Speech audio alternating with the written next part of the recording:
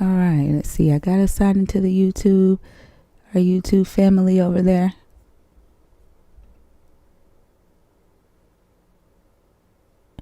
There we go. What's up to the YouTube fam? Welcome back from the weekend. Hey, D'Amico. You said somebody already sinning in the comments, Storm.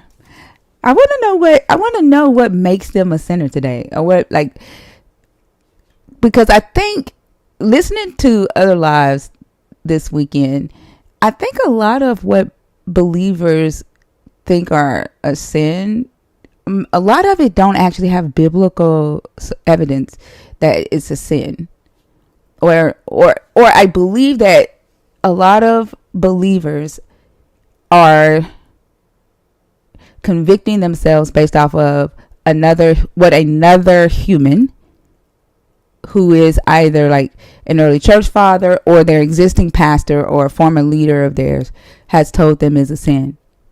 Yeah, so I want to know what is really a sin and how they have validated that they know for a fact that it's a sin.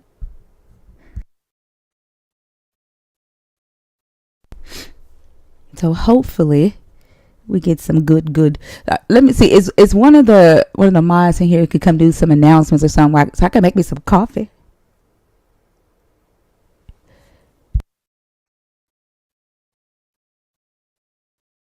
Yeah, new topics unlocked. Isn't it crazy how we can just like? There's so much shit that you could talk about with this religion, because like it should just be simple. Just do no harm, right? It should just be simple, but it's not. Hey, Joe Garcia. What's up, Opossum King? Peace, Quelly Kush. Oh, y'all's names and be tongue tying me. It's the will that keeps on giving. Absolutely. I didn't know no capital rule. Why am I being blocked? I know for a fact, Annie, that we say it multiple times during the live, and then usually the mods will warn you regarding the capital. And so the fact, like, I'm sure that they also did not message you and say, hey, you are blocked because of the capital rule. So, like, how do you know that you were blocked because of you typing in caps?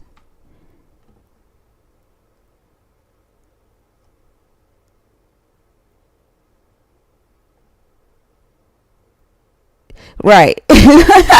Right, Joshua, like, how do you know that was the reason for you being blocked if you didn't know about the rule? You replied to her message, so there you go. Like, they usually tell you, right, that caps are not allowed. But that leads me into, like, is deception, is being, like, she was willing to be like, I didn't know, nobody told me, I guess for the greater good of, being in here. Is deception for the greater good justifiable? You said no, he is not. You are created by him. Ever been wrong? Bad thing be to be wrong. Wait, let me read this again. Karen for Jesus. You said, when I said God is an idea created by men, you say no, he is not. You are created by him. Ever been wrong? Bad thing to be wrong. What? Kate, that would be so helpful. Thank you. What?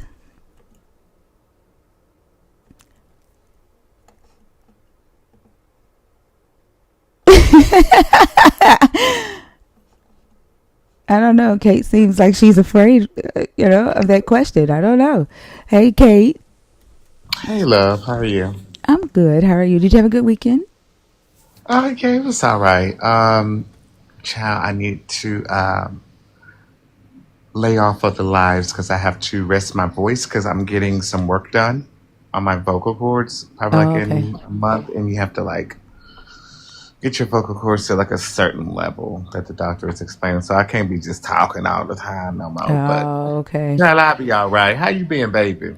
I'm doing good. We're gonna miss your voice. How long are you gonna have to take a break from the lives? Well, I'm trying to see what day they actually want to schedule it. It's VFS. I don't know if you know what VFS is, but child, yes. I'll be out for like 6 weeks. Oh my gosh! Not being able to talk at all for 6 weeks. So it's a progressive thing. So like for like the Okay. first like week or two, or like first, well, they said the first 3 days after surgery, no speaking at all. I can't eat solid foods and all that other stuff. So, child, my insurance just approved it. That's why I had the little consultation. So I'm just Okay. like, I don't even know if I'm actually going to go with it because I like to talk and I actually like my voice. So I think I'm doing it for the wrong reasons, but you know. Oh, okay. So it's one of those things that you're weighing right now. Like it's not a like you need to do it type Yeah, thing. yeah, yeah, yeah, Oh, yeah, okay. yeah. So it's Okay. vocal feminization surgery. Oh, okay. Well, I Yeah. do want to say you have a very nice voice. Um, I mean, and I'm pretty sure that it would be nice, Um, anyway, because all they're doing is what lightening it up, making it higher or something. Is that how it goes? Like it Huh? increases the range. Is that what it does? What it does is it softens the range. So instead of me having like the little deeper notes, like, I'm able to talk like that, I won't be able to do that anymore. Oh, okay. So it's going to be like really soft, like more like a whisper and talking more like this and sounding more softer and like it's going to be more like that, which child will probably annoy me. Well, I think you have a beautiful voice, a nice voice. So we'll miss you while you're healing, but we So support you what either way. exactly did you need for someone to do, love? If you can give them like do like announcements or something, keep them busy while I make some coffee. It won't take me that long. Okay. Like entertain, should I say? And then you can go ahead and like let them know that we are at 150 shares, so we are ready to bring up guests. If you're a believer, deconstructing, atheist, whatever, we can go ahead and fill the guest box up, and I'll be right back. Okie dokie. All right. So I'm taking names and to think of come back. Don't y'all act a fool up in here. Hey, Nancy. Concepcion, girl, where you been?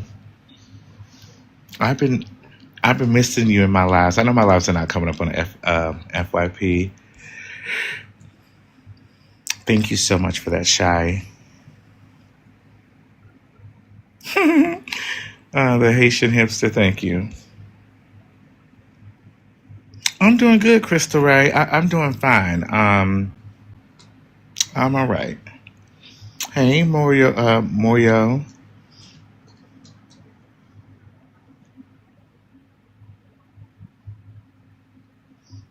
Yeah, I think you said something. So, for any Christians that would like to join the live, you're more than welcome to request to come up. Dex, hello. We are indeed trying to talk to Christians. The prompt is right here. God is an idea created by man. Number one, what makes you a sinner? Is deception for greater good justifiable? Now that one, I would love to get into that. False prophets and prophecies. Jesus didn't do nothing he said he was going to do, honey. Mm-mm. Nope.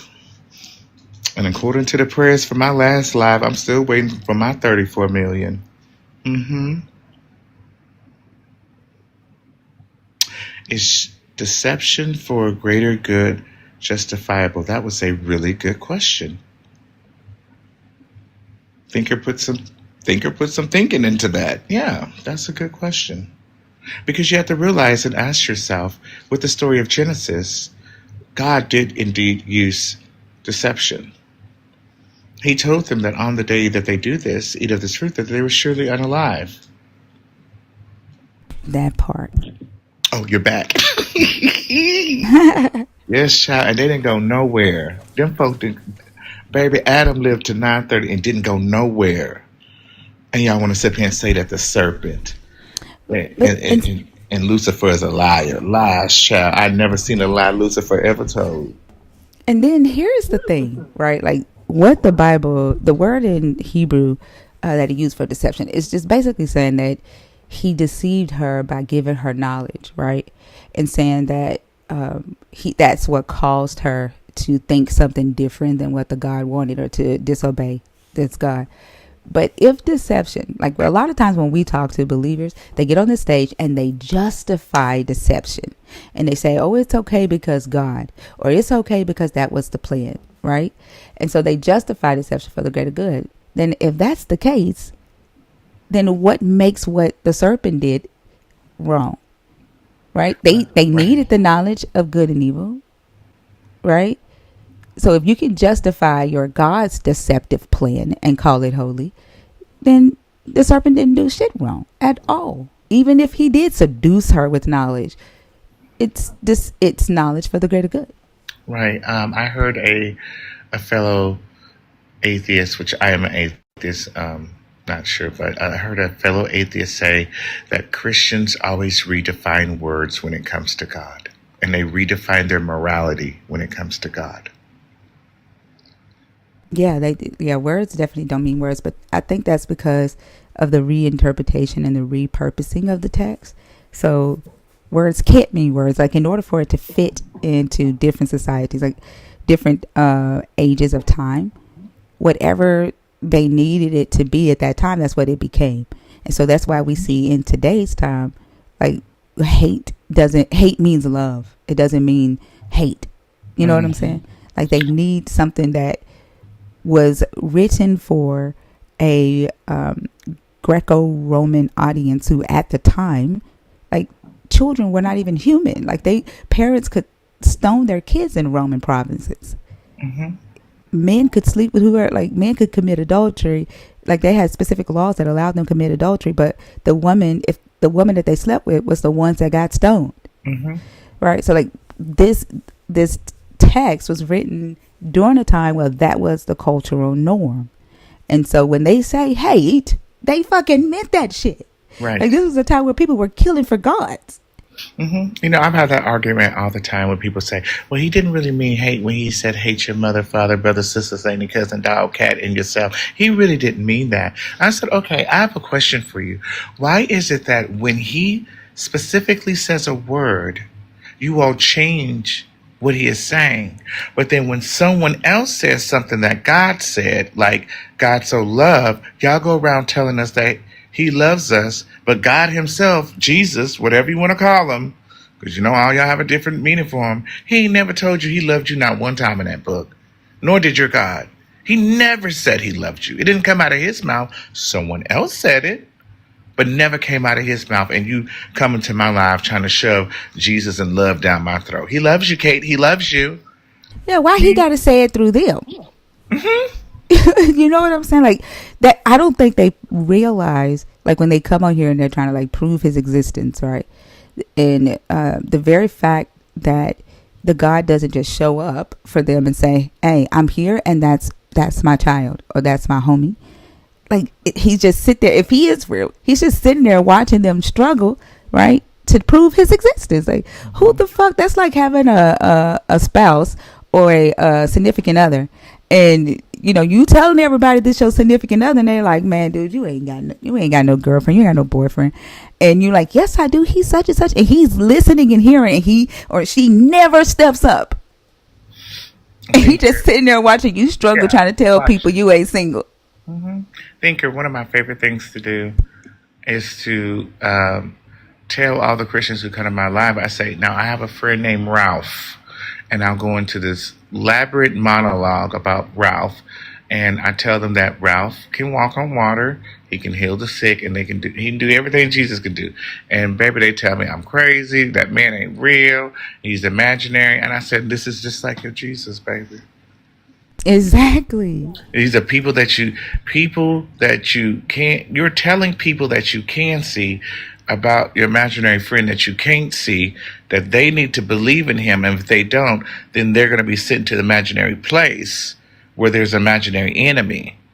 So you need to accept this imaginary saving from this imaginary virus that your God gave you called sin. With this imaginary faith with this that imaginary imaginary thing. sin, yeah, that Hmm. imaginary sin has been Hmm. imaginarily forgiven. And you're imaginary praying, and you imaginary getting healed. With It, After being chased by your imaginary devil who gave you the hmm. sickness that you imagine. Yeah, like it's a lot. It's a lot. Yeah. Hey, Selena. Hey, thinker, I'm gonna drop down, love, Okay, because thank you so much for your you help. because it's that time to listen to you and fall asleep. So thank you so much. I You're appreciate welcome. y'all. See y'all later. All right, have a good night. Hi, You too. Kate. How are you, Selena? I'm good. How you feeling? I'm doing good. I think we're ready to bring up our. How's your son and daughter? They're doing good. I just got off the phone with my son. The kids are planning you know, a walkout on Tuesday. He's not going. Mm. He's not going. He already told me he doesn't want to go back, and he's like, I can't go in that cafeteria, Mom. And so we're getting ready to change his school, but a lot of the kids who can't transfer are planning a walkout on Tuesday because, like, you know how traumatizing, like how do they expect them to just go in the cafeteria and just eat like their classmates were not alive there? You know what I'm saying? Exactly. And then and you give them 2 days to fuck, like her funeral was just today, Oh wow. and you expect them to go back to school on Tuesday No. Mm-mm. and just like act like nothing happened in that school. Like, I don't know what the fuck. And so a lot of parents have already said they're not sending their kids back, but some kids who don't have that luxury, they said they're walking out, and I don't blame them. And I was about to say I applaud them for doing that because here it is. These things keep happening, and our government couldn't care less. Yeah. And these kids are afraid. They have to be in this, not knowing when they could be next. It's scary. And the reality is that you can send him to another school and it happened at that school. Like, I want to homeschool him, but he's like, Mom, I don't want to homeschool. And so, but we'll figure it out. But we're getting through it. Well, her funeral was today, and I watched some of it on Facebook. When I tell you, these young kids are so. Some of them are just rude, like from other schools. And I checked to see if they were bot accounts or real accounts. They were real accounts. Are in the comments talking about, I'm about to call ICE. I'm about to have ICE raid this. And I'm like, what the fuck is wrong with these kids today? You don't even, like, you can't even respect. You know, Joshua, when I tell you I was so mad. Like, what the fuck? It's the hatred that they see. And then what trips me out is that these these are kids who, if we were back in Jim Crow time, their parents, but look what I'm going to say, their parents would have been the ones being called nigga. Yep. And here they are today, behaving in such a way. It just, like, it's heartbreaking to see. It angers me to see that, you know, if it just feels like we've like ignored we've ignored the children for far too long when it comes to like teaching them, you know, the reality of what's going on in the world, and they take it as a fucking joke. It's just, I don't know, but yeah, I wasn't trying to, No, I said yes. I was just agreeing. Yes, they do. Yeah, it's very disheartening, but yeah, we're getting through it. You said we left them alone, and now trauma rules the moment. Yeah, it's almost like the Greco-Roman period, right? Like back then children weren't human, so they didn't pay much attention to them. There's not a lot in here about, how to have a relationship with your child or how to raise your child. And so even today, like, a lot of parents are just like, because I said so, just do this. Like, they're commanding the child like their God commands them. And then they barely have conversations with their children. They don't know what's going on in their children's minds, just like their God. They're talking to their God, but the God isn't talking back. A lot of times kids are sending messages to their parents, but the parents ain't paying attention. They ain't talking back because they so busy with their own shit. And so, yeah, like, the kids it's let me stop. Woo sa. Yeah. Woo sa. Because goddamn. All right. Let's see. We're going to start with this guest. Thank you for the $2 super chat, Quayle Kush. Amethyst Spirit. Okay. I don't think they're there. Already? Yeah.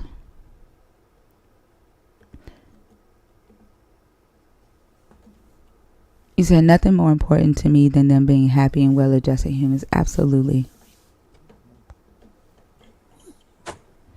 Hello. Hi, how are you? I'm fine. What about you? I'm doing good. Can I get your age for TikTok purposes, please? Yeah, 22. Do you see the host note at the top? Yeah, so which one am I answering? No. Do you see the host note with the age limits, 25 plus? Oh, okay, 25. Okay, I Yeah, understand. that's okay. Sorry about that. Nah, it's fine. Have a good one. You too.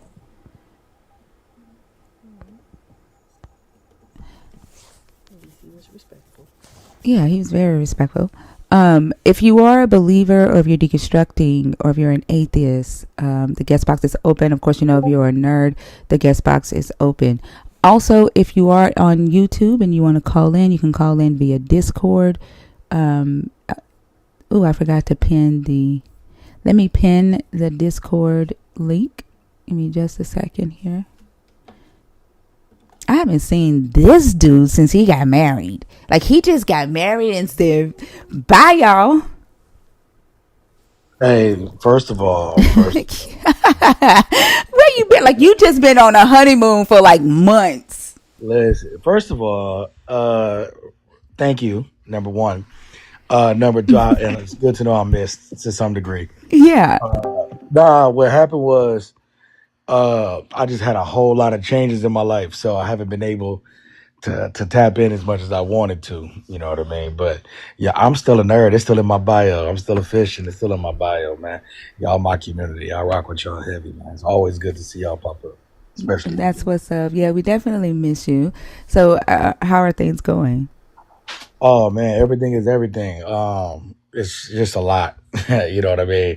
It's a lot. Your life changes, which I didn't know as much when you get married. So just getting all the paperwork all together and combining our lives completely, fully, legally, I guess. And yeah, all that good stuff. But other than that, man, life is good, you know.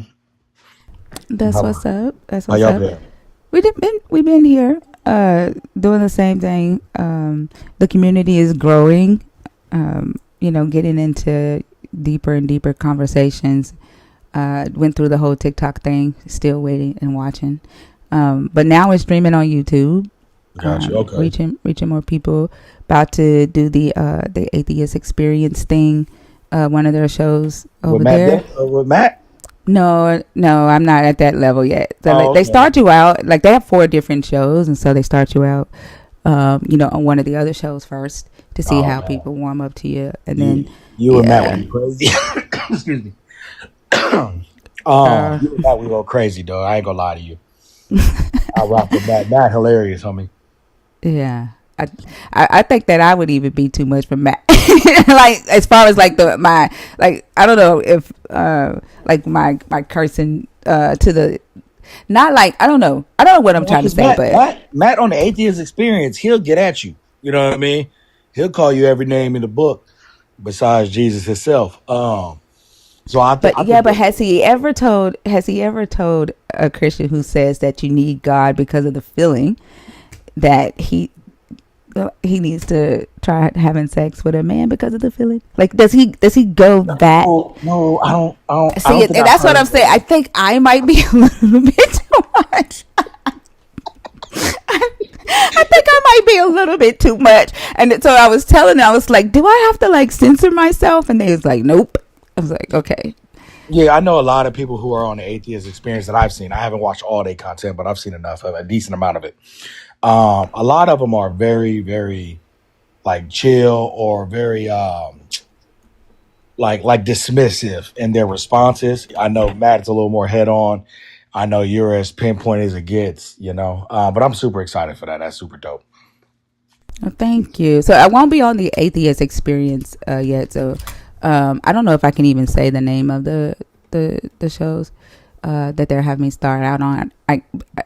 Right now we're going through all the process of setup and all of that. But I'll definitely when my first show, I'll definitely let y'all know. I don't know how much I can say yet, but yeah, the I atheist got you. experience would be pretty cool. But I'm sure that'll be a while before I even get to be on that, Yeah, I mean if ever. you built a phenomenal platform and community, you and Bash, man. Just so much information. Just and one thing I rock with you about is yeah, you definitely have the capacity to get slick it with the tongue, but it's only when it's given to you first. You know what I mean? Yeah, It's not like yeah, people come up like, "How you doing? I'm Christian." You're like, "Well, fuck you." Oh, excuse my French. Well, f you. Da da da da. You know what I mean? It's usually like you try and be calm, you try and be caring, you try and give them a little bit of grace, you remind them of the rules, and then after too so much, we everybody got their breaking point. You know what I mean? yeah, absolutely. I was today I was on TikTok and I came across an unfortunate like Jubilee, even though I don't like the Jubilee channel too much. I saw a video today where it was doing he was a Oxford scholar and he did like the little 20 on one thing. And I posted the video in the fishing because I couldn't find the Discord has changed so much since TikTok and all these things, the growth of this Hmm. community. So I tried to post it over there, but I couldn't find the right place to put it. But it they touched on something that we've heard Christians saying here before, like and it for the first time, and I've heard it many times on your lives, and I kind of just like dismissed it. I mean, I hear it, but I'm like, whatever. But for whatever reason, it touched me. The dude was like, "Yeah, I don't deserve anything. I don't. My life is nothing pretty much without God." And he's like, "Do you feel that way about infants and kids?" And this dude said yes. And like, I struggle with understanding people who consider themselves to be followers or servants or worshipers of an all loving God that has somehow convinced you not to love yourself. Right. And Yeah. like that's just been it blew my mind today. I was like, man, that's insanity. But anyway, Like, I'm let you how can you be good? Like, how can you be good to other people or safe to other people? Right? Not even necessarily just good. How can you be considered safe, right, to other people if you don't even love yourself? If you don't even think that you are worthy, right, of living in an environment where you feel safe. that's you know what I mean? And oh my goodness, I watched the whole almost 2 hours of that Jubilee episode today. And the guy, he was like, he talked a lot about suffering, right? A lot of times on here we talk about good and evil, right or wrong, and morality, right? And I think that trips up a lot of Christians, right? But the subject of suffering, it doesn't have. It's an objective thing. It's not a subjective thing. Like good is subjective, evil is subjective. You know what I mean? Yeah. But when it comes down to the concept of suffering, I don't understand why suffering is something that is like a pillar of enlightenment. You know what I mean? I just that's kind of crazy. Like the more you go through it, it's like, well, God went through it. God Himself went through it. So why wouldn't we? And I'm like, I don't like if He went through it and hated it. Like he wept in the garden. He said, why are we, you know what I mean? Like on the cross, he wept. Uh, he wept through, I was baptized. I don't know if you remember, but I was baptized and raised under Catholicism.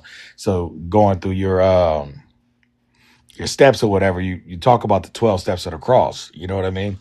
Where he falls and all that. So it's not like God went through the crucifixion process like with a smile on his face. It wasn't the easiest thing in the world. It's like me. I have a daughter, so like I've touched fire before. I know fire is hot. I know fire burns, right?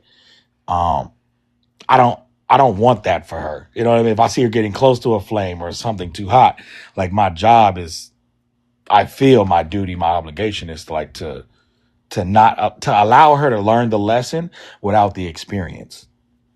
It's wild to me that these believers take the time out of their day to try and convince us that because God suffered and he went through whatever he went through, the that it's now our turn. I don't understand how we get to like the hot potato of suffering in through this religion. It's it's It's it's kind of sick. contradictory too. First off, like how much suffering did he really go through? Like you're saying that you have to embrace a entire life of suffering, 80 years, right, of suffering because he suffered for one day, not even a Okay. whole day, like like the first 4 to 8 hours of the day, and then because he, you know, got a 40 whips when people were getting 40 lashes before. Actually, he got 39, right? And that was what people usually get. And then he had nails driven in his hands. He was given some vinegar. And then it says he gave up the ghost before they even pierced his side. So, like, how much suffering did he really endure? Because when he was here, right, he was doing everything, right? He had, Cursing fig trees and everything. He was doing it yeah, all. he drinking wine, turning water, and you know what I'm saying. He said John the Baptist came and he didn't drink with them. He's like, I come eating and drinking, and y'all call me a drunkard. So that means that like he was chilling, like he was living life. He had people following him that were footing his bill financially wherever he went. Like how much did he really suffer? And like you're expected to take on this life of poverty, right? Illness, you're vulnerable to crime, right? To murder or words harming you, like you're mental suffering, emotional suffering, financial suffering, because he suffered for 4 hours on a cross. Wow. And then on top of that, like what is that supposed to do for your suffering? Like it doesn't take it away. It doesn't take your sin away. Like apparently you are still a sinner because you're not allowed to be sinless while you're here. Because if you see yourself as sinless while you're here, then you're trying to be Jesus. Like you yourself can't even reach the mark. Like you're told that you cannot reach this mark while you're here because you can't be him and you can't do what he did. Like what the fuck? It's so contradictory, and it just keeps you in this loop where you cannot heal. I don't see how you can. Like they say, and it's rumored at least because I've never been in rehab. Right? They say the first step to recovery is admitting you have a problem. And I don't think that the people who believe in this book will ever have a recovery because no matter, you can go to the text and read, you can go to whatever version that they choose. It don't matter which what it is, right? Oh, that one's not good. Oh, that one's not good. Whatever. I don't. That's a whole nother conundrum. If it is the word of God, why are there so many versions? If the word of God is perfect, why is there so many versions? But that's a story for another day. But all these, if they do not read, and that's the thing, like they don't read the book as we see time in and time out. You'd be on live for what, 9 hours, 10 hours, you know what I mean? Mm-hmm. And somehow, some way, these people who have devoted their life to this particular thing haven't even read the book, which I think is crazy, right? Because when I bring it into like real life terms and like situations, if I was at a park playing basketball, right, if somebody walked up to me and was like, "Hey, bro, I want to put you on this game show. If you win, you get $1 million, but if you lose, we take every dollar out of your bank account," right? I'm going to read the rules like I've never read anything in my life. Exactly. And all that is money. These people are banking eternity on this and don't even go through reading the book, Uh, let alone learning the language it was originally written in, let alone learning how the Bible was put together, like not even the history of it. They don't even read the book. And They because they don't don't read care. the book, they cannot admit they have a problem. If they cannot admit they have a problem, then they cannot recover. And I think, like, for one, they don't care because they trust other people to tell them what the book says, right? They trust uh, pastors, missionaries, bishops, theologians, scholars. Like, they trust other people, right, to read it for them, to study for them, and to tell them what to think. That's why, like, my question today, what makes you a sinner? Like, a lot of people today are holding on to ideas that they believe is a sin when the book doesn't necessarily have any evidence for the thing that they believe to be a sin, um, to be a sin, and they're living their lives based off of the um, extra the extra biblical traditions or interpretations of another human. And what I want to understand is, does that, because another human who you believe have credentials say, oh, this is a sin, does it make it a sin for you? Right? Like, why are you living your life in that way? For example, drinking alcohol, right? Right. Like, literally, the book doesn't say that drinking alcohol is a sin. It says being a drunkard is the thing that's the sin.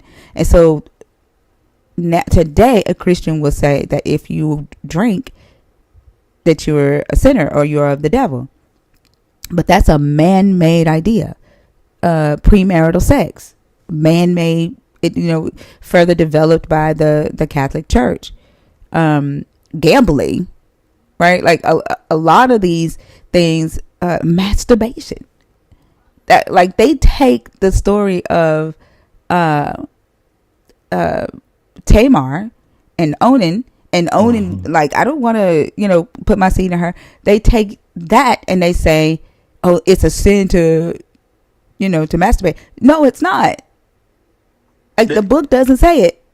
Yeah, because that's not even what he was doing. And Mm-mm. like, believe it or not, the story of Onan is like one of my favorite stories in the Bible because it That's just like highlights you and the ignorance of Bash. disbelief. Bash love that story. Man, it's But go so ahead. great because why in the hell did God tell him that if he made children with his late brother's wife, those children would be his brothers? What are you talking about, God? But that was a tradition in the ancient Near East. So Babylon had laws, regarding widows. If a man died without any children, then the brothers of that man is supposed to marry the widow, have a child, and carry the lineage forward.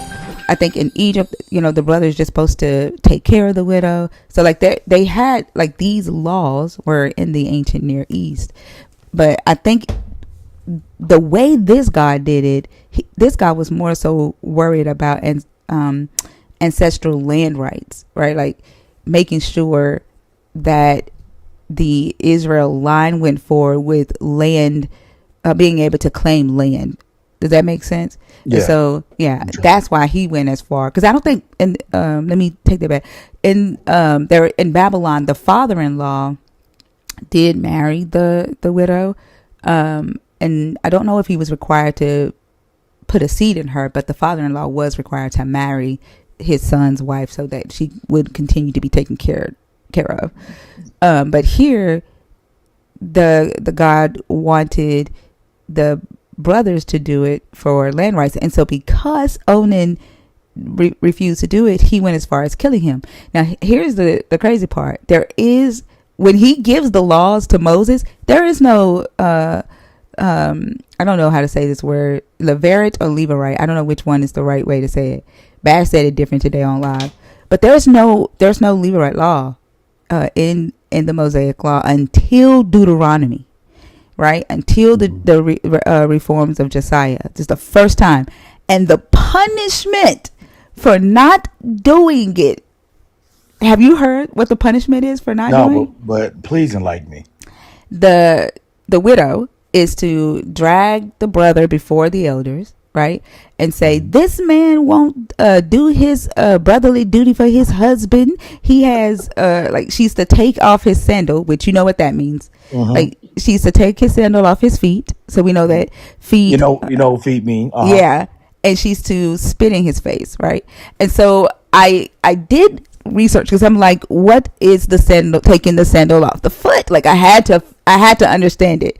And so what it is, it's saying that he's impotent, has crushed balls, that like he won't do the deed with her and carry his brother's seed forth because he's intimate. He has crushed balls. Like, she's supposed to embarrass his manhood, right, in front of everybody, then spit in his face. And then it says, then everybody, then he will become, the hawk tua. And then it says, like, he will become known as the man whose foot was snatched off his whose sandal was snatched off his feet. That's the punishment in Deuteronomy, not death like Onan got. So before this law was even codified, right, you kill Onan for not doing it, but later men just get called impotent and spit on their dick. You know, I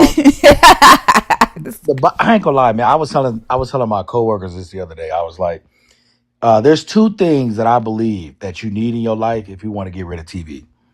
One, nature. Animals. If you know about animals, you don't need TV no more. Animals are insane. Like, it's the animal kingdom is crazy. And the second one is the Bible, because it's porn in there, it's murder, it's Game of Thrones on steroids. Game of Thrones is a dialed down version of the Bible with dragons in it. Because we were smashing his balls and calling him his sandals off, and then I hocked two in his face. What? That sounds like something I put in the X and X app. You know what I mean? Website or whatever. Excuse my language, but for knowing my adult sites, but whatever. Don't judge me. All right. I think the story of Onan, and then my second favorite person in the Bible is for sure Lot, because I'm still confused as to why he's like so favorited. And if he is favorited, then why did he get that done to him by his daughters in the mountain? Because everybody talk about Sodom and Gomorrah and how he left and how he was saved and da, but they never talk about what happened in that mountain. And it gets quite tricky up there. You know what I mean? Yeah, they don't talk about it because their own ancestral father was incestuous, and they justify his incestuous behavior with his sister Sarah because it was the divine plan. Like, literally, one guy got up here and said God winked at Abraham and Sarah's incest. Is that a wink of approval? Yeah, like he winked at, like he didn't like it, but he winked at it because he needed it for the greater plan. Like, that's why I said they justify these things because they think that it had to, be done in order to get to Jesus. But like, that's what I need to understand today. Is deception for the greater good justifiable? Because literally their God, deception was a tactic, right? These immoral things that things that Christians would consider immoral today, right? Mm-hmm. The things that this God later said were immoral. This God used a lot of these immoral things, right, to get his plan out. And so if deception is good for is deception justifiable for the greater good? Immorality and all of that, like, that's what I need to understand, because I gotta get to, and I'm a few sandwiches short of a picnic behind you. I need to know exactly what the greater good is. Well, they think that the greater good. First off, for the God of Israel, it is the Israelite kingdom. It's the kingdom of Israel, right? And then having the Israelites control the land with the Gentiles bowing down to him and them, right? Mm-hmm. And then for Christianity, they believe that the greater good is Jesus, right? And everybody becoming Christian and the Christians ruling, right? So that's what they believe the greater plan is: ultimate salvation and eternal life and the blood, right? Yeah. Now Yeah, I've been rocking with you for almost about a year now, if I'm being honest. And I think I'm like 9 months in, low key. And I heard a lot of stories, but have you talked about the Amalekites? yeah, Okay. I just found out about these guys today. And I'm like, oh damn, I know about the Canaanites and like I know about some of the other slaughter genocides or whatever, but I was like, damn, like so they smoked everybody, kept the king and a couple of cattle to burn later, and they was like, nah, fam. Also, I want to know if God is perfect, why does he keep repenting? Like and this is the deception we're talking about, right? Like you yeah, is the deception like we're fooling ourselves if we believe this. Like that's it. This deception is self-inflicted for the believers. You know what I mean? Because it don't make sense for the things that God says himself, I create all things that are good. I do all that, and I create evil and calamity, right? I don't know a positive calamity. So like when I hear these things and then like I think it's dogma, right? That's the term for it, right? That where people are more connected to the stuff that human beings say than the book says. yep. Which, Exactly. and that's why they get up here and say, well, I'm not Christian because I don't agree with what the Christians say or the practices of the church or whatever. I just believe in God. Well, how do you know God? You know God because of the Bible. And the Bible is connected to, okay. It's the guaranteed book of a particular sect of people. So whatever. Anyway, Today, ah, before you go, today I was listening. I was watching this video. This lady, she was in Canada, and one of their leaders had wrote a letter about what's going on, right?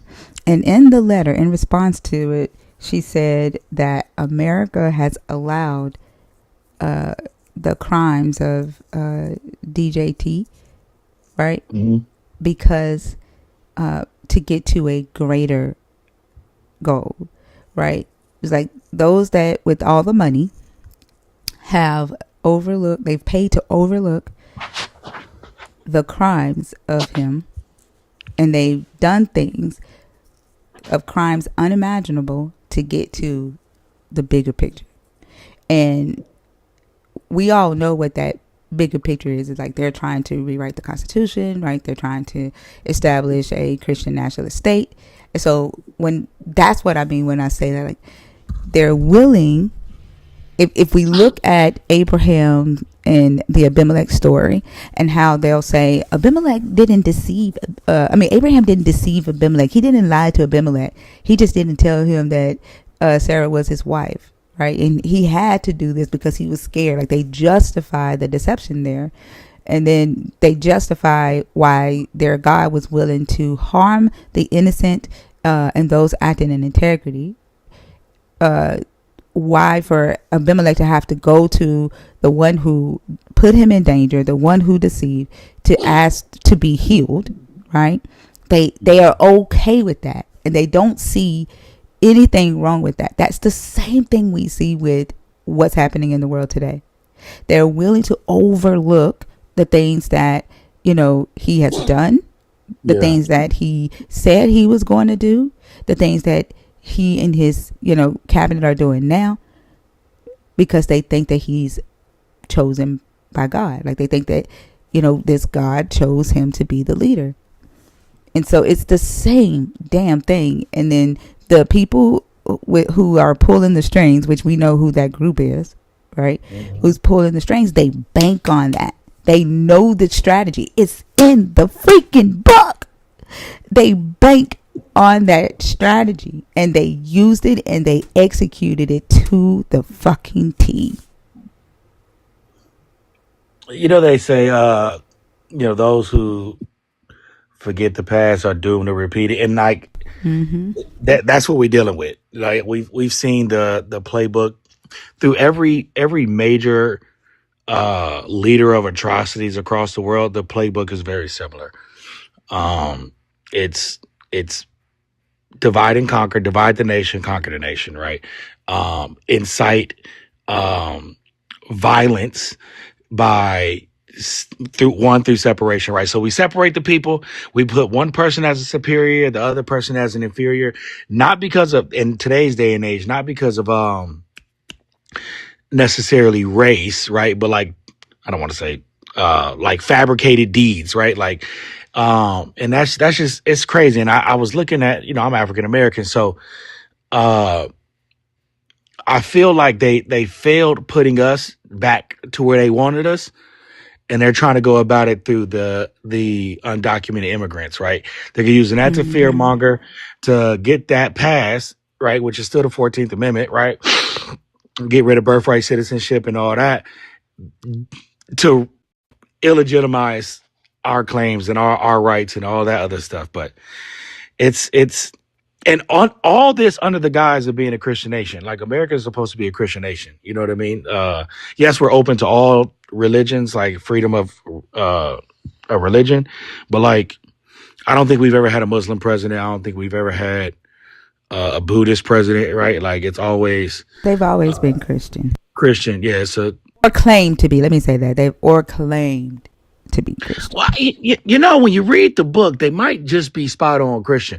But they don't like they're not Christian by definition of the servants, should I say. Those Okay, that are got the you. subjects. Let me say subjects, the subjects. How the subjects see this God and this religion. Though they claim it when they need it, right? And they understand that it's a tool. Is Right. that yeah? And Like like you think said, about like what's happening today with the bishop. Like she literally just asked for mercy, right? bro, that was the craziest thing. They're like, you're a demon, devil that was hateful, and I'm like, what the fuck? Like, but it reminds me of the conversations we have on this stage.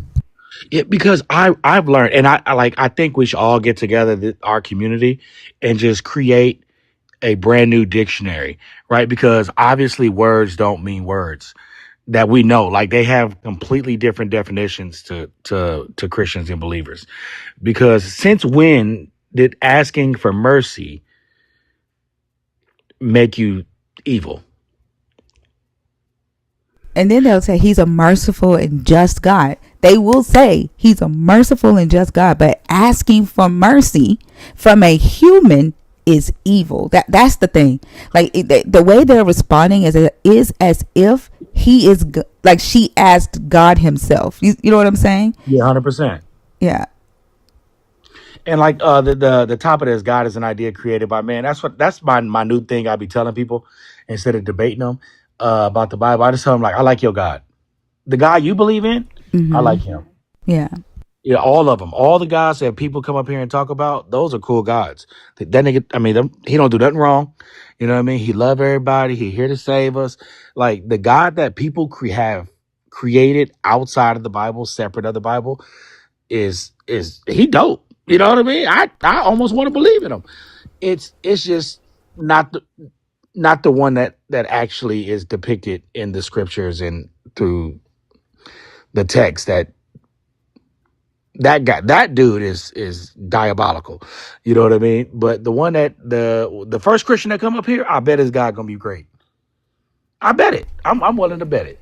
Zuri, are you serious? Most evangelicals would kick out a preacher if they preach Jesus. Now they preach DJT. Ay caramba. What the? Are the communion chips orange? It's supposed to be flesh of the flesh. Oh my gosh. It's as shocked as I want to be. We've heard so much, and the crazy thing about your platform is you get people from all over the world. These aren't just Americans we talking to, right? We get Yeah. Africans, all over people from all over the world, like, and they all somehow have subscribed to the same delusion in the same way, like slight variations here and there. You know what I mean? But for the most part, it's all the same. And I think That's how you know it's an idea too, right? 100%. Yeah. Yeah. Because it's shared that way. You know what I Mm-hmm. mean? It's really the telephone game, and at the first end of the telephone is the book. You know what I mean? And then by the time it get to our live or your live, the lives we be in, should I say, um, it's just a completely different doctrine. You wouldn't even recognize the text, low key. That is crazy. I enjoyed talking to you. This is why you're missed. You have great conversations. I'll try my hardest to pop in a little bit more. Sounds good. Tell the wifey we said hello. Will do. And congratulations again. And I hope you have a great rest of the night. All right, I'm drop down. I'll be in the comments. Okay.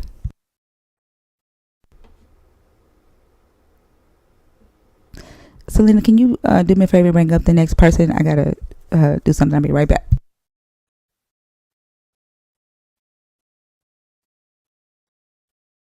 Selena, you there? She might have walked away.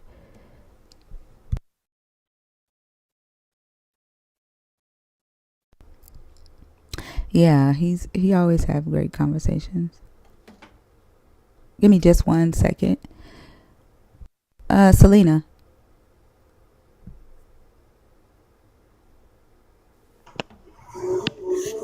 Hi, what's your name? Hello, my name is Doris. Darius? From Kenya. Doris, I'm from Kenya. Okay. Give me just 1 second.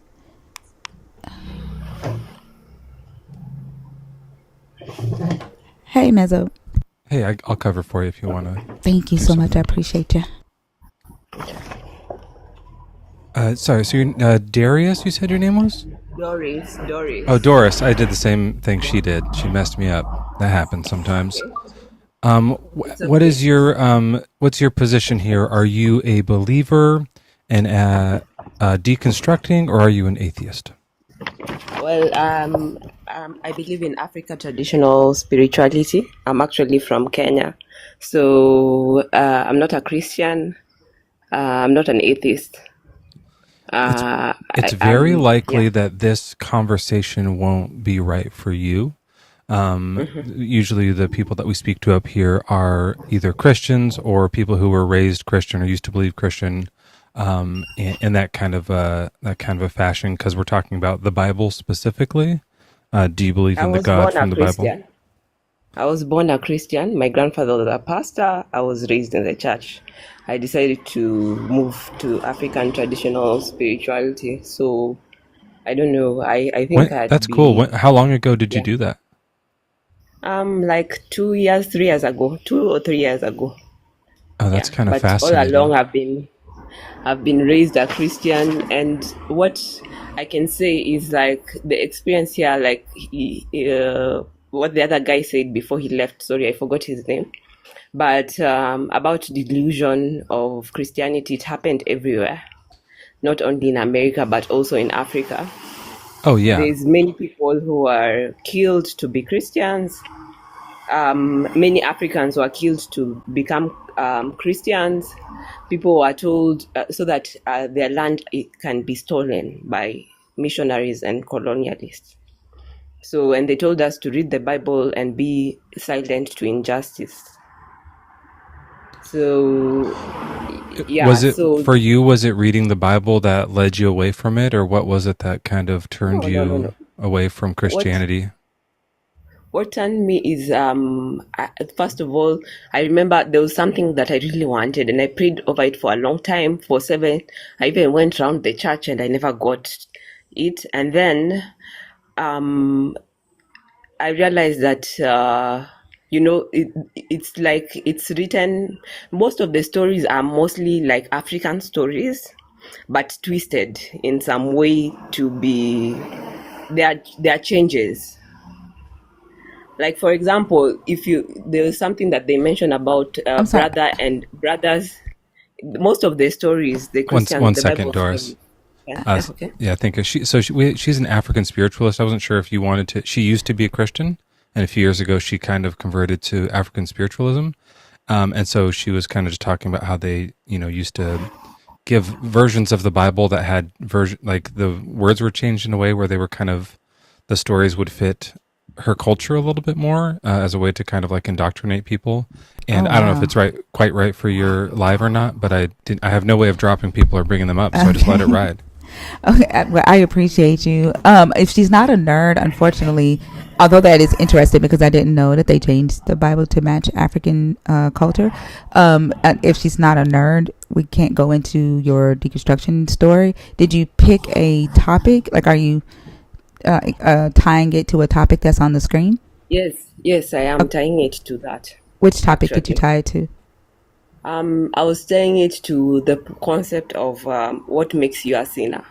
Okay, go ahead. That works. Yeah, yeah. So okay, first I was just mentioning first of all that there's a part where you mentioned first about brothers inheriting wife. Yeah, the is it Yeah, yeah, Leverite or Leverett? Is it yeah. It's Leverite an marriage? actually it's actually an African culture. It comes from Egypt by Nilotes, where if one brother dies, then the other younger brother inherits the other wife. So I was just Yeah, saying but that the it's a Bible, culture. It's not just Egypt though. Like that was in the uh, Namu and the Hittite laws, the Assyrian laws as well, which are yeah, yeah. just as old. So it's not just an African culture.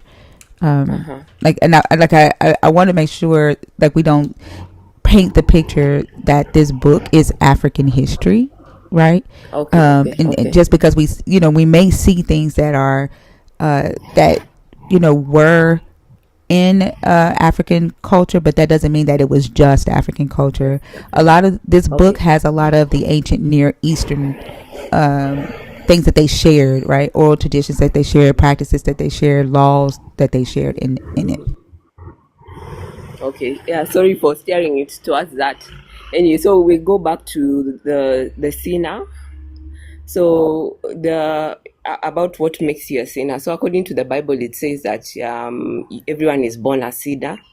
So by that virtue, it makes people who are Christians believe that they don't deserve anything unless God gives it to them. So they lack self confidence and believe that they are all sinners just because two people ate a fruit. So when you believe that you don't deserve anything, then you are more likely to not ask or demand for things that you deserve.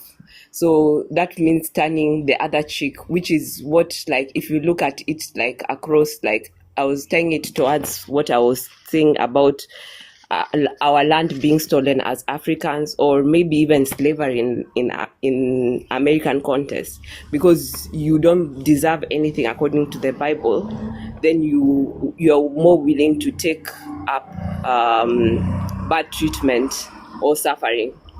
And then there's always the aspect of you have to repent, and in order for you to repent you have to atone. So you're constantly in a cycle of trying to atone for something, because you're ever doing something wrong, and this keeps you at a very low vibration. That's my own view about that. And I find that I feel like the Bible was written by like some men, and I find that it's more geared towards things that are of benefit to men than women. That's my own Yeah, commentary about the whole thing in a yeah. nutshell. I agree. Well, I definitely thank you for coming up. Did you have anything else you wanted to add to it? No. Just that. All right. Thank you so much for coming up. I hope you have a good night. You two have a good night.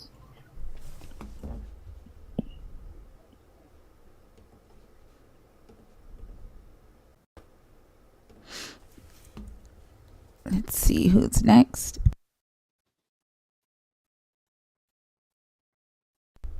You said it's a useful invention? That's interesting. Well, I guess it is useful to some people. It's also can also be harmful. What's your name?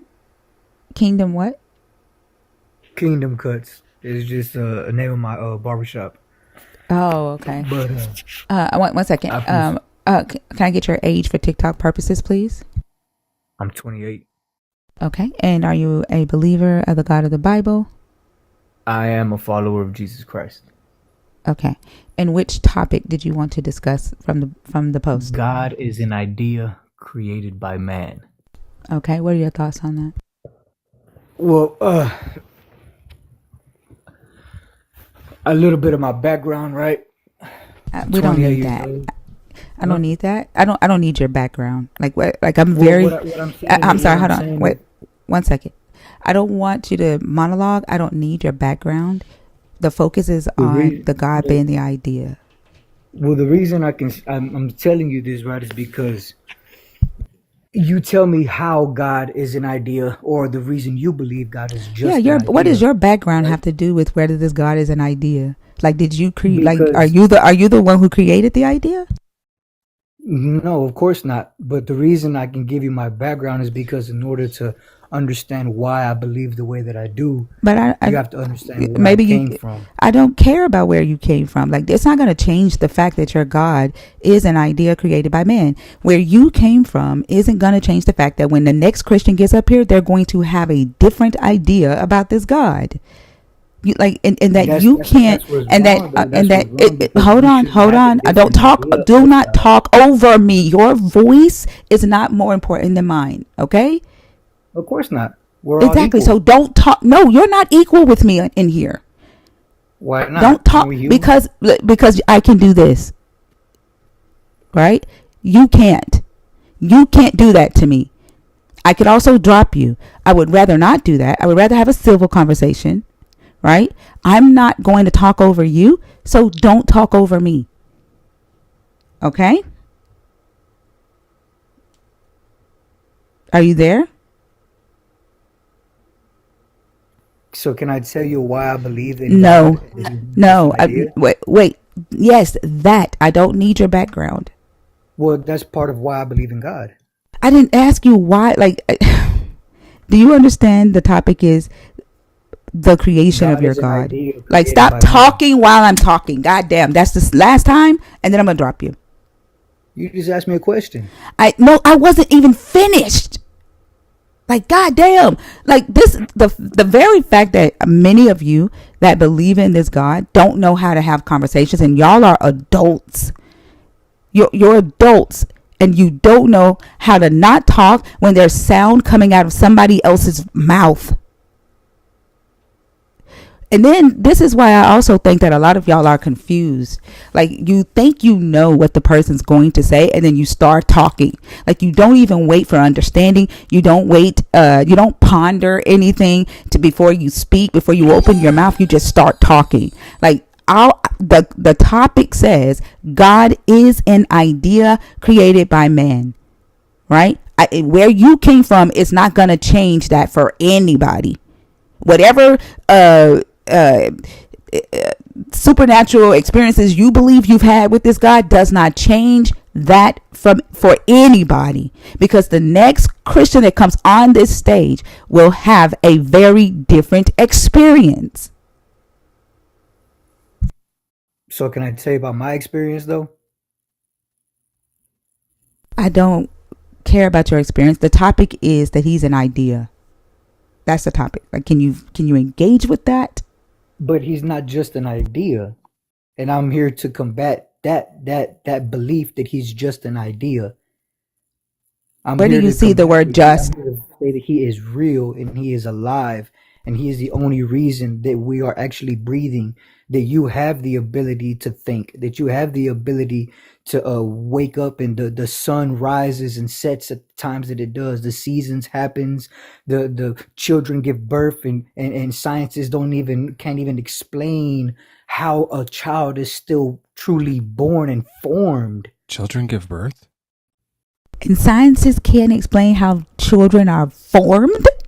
Not Like, did you skip biology? How an actual sperm cell is formed into a human being. Scientists can't even give a full explanation Yes, of they it. Like, can. there are certain things in this life and in this world that show and prove, in nature itself, prove that there is actually a creator. Let me ask you a question, Kingdom Cuts. Okay. What in society mimics males producing without a female? I don't know what. A chicken? I don't know what. I don't think that this conversation is going. Wait, what was the question? I want to try it. What in society mimics males being able to procreate without a female? In society? Nothing. Yeah. And that in your book, who was able to create life without a female? God. Did life start from the body of a female or a male in your book? Life started with the breath that God breathed into I can't a do man. this. Mezzo, maybe you can speak. Man, speak for me. I don't know. There was recently, I just learned today, a crocodile that laid a fertilized egg. She was a female though, and it was like there were no males around, and she like self-fertilized an egg, and the crocodile inside had like her exact DNA duplicate. Like she made a twin, which is amazing. Like that's just like a super amazing thing that apparently female crocodiles are able to do now. But I don't think that that has anything to do with what you're talking about, Kingdom No, Cuts. it has everything to do with what I'm talking about. There are female species that can procreate without a male, but your book has life starting from a male. Where does your where does your God's creation, right, mimic society, mimic what your reality? Okay, so we don't know, right? Okay, so like with the crocodile incident, right? The Bible doesn't state that life only comes from man. Nowhere in the Bible does it state that.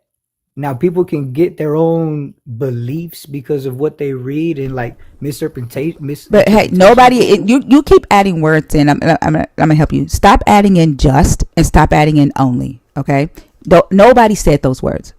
But what I am asking you is, where in your reality can a male species create life without a female species? In your reality, where? I mean, I don't know any man that can. I said male, give birth like male, not man. No. You do realize that there are male animals, male plants. Like you do realize that, right? Male insects. I said male. They can do that. Anything that is male. So the closest thing is going to be a seahorse, but they need females' help. Yeah. Yeah, that's pretty close. I mean, that's like well, they just carry it though. The female seahorse actually puts the eggs in the pouch. Yeah, and then they fertilize them inside of there, and then they birth them. So it is close, but yeah, still not quite kingdom. So you have like a really unique thing where everywhere we look in nature, we see it being the case where a female being is needed for like any type of reproduction or creation, whatever you want to call it.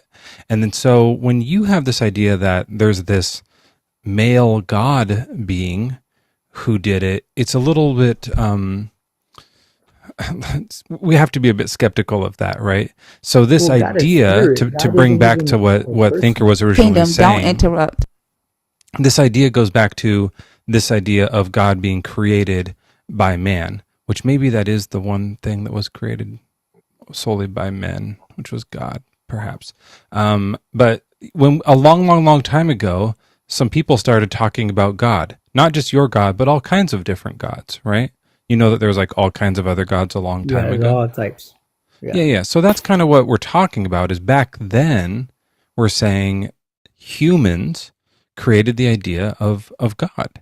And so your story, your personal testimony has nothing to do with this at all. I think that just to reiterate that point, what we're talking about is a long time ago, there's a very bizarre claim that you're making that a male being made stuff. Like it's kind of strange. It seems more likely that people just wrote it down, right? Exactly. And then I But think God isn't that even a man. hello, there's words coming out of my mouth. And exactly what I was about to say. I think, right, that it was created because there were people, right, who were happened to be male humans in the world that were very hard headed. And you could say, stop, don't do that, right? And for some odd reason, right, there had to be told over and over and over again, and there had to be things invented like mute buttons. But God isn't even a man. He's a spirit. That's the thing that's in my Bible, right? The Holy Bible. He's a spirit. He's not even a man. So that goes out the window. But you say he, right? Like you don't say it is a spirit. Well, the reason I say that, right, is because I believe that in the New Testament and all the way through Revelation going now, that he chose, right, to God himself, right, chose to embody flesh. And the flesh that he chose to embody as the sacrifice for atonement of sin is the body of Jesus Messiah. So that's why I say he, because now Jesus Messiah is embodied with, he is God in the flesh, fully man and fully God. But in the beginning of creation, and even before that, because God is not subject to time, he himself makes time, right? He's not limited or anything like that by time. God chose, he gave life. He was spirit. He wasn't flesh, he was spirit. Can I ask, and Thinker, tell me if this is like way off base from where you want to take this conversation, but the story is that God turned into flesh, and you're saying into like male flesh, dick Yeah, balls and all, Jesus. right? Yeah, and then died on cross, and then came back to life in the flesh, right? And yeah, and it's kind of, yeah. Go ahead. Like Yeah, when he resurrected, he was an alive human. yeah. Yeah, and then that alive human went to heaven, like floated upward. They say he ascended, right? Ascended, yeah. So is his fleshy body, dick balls and all, in heaven? Yeah, you can touch. Like that's why, like after he revealed himself to his disciples after the resurrection, he told his disciple Thomas, who doubted that he resurrected, he said, touch my hands, touch Right. and I feel understand on the earth it was like side. that, but in heaven it'll still be like that. Like we'll get to heaven and get to see Jesus, Yeah, like and touch his we're gonna body. see that. Yeah, we're still gonna be able to see that. Yeah, we're gonna have this body, this body that we have. We're gonna have it, but it's gonna be in its glorified state.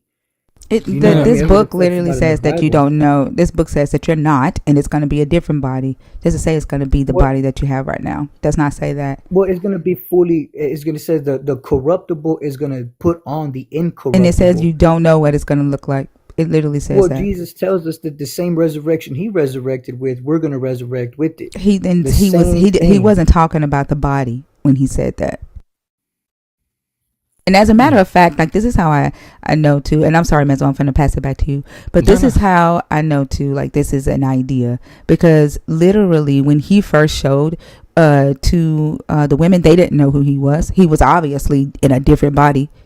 He had morphed into somebody else. When he first showed before the disciples, they didn't know who he was. When he was on the shore, they didn't know who he was. He didn't even look the same. And then all of a sudden he looked the same and he was in the same body and Thomas was fingering his holes and shit. Like it doesn't make sense. That's how you know, right? That it's stories written by men.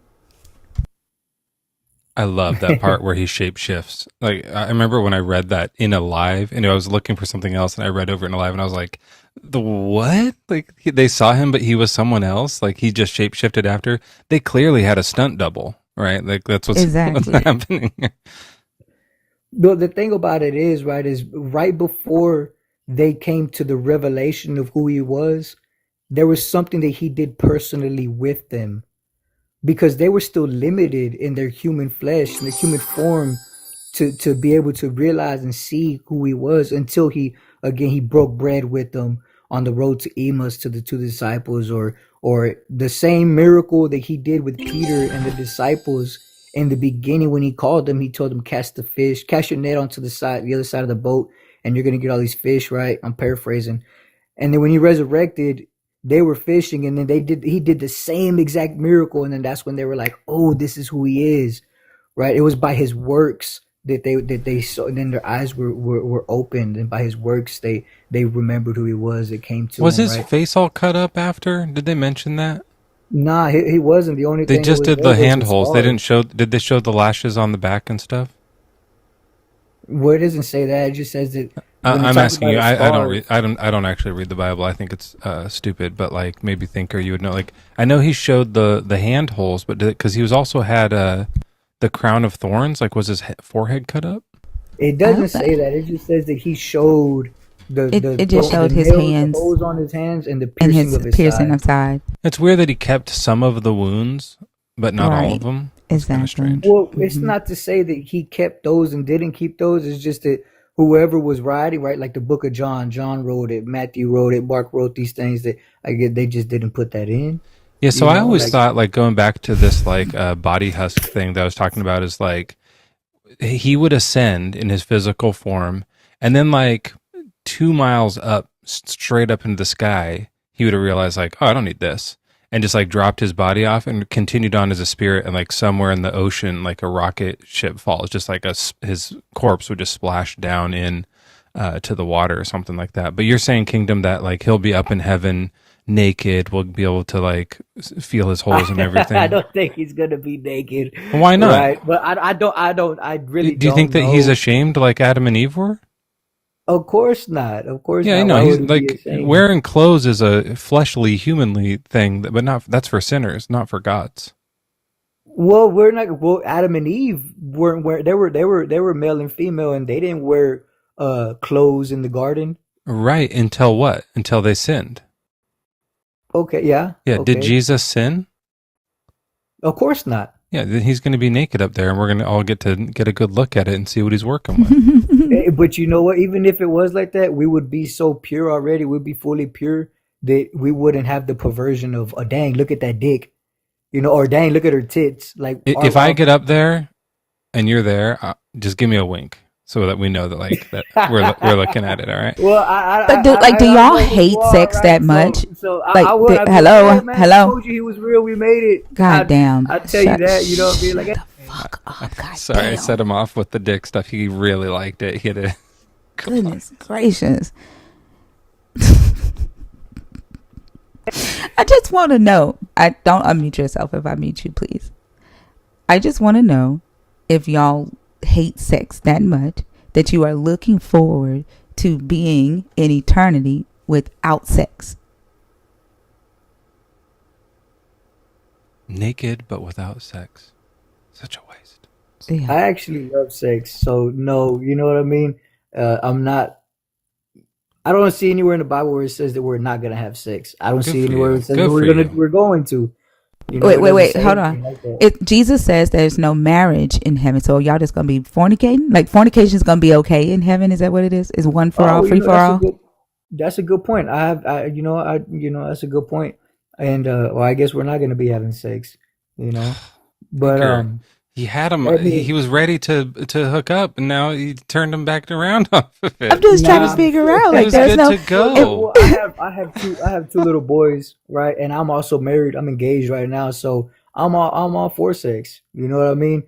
Look, I just got out of prison, right? I did 10 years in prison. I just got out on the Oh, yeah, ninth. sorry, you accidentally started going back into your testimony on accident, I think. Exactly. Well, Yeah. it's just No, like no, I'm not no. gonna. Yeah, no, no, no. We don't care about that. Well, I'm trying to figure out why you want to go into eternity without fucking.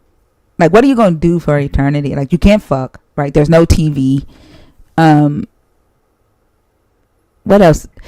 Like, what else? Like, I don't know. What the If fuck I else go, is there? Like, what are you you gotta gonna come do? back down to earth and fuck with humans. I like that's got to be all there is to do.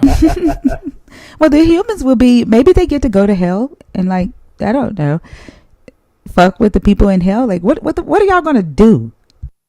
Well, it says that we're gonna be living in peace like never before. There's gonna be no pain, no sorrow. There's gonna be fully joy, right? And we're gonna worship Doing God. And we're what? just gonna live our life worshiping Doing God and living what? our life in peace with each other. Doing what? Not. I didn't I ask you. Doing what? What are you I just going to told do? you, Oh, you said living it's gonna life, be peaceful. worshiping What? God. What is living life? God damn. Doing what? The word "doing" is in that question. I've never been. I don't know. And so you're chasing after this goal, right, of eternal life, and you have absolutely no idea what that even will consist of. Just Well, I'm the not fact that you're going to be living forever, like you're just like interested in living forever, right? No, I'm not chasing after eternal life, right? Because it says in scripture that at the moment that we come to faith, we already have eternal life. But So yeah, I'm but the not whole reason chasing that you after did it that. is what? The whole reason you came to faith is what? Is because I was in a very, very, you want me to give my testimony, No, I I can give it as don't. well. No, I He don't. So almost did it. What is Jesus' promise to you? that That you he's will gonna have make me what? whole. That he's gonna make me That you will whole. have what? Peace, joy, love. I'm not When? doing it for eternal life. Right now. Right now, in this life and in the next. Well, I don't wait. aren't you It's supposed not to like a embrace? Like Lord Jesus says to embrace suffering. He says to yeah. embrace suffering. Hold on. He says to embrace suffering, right? And that the meek shall inherit the earth, right? The poor in spirit shall inherit the earth. Like, so you're telling me that you believe, right, that you're gonna have peace and all of that here on earth when you're supposed to suffer for Christ because Christ has suffered. Well, we're all gonna suffer regardless. We're all gonna have hardships. But he's saying that have peace in knowing that you have a hope after the What's the suffering. hope? What's the hope after the suffering? That I'm gonna come out on top. Where? That I'm gonna Where? come out with How? peace. I'm gonna come out better. How? How? When? Okay, it's like When? it's like it's When like are to you gonna come say, out better? I'm trying to just get you to the point, please.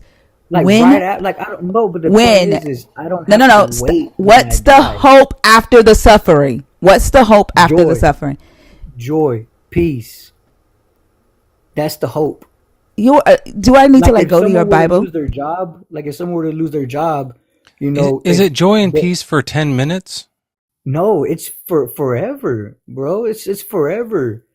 It's from the day that you have the encounter all the way till you die and are reunited. There's joy, there's peace.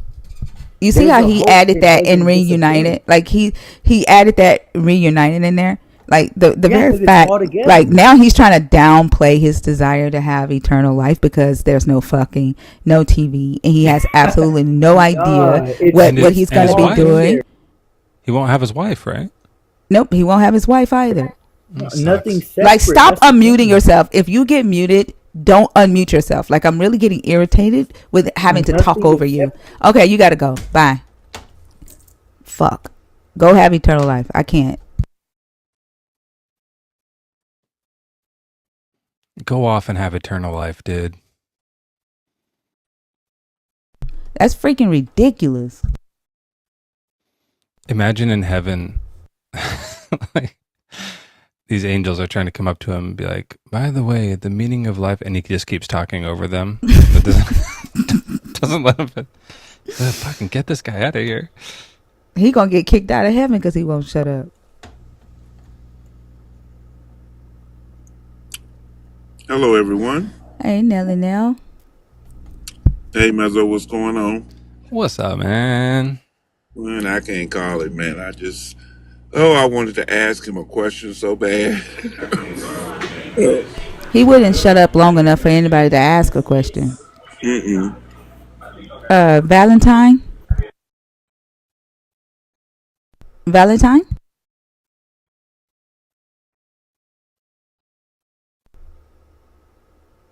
Be also quiet.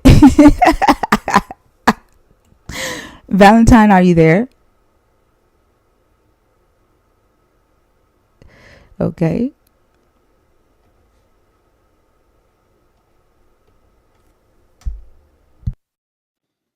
I never thought about the crown of thorn wounds thing before. I like know that that like showed up in that. Like I've been kind of thinking about that since realizing it now. And the thing of the guy of the ladies thinking they saw him and it was someone else is amazing. And I always just kind of assumed because I'm of an age where I've lost some friends now. And after you've like someone close to you has died, you keep thinking you see them like in grocery stores and stuff. And so that's what I kind of thought at first, that it was just like they really, really, really were grieving the fact that he died and had not come back as he promised. And so they were just seeing him everywhere. Everyone they saw like from behind or at an angle when the light hits him the right way, they were like, there he is, maybe, but he looks different now when they get up close. Like that's like really possibly what it is. But also the idea that they just got a stunt double, a look-alike to, like just do the hand wounds. It's a pretty fun idea. And then the fact that when he appeared before the women weren't allowed to touch him. Like he appeared before the women first, right? And so when the women went to touch him, he was like, you can't touch me. I haven't ascended yet. Like, what? Yes. But then when he appears before Thomas, he's like, touch me. Put your hand in my hole. Like, what the fuck is that? Where does it say you can't? Where's that? Which one? Hold on, let me find it. Hold on. That's amazing. God, this book is so misogynistic. It's crazy. I was thinking about this because that last guest was interrupting so much. And I asked Joel recently when someone was interrupting, I was like, are there any verses about like, don't interrupt? And he was like, nah, it's only for women. It just keeps getting worse.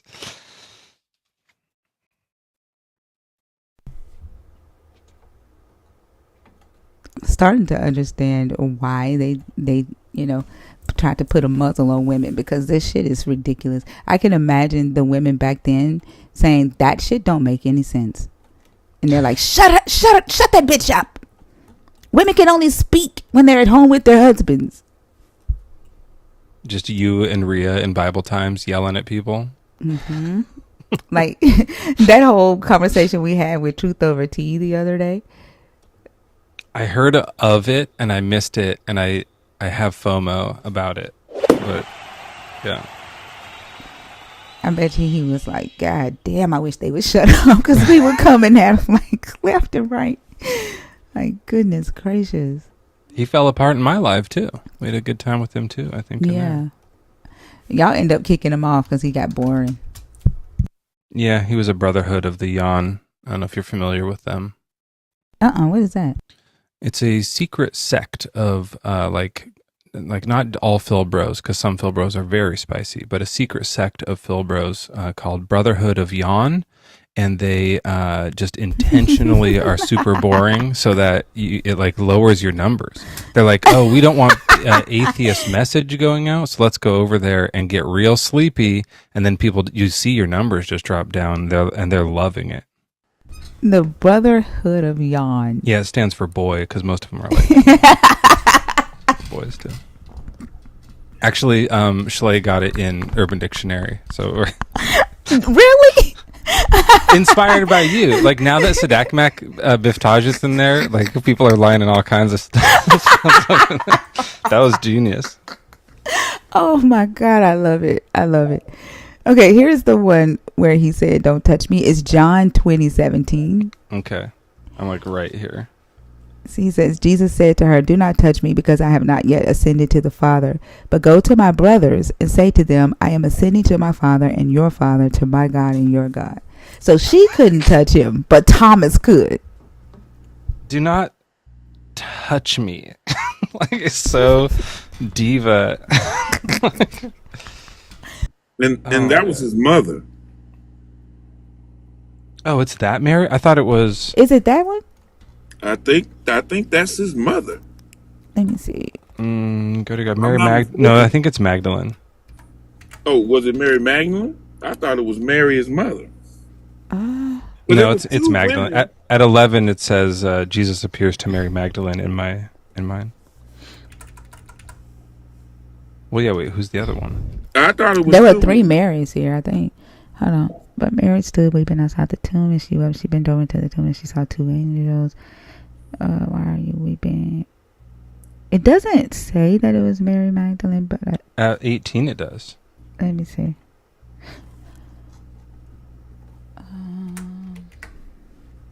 2018 just says Mary okay. Magdalene went and announced to the disciples. Okay, so yeah, but wasn't it like 3 Marys here though? There's a third Mary. There's yeah. I think it was either 3 Marys when he got arrested or when he rose.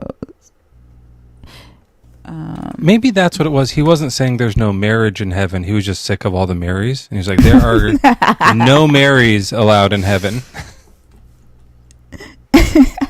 I thought he appeared in front of 2 women. It's been so long since I've read that chapter, but I thought it was 2 women that saw him at the same time. And he's So that's at the one where they find him in the tomb. And that's probably in Luke or Mark or one of the other ones. But in John, this is later. So he like is out of the tomb, walking around. Oh no, she's crying outside. It is outside. She went to look in the tomb and saw the 2 angels. Yeah, it's just her. And the angels say, "Woman, why are you weeping?" I don't know why they call her woman, like they know her name. They've taken away my Lord. Yeah, I think it's just her. And then Jesus comes up and says, "Woman, why are you weeping?" He says the same thing. What a fucking dick. Like he didn't know. Fix your face. Yeah. Let's see. Unreal. Yeah, one of the other ones is too, for sure. There's where he got arrested, I think, where they sat back and watched. There was a guy that came up to share that he thinks that Mary Magdalene is the author of John, and he brought up a scripture where it talks about 3 different Marys in the same scripture. I found it. What's the scripture? Which is it? Luke 24:10 says, "Now it was Mary Magdalene, Joanna, Mary the mother of James, and the other women with them who told us to the apostles." So I think maybe there's Mary. Oh wait, James is James. So there was 2 different James though. Which James? Jesus' brother wasn't involved at all until after Jesus died. Right. So this is a different James with a different Mary. Yeah. Okay, so this is the third Mary. Is James's mom was also a Mary. So let me see if I can find the one in John, because he was saying that he thinks that a woman wrote the book of John, and he thinks that it was the Mary Magdalene character. Yeah. Oh, that's kind of cool. I find it strange that Mary is the only one with a last name, Mary Magdalene. But isn't Jesus Christ? Oh no, that's Nazareth. I mean, John, Luke, Paul, Peter, none of them got a last name, but Mary does. Because I guess they thought about it. And they said, well, wait a minute. If her name's going to be Mary, we don't want them to get it confused with the mother Mary, so we got to give her a last name. Let's call her Mary Magdalene. There it is. The 3 Marys that were present at the crucifixion in the tomb: Mary Magdalene, Mary of Clopas, and Mary Salome. Mary who? Salome? Did you say Salome? I don't know if I'm saying it right. Hold on. Well, you know I ain't saying it right.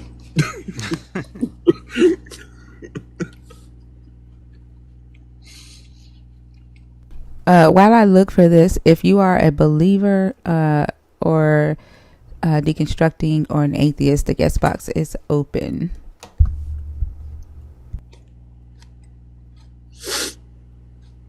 In Matthew, I'm just looking at the resurrection of each one.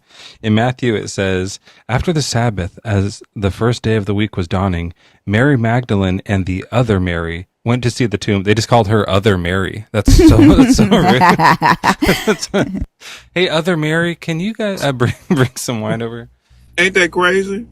That's why I said, I mean, but think of just hit the nail on the head when she named the other Mary, however you pronounce that last name that they gave her.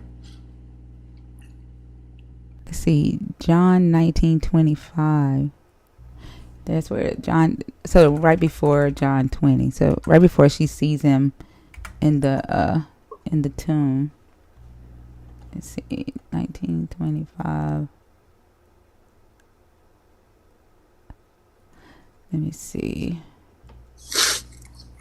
It says, and that is what the soldiers did. Meanwhile, standing near the cross of Jesus were his mother and his mother's sister, Mary, the wife of Clopas, and Mary Magdalene.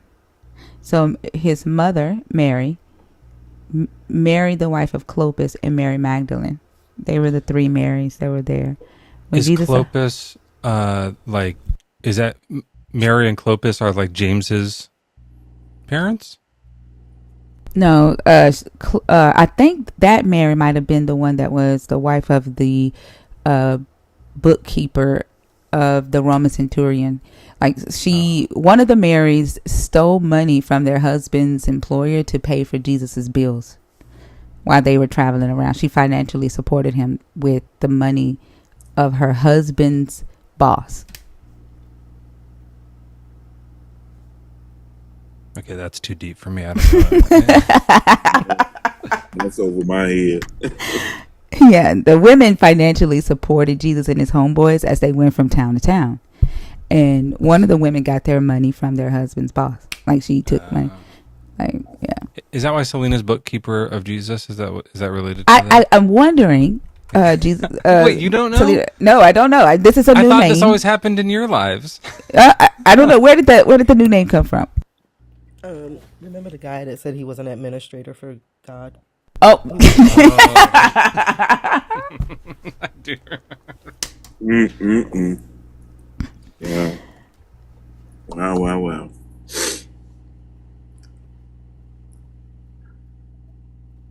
Hold on for a second. I gotta make a backup account called Other Mezzo. I like this, actually.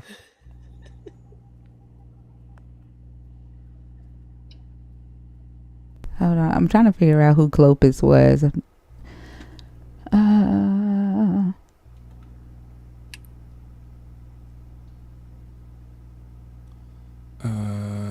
Husband or father of someone, yeah. I'm just looking on like Bible Gateway. Some people say the people are just guessing. Some people say he was Jesus's uncle. And so that would make Mary, that would mean that Mary and Mary are sisters. Like they're both named Mary.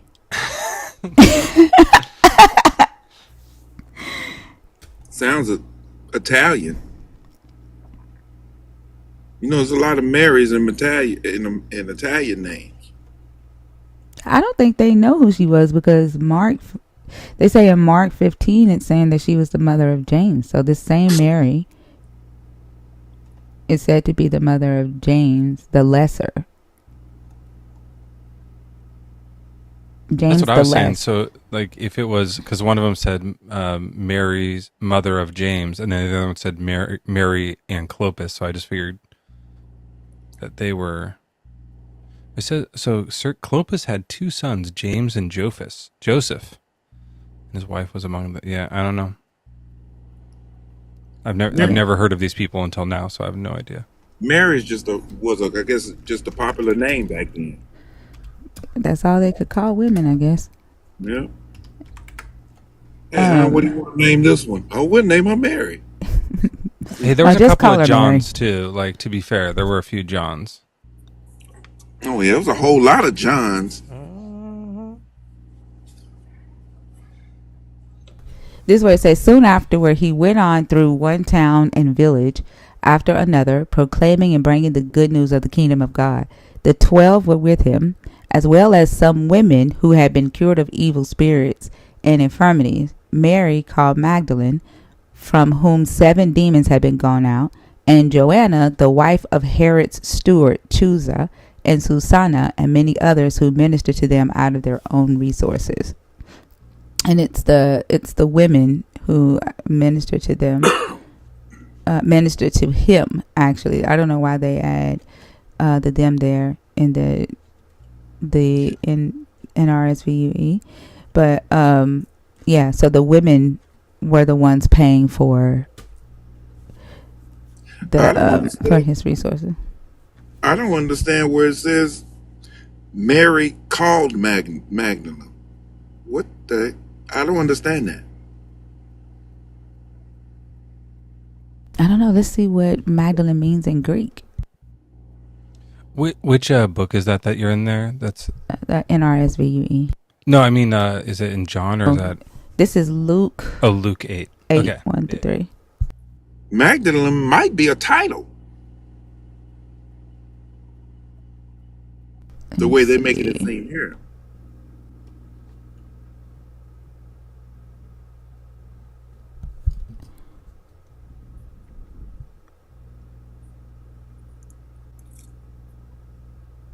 Mark talks about it too. Mark 15, 40 and 41.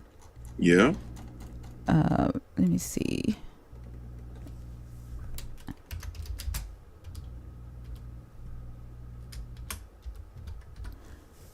Actually, let me go back a little bit. Let's see. These were also women looking on from a distance. Among them were Mary Magdalene and Mary, the mother of James the younger, and of Joseph and Salome, who followed him when he was in Galilee and ministered to him. And there were many other women who had come up with him to Jerusalem. That ministered to him is like, why is it saying something completely different here? Like, I feel like they're updating this book as we fucking talk about it. Like, seriously. Let me see what am I in the... Still not getting rid of the slavery stuff, though. Mm-mm.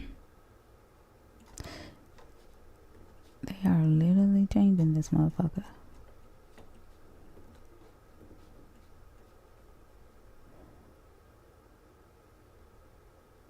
Hold on, I gotta see something because...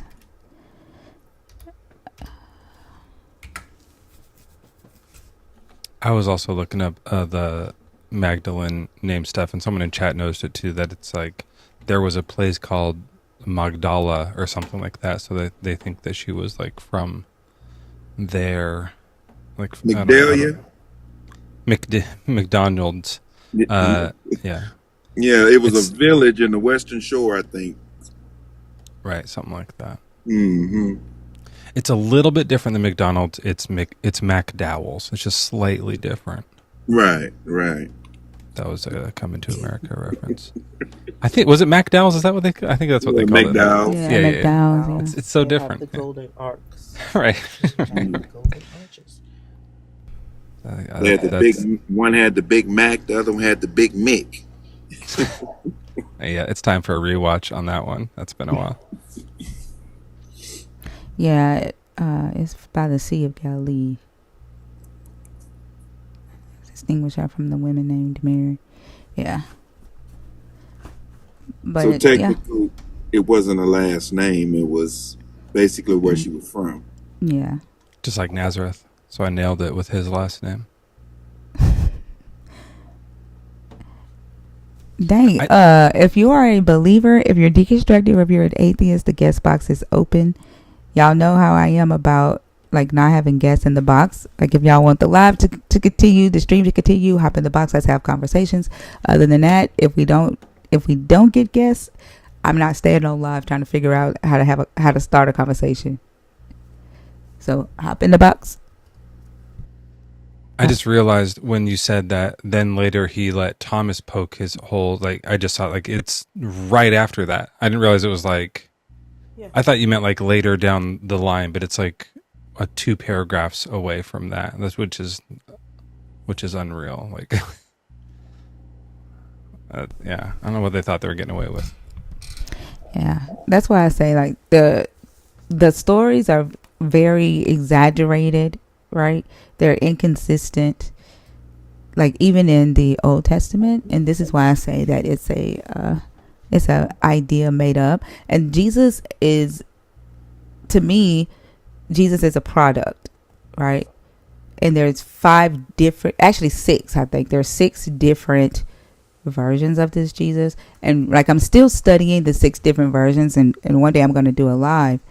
And like what I want to know is if believers can identify which Jesus they lean more towards. Oh yeah. There's only Okay. one Jesus, so where you get his six Jesus Oh from? God, Hold on. I don't even Hold know on. who you Can are. not? Can I don't Well, I even could know be who. I have no idea who you are. Right? about That's not how you. That's not how you enter a conversation.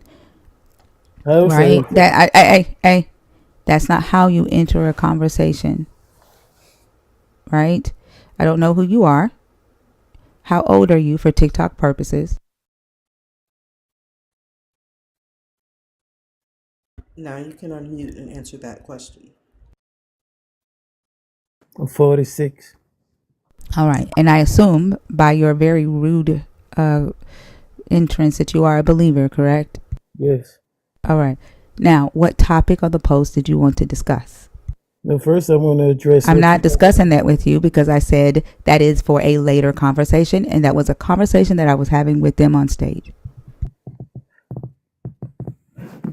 I want to know the part even from the beginning when you say God is the idea created by man. What's up? What makes you say that? The very fact that everybody has a different Jesus. None of y'all agree with each other. All us have the same Jesus. Can you Just prove that? yes, I could prove it. Okay, so By scripture. prove But that the Mormons have the same Jesus as you. the Mormons don't believe in a Jesus. Yes, they do. Where you get your information from? Now you just make Mormons it are up. Christians.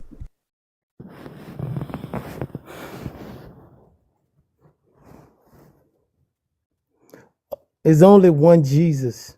One Jesus that's Who do the came. Mormons believe in then? Who do the Mormons believe in, real quick? Hold on, Who do the Jehovah's Witnesses believe in? Who do the Jehovah's Witnesses believe Jesus is? I think that, I don't know too much about the Jehovah Witnesses, but I know that they don't believe in Jesus like Christian. They believe he was an archangel or something like that. So that's a different Jesus? Whatever. This is what is only one Jesus, like it's one you, right? No, it's not. So you saying it's more of you? There's more. There's many Jesuses. There's not just one No, it's Jesus. Like only there's one one of me. Jesus. It's not no many Jesus. It's only one true Jesus. No, it's not. Just because somebody else called a person Jesus. None of y'all. It's not. None of you believe in the same Jesus. None of you are talking. I'm talking.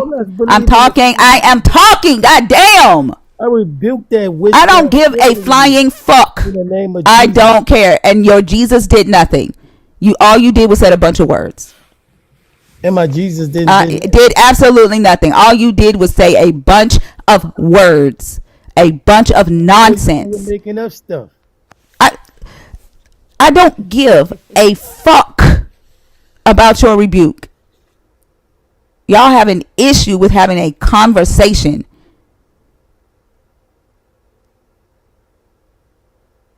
None of you believe in the same Jesus. None of you are talking to the same Jesus. All of you say different shit. You can't prove that y'all are talking to the same Jesus.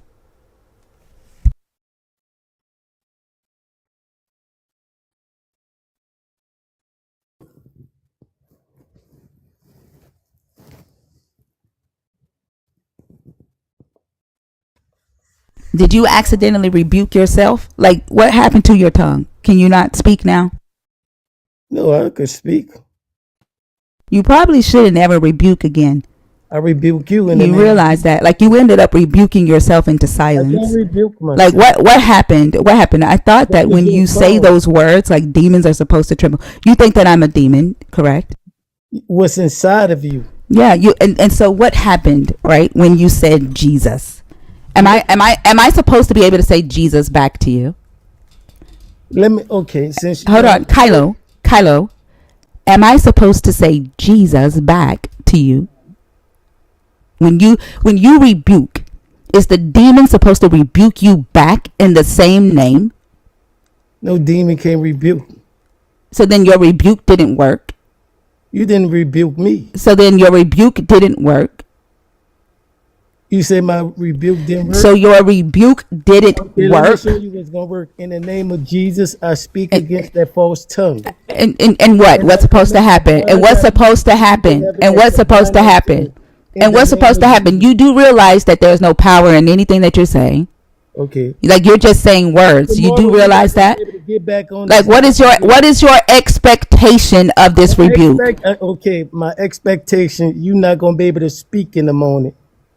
Do you do you realize how many times y'all have come in here and told me that I was going to die the next I'm day? not gonna wish Like, that on you. I'm not gonna wish you are that. a false prophet. Do you know that you're No, supposed to I'm die? decreeing and Like, do you know by declaring in your the name God, of by Jesus your Christ of God's words, Nazareth, Kylo? and I Listen, bind listen, listen. By your God's words, right? When you speak a thing and that thing does not happen, you, Kylo, are supposed to die. Do you know that? You have yes. put yourself, if you believe in this God, you Tomorrow have you're put not gonna be yourself, able to shut the talk. fuck up. Tomorrow you're Shut the not fuck gonna up. be able Now I to talk. rebuke your ass. But guess what? I have the power. I have the power to keep your motherfucking ass quiet.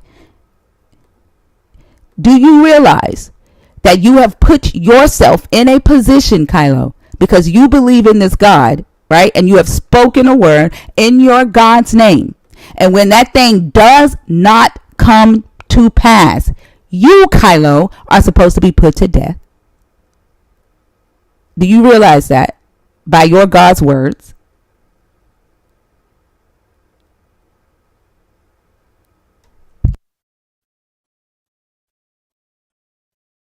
And if I could just request that when you rebuke people, Thinker, can you do it in my name?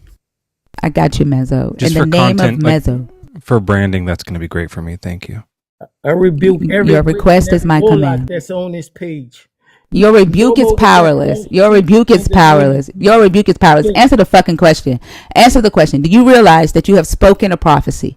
And when that thing does not come to pass, that you are It supposed to will be come put to to death? pass. Answer I'm the 100. fucking prophecy. Answer the fucking question. Like, do you realize that you have put yourself in a position, if you actually believe in this God, that you have put yourself in a position to be put to death by your God? Do you realize that? Or is it that you don't worship that God? Is it that God, right? Those laws do not affect you. You're not bound by those laws because that's a different God. You would know the God that I serve lives. You sound like a robot. You realize that? Like, you can't address what you just did, can you?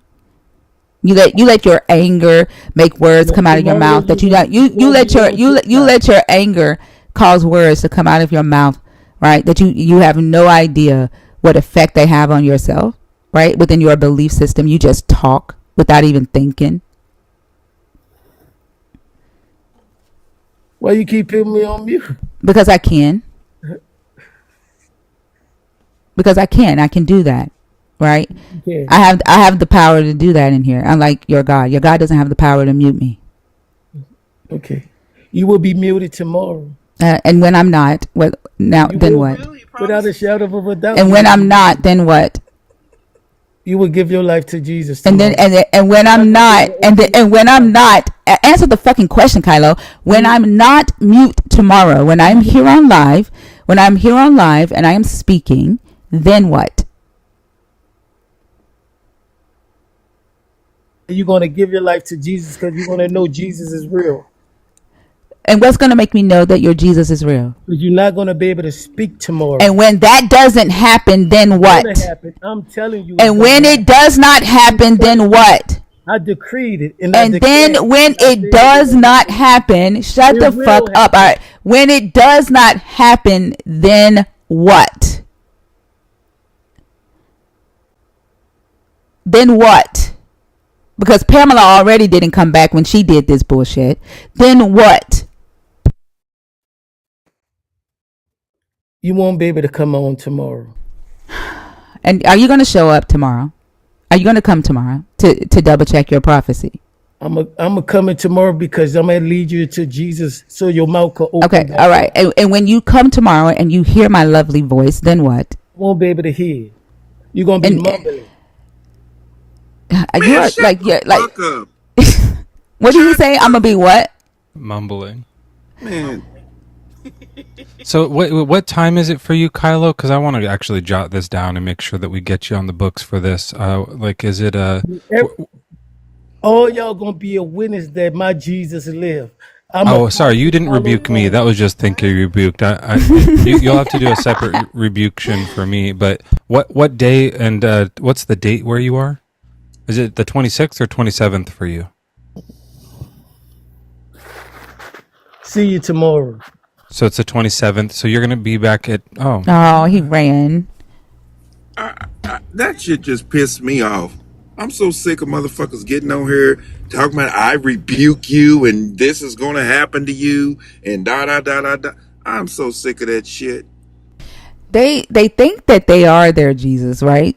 That's the crazy thing. Like, they put themselves in the position of this Jesus because he doesn't show up for them. But did y'all see that baptism where the guy goes to get baptized and he's standing in the pool and the pastor asks him to confess Jesus as his savior? He goes, "I am Jesus." And the pastor's like, "Wait, what did you say?" And he was like, "No, I'm asking you to confess Jesus." He's like, "I am Jesus." And then the pastor's like, "Oh, okay, we gonna stop right here. And I think you need to, think about some things some more." And he told him to get out the baptism pool. And he told him to leave the church. And he told him to leave out the door. And then so the pastor goes back. And before he could preach, he's like, "I think we need to stop and pray." So then he starts praying. And he's like, "Nobody can be you, Jesus. We're not Jesus. We're here to worship you, Jesus." I was like, dude got up. But what if it was? Like they have to consider the fact that maybe he's back and this is it. And they just rebuked Jesus? Like that's dangerous. That's how you know they don't, really believe. Because they're not really looking for him to come back.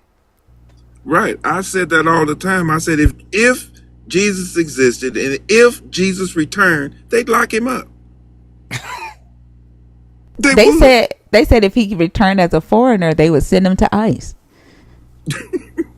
Like, that's fucking crazy. They said Jesus has to follow the rules like everybody else. And forbid if he come back as a black man, you know what's going to happen. He's just like in Guantanamo Bay right now, like locked up. And he's like, "You guys, I really have something to do. Like, can we please get done with this?" They go 50. Somebody said they go 150 Jesus for real. I don't think I've been rebuked yet. Is that like, should I be?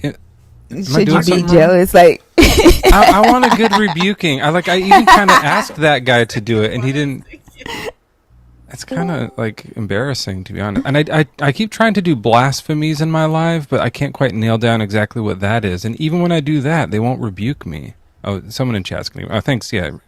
Send some rebukes up for me.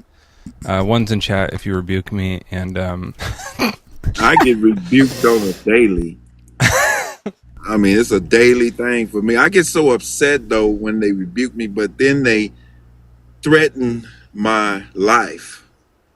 Yeah, that's what they want my ass dead. They have told me that I don't know how many times. They want me dead. I got real disrespectful too, and one guy made me so mad. I can't believe I got mad like that. He kept saying, "I rebuke you, I rebuke," and I said, "Rebuke these nuts then." And I got, and I didn't realize I said Oh, that. that's a great shirt. I That's a didn't great realize. shirt. I got so mad. Oh, I hate that. I just hate it. They can Like it's rebuke gonna cancer, do but they can't something. rebuke cancer. What'd you say, Selena? What'd you say? I said they can rebuke you, but they can't rebuke cancer. Go to the cancer ward and rebuke cancer. Mm-hmm. Yeah. Rebuke all these different diseases that are incurable. They use that, like what he just did is the perfect example of Elisha, right? When Elisha got the double portion. This is why I say looking at that story in this way, right? Elisha got the double portion of the anointing. Elisha got his feelings hurt, and so what did he do? He called down, he used his power to cause harm, right? And that's what, if a Christian actually had power, that's what the fuck they do. Like, they're not, when we ask them to pray for cancer, when we ask them to pray, can you mute yourself, Jason? Can you do me a favor? Oh, yeah. Thank you so much. When we ask them to pray, right, for kids that are being essayed, they say it don't work like that. Right? They refuse to use their so-called power for that. But when they get their feelings hurt or feel offended because we don't believe in their God, they want to try to use their power to say your God is going to take everything away from you, or you're going to die in 7 days, or you're going to die in 24 days, or your kids are going to get in a car accident. Like, if they actually did have power, they would use it for the wrong shit. They would use it for selfish gain.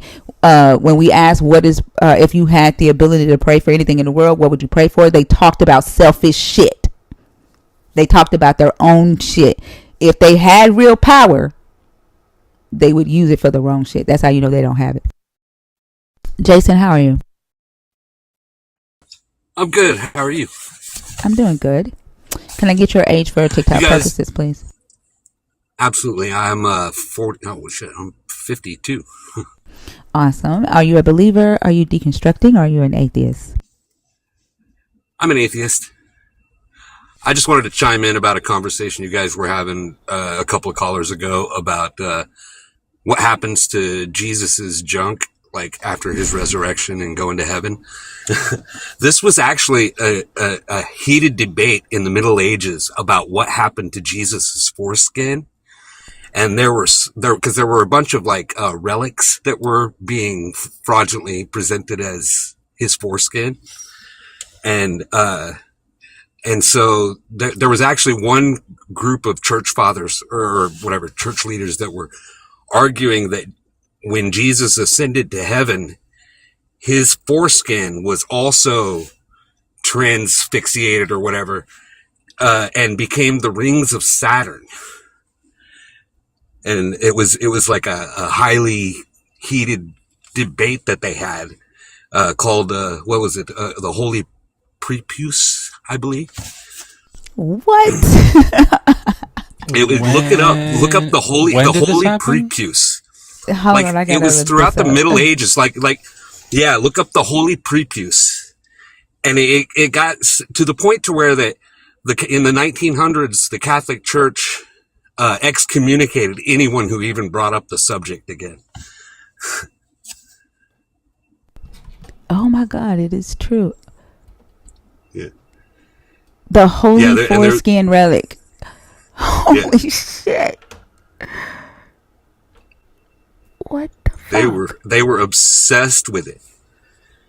Because the argument was if Jesus's flesh became transfixed or whatever, the transfixiation or whatever, that since when he was a baby and they took his foreskin, it was still somewhere physically here on earth.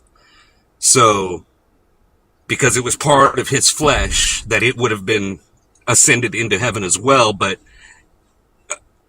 some argued that because at the time they were just starting to look and see the other planets in the solar system, and they could see the rings around Saturn, and somebody got the fucking crazy idea that was his loose. That's why I was asking when it was, because no one saw rings around Saturn until 16 something, 15 or 16 this something.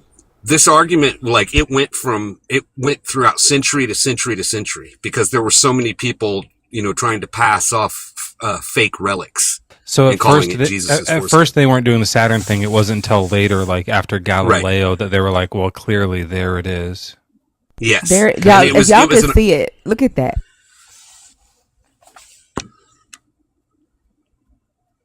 Are you worried about getting flagged on TikTok for this dick pic?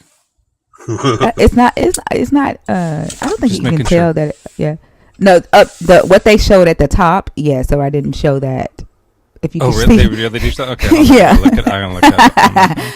But yeah, there's like a piece of meat in this thing. Can y'all see that? That Jesus jerky. I have heard it all. If somebody get up here trying to say Jesus did existed because they have his foreskin, I don't know. Like, oh my gosh. Then tell them, well, then explain the rings of Saturn then. That's all you have to say. Apparently that's what shut the argument down at one point. This is crazy. I wonder which Jesus' foreskin is that. That's insane. I'm going to bookmark this page. Thank you for that information. That was interesting. I'm glad I could enlighten you. So we were talking about this, I don't know if that was today or a few days ago in my live, and like just joking about how like, wouldn't Jesus have just been born already circumcised because he was like perfect and that's how God wants his things? But then does it say somewhere that they did it? They did the circumcision, or they did the normal, whatever the normal processes are. They took him to a rabbi and stuff. I'm sure they did. I don't think they say it in the text. I don't believe it's mentioned in any of the infancy gospels.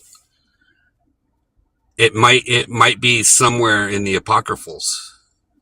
That story might be, but I'm not that I'm aware of though. That'd be a question for Justin. I feel like there was a passing, like just kind of, and they did all the normal things, or like one little kind of like in passing they mentioned that. And yeah, Luke talks about doing all of the rituals. Yeah, maybe that's it. That's what I'm thinking of. That probably covers it. Actually, no. Luke says that he was circumcised. It says after 8 days had passed, it was time to circumcise the child, and he was called Jesus, the name given by that. Yeah, so he was in Luke. But I think Luke is the only one who mentions his circumcision. So born imperfect. Oopsie. Well, all they're going to say is that's the flaw of the human body. So he lowered himself to come into human form. Is it a sin to not be circumcised, though? Or I guess not for that. No, because the law says 8 days. Yeah, so he was within the law. He made it. Okay, all right. Yeah. Almost got him. Next time. But I want to know, like the question that I asked when I was on your live, like when God was in Jesus, and Jesus was a baby, did that make God subject to humans? Because humans had to like wipe his ass, like change his diapers. Right. Feed him, right? And when he's like crawling around putting shit in his mouth, like, did he get spankings? And was the world godless since God was like growing up as a human inside of Jesus? Does Joseph show up later? Like when Jesus is grown up, do they talk about his dad around at all? I think he was at the crucifixion, or was he not? He was either not or was it? Because I'm just wondering, like, it seems to me like, there was just obviously like a normal birth, and then no one like thought that he was a god or anything, and then like once he was in his 20s, he just got this idea, and his mom confirmed it and was like, yeah, you didn't have a dad; it was a virgin birth thing for you. And so then he went on this like, like one man crusade thing. And that would kind of like make sense, especially if like Joseph wasn't around, then, it'd be easier. Like if he had died since then, that they could like kind of pass that story on.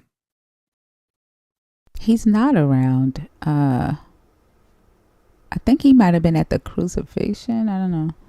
I mean, if you think about it, in reality, if your wife told you she was pregnant by God, I mean, you probably wouldn't be around either. Like I asked Justin this question the other day on his live, but I don't think he got to read my super chat. If he did, I missed it because I had something to do. But didn't God would have committed adultery, right, by impregnating a woman that was betrothed to another man? Right. Yeah, that's a good point. Yeah, That's adultery. and that just another thing that he did, right? That today Christians see as immoral. Like he used a lot of immoral shit to get his play done. And great too. Like she was underage. Yep. I mean there wasn't an age limit then, but we all know what was going on. I'm seeing that according to, I think this is Catholic teachings, was that Joseph died before Jesus started doing his ministry. That's interesting. I wonder if he was just like his, like, it's kind of sad, but like if Joseph died and in his grief, Jesus went a little off the deep end and thought that my dad didn't die. My dad's God, and had like started a delusion, you know? I think they're saying because he wasn't at the crucifixion, that means he died. But we don't know if Joseph was like the whole time. He's like, that ain't my son. It says Joseph adopted him as his son. But Joseph could have been like, that ain't my child. I don't know who child that is. And when Jesus was put to death, Joseph just wasn't at the crucifixion. Well, you know, when kids be acting up, you're gonna like look at your wife and be like, "That's your son. Well, that's not. Mm-hmm. Can you come get your Messiah son here? It's acting up." Was Joseph there when they left him for like 3 days? I think that's the last time Joseph is mentioned. Okay. I just realized there's still a guest here. I'm so sorry. Where I was, dummy. Yeah, where he called her dummy. Like, dummy, you know where I was. You know what I was doing. Yeah, that's the last time Joseph was mentioned. Luke 2:41, when he was 12. Actually, no.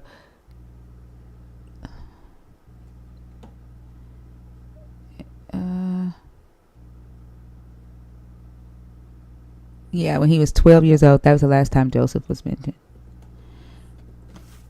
It's crazy. Did you have anything else, Jason?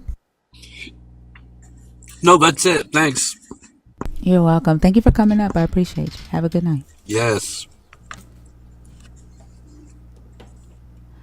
What did you call it? Jesus jerky? Is that what you said? Jesus jerky? I think someone else said that. I don't think I will. That doesn't sound like me.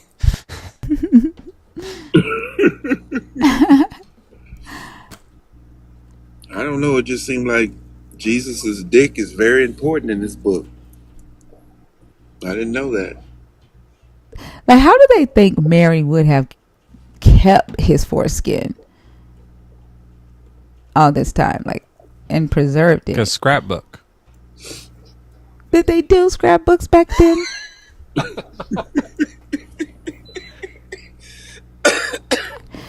Like, and then if you have to rely on foreskin, right, to prove that your Jesus exists, does he really exist? Wow. You know, like, because he's supposed to be like all this power, and you're supposed to have all this power to the point to where you can rebuke somebody and tell them that, you know, they're not going to be able to speak tomorrow. Why are you relying on foreskin to prove his existence? You know, you know what I'm saying? Well, or the shroud of Turin. The killer part to me is that if that was true and this, that, and the other, it seemed like the scientists would have done some type of DNA testing on that or something, just to see, you know, if they could break down something. But you notice there's no DNA testing on this or nothing. So I love this foreskin thing because I have this like thing I've realized where so often after whatever Ron Wyatt thing gets debunked, they kind of come to, well, this is where it comes down to a thing of faith. And it's all just faith. And they act like that's more powerful. And then the moment the next hoax starts, the glimpse of a hoax starts, they glom onto it so hard and go, look, science, we have it. We have empirical evidence. We have it. Like they're so happy and so excited. And then when it gets defeated, they go, no, faith is better. We all along, we knew faith was better. And they're chomping at the bit. They know empirical is so much more valuable. They know it has so much more weight, but because they don't have it at all, they resort to faith and then they act like faith is better anyways. You know that if they were like side by side, if we said prove God and they had Jesus's foreskin for real, somehow they like knew it was, and they said, plus I believe in miracles, like they would show us the empirical evidence. They just don't have any. But like, how would they like? Did they find it in like some excavation with a letter from Mary saying, "Dear future generations, this is the foreskin of my son Jesus's dick"? Like how? Like what made them say that this is Jesus's foreskin? You know what I'm saying? Like, was there a letter attached to it? Same with the shroud. Like, how do you know? Like, that could be any one of the people. I think the shroud, it could very possibly be the cloth that the boy in Gethsemane was wearing. Like, who knows? Like, where that thing came from, right? Like, as they find anything from that time period, and they go, it must be Jesus's. Like, there wasn't a million other people on the planet. Well, the killer part to me was when it came with the shroud and it had the imprint of Jesus's face on it. I noticed that it looked just like the images that they portrayed of Jesus. Yeah, that's true. And the eyebrows are like way high from the eyes, like not in the right place. Jesus. Yeah. Huh? And then somebody tried to make an excuse and say, well, that was because he was shocked by the light. He was supposed to have been dead. Like, you can't, like, if the light, the ultraviolet light, the ultra rays come in, and if his eyebrows raised, that means that he was awake. You know what I'm saying? In order for him to have a reaction. That doesn't even make sense, but people believe it. Not unless when they hit him with that nail. Well, his yeah. face got stuck. Maybe that's it. I don't know. It just like the way they keep, bringing up this shroud.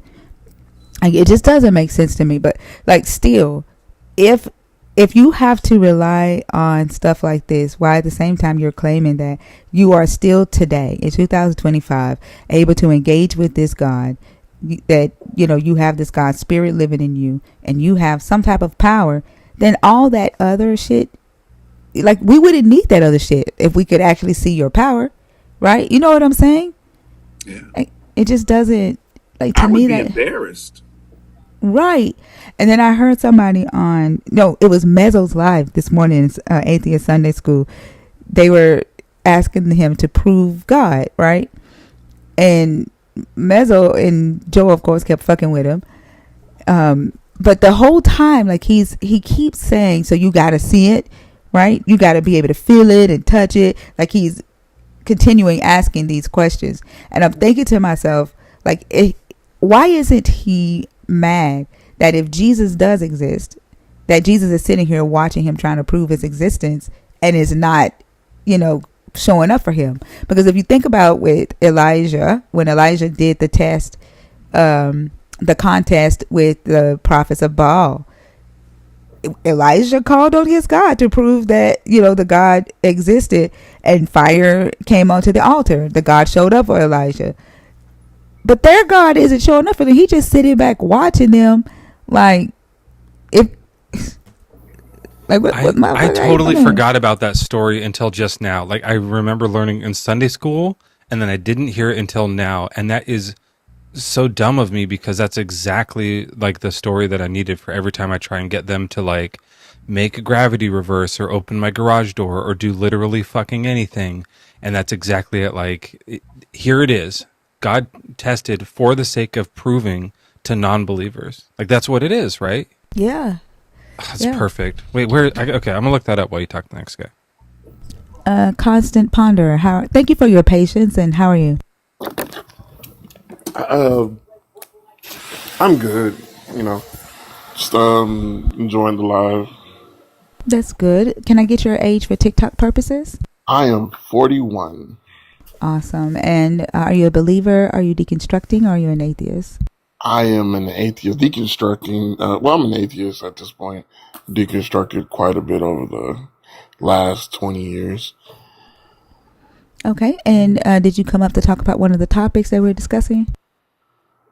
Just that I don't really understand how people don't get that God is a construct and that humans have made these various ideas of various gods and various cultures across the planet over lengthy amounts of time before Christianity and after Christianity. And I just always find that to be very weird that Christians cling so hard to this idea of they have the one true God and never take the time to examine any of the history or archaeology or anthropology that goes into any belief system or the psychology that humans have or use when coming up with the things that humans come up with. But yeah. It's a mystery to me. Like, they could have so much data in front of them. They will look at that, they'll reject it, right? And believe what they've told themselves. I don't get it. And then they say they have a relationship, with this God, but they don't necessarily read the book. I don't understand that part either. And so it's a mystery to me. And then they'll literally argue with each other on other lives, right? Or even their own lives, because they don't believe in the same things. Like, they don't believe that the God is telling them the same things. And they're trying to correct each other and get each other to believe what they believe that a God has told them. Like, and they don't look at that and say, wait, why, if there is a God, why are we being told different stuff? It just doesn't make sense to me. But this is why I have the conversations, because it's something that I'm really trying to understand. Yeah, I'm right along there with you on that. I try to figure that out. I've had conversations with family members and other people, or just this inability to not even account for the bad things that happen because people have believed certain things without proof. And yeah, it's an interesting thing to watch. I agree. Did you have anything else? No, that's it. Enjoying the lives. Just wish I had known this community existed a long time ago. Yeah, really enjoying it. Welcome to the community Constant Ponder. We have a Discord as well. I know you can't subscribe right now because Android and Apple isn't in the App Store. But if you want to join the Discord, let us know and we'll get a mod to send you a link. But we are a growing community. We've been a community for probably a little over a year. There's several of us that do deconstruction lives. Mezzo, do you know Mezzo? I've actually, tonight is the first time, but I follow like Fluff and you and just a few others that I'm in and out of, like just different lives with the deconstruction. So yeah. Okay. Yeah. So Mezzo and Joel reads the Bible. They have they do Deconstruction Lives. They have a Bad Bible Debates podcast as well. Sebastian Cole, he's my co-host.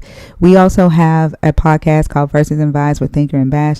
Today's live was fucking hilarious.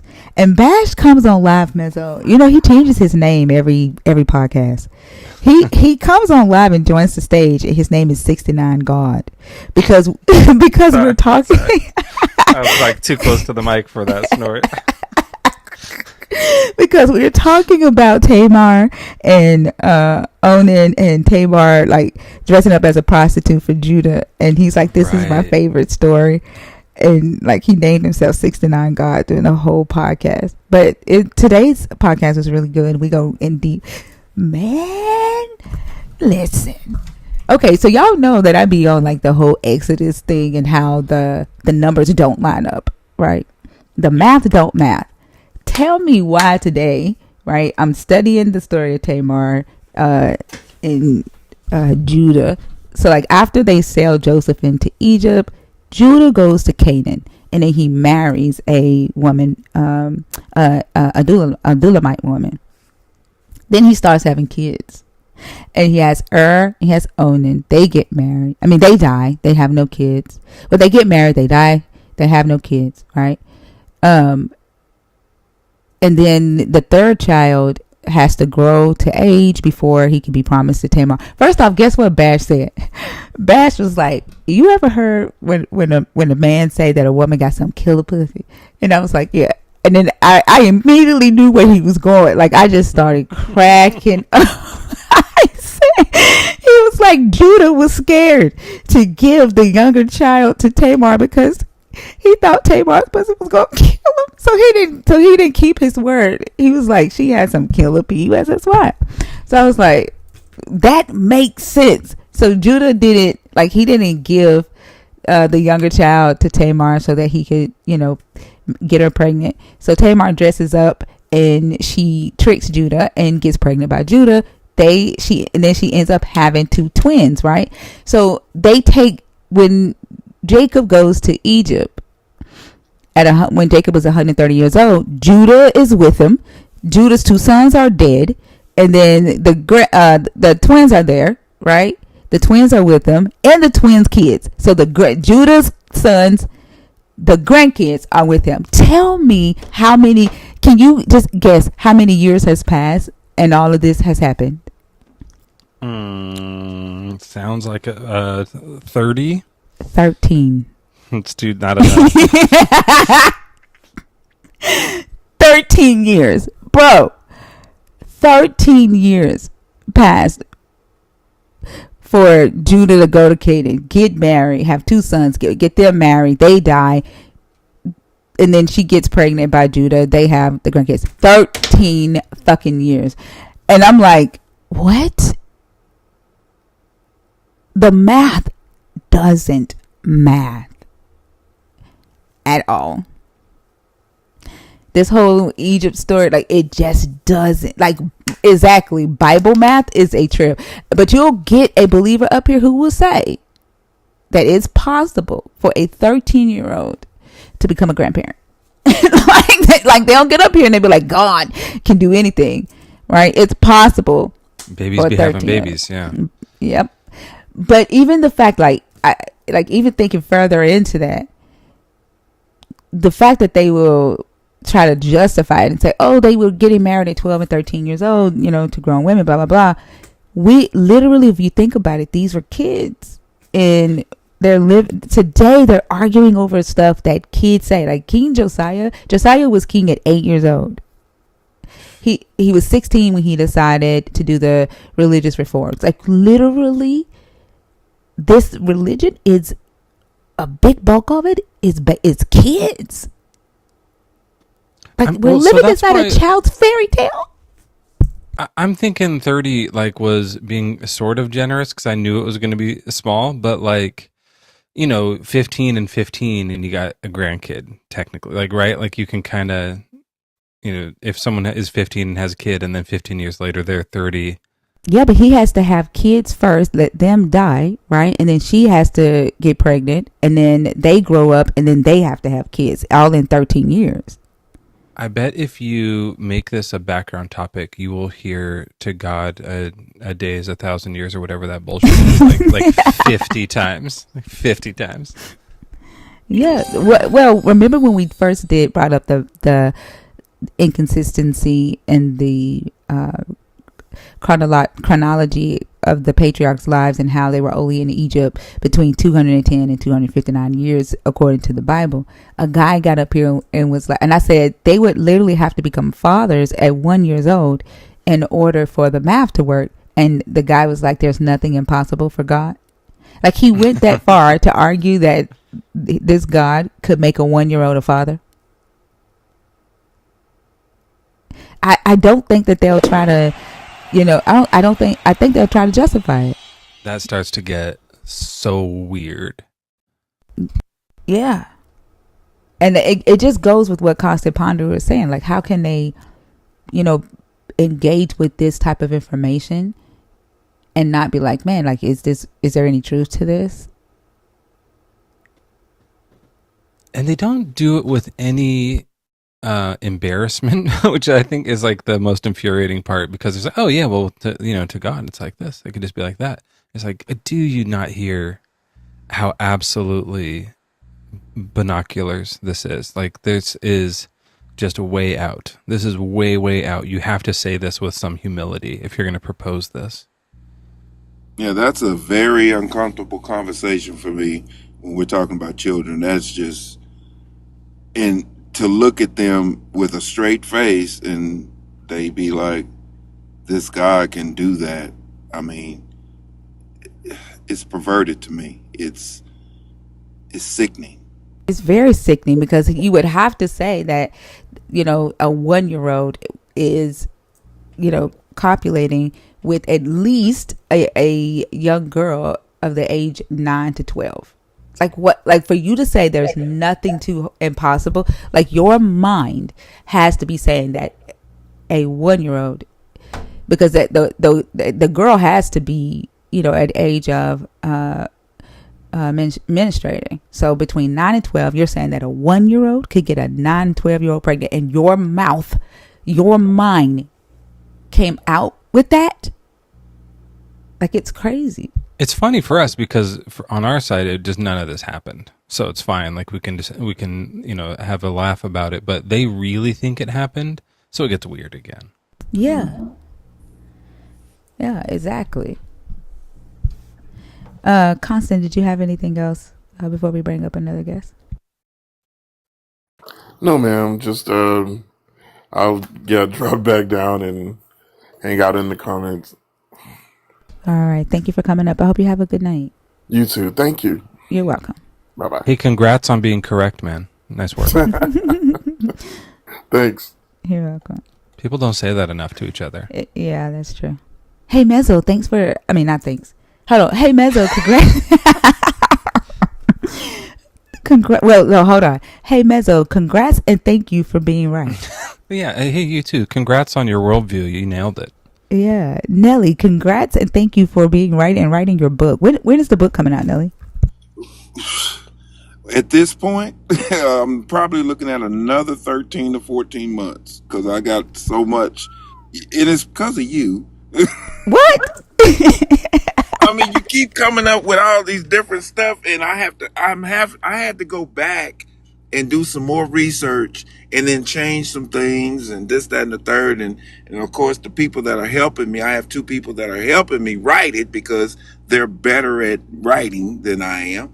And they're like, oh, we got to change it. I say, yeah, we got to change it because this is the research on this and this backs up this and this. So yeah, what I don't want when I do this book, when this book come out, I don't want people to be able to go back and debunk anything in this book. So I'm really taking my time with it. So I'm looking at least that long now because I'm making some changes, especially when we was talking about the what is that? Oh, golly, you got me half sleep. Back in Egypt, what was his name? The half man, half woman. Oh, golly. Oh, Akhenaten. Akhenaten. Yes. So when you brought that up, I had to go back and do a lot of research on what you were saying about Akhenaten and this, that, and the other. And yeah, so I had to actually add that in there because I didn't even have that in there. And that's definitely important to have in that book, especially when you're talking about Egypt, So I was dealing with the Ptolemy and how he got in, da, da, da, da, da. But, I need that story to follow, So I don't want to make it a long, drawn out, chapter, but I also wanted to go from point A to point B to point C. So Yeah, well, that's what's up. Joshua said, let us know when we can pre-order it. And looking forward to reading it and happy to help. Also to you, Selena, Jesus's bookkeeper of Jesus. Congratulations on your worldview and thank you for being right. Thank you for being right, and thank you for your worldview, and thank you for always being rebuked for us. My pleasure. Let's bring up the next guest.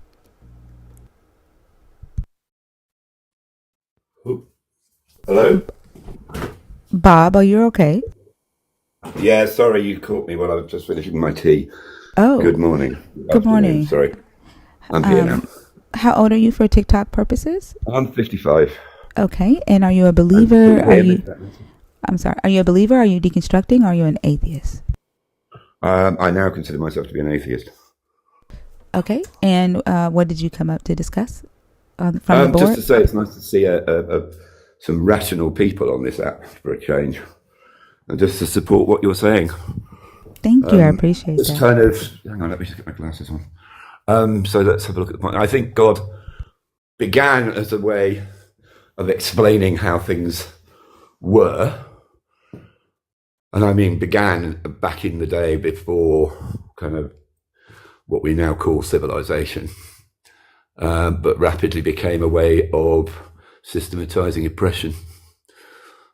And that was it. I think it's interesting that the first evidence of monotheism, particularly of monotheism, comes at the same time when we seem to be becoming a, inverted commas, settled species. And at the same time, we begin to invent things like writing and alphabets and things. And that some of the first things we write about, or first things that are written down, are ideas of what deities were.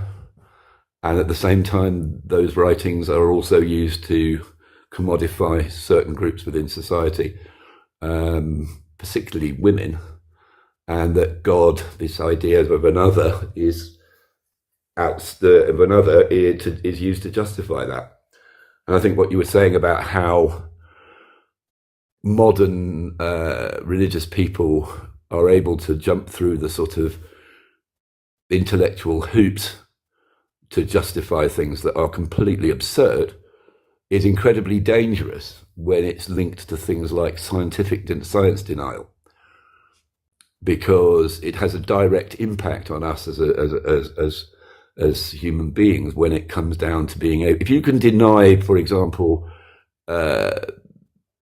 generally accepted scientific consensuses like evolution, you can also deny the evidence of, climate change or vaccinations and all these kind of things.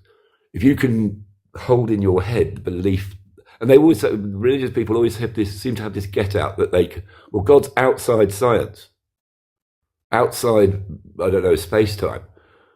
And they're still coming around to scientists, to people who don't believe and say, well, you can't prove that my God doesn't exist, which is absurd, and because they've got the get out that that their gods are outside those kind of things, we can never demonstrate that what they're saying is ridiculous, and that leads people to believe the most incredibly dangerous things. Anyway, I'm rambling now.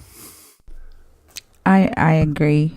We get a lot of people in here who deny gravity, and I just wonder to myself, like how they can experience the effects of gravity every day, and then say with a straight face that gravity doesn't exist. Well, the thing is, if they're doing it on a mobile phone, if they're right, and obviously they're not, but if they're right, then the thing that they're using to communicate this nonsense could not work. Because if literally you take gravity out of the equation, everything else doesn't work. Yeah. But I think that, the people who don't believe in gravity are, ridiculous. But people who don't believe that, for example, humanity has created for itself anthropogenic climate change, or that we have a generally proven scientific method of controlling and combating lethal diseases, but because religious people can Do you see what I mean? Believing in gravity, not believing in gravity, that's ridiculous. But not believing that if we don't take steps to reduce the amount of carbon we put into the atmosphere, we are going to mess ourselves up quite seriously. Or if we don't, use vaccines to do what they have demonstrably proven, or clean water. Do you know what I mean? Gravity, not believing in gravity is stupid, but the other things that leads on to are literally dangerous. I agree, 100%. Or using science, or using religion to justify, I don't know, the patriarchy or white supremacy. Yeah, like we see that happening in the world, in America today, right? Racism, using science to justify racism, as starts with, it came from the birth of the ideology of racism.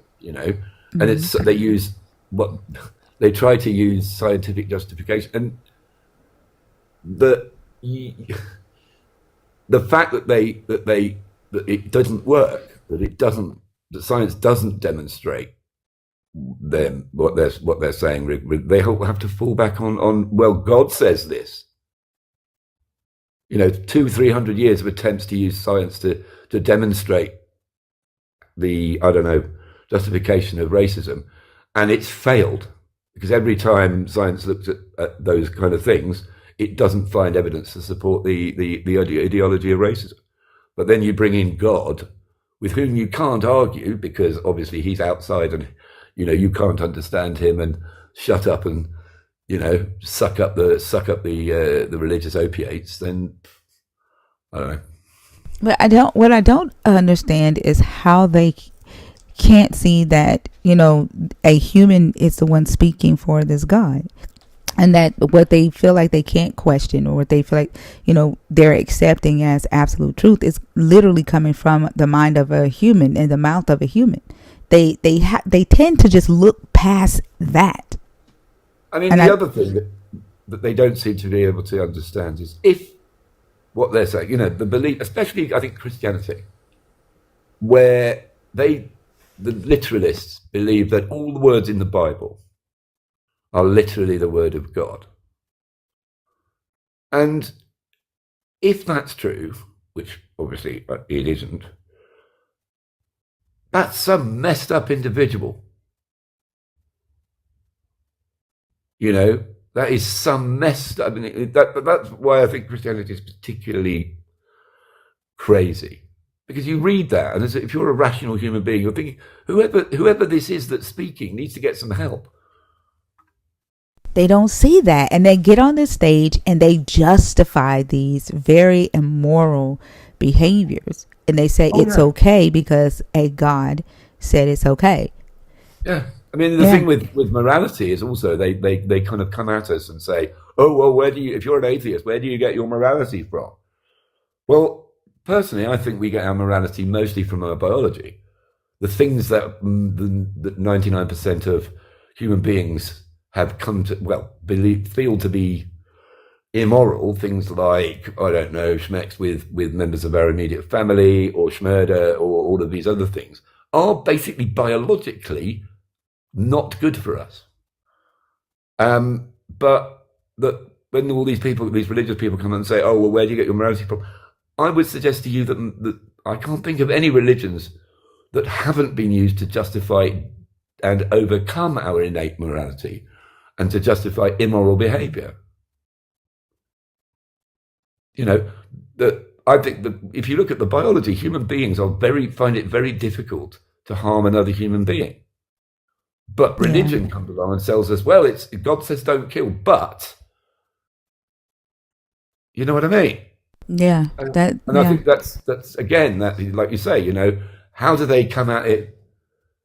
I think they have to believe it, because if they don't, then it's like when people have been conned.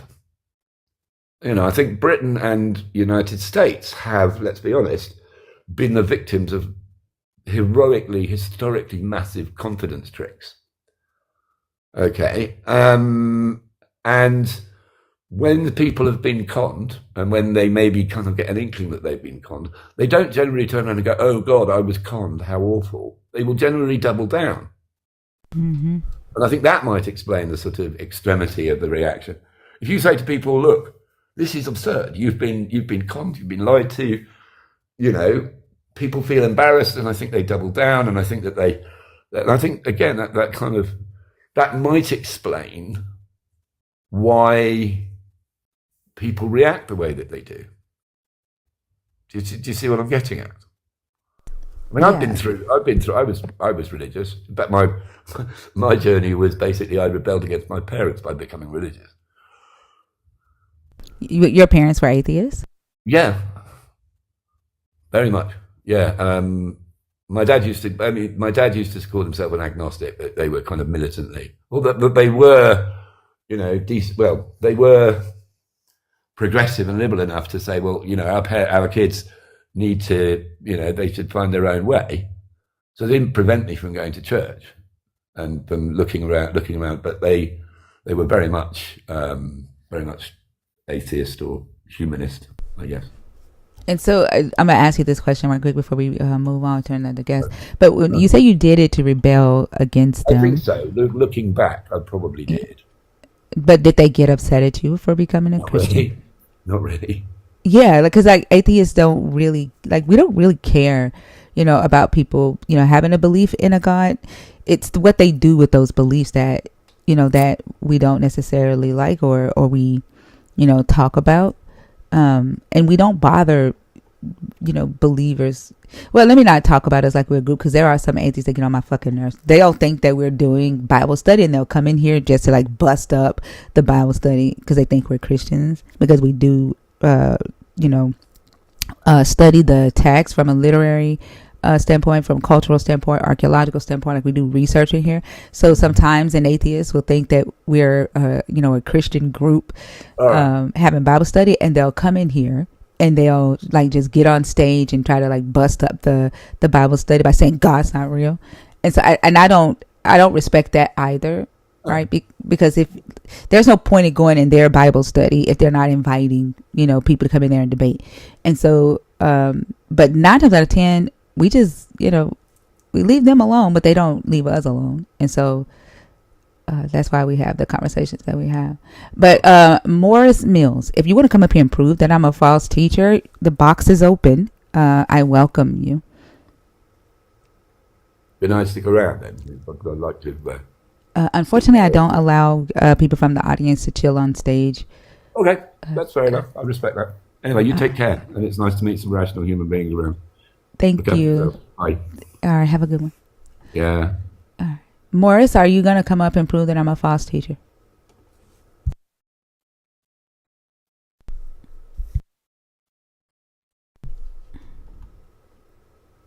I'm going to wait to see if you're going to request.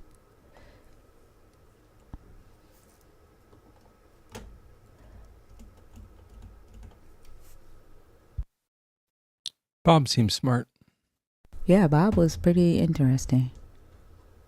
I'm waiting, Denzel, I'm waiting on Morris. I would like for Morris, who accused me of being a false teacher, to come up and prove that.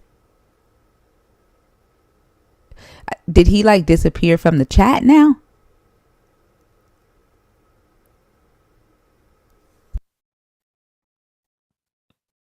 Cowering somewhere.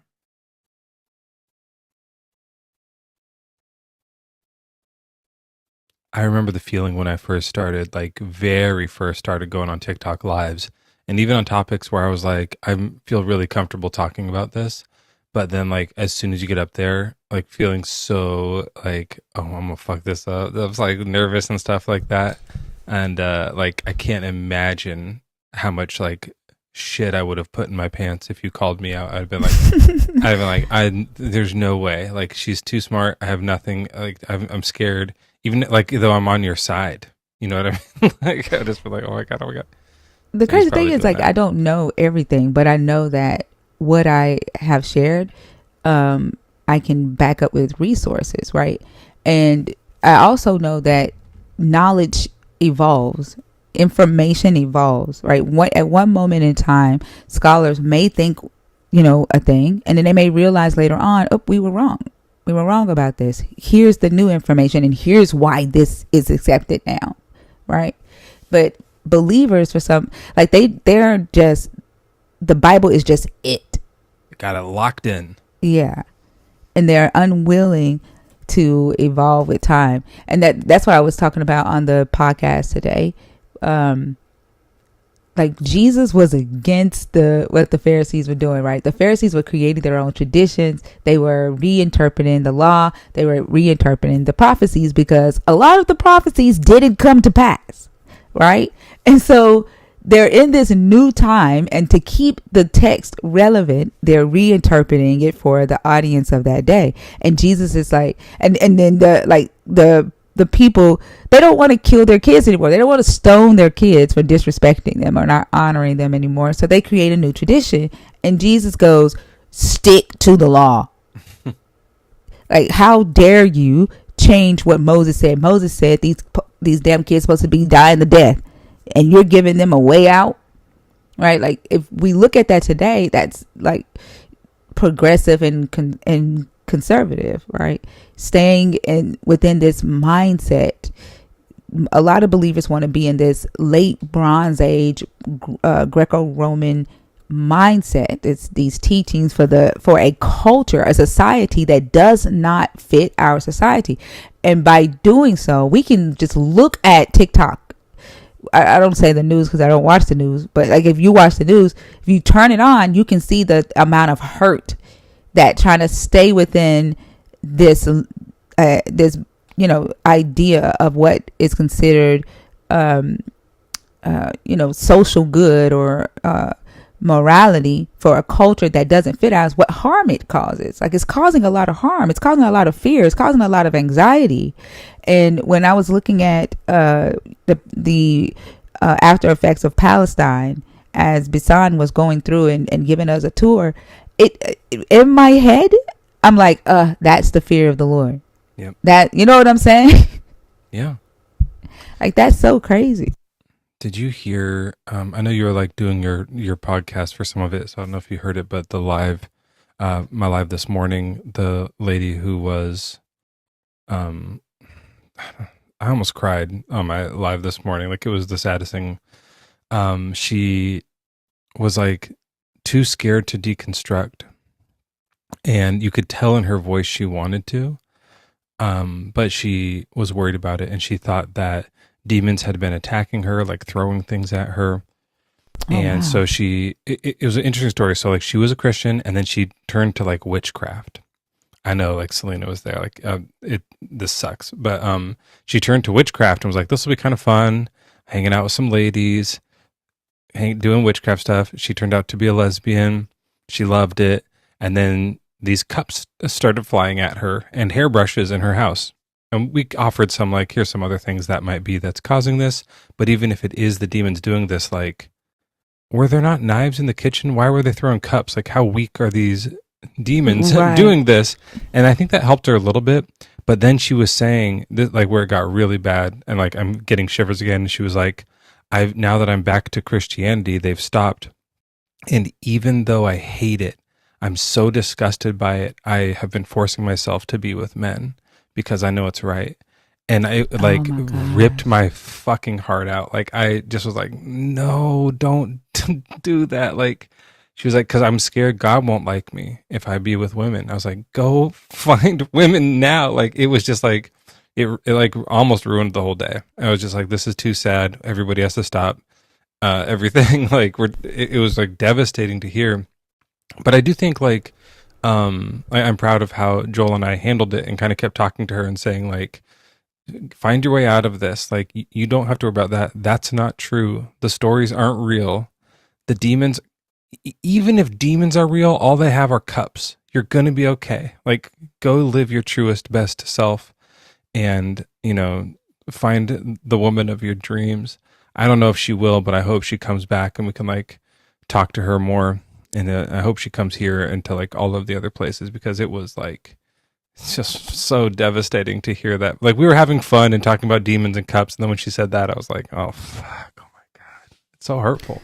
Yeah, like to me, her like it just it's like they're making her give her body to men that don't deserve it because she can't love who she's with. Like that's pissing me off. It's like saying that love for her doesn't matter, right? And she can't help who she loves. She can't help who she's attracted to. And it's like they're teaching her that love for you don't get to love.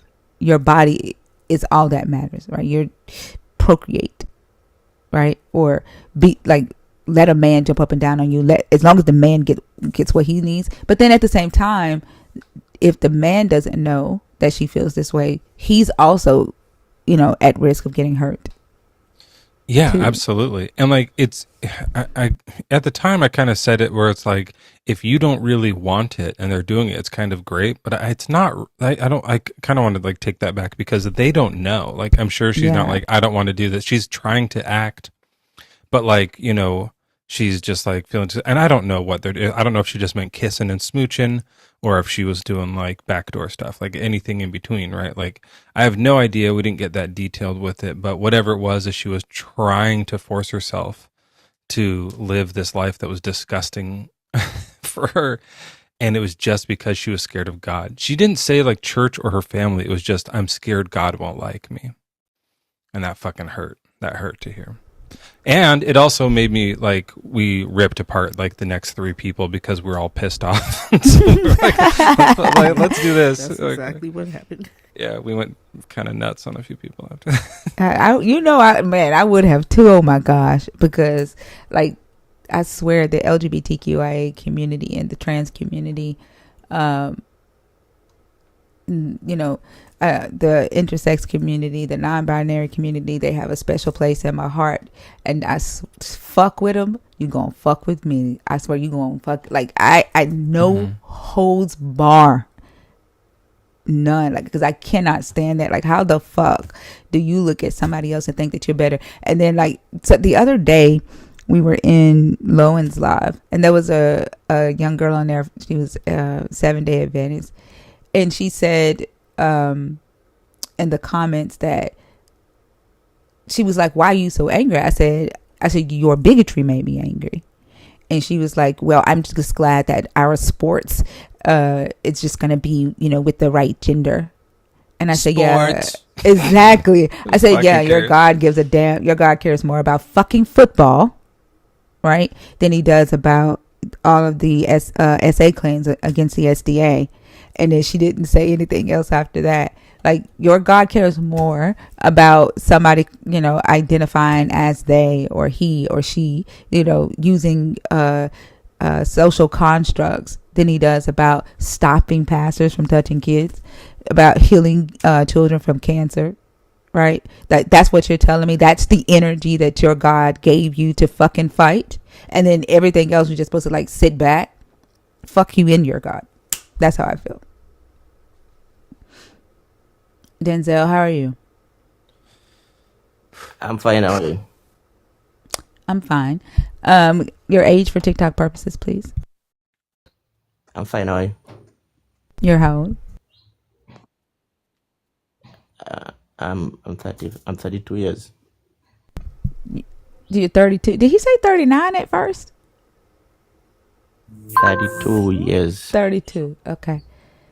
Are you a believer? Are you deconstructing? Or I thought he said 39 at first. Are you a believer? Are you deconstructing? Are you an atheist?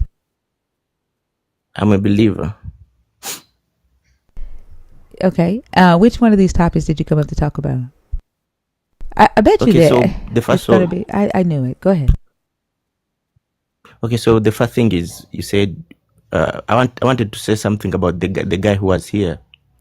He said something like, no, I'm not talking to you about. I'm not talking to you about other people's conversations. Like I asked, which one of the topics on the post did you want to discuss? God is an idea created by man. Okay, go ahead. Don't mention another person's conversation. So the only way you can make such a point is by logical necessity, right?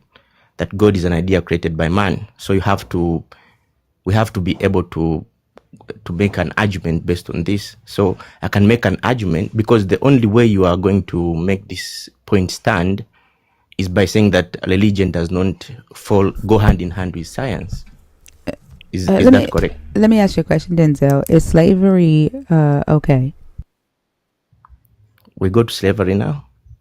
I didn't ask you if you got slavery. I asked you if it was okay. Does your God condone slavery? Does my God condone slavery? Yeah, today. Does your God condone slavery today?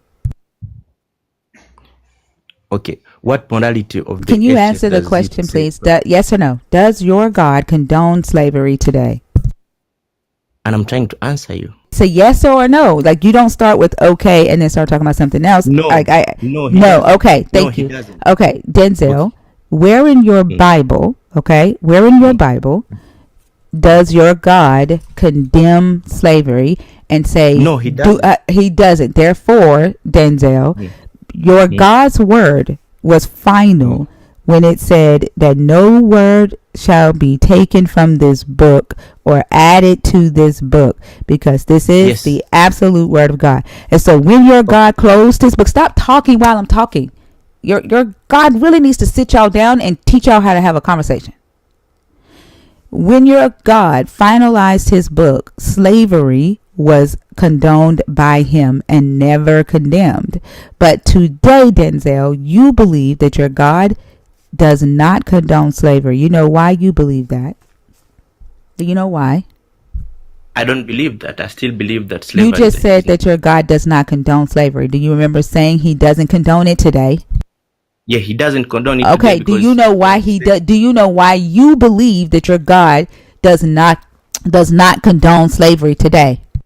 Because he says so. Where in your book does he say it? Where? In the Bible. There is no. Okay, wait. Can you? No. When I say where, Denzel, when I say where, the next thing out of your mouth, the next thing, Denzel, when I ask where, the next thing that comes out of your mouth should be a scripture. I don't want to hear your mouth. That's the problem. I don't want to hear your mouth, Denzel. That's the problem. The very fact, Denzel, what scripture does your God condemn slavery? Godly. Is this the fruit of the Spirit? Is this the fruit of the Spirit, Denzel? Is this the fruit of the Spirit? Is this the fruit of the Spirit, Denzel? Is this the fruit of the Spirit? What scripture? What scripture? I don't give a fuck about nothing else you have to say. I want to hear what your God has to say. What scripture? What scripture does your God condemn slavery? God does not condemn slavery. Exactly. So Denzel, you believe that today your God condemns slavery, correct? That he does not condone it? Yes, he doesn't condone it.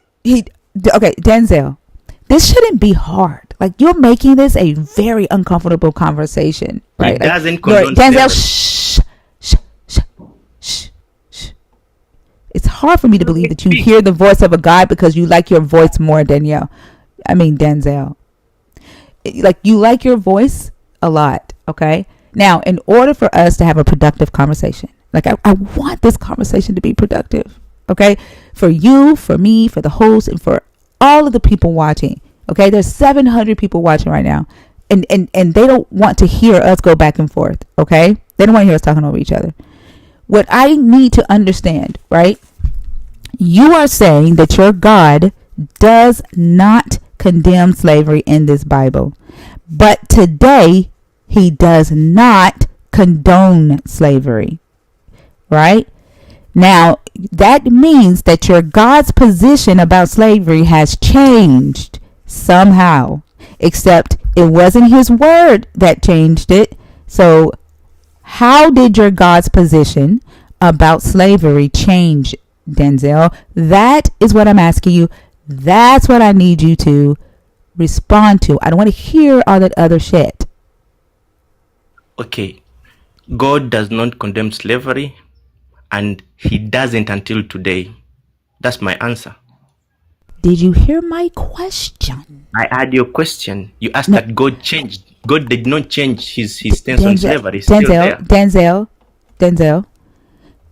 Did your God condone slavery in the late Bronze Age? Just answer yes or no. Did he Did he condone slavery in the Greco-Roman age? Yes. All right. Denzel, does your God condone slavery today in 2025?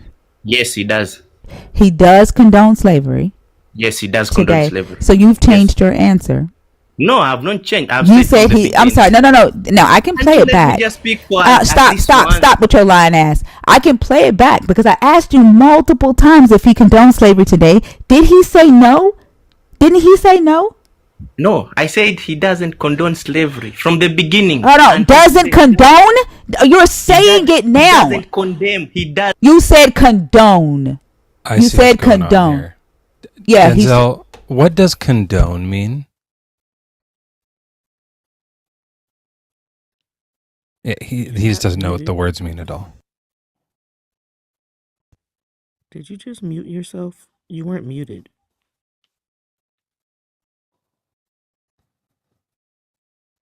Maybe he's looking it up. Dude, He's got a dictionary or something.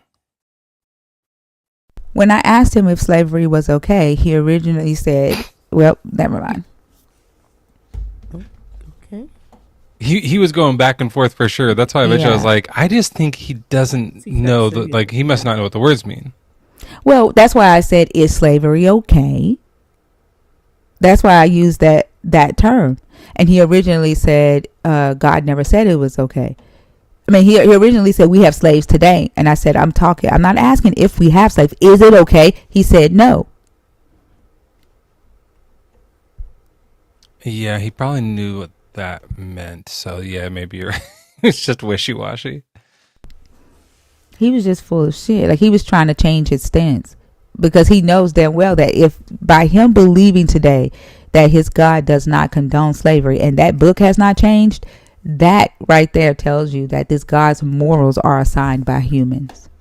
It's assigned by the people who believe in him. Like, they don't need to read the book because the book isn't relevant to them because they're the ones deciding what this God was good and wrong, what's good and right with this God.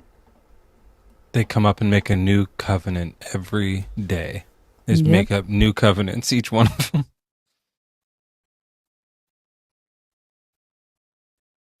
Then they get so damn irate.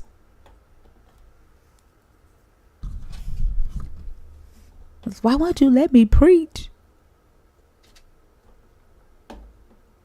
He was potentially Muslim too. I'm not totally sure if he made that clear or not. He just said believer, and then when I checked in his profile, he had a couple things that were hinting at that maybe. Oh, really? What was in his profile? Just there's like everything you would expect to see in a like Muslim Phil Bros wow, thing. okay. Yeah, I don't know though. It's like I can't tell because I don't read Arabic, but Interesting. Kitty?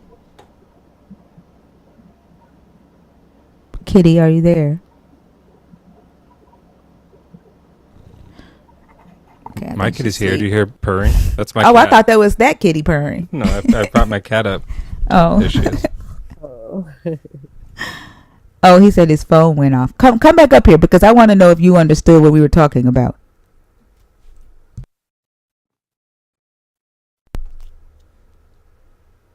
Request again.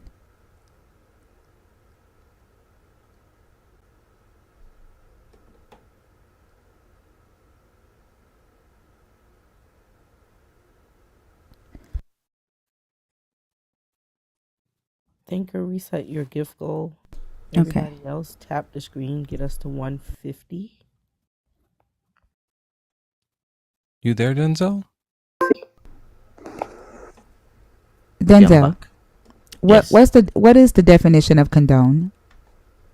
Condone, that means that God allows something to happen, allows something like to happen, right? And the definition of condemn? Condemn, that means he doesn't allow something to happen. So you do understand the question, yeah. And so you were being wishy-washy on purpose. No, I wasn't. I stand fully corrected, Thinker. I was hoping it was that, but yeah, he's just wishy-washy for sure. Okay, we had a problem on the word condemn and condone. right? No, we didn't have a problem. I don't have a problem. I had a You problem. so you did not understand at first. Is that what you're saying? Yeah. Oh, okay. So you know that your God condones slavery even today. Yes, it does. Okay. So then that would mean, right, that anybody that went against your God's wishes, right, for foreigners to be enslaved, that they would be disobeying the will of God. Yes, they are. And so therefore, do you have slaves, Denzel? I can have one if I No. get Do mine. you have them? I don't have the means to have them. Why don't you have the means to have a slave, Denzel? I don't have the financial ability to have them. I do not have things that can because Wait, hold on, if Denzel. there Do is- you condone slavery? Do you condone slavery? my God does not condemn, so I don't No, condone. I don't condemn too. no. Do you condone slavery? Yes, I condone slavery. So, okay, Denzel, before you did not. You said that slavery was not okay. So No, now don't- that, hold on, don't go Denzel, back stop to for a where second. we had Denzel, stop for a second. Because I used the words, is slavery okay? And you said no. So now, I said yes. no, you didn't.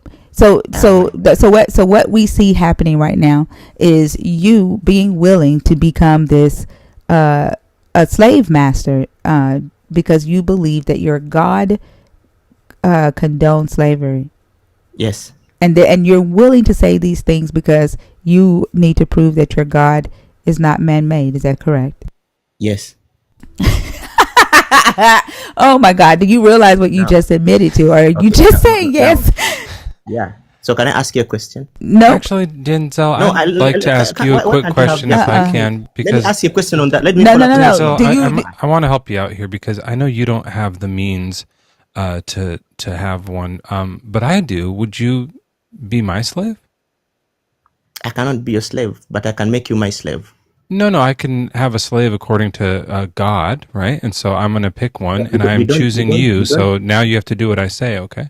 You don't believe in the Bible. Why should you be able? Why should you? You quote just from the convinced Bible? me. You I are an didn't, atheist. but I've been convinced now, and so I believe in it now, and so I'm going to have a slave now, and I can choose someone from the neighboring nations. Where are you from, Denzel? I want first of all, can you Like, what can I country make a are you point? from? Don't give me your address. Can I make a point, please? Yeah, what country are you from?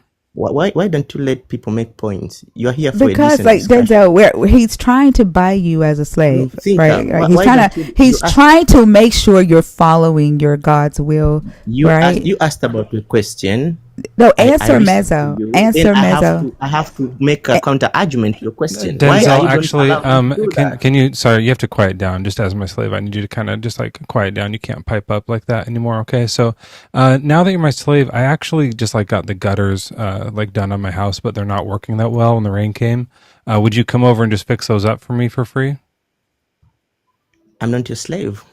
Yeah, I went ahead and I have claimed you as a slave. Does someone else own you? Mezzo, I saw you paid the price in the spirit. Like, what? Just go to be honest. You gave so- God the price in the spirit. Okay, so you don't believe in the Bible. You are an atheist. Okay. Oh no, a And thinker you're is telling not me you me. can own And slaves. yeah, sorry, I haven't- I haven't- I'm a believer, Denzel. I'm a theist. I'm a Christian. I haven't made my point. Hold on, I but don't you're think you're allowed to but you interrupt can't me. just tell Mezzo asked- he's an atheist, though. You asked about slavery, right? No, You he thought just my bought answer- you. You thought my answer would be God condemns slavery. That's what you wanted, so that No, you can you make such a originally big said that. You big came point back and about made a it. fool of yourself. Now, Shut up, Denzel, because you're a liar. You came back. You did exactly what every believer does on my stage, Denzel. You demoralized yourself so that you could fit this God.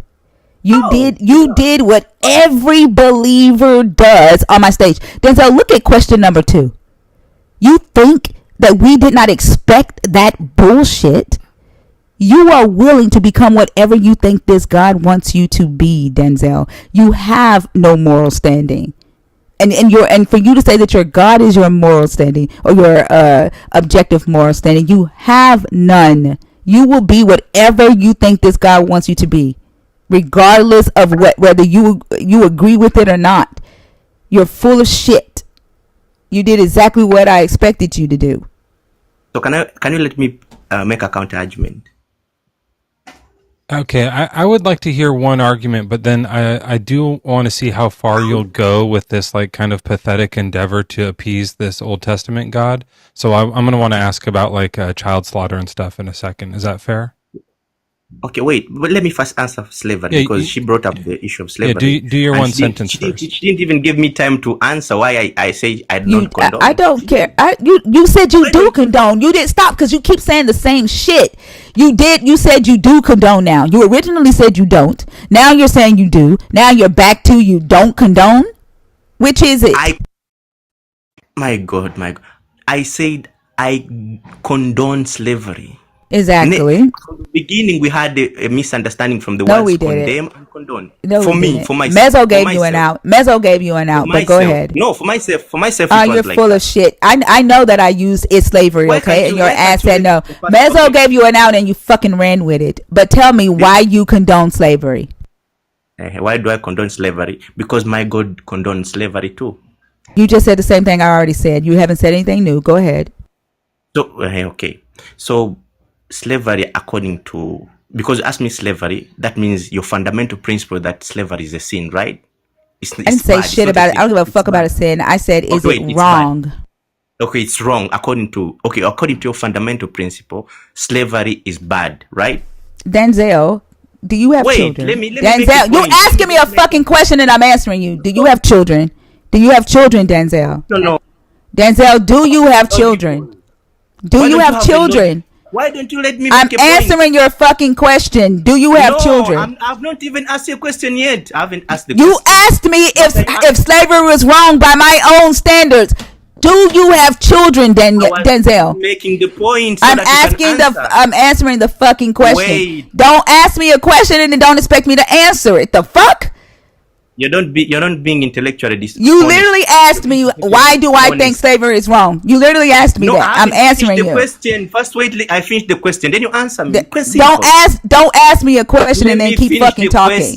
You did answer the fucking question. Do you have children? I think all people you can see now what's happening right here. Do you have children? God damn it! Damn. Yes or no? You are trying to run away from what I'm going to ask. Do you? You can ask. Okay, you have children. Denzel. Denzel, you sound like you are a foreigner. Okay, if you lived in America and the ICE officers came and took your children and made them slaves for life, would you be okay with that? I'll be okay with it. Yes. You are a fucking liar. You know that? I do have children, and I'm going to go ahead, Denzel. But you're a liar. Denzel, I do have children, Denzel. Denzel, pipe down. You work for me now, okay? I do have children, and I am going to go ahead and like put you in the will for me. So when I pass on, they'll be in charge of you. They're 9 now, so you'll want to get to know them really good because they're going to be your boss soon after I pass. Just make sure that's cool with you. Actually, I guess it doesn't matter. I don't really have to check, right? I hope every believer in here can see what this religion does to your mind. Like brain Denzel, like brain rot. Like he's literally up here saying that he would be okay, right, for a government to make his children slaves just because they're foreigners. Like this is the fucked up mindset that these believers like him have. Right? And regardless, like he's willing to say the shit just to defend his God, knowing damn well that he wouldn't. And then he's willing to lie for the greater good. That's why question number 2 is deception for the greater good justifiable. Right? He's willing to lie to defend this Jesus. There's no honesty in him. Yes, go ahead. Go ahead, Jesus' son. Okay. You're allowed to talk now, Denzel. I give you permission. Okay.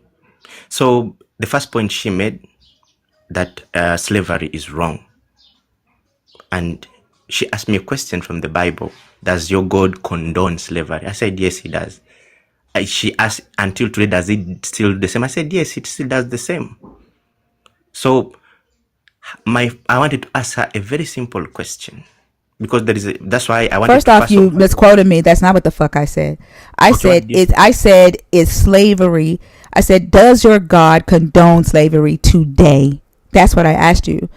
And I said, so don't misquote me. Okay, so you said, does my God condone slavery? I said, yes, he still does, because whatever is in the book, it is in the book. Oh, Because you there are is no quite like, you see what I'm saying, Mezzo? Why he changed his? Okay, Hold on, wait, stop, okay, wait. stop. You see when I said the book was final and it didn't change. That's why he changed. That's why he took that I didn't understand and ran with it. Yeah. Yeah. Yeah. You were totally right. I shouldn't have given him that out because he definitely Why can't you definitely played with that. Yeah. why can't you let me speak? So Go ahead. If you lie on me, I'm going to correct you. If you Okay, misquote what happened, I'm going to correct you. Just don't fucking lie. no problem. We already know No you're a problem. liar. Okay, no, I'm not a liar. Okay, so the Bible is final about God condoning slavery, and there is no verse in the Bible which says that slavery is bad. That's the issue. So if God condones slavery, then slavery is still there until today. Yeah, you're just So a piece of shit. my That's all question, that so we're seeing, right? so wait. So my question will be for you people: why do you think slavery is wrong? From which I already answered that fucking question. from which fundamental principle of atheism do you say slavery is wrong? I already answered that. Well, I thought that you at least was a decent human being, and I don't even know why the fuck I thought that with this Jesus living in you. What is But the when I source of- shut up, I'm answering the question. Okay. When I asked you if you had children, What and would is you the source shut of the your fuck up? morality? I'm talking. When I asked you if you had children, and would you be okay with ICE coming to get your children in a foreign land and making them slaves for life, your unethical ass said yes. But for me and for damn near everybody in this room, it would not be okay. Because here's the fucked up thing. Your Jesus says to do unto others as you would have others do unto you. You wouldn't want anybody making your ass a slave. But you would be willing to make your children slaves, to make other people slaves. That's how I know your Jesus ain't shit, and neither is you. So my source of morality is the Bible. What is the source of your morality? And that makes madam? you a shitty ass person. The very display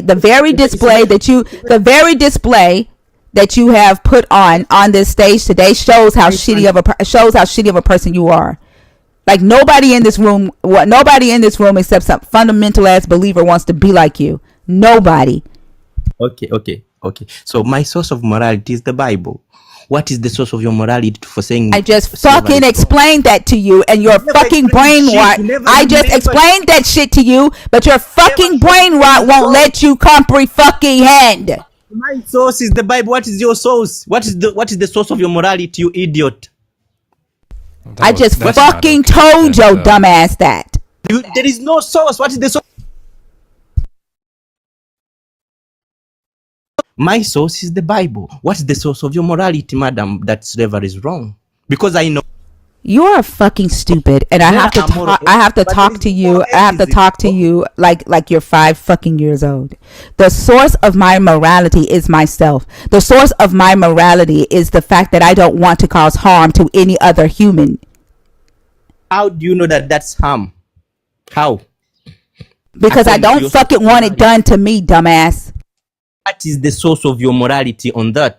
Because what I know, there are moral atheists, but there is no moral atheist. You sound dumb. Like, do you realize that you sound like a bot? You sound like a bot. You sound like a fucking bot. Do you realize that? Do you realize that? Let me say something. You sound like that you're from the continent, right? You're from the continent. Why isn't your ass a slave today? Why aren't you a slave today, Denzel? Always knew you're full of why aren't you a slave today? You know that you're supposed to be slaves of the Israelites, according to this book. I'm supposed why aren't you a slave? Why aren't you a slave today? I don't know. Maybe they can come and take me to be their slave. Then go and turn yourself in. Why don't you go turn yourself in? It doesn't cost money to do. Go turn yourself in. Go turn yourself in, Denzel, so that you can be right with your God. Go turn yourself in.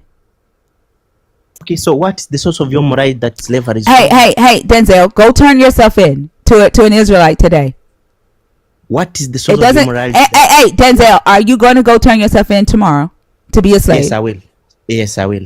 So you're a fucking liar. You are a fucking liar. You have no morality. Your morality is all over the fucking place. You are a fucking liar, and you are dangerous as fuck. You are dumb as fuck, And you have to You get the didn't fuck off my answer. stage, You you piece of expected. shit.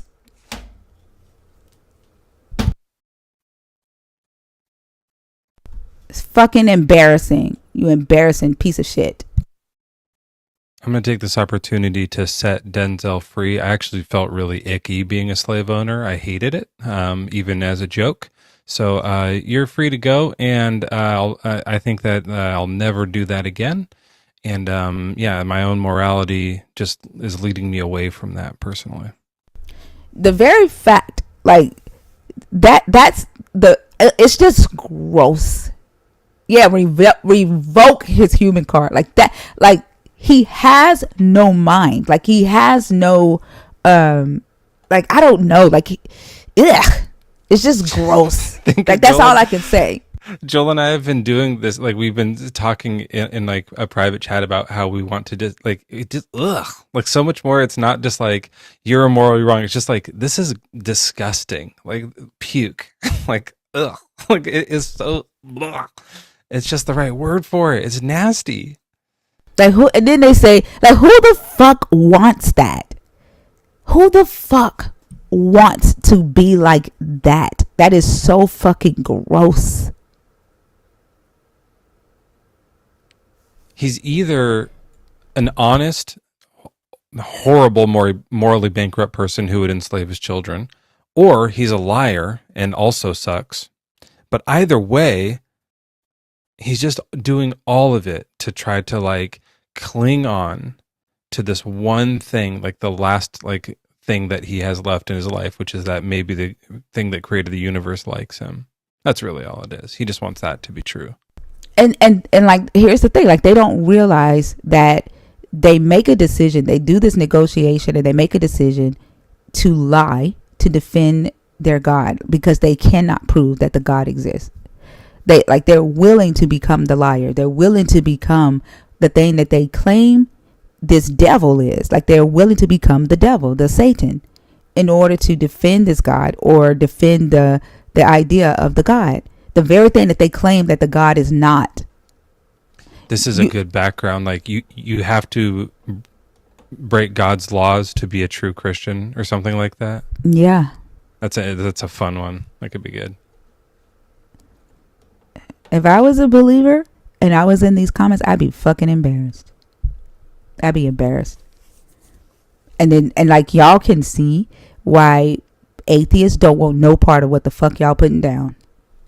Y'all have no freedom because, like, you're literally in bondage in your own minds.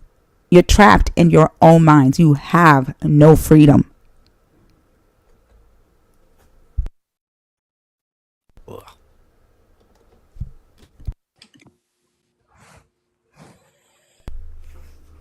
Dream. Hey, Hi, how are you? I'm good. How old are you for TikTok purposes, please? 33. And are you a believer? Are you deconstructing? Or are you an atheist? Deconstructing. Okay, which topic did you come up to discuss? The general idea that God is an idea created by man. Okay, go ahead. Um, I think the last like major religion that we saw was like Scientology. And I was just wondering if Christians have ever thought about the idea that if like Elon Musk or Jeff Bezos wanted to create a religion and fund a church and have believers and create a book and everything, how easy it would be for them to do that. And like with the promise of money that the adults, the parents teaching their children would teach them Muskism or Besoism or whatever they would call it, and how easy it would be to create a religion like that. It just goes to show you how easy religion can be made, especially when you have the means to do it. Yeah, somebody said earlier that in evangelical fundamental churches, they already kicking people out for preaching about Jesus. I don't know. I've not seen it, but they said that they're preaching about Donald Trump and not Jesus. So they replaced Donald Trump with Jesus. So, I mean, it's very, possible, right? There's a whole religion out there, Rastafarian, that believe Selassie was the Messiah, right? Because that, like, there is no evidence. It can be whatever you want it to be. Exactly. Yeah. Yeah, yeah. To Sheed in the comments, I don't know if you know what the definition of morals are, but morals is a system of principles and values, right, that drive your behavior or your conduct in society. So morals include values. So saying that atheists think values equal morals and laughing about it it speaks a lot about what you actually understand about what morals are.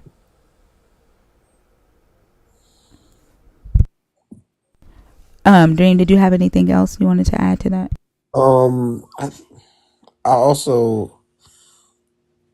no, I'm okay. Thank you. You're Oh, you know welcome. what? I also just wanted to just compliment and affirm you that I love how you don't like when men get like kind of misogynistic with you, you like kind of double down. That just makes me so happy. Thank you. You're welcome. Have a Have good a night. You too.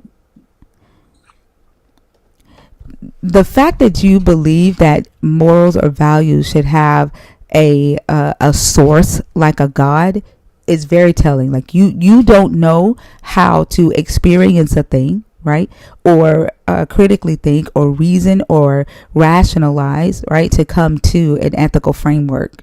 And because your ethical framework is based off of sacred text or theological doctrine, it is shaky and on a weak foundation at best, because y'all motherfuckers don't agree.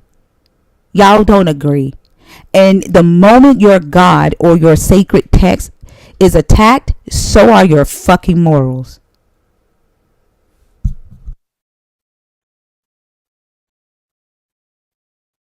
I think I've found like kind of, I don't want to say defeater because they're so weaselly, but to the morality thing, that's always like, oh, yours are subjective, ours are objective, but they're really not, and they can't offer anything. Which is, what is the purpose of morals? Like, what's the end goal of morals? And it really is to like help a society live and thrive and feel safe and protected and be able to live their life in a preferable way. And so all morals have to be is towards that, right? Unless they're going to say like morals are there to like try to please God or something like that, but it doesn't even say that in the Bible. Like it lists out all these rules that are, some are to please God, and then here's a bunch for society too. Like the end thing is to like make people live together in a more preferable way. And so all you have to do is say anything that's good is what leads towards that more preferable society. And then it's over. And they don't understand that. That's why we have, believers in the comments talking about uh, how do you know slavery is wrong from an atheist point of view, right? While they are not a slave. And forgetting that we once lived in a society where both European and Africans were enslaved, right, to a choice group of people, to the wealthy, right? They're not recognizing that somebody, right, in the world, some human said, this is wrong. A human said, this is wrong and it shall be no more. Not a God. And so while you're asking that question, sit the fuck down, right? And ask yourself, why am I not enslaved today? Why am I not the property of another human who has more money than me today? Don't spam my chat, Steve, because I will block your ass. You can say Jesus is love one time, then change what you're going to say. Yeah, say like Jesus is bullshit, or maybe like try Jesus is annoying, or something. Like just try a few other like ways just to switch it up. God is love. You're more than welcome to come on stage and answer question number 1, right? If you're going to talk about sin, come up here and answer question number 1. Because I guarantee you the bullshit that you think is a sin is not backed by your beloved book. Lord Sultan, how are you? Fine, madam. How are you doing? I'm good. Can I get your age for TikTok purposes, please? What, please? Your age for TikTok Pardon? purposes? Oh, I am 35 years old. I'm sorry, your age for TikTok purposes, please. I don't really get your point, please, but what's really I your think he point? said But how 35. old are you?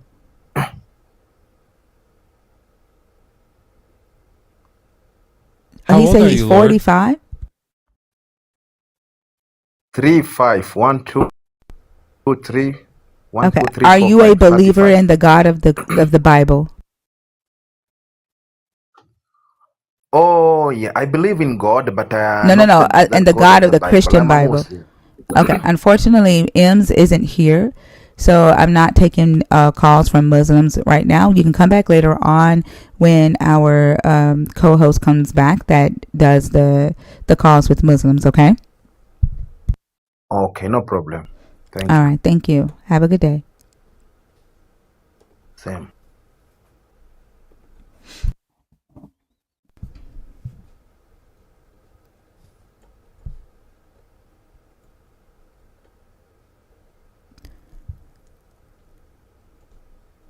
I probably have one more left in me, thinker, and then I'm gonna head out. Okay. Well, this is a friendly. Do you want to? Deja, can I bring you back up in just a second? I'm gonna bring up a op before Mezzo leave. Yeah, that's fine. Okay. I'll bring you back up right after this one. If you are a believer and you're in the guest box, can you please comment?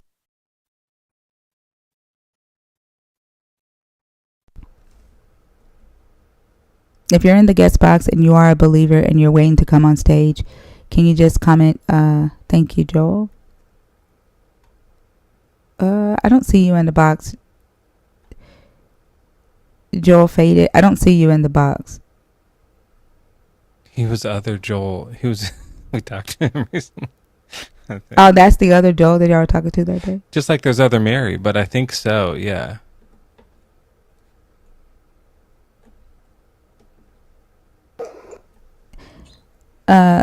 Is it Rabadab?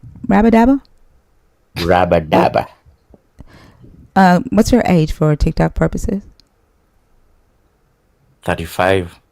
Are you a believer in the God of the Christian Bible? Total believer In the Christian God? in the Christian God, the Yahweh. Okay. And which topic did you come up to discuss? So God is an idea created by man. Are y'all gonna get stuck on that? Like y'all don't want to talk about nothing else? There's like 3 other topics on this board. Okay, what makes you a sinner? Yes, thank you. Can you answer that, please? Okay, according to the Bible, there are some laws which when you do them, you become a disbeliever. You become a sinner. Which the laws which God has said, don't do this, don't do that. If you do it, then you sin. Yeah, and which laws make you a sinner today? The laws of the Pharisees. Jesus says in Matthew 23, verse 2 to 3, follow the laws of the Pharisees. The Mosaic law still exists. Hold on. Jesus told you to follow the Pharisees' laws? Yeah, the law of the Pharisees. Hold on. But he called Mezzo, them. is this Denzel? Does this sound like Denzel? Nope. I don't think he said nope. Hold on. Hold on. Denzel, is this you? Nope, it's not me. It's not. It's not me. It's me. You blocked me, bitch. Oh my God. Yeah, he's got to come in. This is his third account trying to be ridiculous. Hey, Denzel, you're hilariously You blocked pathetic. me. Why? Why did you block me? He said nope. It's not me. It's not me. I'm not me. Block me by the way? Why is your Jesus? Why, like Denzel? Your Jesus is horrible. Like, do you realize that the Jesus that's inside of My you Jesus. matches the devil? Do you like the whatever you guys think the devil is? That's the Jesus that's in you. Do you realize that? So what makes you a sinner? Ask me a question. Let me answer that question. No. I'm past that. I just want to talk about the Jesus that's in you right quick. Okay, let's talk about Jesus. Okay. I want to talk about not about Jesus. I want to talk about the Jesus that's inside of you. The one that makes you lie. Yeah, the one that makes you lie. The one that makes you call women bitches. Right? You do realize I heard you call me a bitch? Yeah, you have called me a yeah, lot of that Jesus. No, I ain't call you a bitch. That You Jesus, but you called me a that lot of Jesus, shit. that Full of I shit. called you a dumb fuck after you called me an idiot. Yeah, you But called me a listen, dumb but fuck hold on, because I you. want to talk about this Jesus that's living in you. Can we do Okay. that? Yes, we All can. right. Now, your in this book, right? Your Jesus says that the devil was a liar, a deceiver, and a murderer from the beginning. Do you remember that? I read that every day. All right. And then he also says that you don't necessarily have to physically murder somebody to murder them anymore, right? He said that when you say harmful things, right, or hold hate in your heart for a person, you have committed murder, right? That's a metaphor. No, didn't he say that? That's not a metaphor. That is a Jewish tradition to this day. Where did he say that? In Matthew. Matthew what?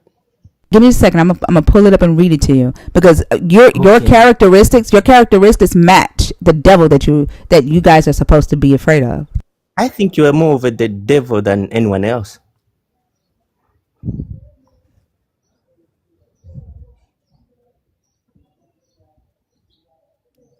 Robert, are you going to ask for forgiveness for the lying stuff later? I never lied to anyone. I said the truth.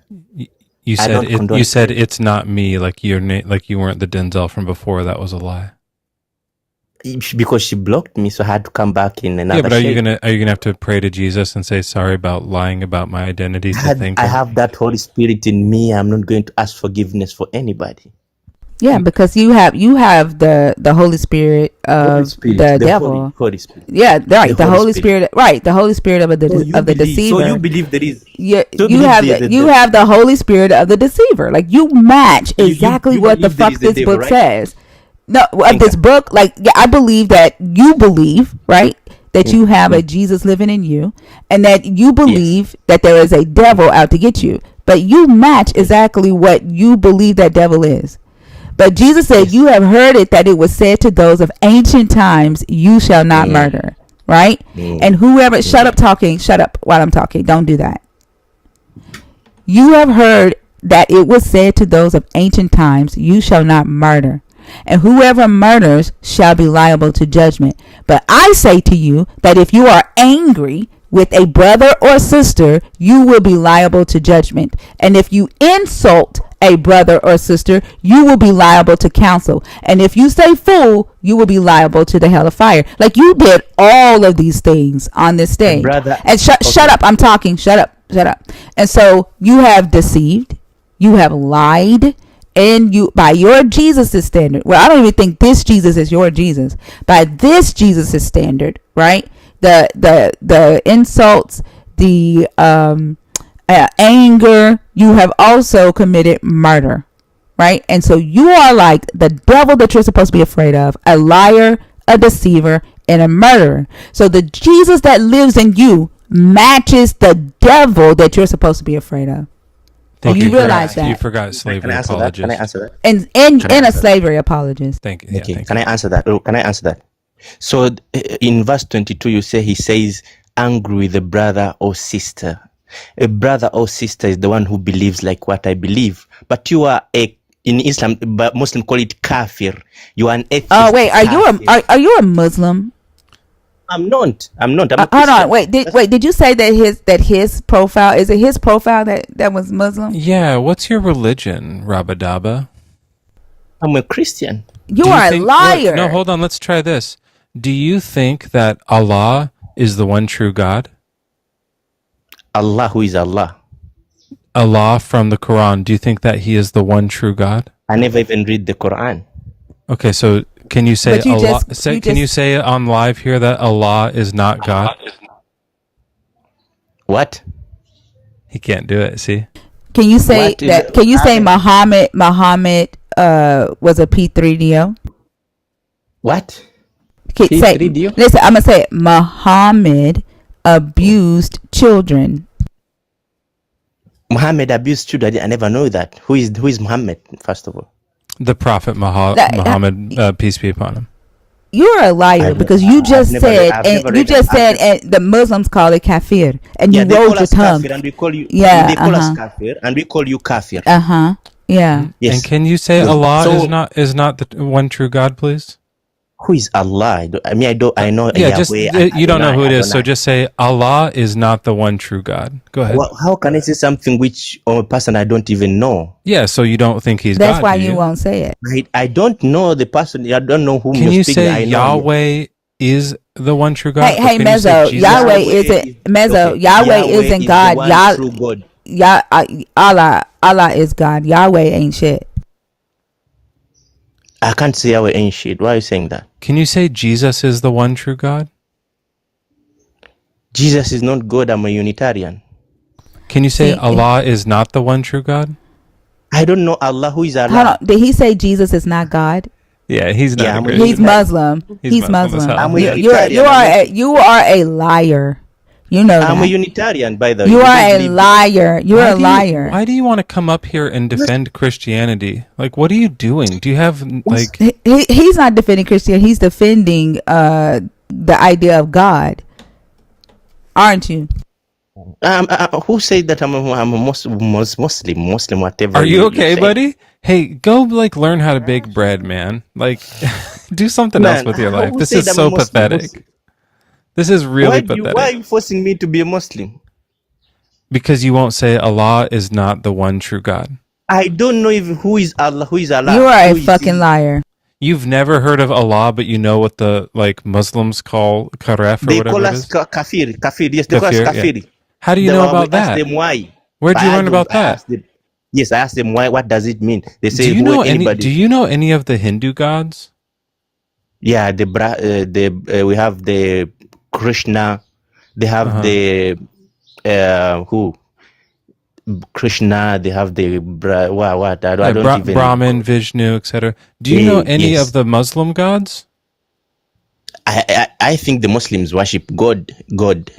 Yeah, what's They his say they name? worship one God. What's the name of the god? What do they call him?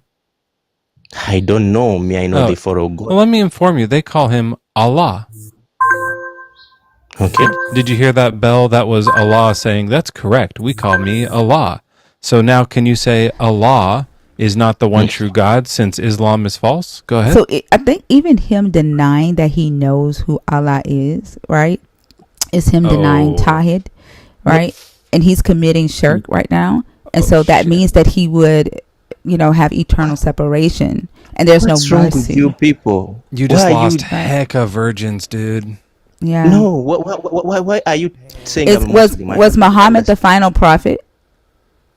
Who is Muhammad? No, you literally just said, right, that you didn't know that Muhammad essayed kids. So you knew who I was talking about then. Is Muhammad the final prophet?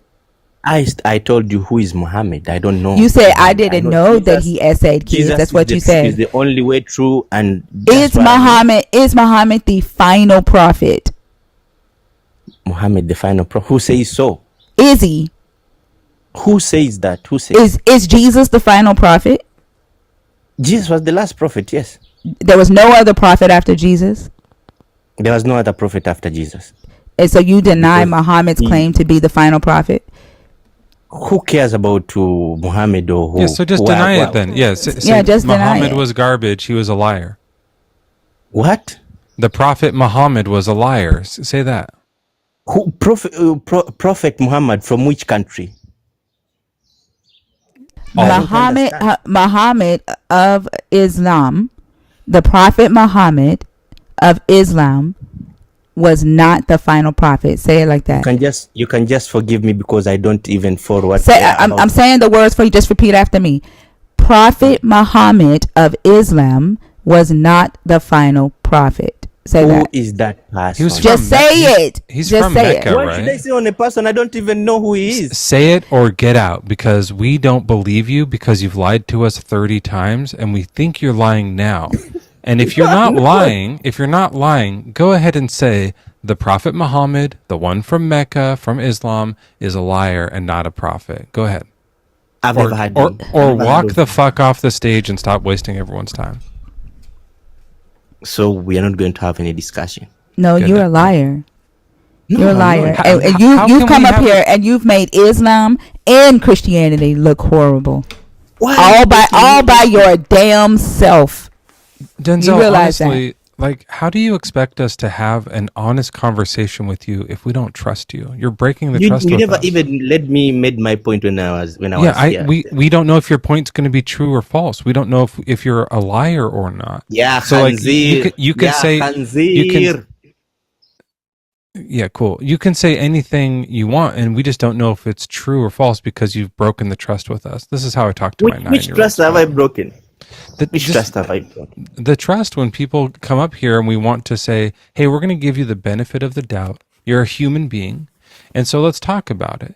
But then you started to say that you kind of condone slavery and we were questioning that.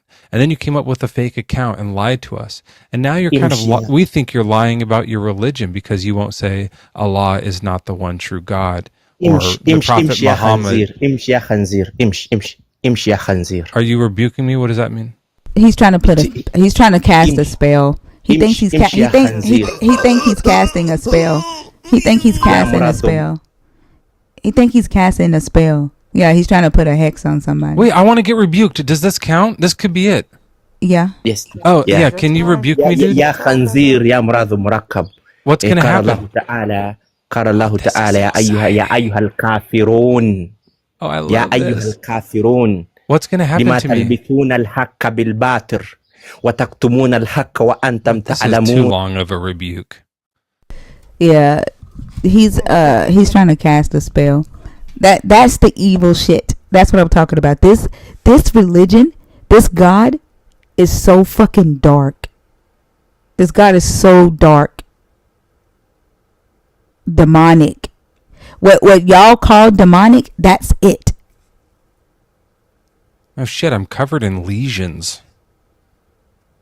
It is, Jack. It is demonic. Like for you to sit there and watch that and say that is not. But here's the thing. If y'all so-called had power, why the fuck is all of this shit happening on this earth?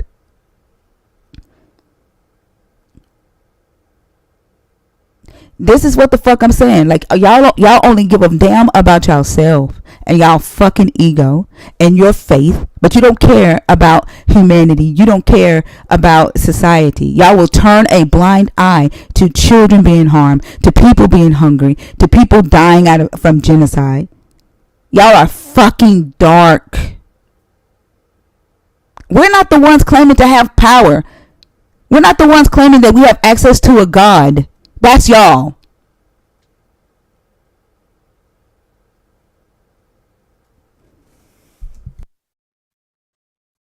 Everyone who's ever done a rebuke or a magic spell or any kind of a religious curse should spend every single day in front of hospitals, schools, and other places where people are endangered of any reason.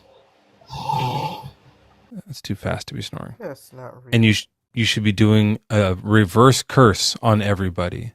But all you want to do is come up here and lie and then send your hurtful curses out as if that's doing absolutely anything to you. And no, the curse didn't work. There were no lesions on my body. They're nipples. I double checked and I was just confused for a second. So no, that shit doesn't work. And it won't work on the hospitals either. But the fact that you think it works and don't go makes you suck. You suck.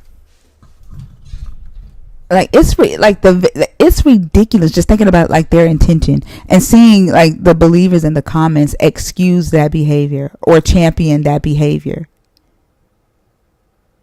And y'all can't see what the fuck is wrong. That's the problem. And then your response is, well, you do something about the hunger. But you want people to believe, right, that you have access to a fucking God. And then you get mad, right? You get mad when we tell you that your God doesn't exist.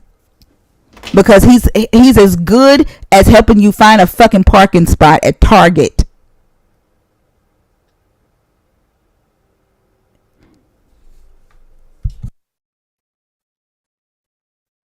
That is a little weird. I actually got a really great parking spot at Target like just a half an hour before I joined this live. I was like, I noticed it and I was like, whoa. So that is actually kind of weird that you said that. Oh, I forgot. I was like, that are you talking about me? Like I really noticed it. It was a good one.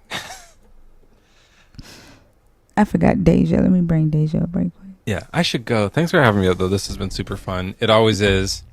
You're And welcome. I'll be listening in the headphones. And I don't know. I'll see you again tomorrow night, probably.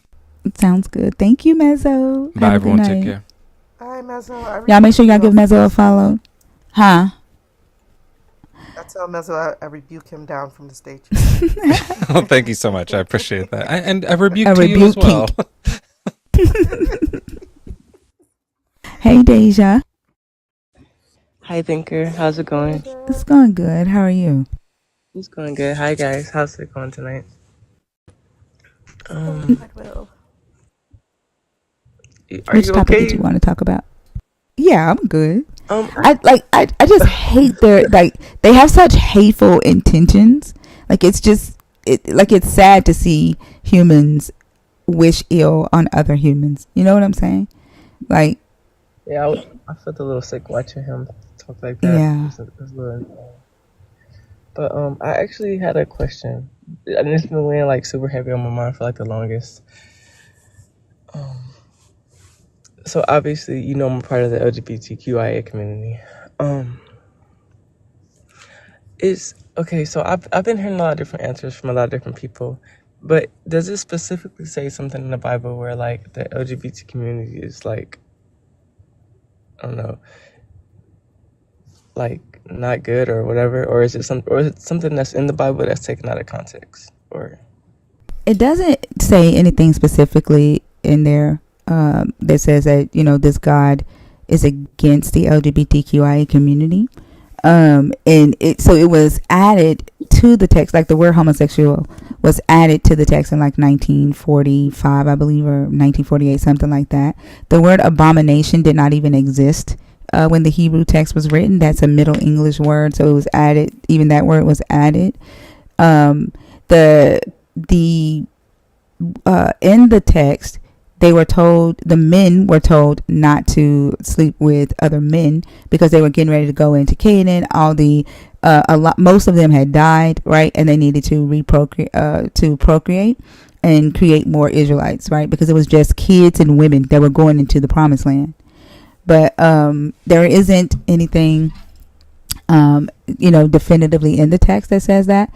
As a matter of fact, Matthew, when Matthew tells the story about the Roman centurion and Jesus going to, like, the soldier coming and asking Jesus to heal the Roman centurion's servant, Matthew uses a word that means child servant, which at that time in Roman culture, a young boy was the sex slave of a man of status.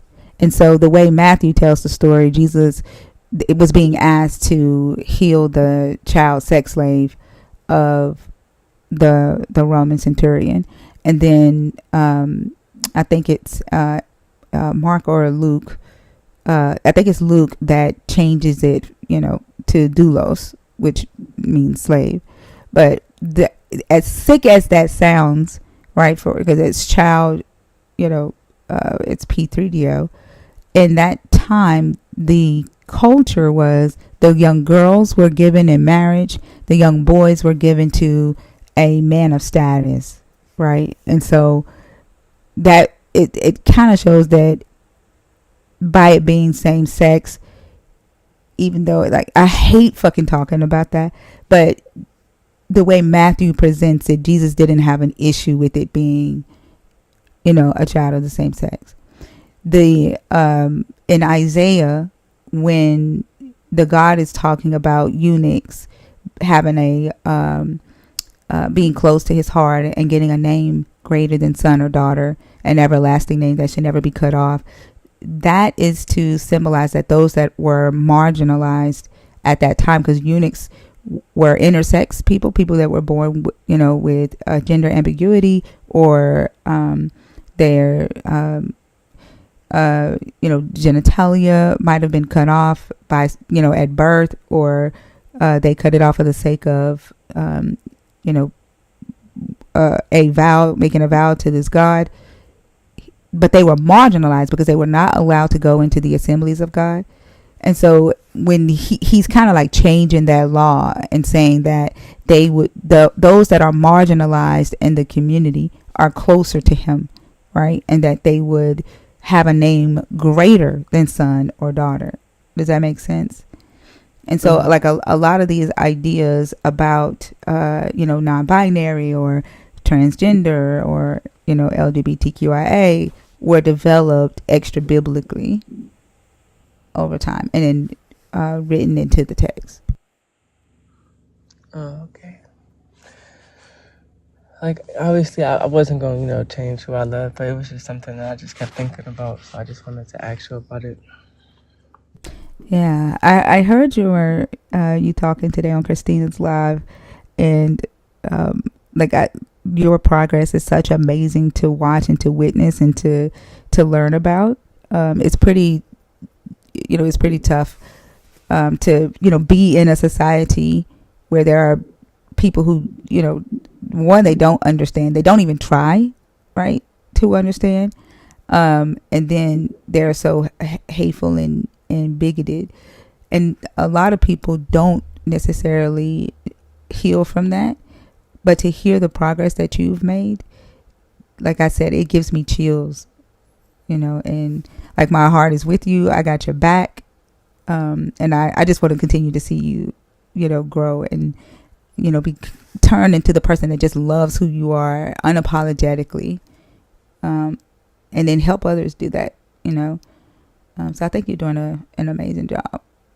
And that's so crazy to me because literally, like, the first time I heard you talk about the LGBTQI community or whatever, and I heard like how protective you were, like I felt so light because even my own mom, my own dad never supported me. They was like, I just don't agree with your lifestyle. I love you. It's like the conditional love, you know what I'm saying? So to me, the love never felt real or genuine, you know what I'm saying? Because it's like, oh, because of who I am, you can't love me correctly. Yeah, and I get it, right? Like, it's not, how can it be genuine if you're still judging me? I can't stand when people are around me that are believers and they say, I don't have nothing against the LGBTQIA. Like, I hate the sin, but still love the men. And I'm like, what? You're literally around them, judging them silently in your head. Like, what the fuck? Like, I don't want you around me, right? If you're telling me with your mouth that you're cool with me, but if I were to bring my loved one around me, right, you're judging, or you're going to make some excuse because you can't watch it. Like, get the fuck away from me. Like, I don't need fake love, because when the shit goes down, you're not going to have my back. You're going to take the side of your God. When it comes time to fight, you're not going to fight for me. So I don't need to learn to lean on you, because when I need to lean on you, I'm not going to be able to.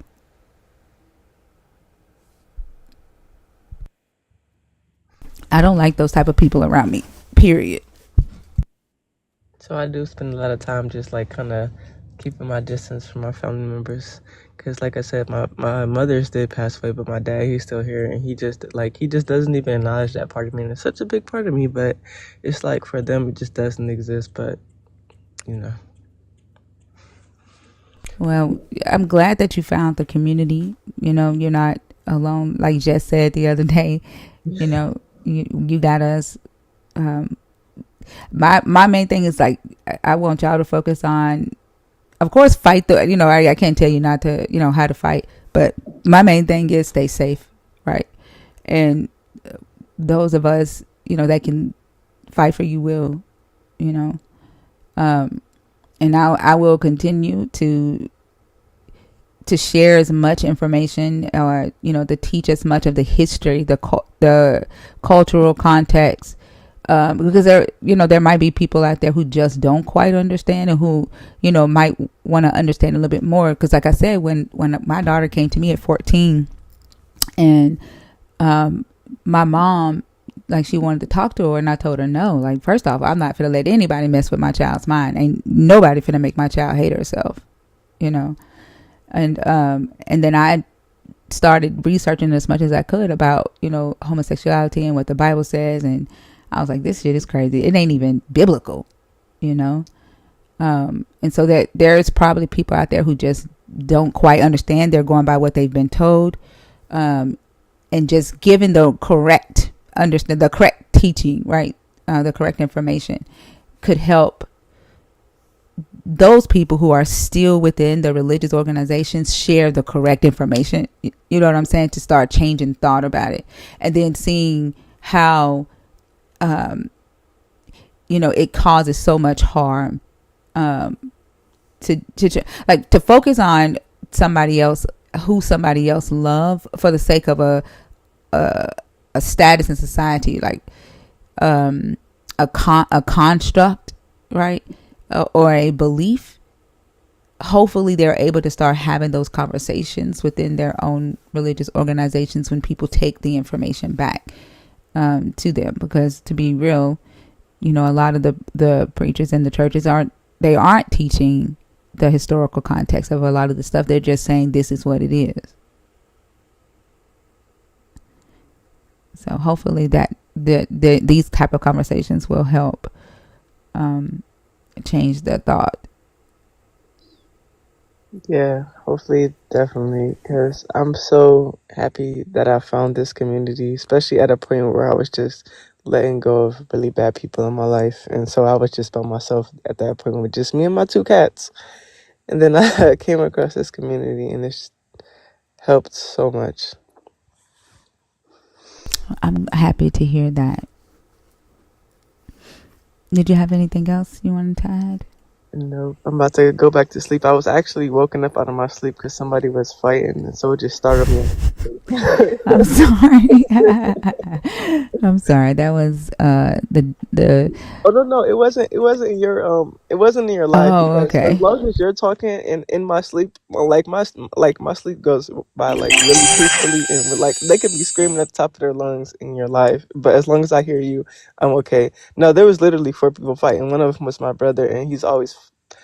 They're like my family is really crazy and terrible, and like I've had to call the police on them because the DV and other stuff, but that's why like a lot of times my safe space is really inside my car. Like I spend 99% of the time I'm in my car because I just can't handle my family.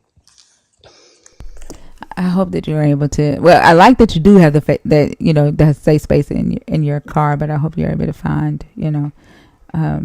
a you're able to feel safe in your home where you can chill and just watch TV. You know what I'm saying? And still feel safe. You don't have to be around them and worry about what they're saying or thinking. Because everybody deserves that, But I am at school a lot of the time, so for the most part, like I'm either at my school or in my car. So I'm actually okay. I'm okay as long as I have this community. So I think like I'm 100% fine. I love it. What are you studying in school? Computer science, because I found out so I took a year break after my mother got sick because I was just trying to figure out my life and how I felt about it. And then when she passed in July, I was like, all right, I found this thing called full stack web development, which was coding, and found out that I actually found something that I like. I'm like, oh my god, I really love doing coding. Like I love the JavaScript, I love like the coding language, I love everything about it. That's what's up. That's what I'm talking about. Like I don't see how anybody could see, the healing, they could hear your story, they could see your progress, right? And say that that's hateful or wrong. Like shit, I'm fucking speechless. Like that's amazing. And I think like it's so good that you're going into computer science because that's where the workforce is going, and so you're gaining the skills to keep you relevant to the workforce when everything is damn near AI. And so like you're ahead of the game too, and you found something that you like doing. Like you don't have to, you won't feel like, how believers be in the comments and say we're still slaves today. Like you won't feel like a slave. Like you'll be doing what you love. Yeah, that's what's up. My biggest dream is like I don't want to work for a company. Like I'm gonna spend around when I'm like a junior, I want to start looking for clients so that I can build their webs or their websites and their applications. And I really just want to get into that heavily. You know what I'm saying? Just live my best life and traveling the world. Yeah, I believe it. You'll reach that goal. You're pretty strong. Thank you. You're welcome. I hope you get some rest. And thank you so much for coming up. It's always a pleasure speaking with you. Thank you. Good night, guys. Have a good night. Have a good night.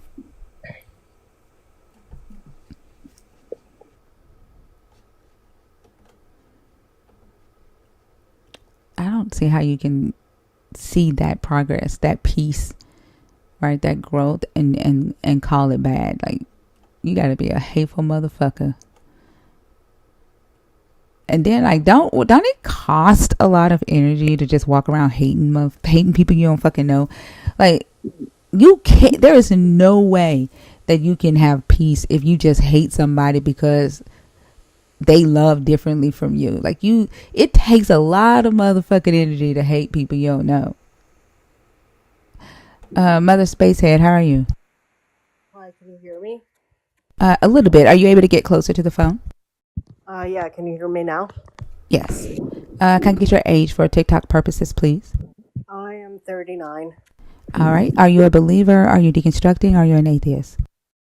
I am an atheist. I love Satanism. I'm not sure if I'm a Satanist, but I think it's beautiful. I actually joined by accident, but I just wanted to. I've been. I thought I can't join because I don't have many followers, but I guess I joined. So, just wanted to say I really appreciate you, and you've taught me so much, and I listen to you almost every day. Thank you. I appreciate that. Yeah. Maybe I'll talk to you some other time when I have like something actual to talk about. But yeah. Sounds good. There's a lot of noise. I can barely hear you. Oh, okay. Well, I'll talk to you some other time. Okay. Thank you so much for coming up. It was great meeting you, and I look forward to having a longer discussion with you. Yes. Sure. All right. Have a good night. You too. Bye.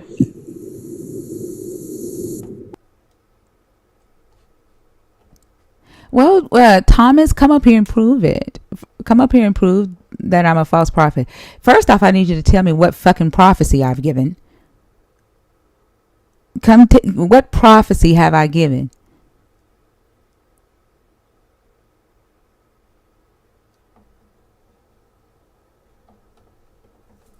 I keep telling y'all to come up here and prove these claims, but y'all won't get in the box and do it.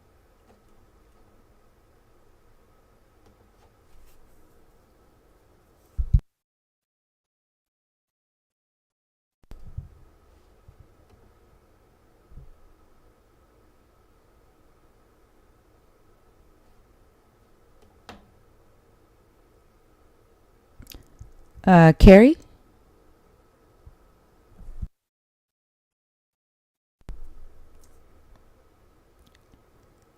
Carrie, are you there? Alrighty.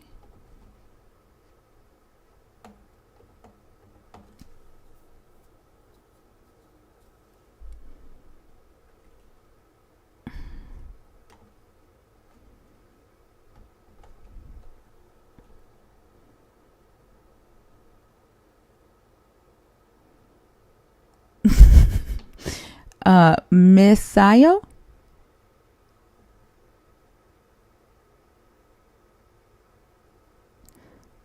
Okay, I guess they're not there.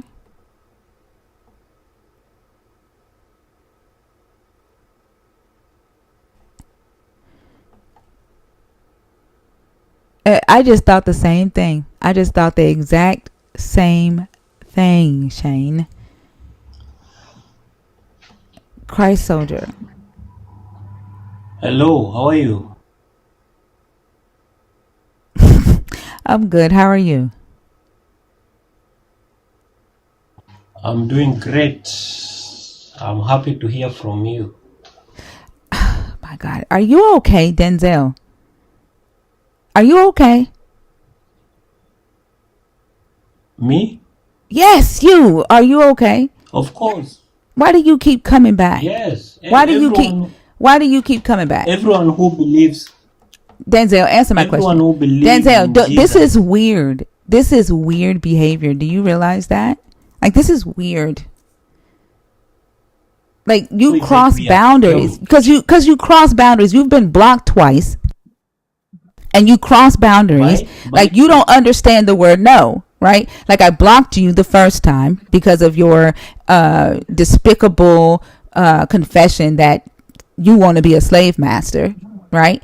Then the second time you come back, I like, literally, I have thrown your ass out of my head. I don't even fucking remember what you did the second time you came back. I can't even recall because, like, I've forgotten. But what the fuck are you doing back? Maybe you're mistaking me with another guy. You have never blocked me. Are you sure it's me? You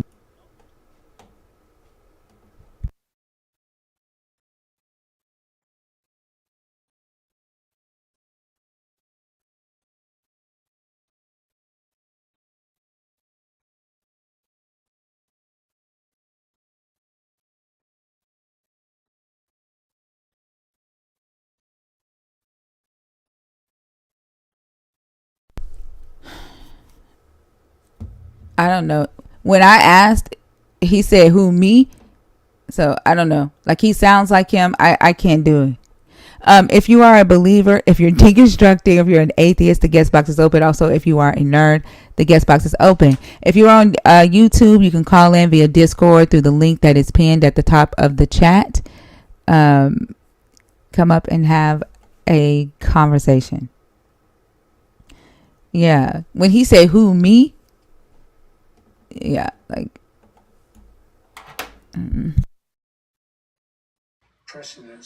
Librarian, hi, how are you? Oh.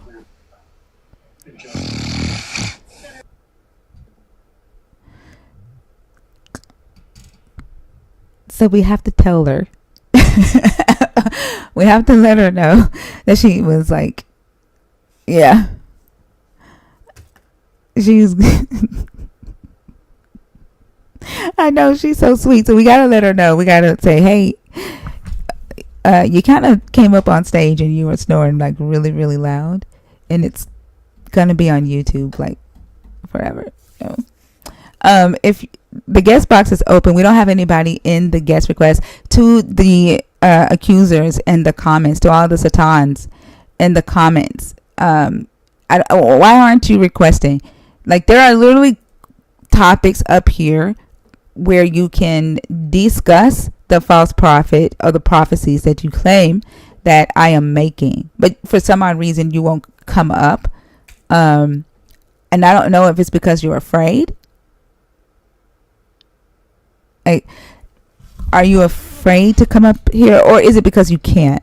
You can't prove that I'm teaching falsely, or giving false prophecies.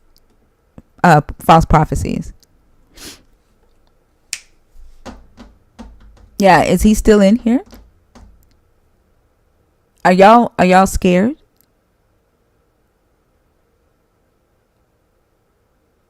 No, it's Tari. It's because Apple, the app isn't in the App Store, so no one can subscribe. I also said that you can do it from the desktop, but I couldn't figure out how to do it. I didn't see it. I guess in my version, because I have a PC, that's definitely got to be him, because I dropped him and he's back in the guest box. It's definitely Denzel. It doesn't there isn't an option to subscribe from the PC. I don't know how Oso is seeing it, but I've lost my subscription to a few of my favorite creators. But until the app is back in the App Store. How did you do it, Danny? I can't find the subscribe button on anybody's profile. Where is it? I saw he put you in the chat, Lola. I mean, I put you in the box.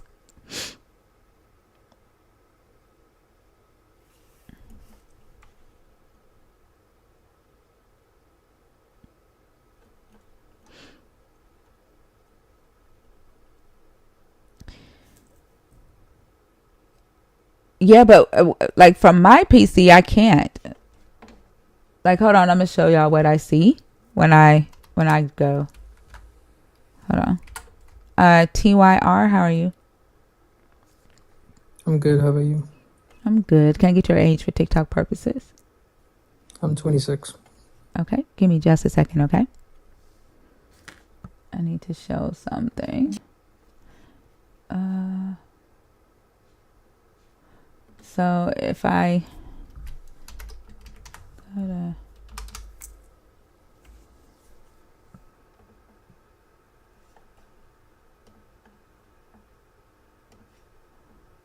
Okay, where is it? Where do I find the subscribe button? He said he's 26. Where is the top right? Hold on, I don't see it. Am I missing something?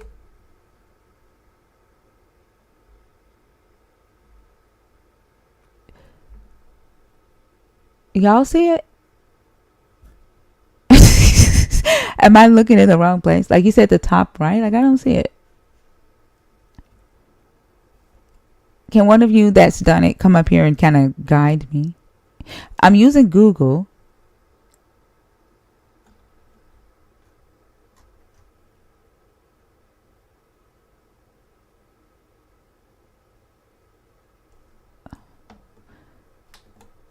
Like it doesn't... Yeah, I don't know. It's not letting me resubscribe. I don't know how y'all are doing it, but I don't know. Let me see.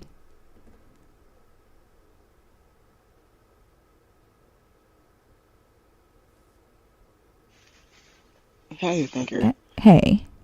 Hey, well, when I did it, it was during your live, so I Oh, went in okay. and I did it that way, but I did see that, you know how you can go into your actual settings, and it should give you a subscription list in there of who you're subscribing to, and you should be able to do it that way.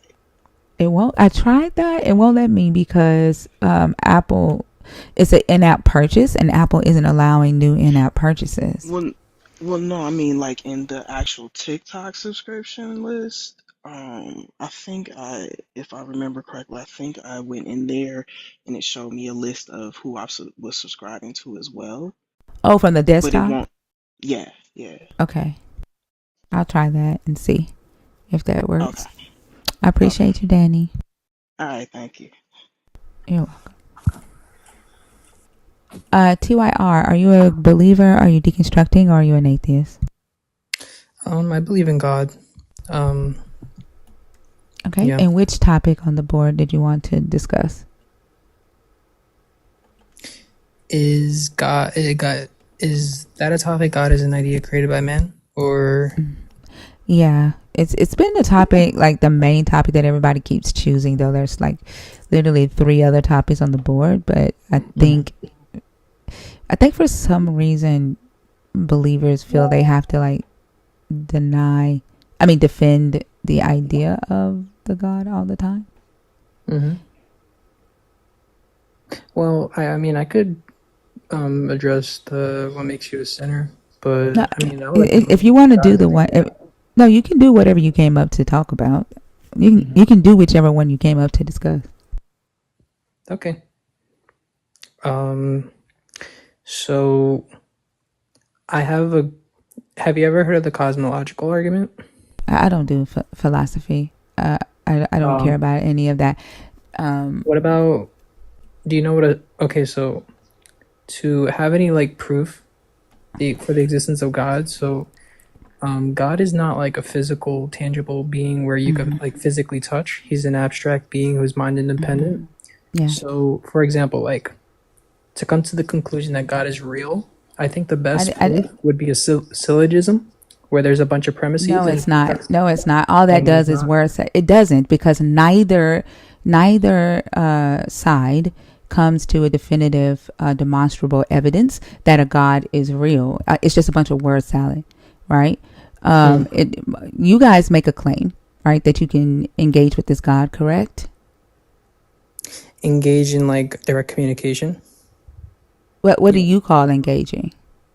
Direct communication. Or there's other ways to engage, correct? Like the God lives in you. Yeah. Right. You have power because the God lives in you. I don't necessarily have power, but God is all powerful. But He just uses So us. you have an all powerful being spirit in you, and you're powerless with that all powerful being living in you. Oh no, I didn't mean it like that. I meant like I by myself can't. I didn't say by yourself. I'm saying with the God living in you. You have power with the God living in you. Yeah, I have like power to walk day to day, overcoming certain things within my life. He gives me that power. That's like literally anybody has that power. Like anybody does that, right? You don't need the God to, walk day by day and overcome things in life. But when you have a standard in which you live by, not a lot of people have like a specific standard. If you have a subjective morality, you're perfectly flawless within your moral system. But within so you think the God of this Bible, you think you live by an objective moral standard? Yeah, of because course. This God lives in you. Okay, let me ask you a question. Yeah. Does this God condone slavery in this Bible? Does it condone like what kind of slavery? Just slavery. Why do y'all ask what kind? Is there a good slavery? The reason I ask is because we use slavery today in the 13th Amendment. Is there a good slavery? I didn't ask about what y'all do or what America do, unless you think America is God. Is America your God? No, I'm just asking what kind of slavery. But why does it matter? I asked, does your God condone slavery in the Bible? It condones servitude. Yeah, servanthood. It condones slavery.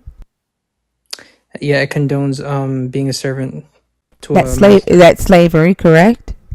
Yeah, if you want to define it like that, yeah.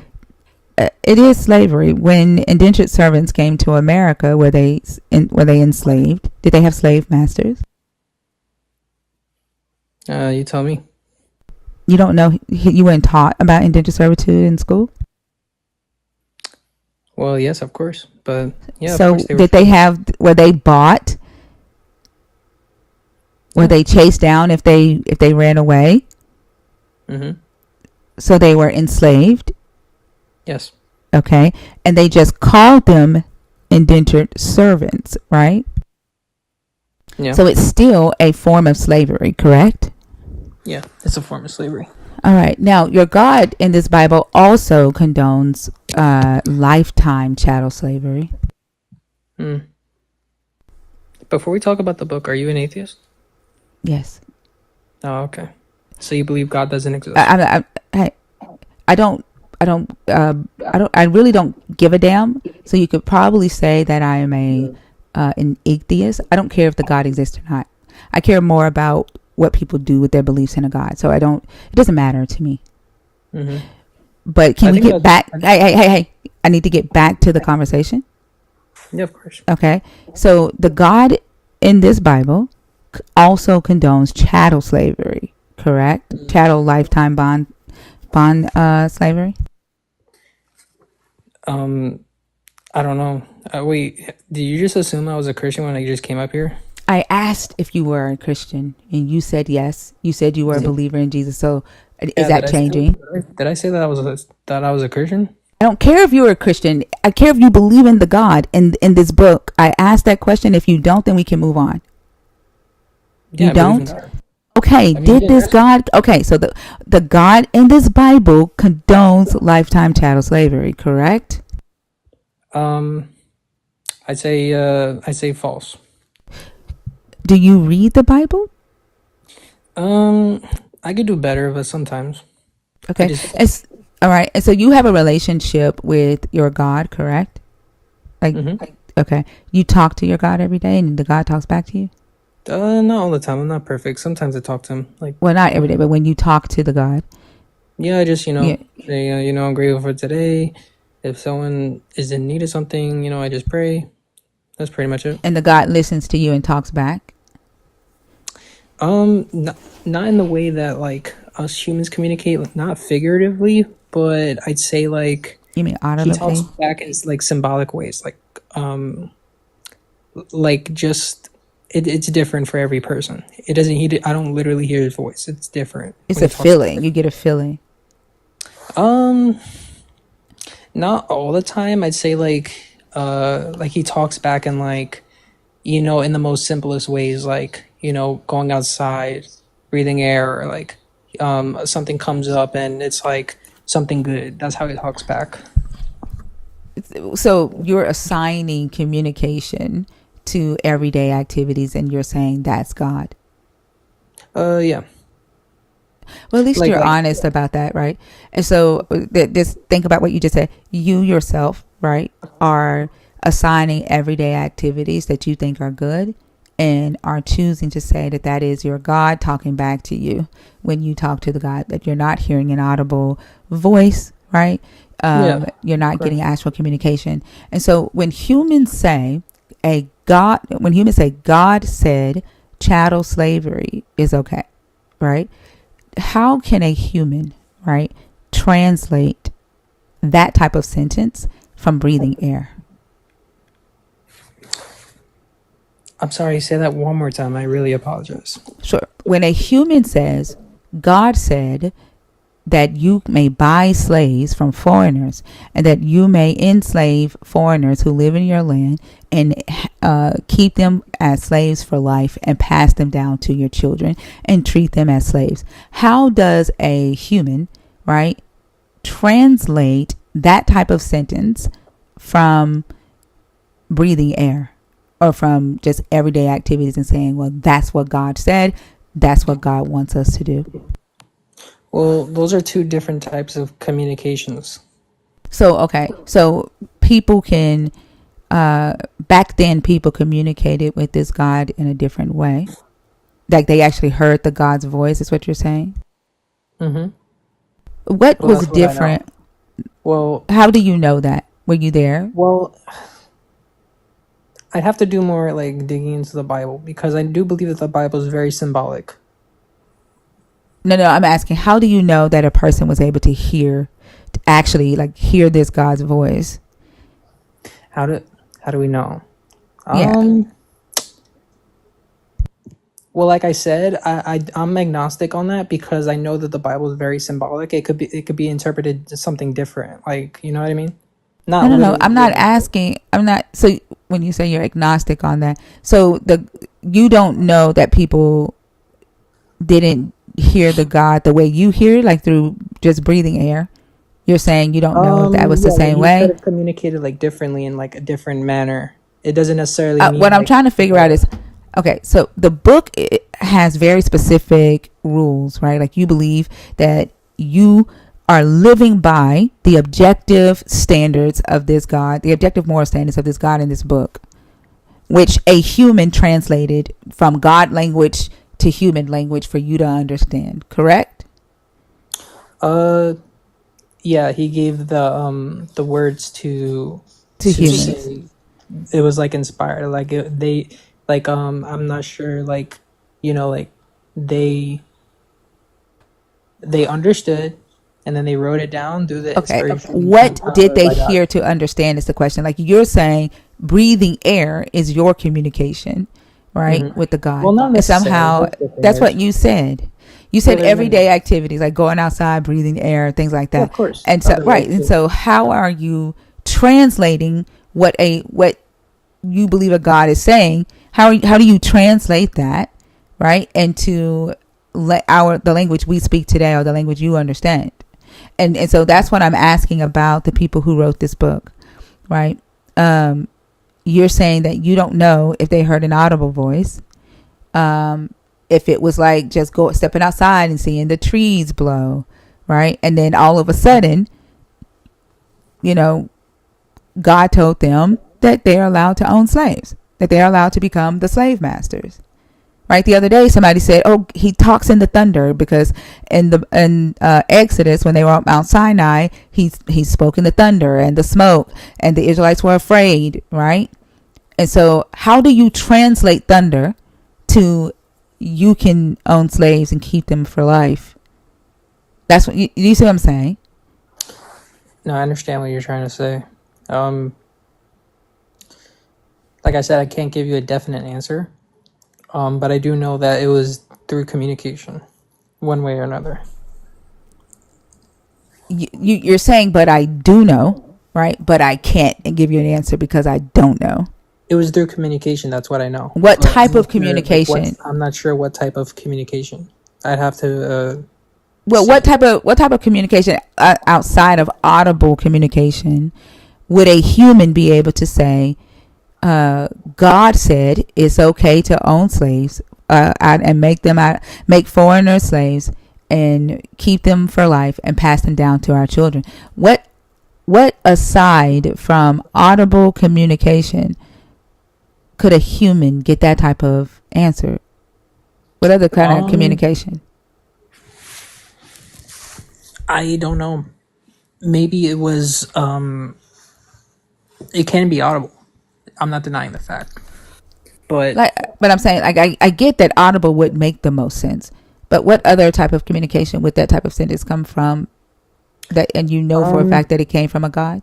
I would have to say audible just due to the fact that there's specific instructions, and the way that God communicates with me is totally different. It's not necessarily audible, but it's through like different things within life. So I guess I guess you would be right with the audible regarding like specific instructions, like the 10 Commandments and everything. Well, anything this God says in this book, right? Like, it would have to be audible. A lot of what you believe to be moral standards from this God would have to come from a human saying that, the God spoke to their mind, or they heard an audible voice that other people heard, right? Say these words, right?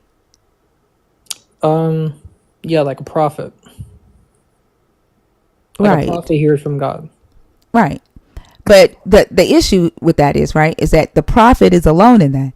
The prophet is the only one that can hear the voice of God. And then everybody else around, right, has to trust that this prophet actually heard the voice of a God, and that God told them to go and enslave people of another nation. Their faith has to be in that prophet, that prophet actually heard from a God. Because they weren't there to witness it. They weren't there to witness it. They're not in the prophet's head. They have no idea whether a conversation actually took place in that prophet's head, right? And if a conversation did take place, they don't know. They don't know for a fact what was said in that prophet's head.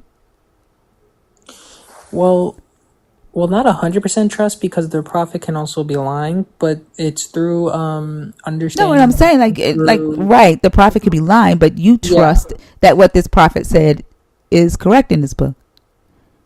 Well, there's other prophets that are false, but you have to understand the specific prophets that God. I think you're going off on a tangent on something that I'm not. What I'm saying is, because you believe, right, that your morals come from this book, correct? My morals don't come from the book. My morals come from God, which is in the book, the God of the book, correct? The God of the book. What do you mean by the God of the book? The God of the Bible. The God of the book. Yeah, so words. And because of the words in the Bible, you believe that's where your morals come from. Yes, my morals. Okay, why did I have to do all of that? Like, it's simple enough to say that you believe your morals come from this book, from the Bible. Like, why did I have to break that down and we ended up at the same place? Yeah, I'm just like, because the book is just a physical thing. You're just it doesn't matter. It's what's inside the book, right? Yeah, what matters is what's actually because like I said, like, you can throw away the book, but the words still remain. So yeah. But you haven't read it, so why would you throw away something you haven't read? I've read the Bible. What are you talking about? I asked you if you read the Bible, and you said exactly. So why would you throw away something that you have not read? I'm just saying, and then for you to say, right, that you get your morals from the God of this book, but you barely read it, right? How can you make the claim that you get your morals from the God in this book and you haven't read it? Oh, because I believe that God has written his laws within our hearts. So really, and so therefore slavery is okay with you? Well, do you believe that we should put criminals in jail? I don't think that we should enslave them. I mean, that wasn't really an answer to my question. Do you believe? Yes, we should put criminals in jail to Okay, so rehabilitate you them. promote the Stop 13th talking over Amendment. me. Stop talking over me. I did answer your question. Yes, we should put criminals in jail to rehabilitate them. No, we should not enslave them. Yeah, so you believe in the 13th Amendment. I do not. I voted to ratify that in my state. We no longer have that in my state. No, that's interesting. It is very interesting. So it was on the ballot in 2022. It was on. I'm talking. It was on the ballot in 2022 in a lot of southern states. Who keeps muting me? So she's sitting right next to you.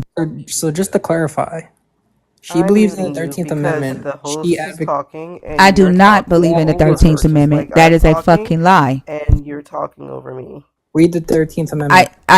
You don't listen. I understand that you don't read your book, and I understand that I have to break things down for you like a sandwich, right?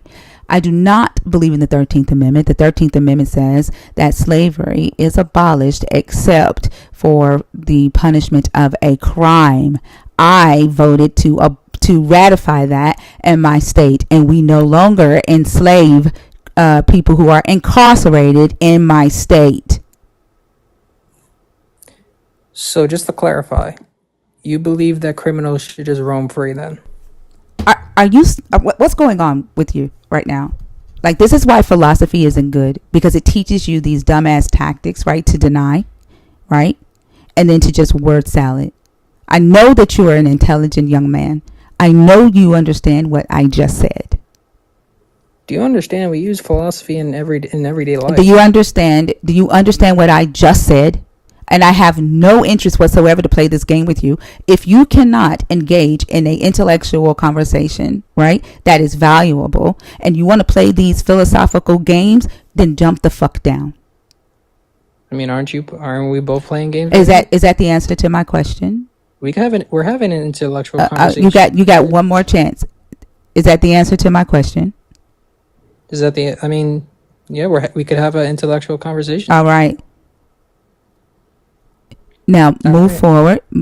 Is slavery okay? Yeah, like I said, it depends on the context in which you mean it. So yes. So slavery is slavery okay, period? Some forms of slavery is okay, but unnecessary, harmful forms of slavery is not okay. But to your God, slavery is okay, period. I mean, don't you believe so too? Why the fuck are you asking me that dumbass question? And I just told you that I voted to end it for people who are incarcerated. Okay, so criminals should just roam free. Okay, goodbye. I don't know. That's not what she said. Like, hey y'all, I that is so irritating.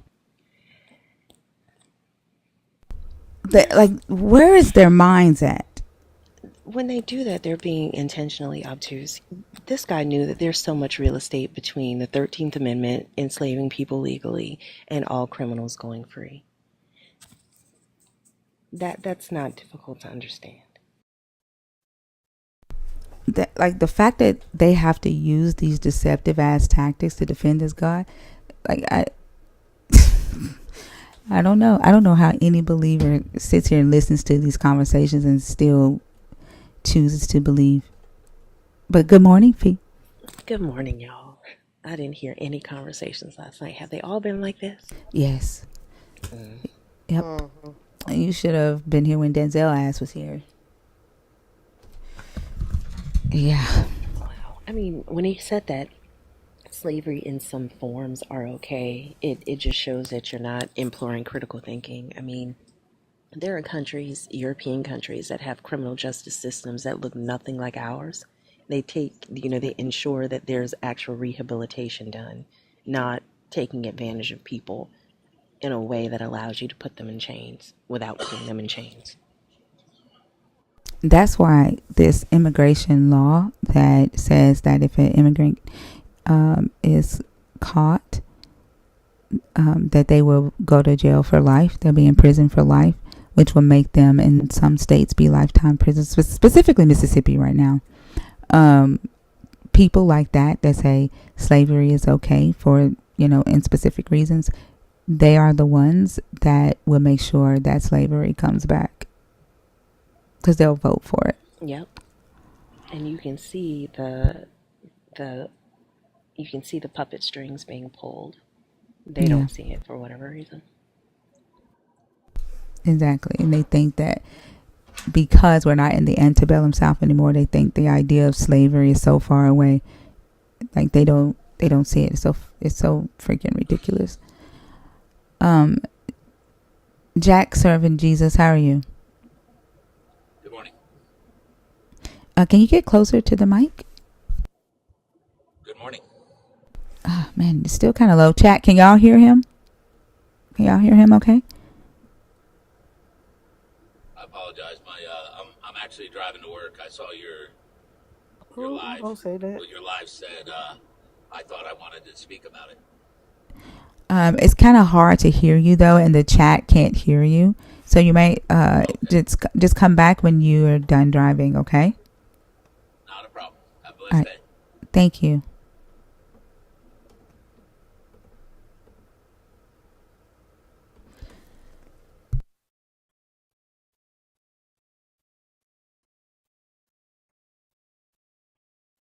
Fee, you want to do the next one? Or are you Sure. still waking up? Okay. No, I'm awake. I can do it.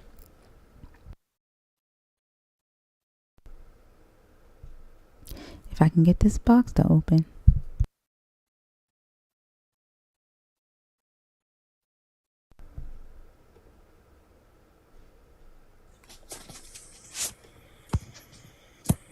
Good morning. Is it Turbo?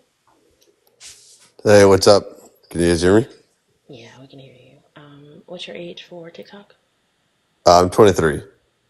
Okay, you gotta be 25 for Thinkers Panel. 25? No, you have to Yeah, be it's at the top. 25 for Thinkers Panel. I'm 25. Like that was gonna work.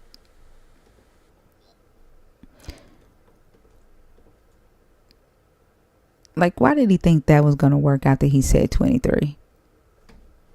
I thought he said 5. I was like, what?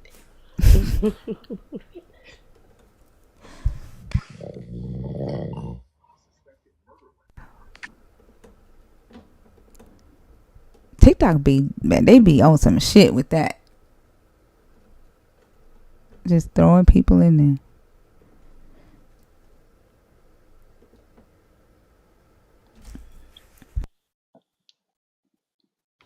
Hey, Jax. Good morning. How are you? Hey, good. Thanks. Yourself? I'm doing okay. What's your age for TikTok? I'm 25. Okay. And are you a Yeah. Christian? Are you deconstructing, or are you an atheist? Yes, I am Christian. All right. What topic would you like to choose? Um, hmm. Uh, Out of the three topics you guys have, Correct. Yeah. okay. Could you clarify what you guys mean on number two? Is deception for greater good justifiable? I'm not lying, bro. So I know what thinker means, or I know what I mean with that topic. But thinker, did you want to explain what you meant? What you meant, so we can take the conversation in that direction? I think I might be walked away. So one of the examples that's often used that shows that this God uses deception for his advantage is the story of Abimelech and Abraham. Are you familiar with that story? Oh, this is the one to do with Abraham supposedly being sent by God to sacrifice his son? That one?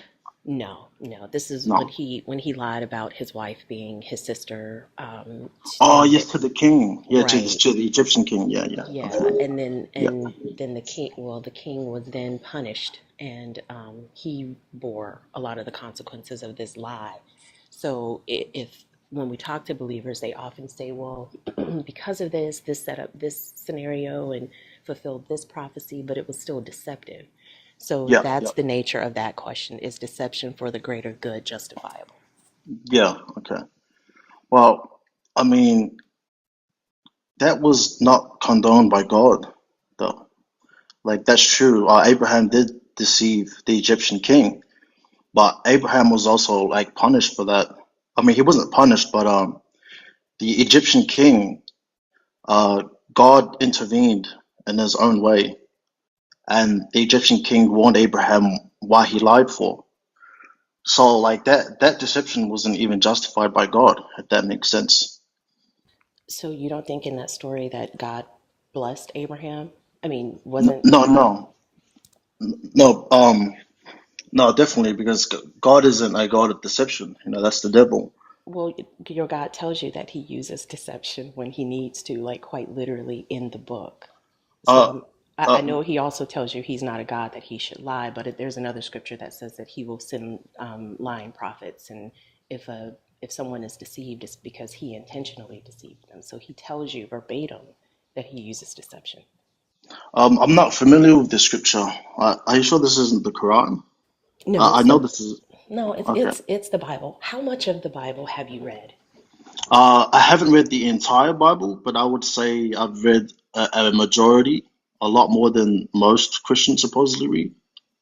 Yeah, and I think that's part of the problem when we have these conversations because Yeah, it's yeah, it's that kind of thing. Like if a person, I use this analogy all the time. If a yeah, person reads a certain book in the Harry Potter series and they come away and say, "Oh, well, yeah, Snape's the villain. He's this terrible guy." Well, that's yeah, because you didn't read the whole book, so you don't know the whole story.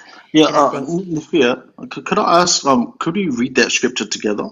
which one are you talking about? The one that you mentioned about God allowing the deception, etc. You mean when God said that He would use lying spirits? Yeah, whatever that one is, because that's I've never actually heard of that. I don't really. I think maybe you interpreted it differently. Well, we don't interpret scripture here. We just read the book. And give me 2 seconds because I'm just Yeah, getting up. I got to yeah, get yeah. to my. I'll read that because Hold on. it What, I doesn't just make. got back. What you need me to bring up? It's the scripture where God says that, where Yahweh says He'll use lying spirits because He said that God doesn't lie. Yeah, Okay. God doesn't lie. That's inconsistent with his character. So, It's 2 Kings 22, I believe. Or it might be First Kings. Give me just a second.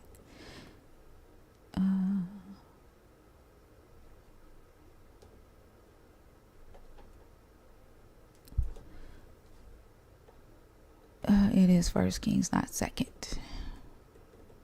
It's 1 Kings 22:19 through 23.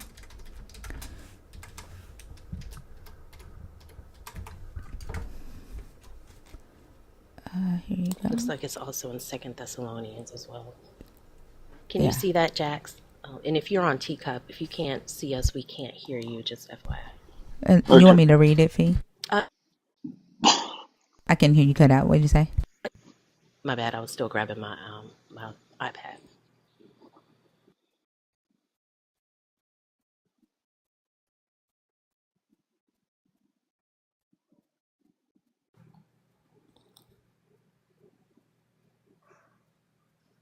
I'm sorry. You want me to read it?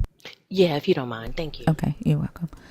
Then Micah said, "Therefore, hear the word of the Lord. I saw the Lord sitting on his throne with all the hosts of heaven standing beside him to the right and to the left of him. And the Lord said, Who will entice Ahab so that he may go up and fall at Ramoth Gilead? Then one said one thing and another said another, until a certain spirit came forward and stood before the Lord, saying, I will entice him. How? The Lord asked him. He replied, I will go and be a lying spirit in the mouth of all his prophets. Then the Lord said, You are to entice him, and you shall succeed. Go and do it. So you see, the Lord has put a lying spirit in the mouth of all these your prophets. The Lord has decreed disaster for you." Hey, Thinker, what scripture is it? 2 Kings 22:19 through 23.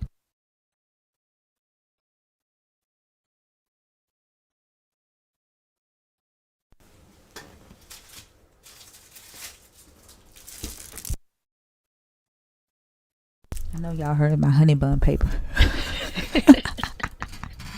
You need a snack and Jax, when you're on Teacup, we can't hear you. Teacup. When Oh, you this is my first time on TikTok Live, so. Yeah, so I'm saying when we see that Teacup, we can't hear you. I don't know if you're speaking to us though. Oh, wait, what? So how do I make sure I'm not on Teacup? Well, you have to stay on the app. Oh, yeah, sorry, I was trying to read it on the online Bible. Yeah, and Um. Thinker has it on the screen. She pulled it up, but you see Oh now yeah, the yeah. the Sorry. background. Yeah, it's right there. Okay. I was asking her if she could give us the full context of the story that's going on here. So Yeah, it's about Ahab. Ahaz. Like. Yeah, your God wants to kill Ahab. Um, he's trying to. Well, first they're talking about um, uh, getting guidance from the prophets on whether they Hmm. should go up against Ramoth Gilead and fight. They call him Micah. They are scared to talk to Micah because they said Micah always, prophesies doom for Ahab. When Micah gets there, he tells them that he sees God in heaven Yeah. conspiring against him to send lying spirits to convince him to go up and fight. Hmm. And could you scroll down so I could read the entire thing? I don't want to go out and then have you guys not hear. Yeah, I read it. You didn't hear me when I read it. Oh no, no, I heard you. Sorry.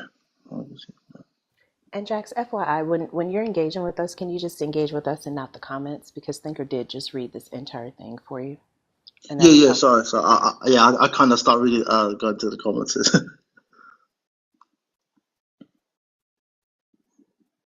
Okay.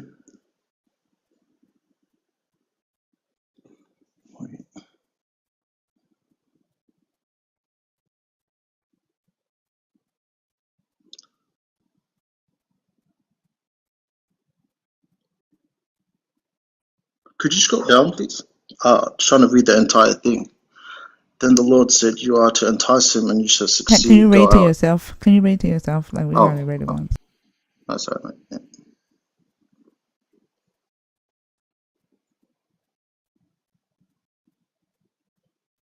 And could you go to the next chapter, please? I'm familiar with the story of Ahab. No. I know that. No, I'm not doing all that for you. Like, honestly, I'm tired of having to do this work for y'all. Like, you should know your book, to be And, honest. yeah, Oh, and I think the this is only reason why I say that is I'm reading it. I understand, but I need to make sure that this Well, then is what it is you're gonna have to because. do that on your own. I'm not doing all that work for you. Okay, okay, that's fine. yeah, and Jax, the reality is this is just one scripture that you'd have to dig a little deeper into because it's not the only one Yeah, that yeah, God yeah. says that He'll use deception for the purpose of accomplishing what He wants.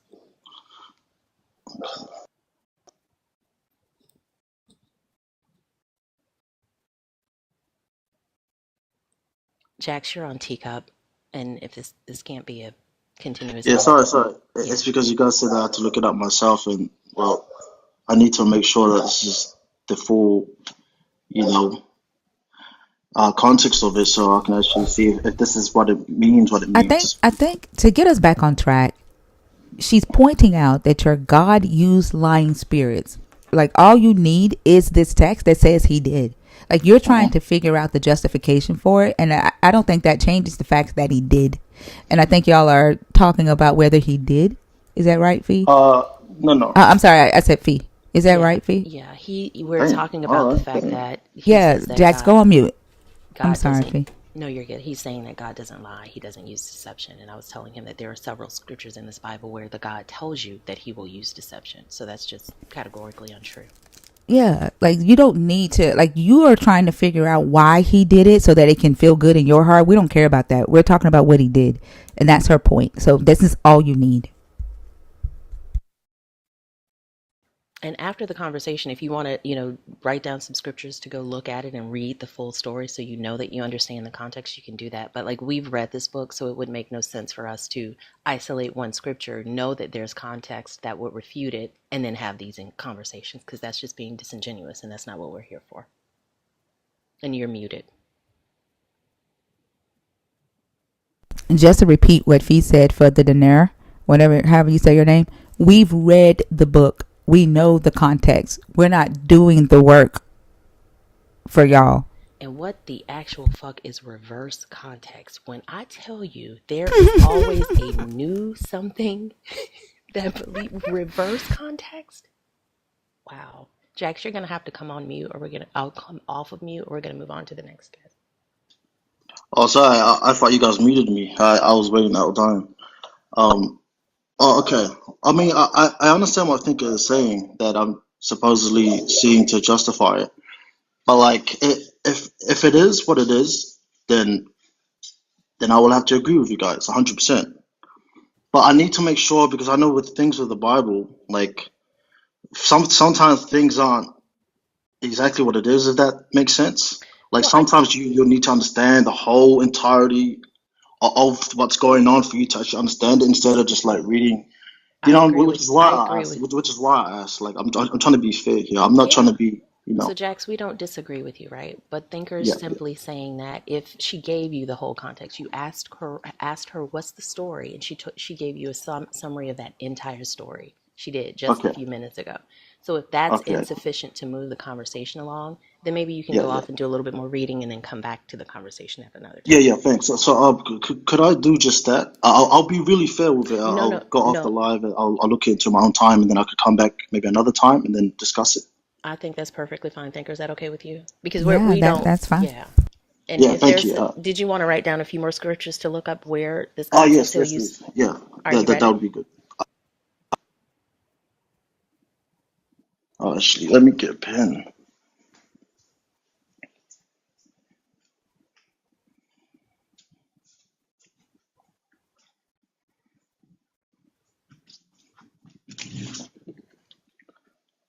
Got a pen here somewhere. I need to write this down. Oh, it's all right. So, what was his original Did he? Which one did he choose? Number Topic two. 2. Hmm. And what was his original response? Is deception for the greater good justifiable? Did he say yes or no? I don't know Uh, because he went right into does God, are you saying God deceives? no, I So said no, no. you did say it's not God is, just a, yeah, no, well, no. this question doesn't speak about God. It just asks if excuse me, if deception is justifiable for the greater good. Do you think that that's true? No, that's not Okay. true. I don't believe that. So, when Jacob deceives his father Isaac, Yeah, yeah. was that wrong for Jacob to do? Yes, that was wrong of Jacob to do. And then your God blesses Jacob when he does it?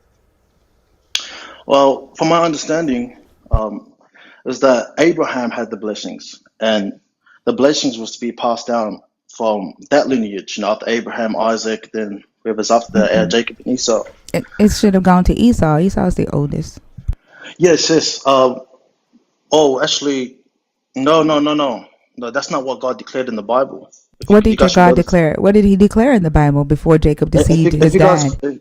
no, I'm not trying to be like rude, but you No, no, guys no. need to read the Listen, Bible. listen, And, okay, listen, listen. Okay, and don't call okay, me sis again, please. Okay. okay. Um, you said that's not because I want you to pay attention to the topic that we are talking about, right? And the Yes. question we are trying to answer. Okay. Hmm. Okay. Now you said that that's not what your God declared regarding Esau and Jacob Yeah. and the blessing, right? Now I'm not talking about the birthright. The birthright is something different, as Esau states when he's talking to his father, right? Okay. So, what did your God declare about Yeah. that blessing when it came to Esau and Jacob before Jacob deceived Yeah. Yeah. Esau? Okay. I can't mention it verbatim by words, but it was something to do with that the younger brother shall rule over the older brother, which was Esau, and that was signified by when Esau and Jacob came out the womb. Jacob held on his heel, and this was told by the mother. I forgot her name. Um, I don't know exactly what scripture, but we can search this down. But Yeah, I that's know. what. Keep going. I know what scripture you're talking about. You're saying your Yeah. God said this to her. I believe so. I believe so. There's a lot of stories, but yes, I the Bible does it say something like that. I don't know if someone in the comments could search it down because I don't want to teak up this thing, but that's actually not correct. And Esau, actually, if you know the full story, Esau was the one who actually sold his birthright when Jacob, when he came down and he was hungry. He came back from hunting and he was hungry, and he told Jacob, his younger brother, "Hey, can you give me some food? I'm parched, I'm hungry." His little brother actually deceived him, and he said, "Hey, I'll give you this food if you actually give me your birthright." So there's Thinker, actually a lot more to the story than. Thinker just made a distinction between the birthright and the blessing. We're talking about the blessing right now because that's where the deception occurred. Okay, so what blessing are you talking about? Both brothers were No, let me blessed. ask you a question. So, how do you Yeah. know that it was your God who said this to Rebecca? Um. Well, can we? Do you have the scripture, Thinker? It's It's been a Genesis. It's while. in Genesis 25. Yeah, it's been a while. This was back when I was in Sunday schools. It's a few years now. I can't remember every story because the Bible's a big book. I can't, remember it precisely. But I do remember that story had something to do with what I just mentioned, if that makes sense. Right. Yeah, yeah. Like, I'm not trying to, we can just read the scripture and we can, yeah. Because I do remember that both brothers were both blessed. So, Right. But who? But yeah. who told her that this was going to happen? Is my question. Um, I don't want to be wrong. I don't want to get the Bible wrong, and I don't want to mislead anybody. But I think it was what I think it was that I think I don't know if it was God. I think it was God that said this. It had to be because I remember the story where Jacob grabbed Esau by the heel, and that signified that he should rule over his older brother or something. And Esau went. I think he married She Edomites, and she they went had to see yeah. she went to see an oracle, right? I don't recall. I don't It recall says that. she went to inquire of the Lord, right? Oh yeah, She yeah, yeah. she went to see Okay, an oracle because there were no priests at the time. okay, There were yeah, no prophets at the time, right? So she went to go and see an oracle to see why she was having why yeah, yeah, the kids were struggling. And yeah, the oracle told her, right, yeah, that yeah. she had two nations in her womb. And so Yes, if yes, that is the case, right, yeah, Rebecca decided to take matters into her own hands, correct? correct. And Rebecca decided to deceive Isaac, correct? Yes, yeah, So therefore deception was used in order to for this oracle's prophecy to come to pass, right? It wasn't yes, something yeah. that happened naturally, did it? No, it wasn't something No. that happened naturally. You're right. You're right. Right, right. Yeah, So deception was used for Jacob to be blessed over Esau, yes, yes. right? And then your But God, hold on, and then yeah, your God, seeing Rebecca and Jacob create this deceptive plan, stayed yeah. silent the whole time they did it. Did he not? God gave us free will. No, I no, can say I, the same. I, I don't care about that. Did he stay silent? Yes, Did yes, he did. okay? So he stayed silent, and then after Jacob gets the blessing, he shows up Yeah, to Jacob and he says, "I am the God of your father. I'm going to bless yeah. you." Correct? I'm going Yes, to give you the seed. So therefore, Jacob, even let's say, even if it was your God's plan, yeah, yeah. deception was a part of that plan. Correct? Do you mean God abides plan? Because that's what you're saying. Then no. You're saying, okay, was it your God's plan for Jacob to be blessed over Esau? Yes, yes, And 100%. how did that plan come about? That came about. What are you talking about? God's plan? How did if it was your God's plan for Jacob to be blessed over Esau, correct? Yes. All right. How did that end up happening? Yeah. So obviously the mother used deception and deceived Isaac, right? Okay. So your God's plan No, was no, no. achieved. Your God's Oh, plan was achieved through Rebecca and Jacob's deception, correct? no. God had a plan, and bro, Finker, can I have the time to Am I explain this, asking a bro? hard question, Fee? Am I asking a hard question? Finker, can I Hold on, Jack. Stop for a second. Am I asking a hard question? I'm trying to figure out. Like, No, the question's not hard. I think, Jax, why this is difficult for you is twofold. One, what I think you're about to kind of go towards is that other people were deceptive, God wasn't. But Thinker's point yes, is, yes, and the point of this question is the use of deception justifiable if it's for the greater good? And I'm assuming that you okay, think God's plan is for the greater good, correct? yes, yes, that's correct. Yeah, I think you're struggling with this because there's an entailment here. Like you just said that use of deception is never justified, but you see where God Yes, utilized the deception. In this particular case, I agree with you. It was indirect. It wasn't your God doing the deceiving.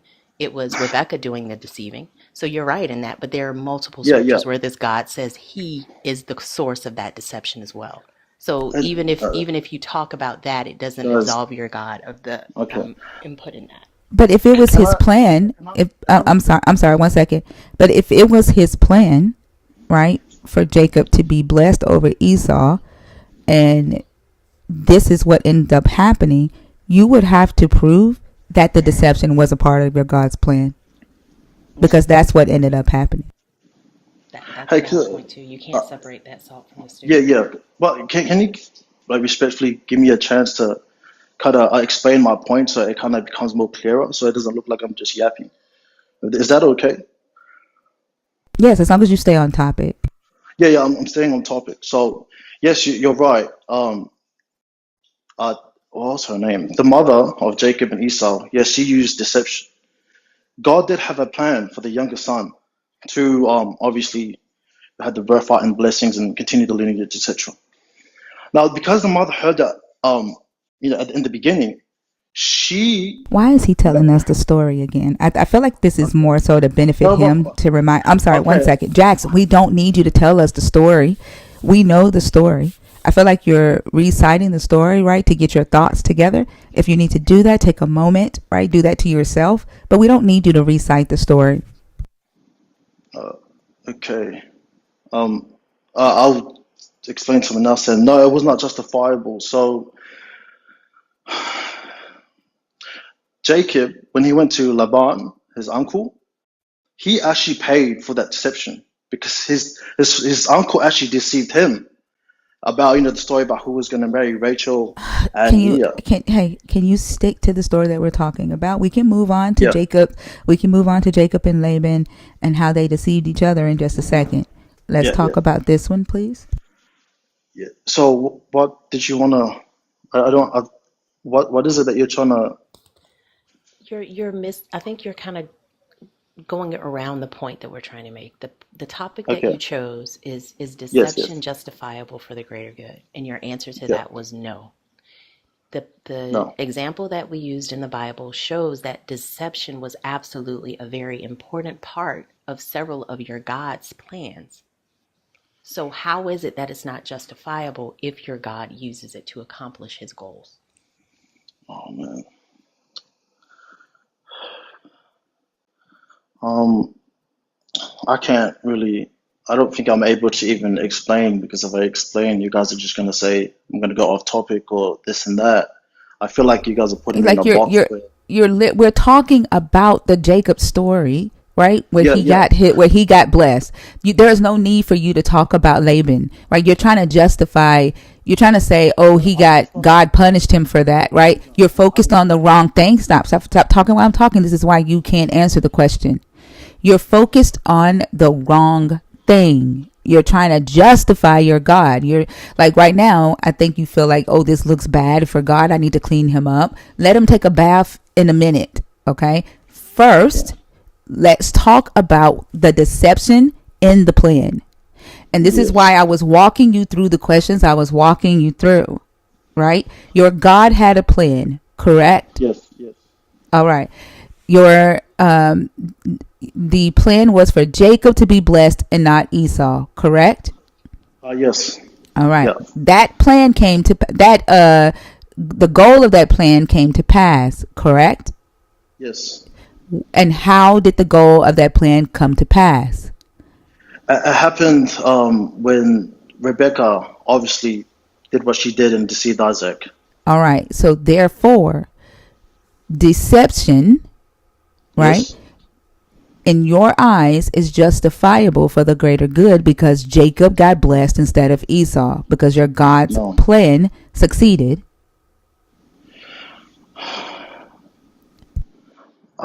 Hey Jax, would God's plan have succeeded without Rebecca doing what she did? Yes. Yes. Yes. 100%. That's what I'm trying to say. Yes. How do you 100%. know that though?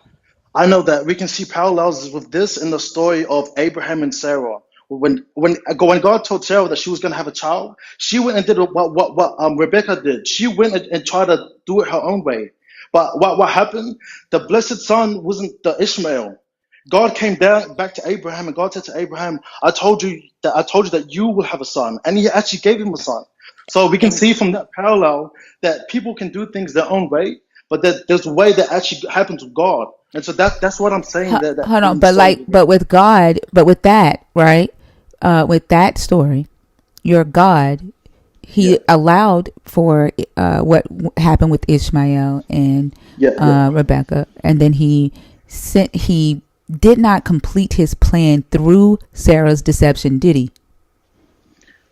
No, He did because not. that.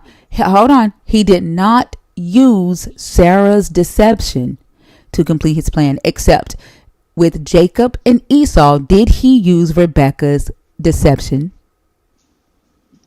Did he use Rebecca's deception? I think he used what he said.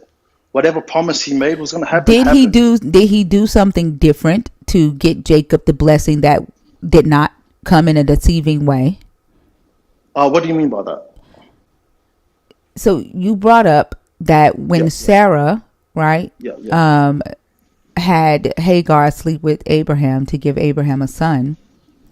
Yes. And if I'm not mistaken, by the time your God promised Abraham, promised Sarah a child, Ishmael was already born.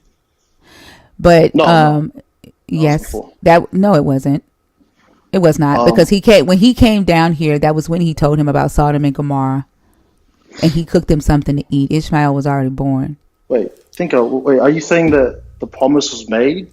No, I said when your God came, when he came to eat with Abraham, and he told Abraham and Sarah that he was going to give Sarah a child, and Sarah laughed. Yeah. Ishmael was already born. No.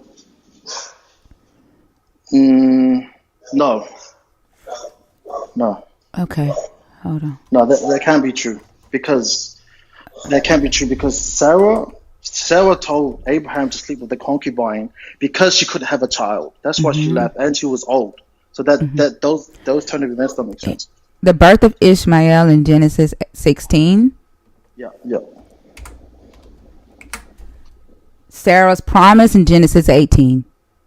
Yeah. Ishmael was already born when your God came down here and promised Sarah that she would get pregnant.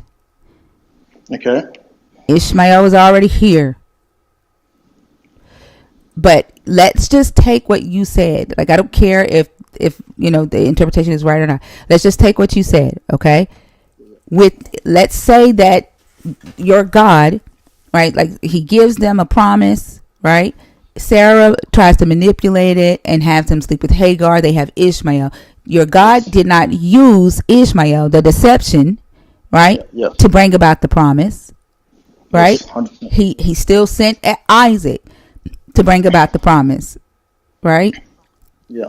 With Jacob and Esau, Rebekah does what she does, right? Her and Jacob decides to deceive Isaac, right?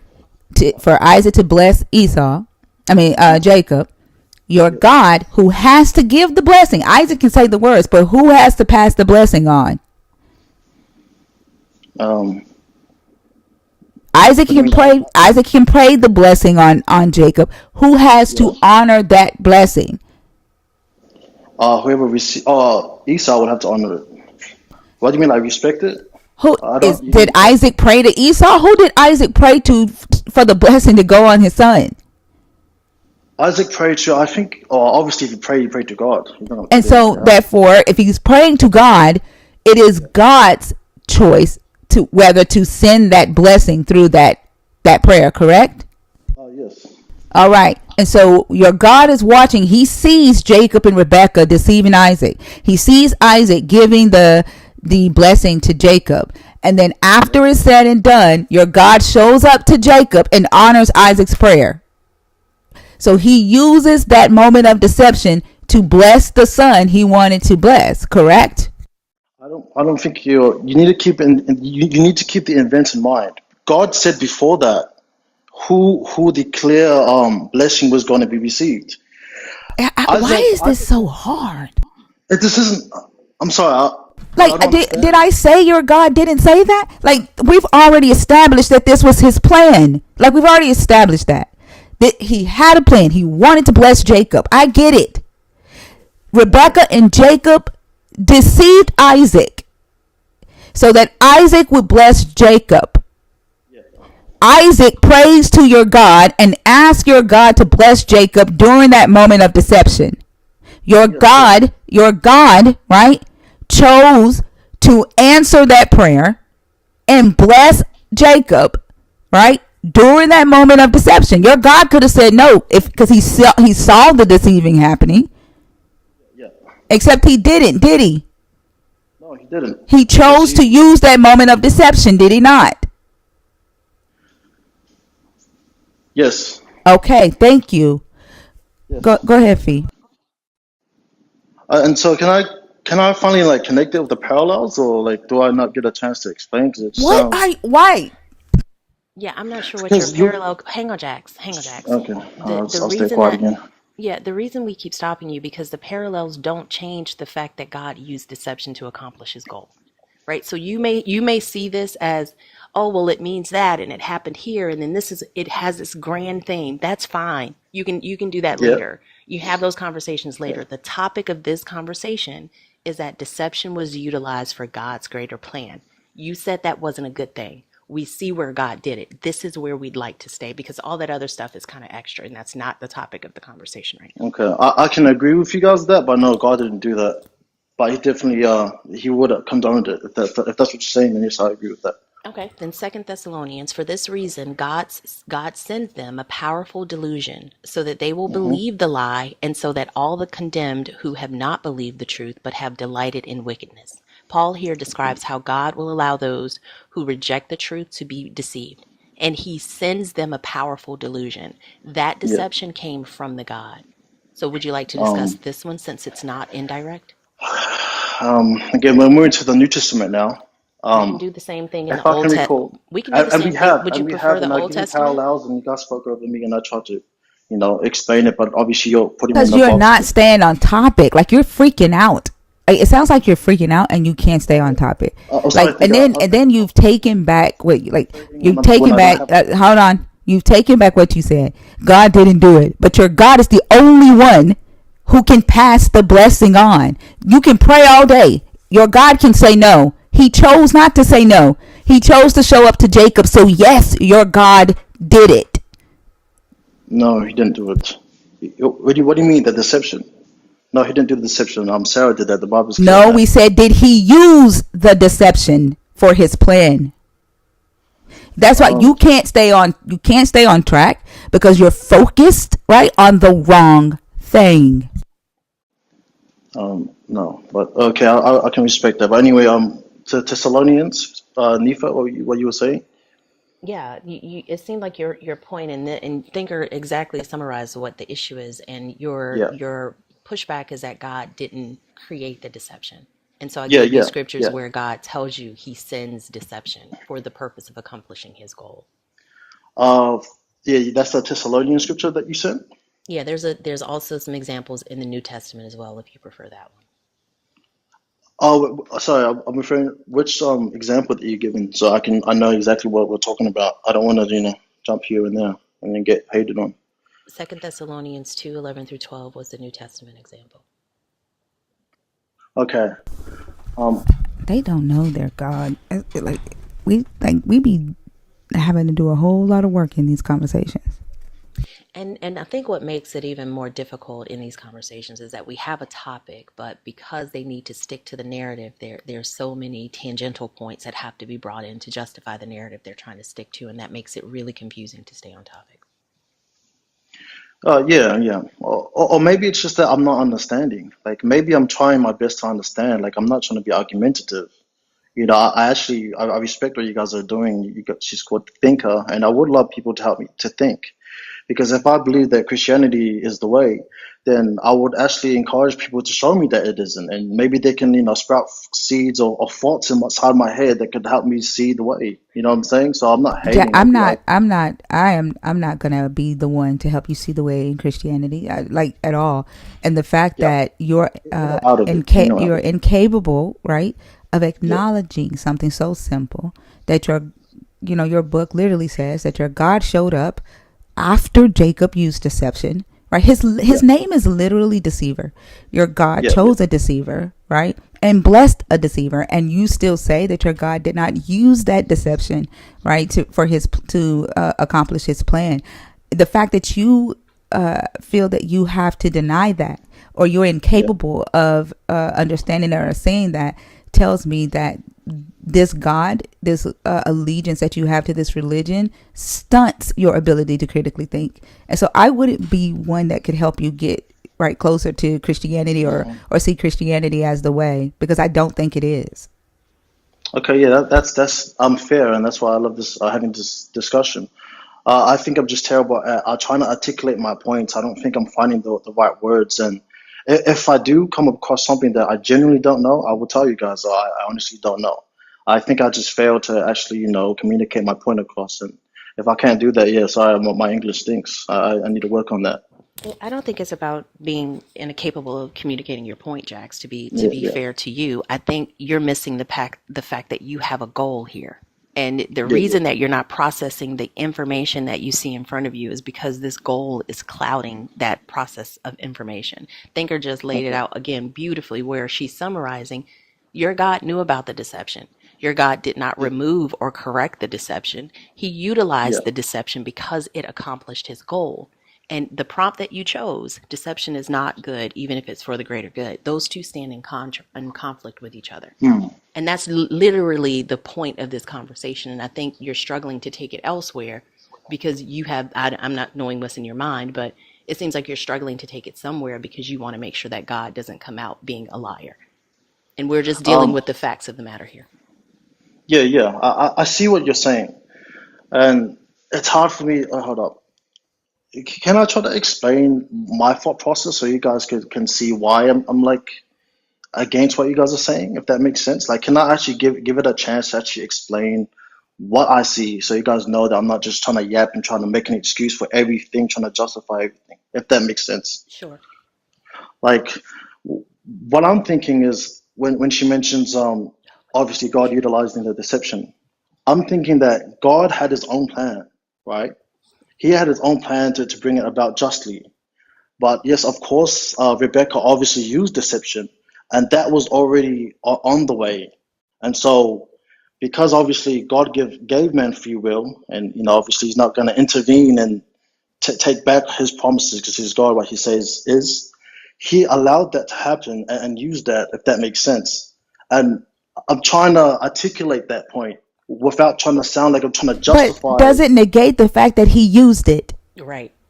No, Because no. all you're doing is justifying it. You're doing exactly what we said, and that's Okay. for you. That's for you. You need to tell yourself that shit, because this All is right. the All right. guy. Stop. Somebody has paid to drop you, so give me just a second. You need to tell yourself that, because this is the Yeah. God that you've chosen, and so the Mm, sweater needs to fit for you, right? You don't want it to feel itchy, right? You don't want it to be too tight, right? You don't want it rolling up on you. So you need yeah. to make whatever adjustments you need to make that sweater fit good and snug. We don't give a damn about that. Like, what we're talking about is what he did. And he used deception, right? Yeah. For his greater, whatever his greater goal was. And that you are incapable of accepting and admitting. And then you said, oh, it's free will. He's not going to take the free will away, right? Yeah. And he's just going to use that situation. But yet you threw up Abraham and you threw up Sarah and Hagar, and Yeah. your God did take that away. He didn't bless Ishmael. Ishmael was the first son, Yeah. right? Ishmael was the first son, and Ishmael should have gotten the blessings before Isaac, No, right? no. See, Except your God didn't want that. Your no. Can God I didn't. clarify? Stop talking over me. No, because somebody paid to drop you, Okay. and you keep focusing on trying to clean your God up, No. and maybe because somebody has dropped you, Jax, and you couldn't get past that. I'm just gonna go ahead and take you down. Okay? Wait, can I explain that one Nope. last thing, please? Go give Yahweh a shower. Come on, bro. You got paid to drop. Somebody sent Chasing the Dream to drop you, Jax. And I certainly hope Jax does realize that either just change your position on the answer to question number 2, because you do think it's okay for deception to be used if it accomplishes the greater good. And he's demonstrating that by the way he's answering these questions. And like you said, Thinker, that's for him to be comfortable with. It's just a dissonant position. There's a lot of believers in the comments right now who feel the same way, but like if you can explain, right, come up here and explain how your God didn't use deception. There's multiple times where he used deception, right, in order to get his plan accomplished. This isn't the only time. Right? Like in Ezekiel 14, he literally says that he would deceive. He has no problem telling y'all that. That's the other one I was going to say. And if the prophet is deceived and speaks a word, I, the Lord, have deceived that prophet. And I will stretch out my hand against him and destroy him from among my people Israel. So he tells you he will use deception. But I think this will be another situation where they come up and tell us, maybe this is reverse context. I'm not sure. I think we'll learn about reverse context today. I'm interested in figuring out what that is. Sweet freedom. I'm sorry, I came up by accident. I'm a agnostic. I'm sorry. No worries. Have a good night. Good morning, actually.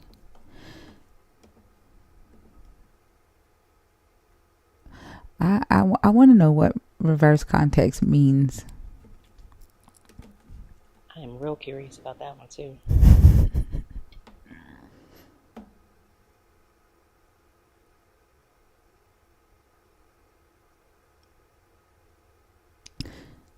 Karina? Okay, not there. I say Renaissance.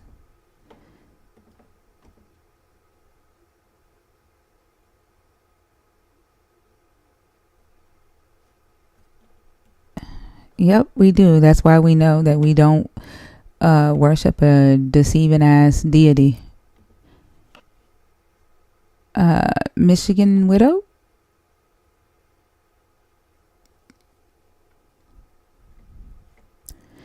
Why? Like, don't you think it's crazy that a believer would think that it's some type of shot for them to like put in the comments they be reading scriptures left and right?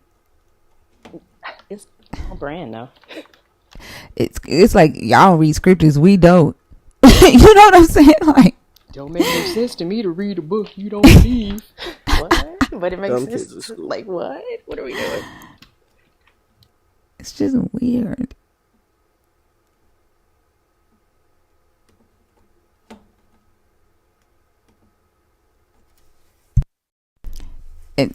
Jack, someone in the audience paid to drop you because you could not move past trying to justify or clean up Yahweh's image instead of focusing on the topic that you got paid. I mean, you got dropped by somebody in the audience. It was not our decision to drop you.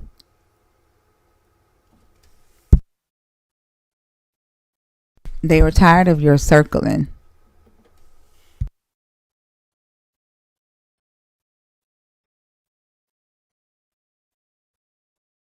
Crew Infinity. Oh, God, I hate when they come up on stage and go teacup. I don't know. Is everybody in the box in their own accident?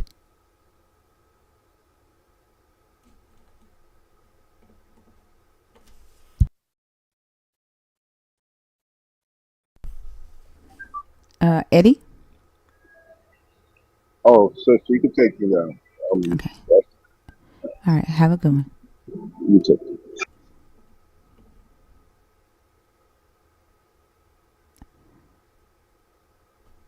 I'm sorry. I'm going to take this one down. I don't like bringing up accounts without a username. I can't do it.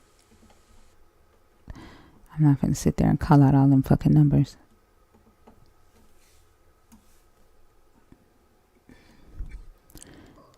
Danny? Hey, how you doing? Good. How are you? Just an old man woke up in the middle of the night. Had to go. Now I'm back in bed. Okay. Somebody tell me to tell you hello. Who is that? Daniel from Australia. Oh, where is Daniel at? You know Daniel? Oh, yeah. We talked quite a bit. Yeah, that's he pretty. He helped me deconstruct. Oh, okay. Yeah. we love Daniel here. Tell him I say hello. Oh, is this Daniel? No. Oh, no, it's not. This isn't Daniel. This is Danny. This is Danny. Oh, somebody in the comments said, "Oh, it's Danny." I know Danny also has a troll account. He came up on Joel's live Saturday, so I thought maybe he was trolling. Yeah. He doesn't even seem like the type that would troll. That tripped me out, right? Yeah. Daniel does that occasionally. Yeah. Well, he did Saturday. He has a backup account where he trolls on, and it tripped me out. That little sneaky devil. We're gonna have to talk to him about that. What'd you come up to discuss? Oh, yeah, deconstructing Christian, but I still have something that you might want to talk about. I'm still not sure that there might not be a possibility that we were created rather than just evolve due to time. What do you think about that? I don't necessarily have those types of conversations. Fee loves it. If you want to ask Fee about it, they just fog my brain because I'm not interested in all of that. I've started, studying a little bit about the theory of evolution, just so, there's something that I'm working on, in case that question comes up on something that I'm doing. But I don't really care. I don't. It doesn't. It's That's not. good. Yeah, That's but good Fee loves thinking. it. Yeah. I geek out on those conversations. Uh, yeah. Since I deconstructed now, I don't have much to argue with people about. It sure has been a freedom. I feel like I've been born again. Yeah, I think when you move from arguing to actually discussing and contemplating, you kind of expand like not only your mind, but the mind of the person that you're talking to as well, because you're not fighting for a specific position. You're just exploring the information. And I don't necessarily think that anybody can claim that there wasn't some power or something that sparked something. I don't know, but that is our answer. So if we're going to Doesn't stop it, matter. yeah, it doesn't matter. One and two, if it did, if we're talking about worshiping it, yeah, I'm definitely giving it two middle fingers because why are you sitting here with all that power and doing absolutely nothing and letting this shit show exist? So Yeah. yeah, I don't know that it would make a I want difference I want in to be terms of done with giving. I want to be done with giving everything two middle fingers. Rest of my life, 69 years old. I need to chill the rest of the way. yeah. Well, you're I, trying to decrease it. I'm increasing mine. No, I'm serious. Like I'm not stressing over shit that makes no difference or two I can't change. Like if you want to go and worship a God, go and worship a God, but quit telling me I have to do it. And if you tell me I have to do it, then yeah, you're definitely gonna get middle fingers and probably more than that. all right, I'll step down. I just wanted to tell you. Daniel said, "Tell me hello." He says, "Go." When he gets ready to shut down, he said, "Go join Thinkers. Go Raiders." Yeah.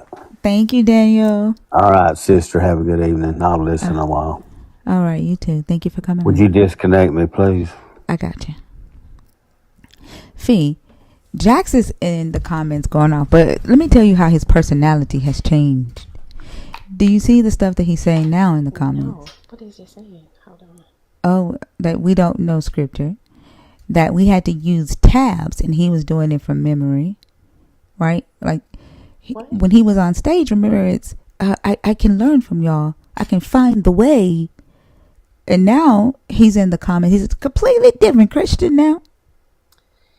I mean, I'm not surprised, and it's kind of frustrating because I honestly felt like Jax was trying to engage in honestly. He maybe that faux Christian humility was what it was we were saying, but that's kind of frustrating because no, like he just literally said he didn't remember the details of every story that you came up and that was brought up and you summarized. And even if you, Exactly.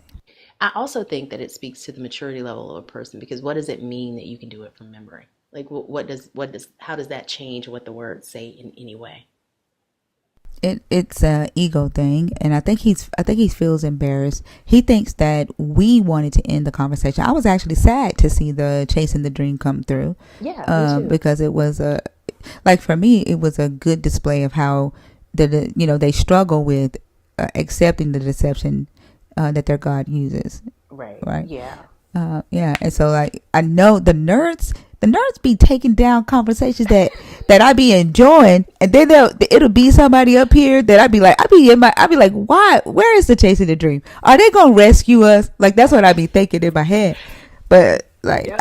I was kind of sad to see the chasing the dream come through. Yeah, it was getting frustrating with the over talking, but at least there were points where he was listening. But Hannah was like, "Nope, you are the weakest link. Goodbye." Yeah, I don't know. I might. Somebody asked if we should implement a feature, a price that where they can pay to bring themselves back, or somebody could pay to bring them back. It's like I don't know. I might do that, but that could get kind of messy and frustrating. So I don't know. That might be too much to deal with. Yeah, and then just more for you to manage. That's a lot. Yeah. What if? How are you? I'm well. How are you? I was just scrolling by and saw your prompt. Okay. Can I get your age for TikTok purposes, please? I'm 49. All right. Are you a believer? Are you deconstructing? Or are you an atheist? I'm in a ascended mass. I'm really spiritually inclined. All right. Do you believe in the God of the Bible, the God that we are discussing? Oh, is that what this is? Oh, Yes. okay. All right. Thank you. Sorry. No problem.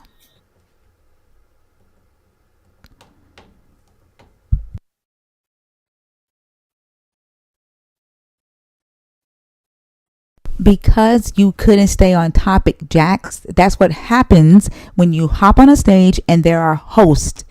The hosts are responsible for keeping the guest on topic. Don't join these panels if you can't handle that, if you're going to shudder out of restoration like you just said. Because I fucking can, Tommy. And if you're frustrated by being forced to answer a specific question, that's usually how conversations work. Like, right, if I want to know something and we're engaging in a topic and I ask you a question, that's the question that you're supposed to answer, not something else. And that seemed to be difficult while you were up here. You can't hear me anymore, Tommy. How about that? No matter amount of yelling I do now will make you hear me. Ben Cushion, how are you? I'm good. How are you? I'm good. Can I get your age for TikTok purposes, please? I'm 19. You see the host note at the top? Oh, 25 plus? Yeah. Sorry Damn. about that. I'll come back in a few years. All right. Have a good one. You too. What was his profile picture? What was that? A quick look looked like Cat Williams, but I'm not honestly sure. I couldn't tell. Huh. That was interesting. T-Blaze, are you in the box on purpose, love? I never see you come up on stage.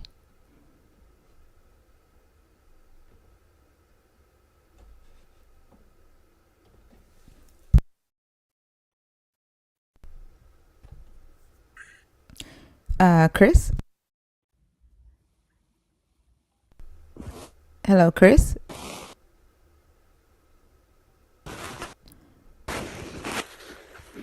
Hello, Chris? Okay. Chris was going through it. Can somebody, T-Blaze, are you in the box on purpose?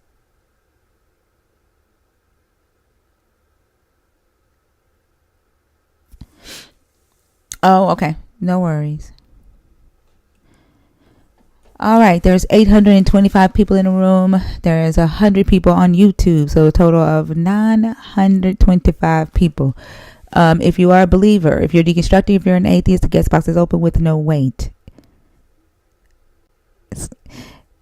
And don't be afraid. I see you in the comments. I see the things that you're saying, the questions that the accusations. The stage is open for you if you want to come up here and prove right? That what we are saying is false.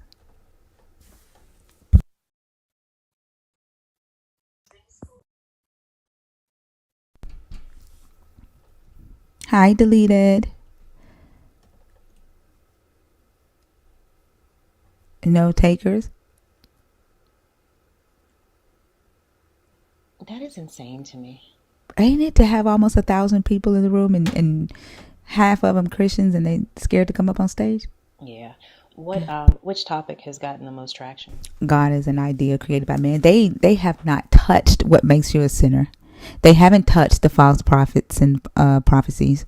You were the first one tonight to do the deception. They haven't gone past God as an idea created by man. I'm taking that motherfucker off tomorrow because I want to get into the rest of these topics. What has their positions been on? How can you not think that God is an idea created by man? Do they point to the Bible?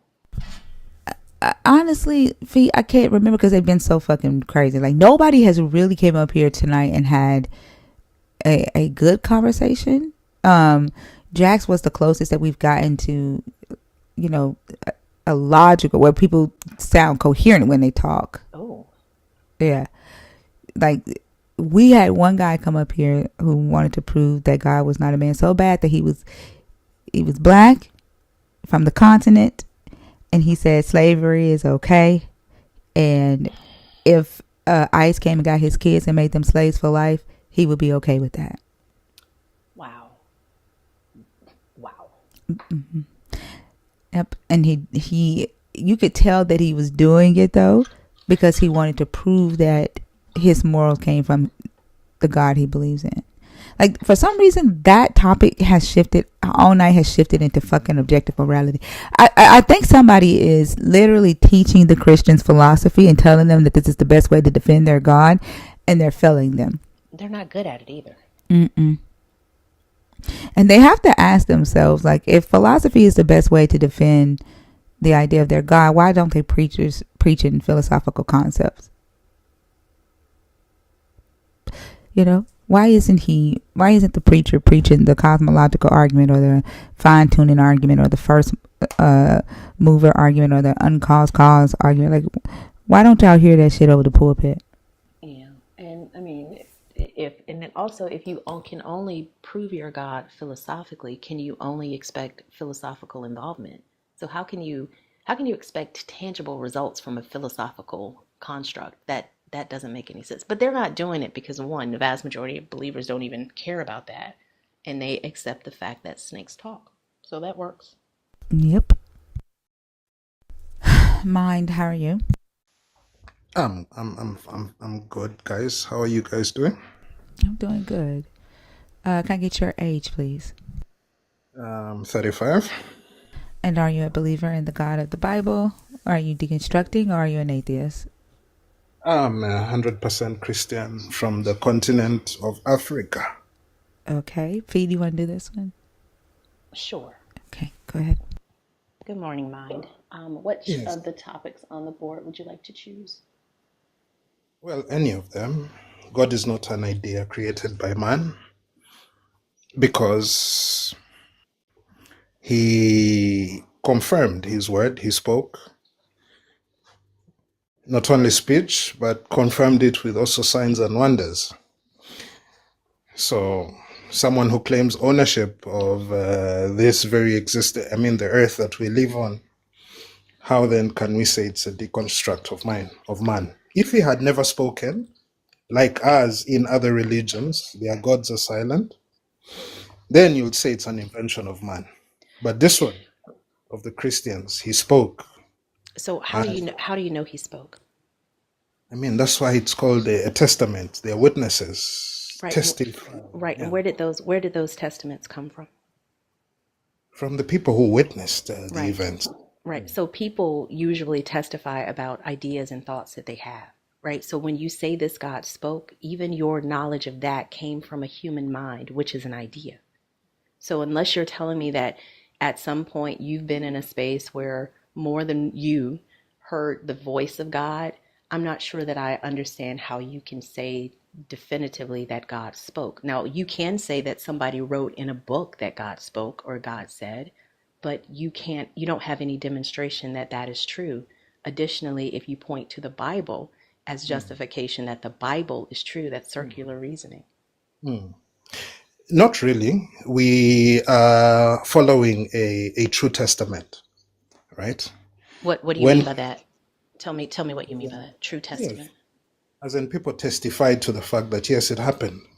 Right, but We see saw. that's still you're still in the same place, mind. Like I'm not refuting the fact that somebody in this book, several somebodies in this book said God said something. My point is I don't know if they know that or not. I don't know if that was God speaking to them. I've never met these people. I don't take the word of mouth testimony from people I do know because I know how unreliable it is statistically speaking. Like it truly is the most unreliable type of evidence there is, and you can look up data on that. So why would I take the words of of people 2,500 years ago?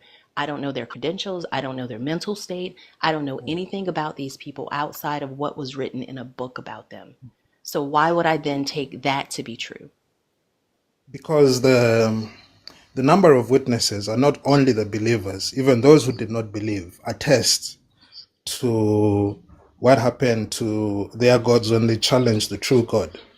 So we do not the when you hear the story from the testaments from so many different people, it proves. But besides that, But hold on. Let's not skirt past that. Let's stay with that because you keep talking about the testimony. Can you say back to me what I just said to you about why eyewitness testimony is unreliable? Just want to no, make you sure we're on the same page. well, if you say that, I mean, we can look at how our courts are. If 100 people came and gave eye testimony, it's admissible in court.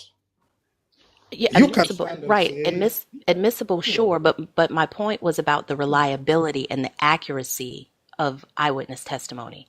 Humans yeah, like to point to it as the most reliable evidence when in fact it is the most unreliable evidence, statistically speaking. And we no, see but that demonstrated in day-to-day life every single day. well, the thing is, it is the number of witnesses and the caliber of witnesses. How do you know the So, caliber of a witness that's in a book? You know what was written about their caliber, but you don't know that that's true. And I think we're going in circles right now because you continue to point to the book or you point to the claim as your evidence for the claim, and it can't be both. well, the thing is this: I'm trying to also bring your attention to the fact that if in our courts, right, if there is eyewitness testament of more than one, a man can be hanged on that. And Why of is course, it admissible? because If we honestly, because if we humans are in our stupid. court, no, if we in our courts can take eyewitness account, not one, not two, three. Of course, there has to be more. So if many witnesses come up and attest to a fact, then it is a fact. And besides that, Hold on, our, mind. I got to stop you right there. Are you Mhm. telling me that multiple eyewitnesses to an occurrence is how facts are established? one of the criterias, yes. That's literally not even remotely close to how a fact is determined. Why not? It's just not. Like this is just faulty and dangerous thinking. Because Not because every single person that saw a thing can be wrong. And I'm not ultimately what you're saying is that if a lot of people say the same thing happened, then that thing happened, right?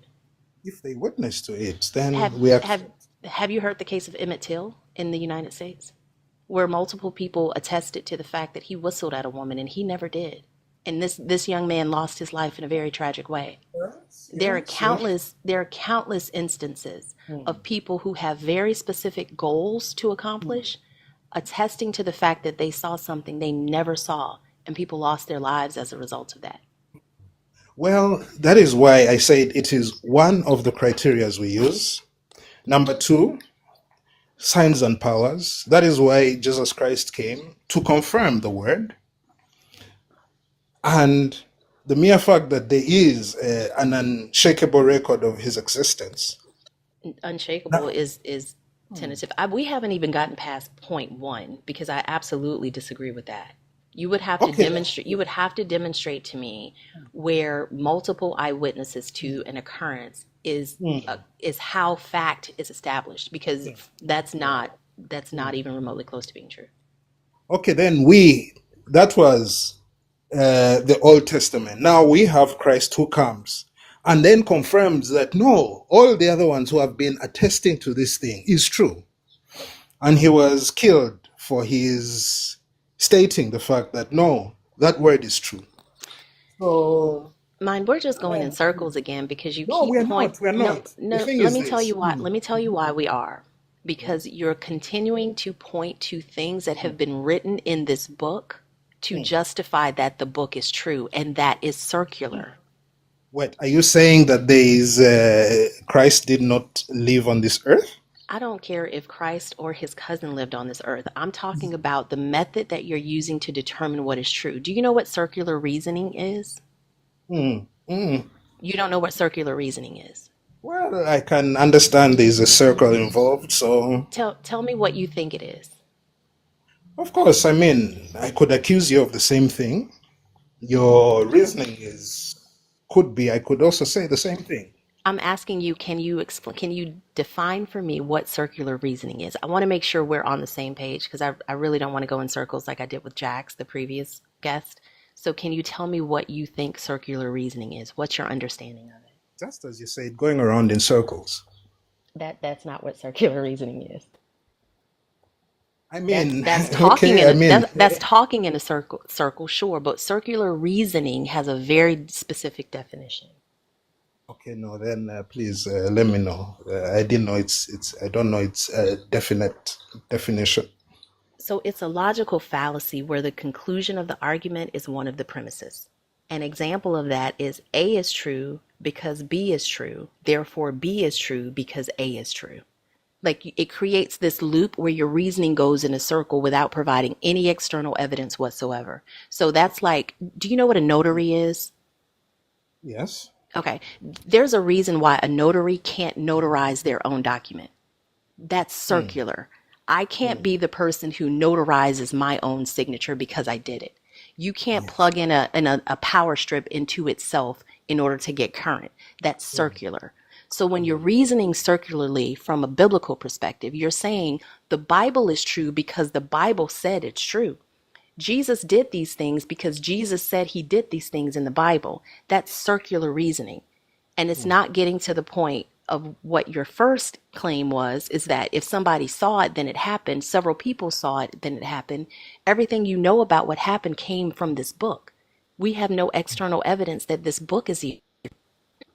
Does that make sense? Yeah, I hear what you're saying. And when you say, for example, that a notary cannot notarize his own document, that is why the word was confirmed with signs and wonders, with miracles. The miracle. Where's your signs and wonders recorded? In the book, mind. This is circular. Like if Yes, you're only recorded. gonna That's yes. They're notarized in the book. That look, this person claiming to be God, or who said he was God, came and told us he was God. Of course, we cannot just stop there and take him at his word, but he notarized his claim by doing signs and wonders that only God can do. how do you know he did signs and wonders, mind?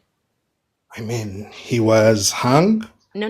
and he rose up from the dead. That's not my question. My question is, how do you know he did signs and wonders? And I'm going to answer it for you because you read it in the book.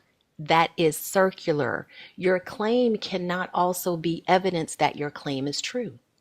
Well, you are telling me that I should disregard witness testament, right? What For witness? facts that happened. What I witness? mean, the Romans witnessed it. They wrote it in their books that this man was there.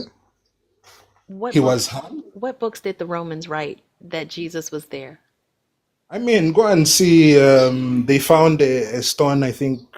I'm not sure when, but Pontius Pilate was there, who spoke with Jesus. And anyway, there's enough evidence. I don't know. Where are you getting this from? Hey, Selena, how much do they need to get the comments back? Selena. Fee, are you able to turn the comments back on? How does one do that? I'm doing good. Know how to block somebody. It's on the moderator settings. Oh, there they go. I Okay, don't have thank mod settings, thinker. you. When I click, hold on. When I click, I see multi-guest. All I see is manage guests. Yeah, that's you can manage guests. You're a mod. Oh, you can show me later. I'm sorry. Oh, okay, no problem. Mind, where did you get that? Pontius Pilate was at the tomb when he. No. He was not at the tomb. I'm saying I was seeing recently that there was a stone unearthed that has the inscription of Pontius Pilate. So a lot of archaeology evidence still comes up to prove, for those who say Jesus, of course, did not exist. But regardless. Can I ask you a question? I asked, do you mind, Fee, if I ask him a quick question? Not at all. I wanted to know, like, so you keep talking about the witnesses, right? You're talking about the 500 witnesses that Paul mentions. The witnesses. No, I'm not talking about. I'm talking about the witnesses from the book of Genesis till Revelation. All the witnesses. Wait, who in Genesis saw Jesus? I mean, Jesus tells us that Abraham saw his there, not glad about it. Yeah, and what witness did Abraham give of what Jesus said? Jesus is witnessing of himself. Like he's telling you that Abraham saw him. So when you say witnesses, right? What witnesses are you talking about that this book says that they saw Jesus after he rose from the dead? Oh, I mean, the disciples, the people who were there, they witnessed, they gave enough events that happened. Yeah, and the 500 witnesses that Paul mentions, right? You familiar with the 500 witnesses? Well, I've never seen that number specifically, but I know there were many. You've never seen that number? 1 Corinthians 15:3-8. Like it's kind of weird, right? Yeah. That this is something that you've not read, and this has more to do with your Jesus than the Hebrew scriptures do. It has to do with the resurrection of your Jesus, but you've never heard of the 500 witnesses. Wait, you said 1 Corinthians? Give me just a second, Shelby. If you think I'm condescending, then I'm gonna help you out. Okay, like don't come in here if you're gonna tone police. Go find something else to do. Yeah, like you've never read 1 Corinthians, where Paul talks about Corinthians? Which chapter 15. 1 Corinthians 15. Yes. Yeah. Chapter. 1 Corinthians chapter 15. Yes. It's a big chapter. It's a what? Oh yes. Mm-hmm. Where he says, "For I handed on to you as of first importance what I in turn had received," right? I see that. That Christ died for our sins in accordance with the scriptures, and that he was buried, and that he was raised on the third day in accordance with the scriptures, and that he appeared to Cephas, or Caiaphas, however you say his name, then to the 12. Mm-hmm. Then he appeared to more than 500 brothers and sisters at one time, most of whom are still alive, though some have died. Then he appeared to James, then to all the apostles. Last of all, as to one untimely born, he appeared also to me. So this is Paul, right, giving an account of those who witnessed Jesus after he died and resurrected, right? Here I have a couple of questions about Paul's claim here. Okay? Yes. The first claim is that he appeared to Peter, right? Then it says he appeared to the 12. Do you see that? Yes. Now, this is the issue that I have, is that before Jesus died, were the disciples still 12? Was it still 12 disciples? When Jesus died, well, after he died, Judas killed himself. So So it minus. wouldn't have been 12, right? But then there's where they said they. But that he had, when they cast lots for Matthias, Jesus had already ascended. He had already appeared to the disciples. He had already ascended. Remember, he ascended before. Yeah. Yes. Well, since Jax is also saying the same thing you're saying, let's go to Acts right quick. All right, so this is Jesus giving the promise of the Holy Spirit. Here is Jesus ascending, right? Then Jesus is gone, right? He's in heaven at verse 11. Then they returned to Jerusalem from the mount called Olive, which is near Jerusalem, a Sabbath day's journey. When they had entered the city, they went to the room upstairs where they were staying. Peter and John and James and Andrew, Philip and Thomas, Bartholomew and Matthew, James son of whatever, and Judas son of James. All these were constantly devoting themselves to prayer together with certain women. In those days, Peter stood up among the brothers and sisters together. The crowd numbered about 120 persons and said, brothers and sisters, the scripture had to be fulfilled, which is the Holy Spirit. So, Jesus was already gone by the time they cast the lots down here, right? So they proposed to Joseph called Barsabbas, who was also known as Justus, and Matthias. You see that? Jesus was already in heaven before they replaced Judas. Well, you see, we are not fixated on... No, hold on, because we're talking about the reliability of a claim. Do you see how you're ready to throw that out? Do you see that? You're ready to say we're not fixated on the little details. Do you see how you're ready to say that? That is what Fee was talking about when she was saying that you cannot use this text and that a witness account is not reliable, because as soon as it does not match up with another person's account, right? You're ready to say, oh, that's just a minor detail. My next question is, who were the apostles? If the 12 were the disciples, who were the apostles at that time that Jesus appeared to? Who were they? Right here in verse 7. Huh? Who were the apostles? Huh? What is the definition of an apostle? It's a teacher. Yeah. Who was given strict instructions. Who were they? I'm asking you, not what were they. We already got him appearing to the 12 disciples. Who were the apostles that he appeared to? That's my question. An apostle, even me, I'm an apostle. All so Jesus, listen, he says, for I am the least, he says, then he appeared to James, right, his brother. Then he appeared to the apostles. And then Paul says, and last of all, he appeared to me. So he appeared to these apostles before he appeared to Paul. Who were these apostles that he appeared to? That's my question. Well, we can go up and down. Apostles, disciples, same thing. I'm a disciple and I'm an apostle. I'm a prophet. It is all one and the same thing. However, no, they're not. A disciple is a follower. An apostle is a teacher. They're not the same thing. Who were the apostles? A disciple is a student. A follower, a student. An apostle is a teacher, a leader, right? Who were the apostles? Let me make you understand how we Christians understand.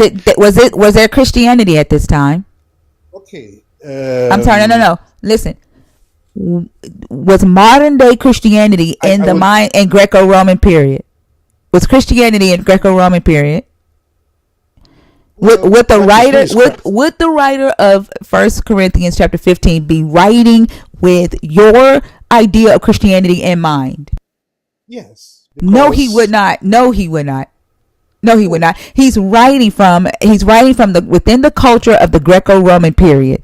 He's not thinking about you in 2025. He's not thinking about modern day Christianity. No, you are mistaken. Our Christianity, as you call it. Well, anyway, the book will tell you. They started to call us Christians. I didn't ask if they started calling you Christians. That's not the question that I asked you. Yes. I asked you if the writer of 1 Corinthians chapter 15 is writing from his culture, his societal culture of the Greco-Roman period, or is he writing from modern day Christianity?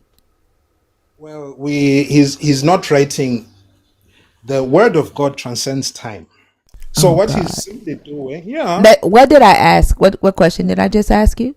You're trying to ask me whether it was written in this time for a certain time of No, people. I asked you the writer, his intention as he's writing, is he writing from the from his culture? That's what I asked. Not if it transcends time. I know y'all repurposed this text. That's not what I asked you. But what you call an apostle today is not what they called an apostle back then. You asked what was his intention of writing. No, His intention oh my fucking gosh. was to still tell us and confirm. I didn't ask you that. I did not ask you that. Like, words are really hard with y'all. It's very hard to have just a simple conversation with y'all. Like, stop. Like, this is ridiculous. Like, I'm asking you a very simple question, and I think like you're not able to just accept that Paul's account here of the 500 witnesses, because of the way that he lists the order and how in which where Jesus appears, right? For one, Paul's letters are written before the Gospels. They're written before the Gospels. And so the story, when whoever Paul was, wrote this, he didn't have any knowledge of Judas killing himself. There was no story about Judas hanging himself, right? Or you also see that Paul doesn't mention Jesus being betrayed by a Judas, right? So when Paul talks about this Jesus appearing before the 12, Paul is writing from the place where Jesus appeared to his 12 disciples. Well, right? But he also says, oh, he appeared to the apostles too. There were no apostles at that time during Jesus' time. And as a matter of fact, Jesus said, don't even call yourself apostle, rabbi, none of that. So who were these apostles that are to be witnesses? The intention of when we read this book, what we see, well, what I say here is that first there were 500 witnesses, plus more than 500 witnesses. Who did what? Who witnessed that indeed Christ is God? That's all I need. It affirms my stance and my belief in his commandments and what he has told us to do. And all other, whether he says here it was 11 or there it says 12, doesn't derive from the commandment that God has given, who has claimed that he owns this earth and has showed us that. Yeah, you know what I hear you say? Facts don't matter. Truth doesn't matter. All you have to do is just believe and obey. That's what I hear you saying. And why did you name yourself that? Because you have decided to give your mind over to this God, right? To this religion, and not use it. Well, because that's what you just said. You just said it doesn't matter if the facts don't line up. It doesn't matter if it's true. Just obey and believe in God. That's what you said. Well, first of all, there's a reason as to why I told you guys I'm African. We believed in all sorts of manner of gods, and when push came to shove, they disappointed us. No, they didn't. We were defeated.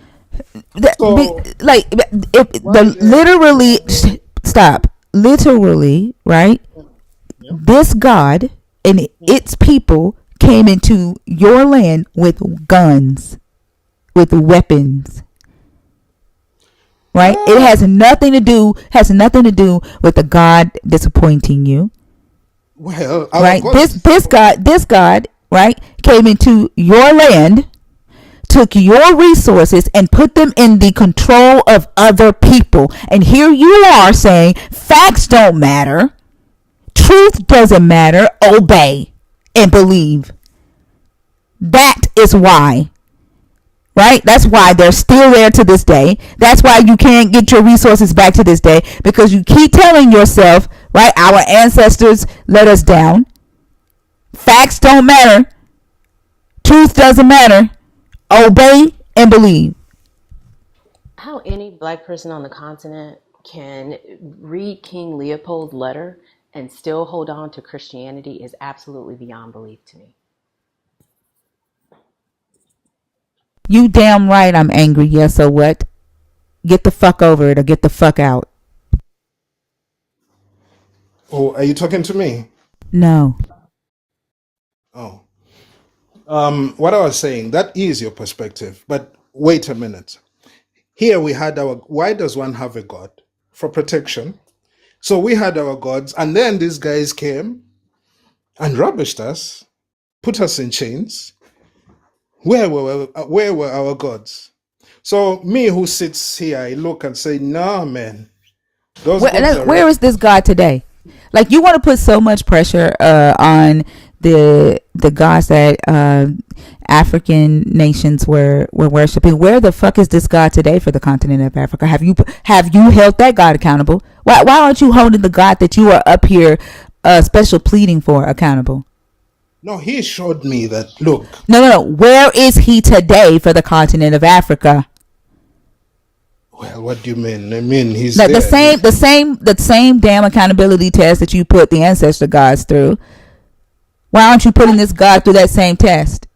No, it's not a test. The thing is that no, yes it is. You're holding those gods accountable. Why aren't you holding this one accountable?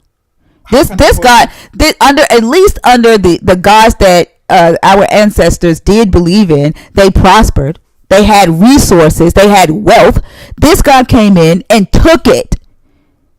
And now look at Africa. No. Look at Africa today. What has this God done for Africa today? That's the whole point. Answer the question. That's the whole point. Our gods still have done nothing to us. What has this one done?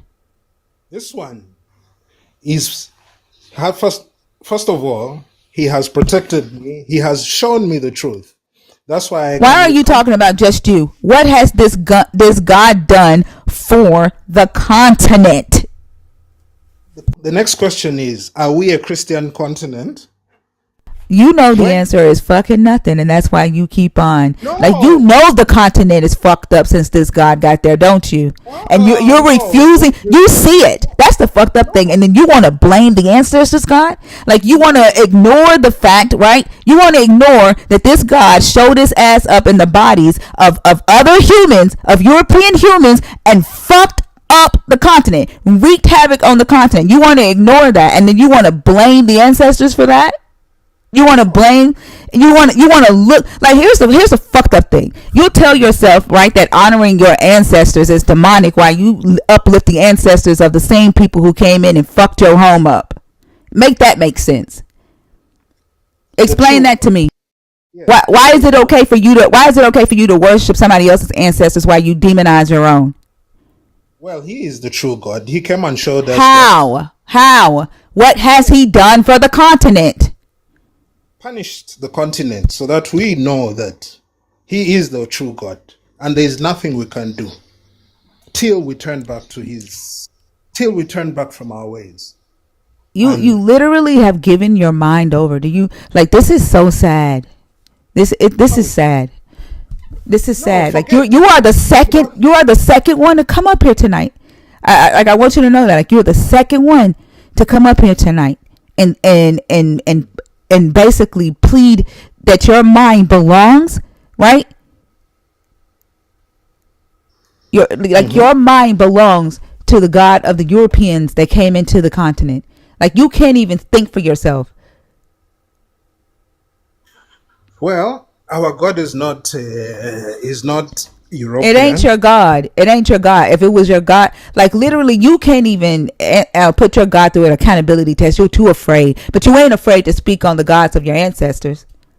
No, I you mean, you too afraid to speak on this God. You too afraid to tell this God, to ask this God, like, if you're my God, why is my home and the situation that it's in?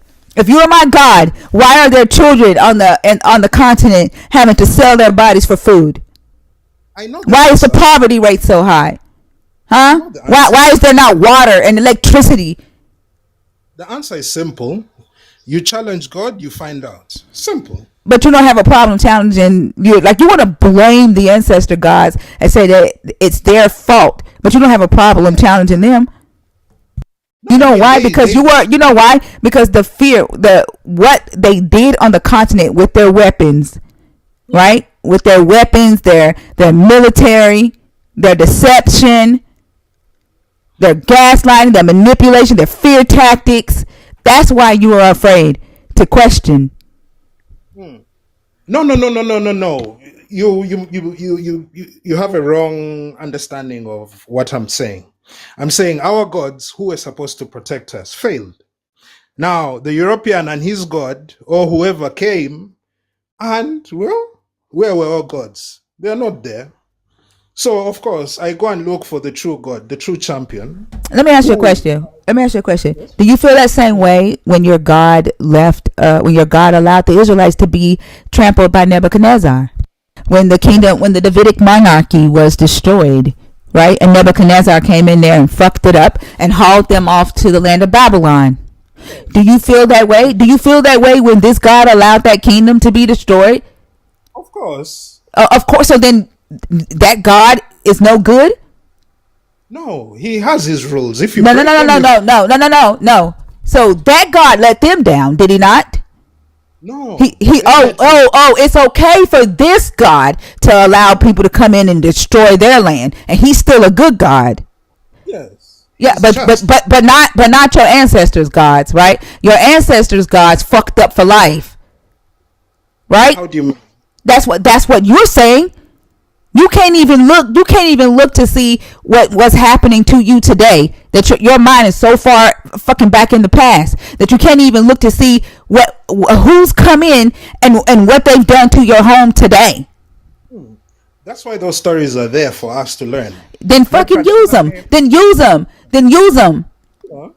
You're not. You know what you're doing? You're using them to bow down to somebody else's people. You're using them to bow down to look up to somebody else that's not you. That's what you're doing. And then you're using them to justify you demonizing where you came from. No. Yes, you are. I'm not demonizing. Yeah, you literally have been the whole time you've been on this daggone stage. I demonize what we were taught. False teachings that led us into the same problem that led them into You weren't teaching this shit. You were not teaching from this book. Our ancestors were not teaching from this book. And what I am asking you right now, and answer the damn question: what has teaching from this book done for the continent of Africa? The question is, has the whole continent accepted? If you have accepted, I'm done with your ass. I'm done. Bye. No, the few. No, you don't have shit to offer. Those are some of the most infuriating conversations ever.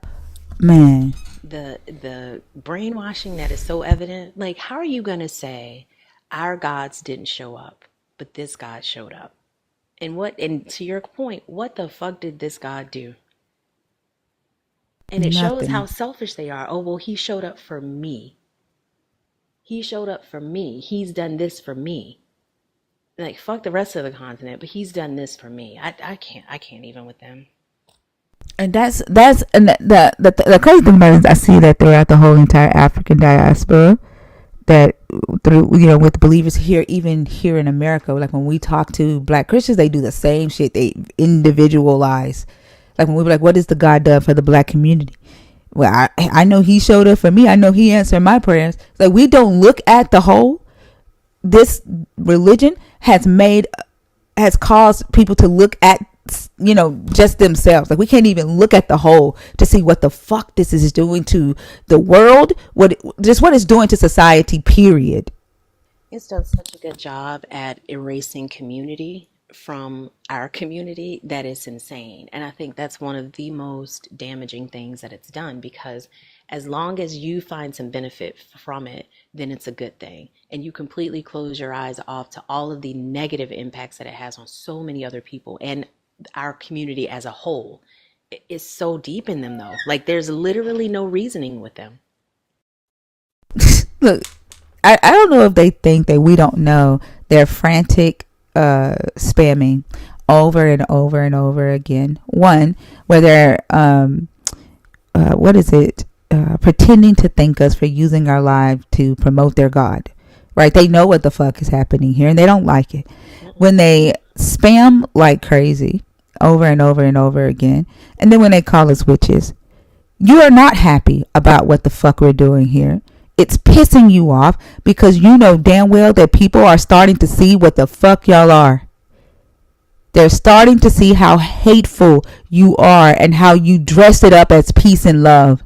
How you talk love and peace and joy with your lips, but you have hate in your heart.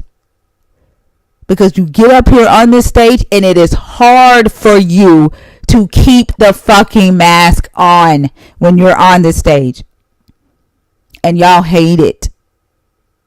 And you talk about what Christianity has done for the continent. Well, tell me what it's done for those women who that pastor was walking around kicking in the stomach, knocking people upside the head in the name of Jesus Christ.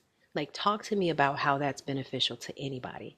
But yet, you want to lay hands on someone, make them convulse and foam at the mouth, but we're witches for reading a book?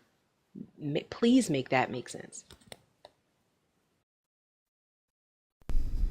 It's just like what Fox News been saying about the bishop that asked for mercy.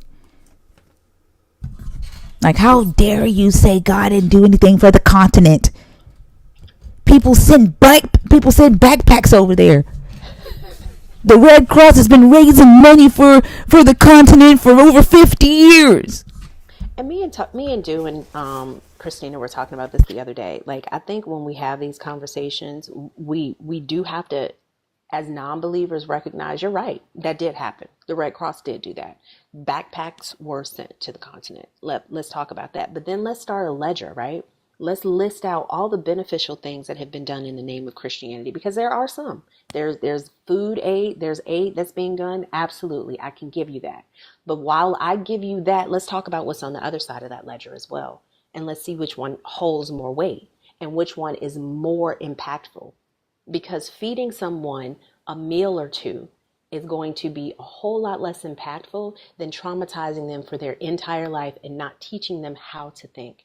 Brainwashing them to believe that this quote unquote God who's come in, put their ancestors in chains, forced them to stop speaking their native language, completely robbed them of every connection they had to their ancestors, and told them this is who you believe, this is who you worship, or you die. Let's talk about that. Because if we're going to talk about both sides of the equations, let's talk about it honestly.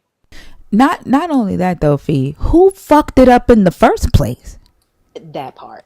Heavy on that part.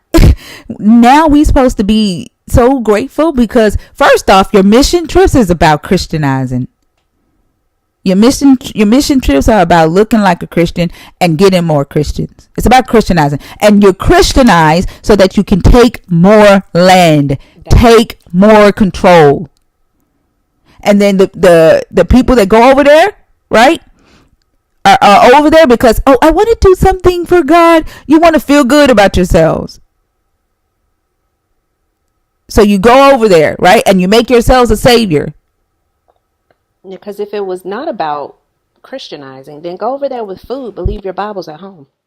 Go over there with resources and medical aid, but leave your teachings at home. Don't even bring up Jesus. If it's truly about helping people for the purpose of helping people, go fucking help people, but keep your proselytizing in the United States. Don't tell me that your mission trips is about helping folks. Oh, we love everyone. He wants to welcome everyone in. Welcome everyone into what?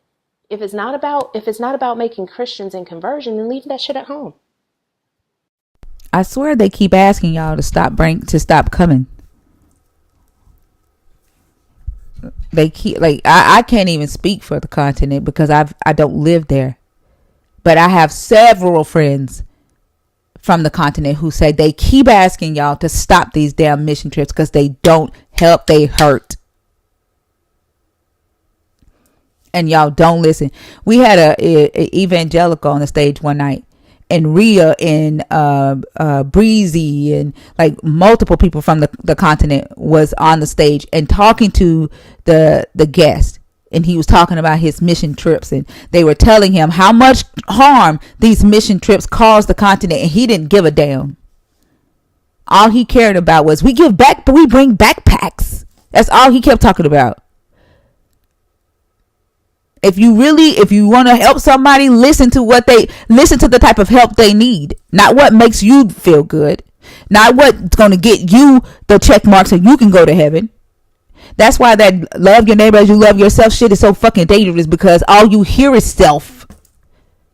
You out here trying to love somebody the way you want to be loved, and you ain't loving right. You ain't loving at all. Because half of y'all hate yourself. And because you hate yourself, you out here hating everybody else. Fucking up everybody else's life because you can't stand to see somebody else happy. Because how the fuck does she get to be happy and I don't? Don't fucking love me like you love yourself.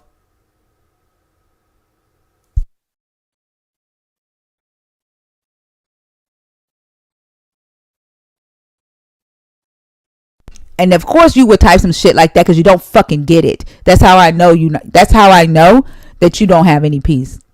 You don't get it.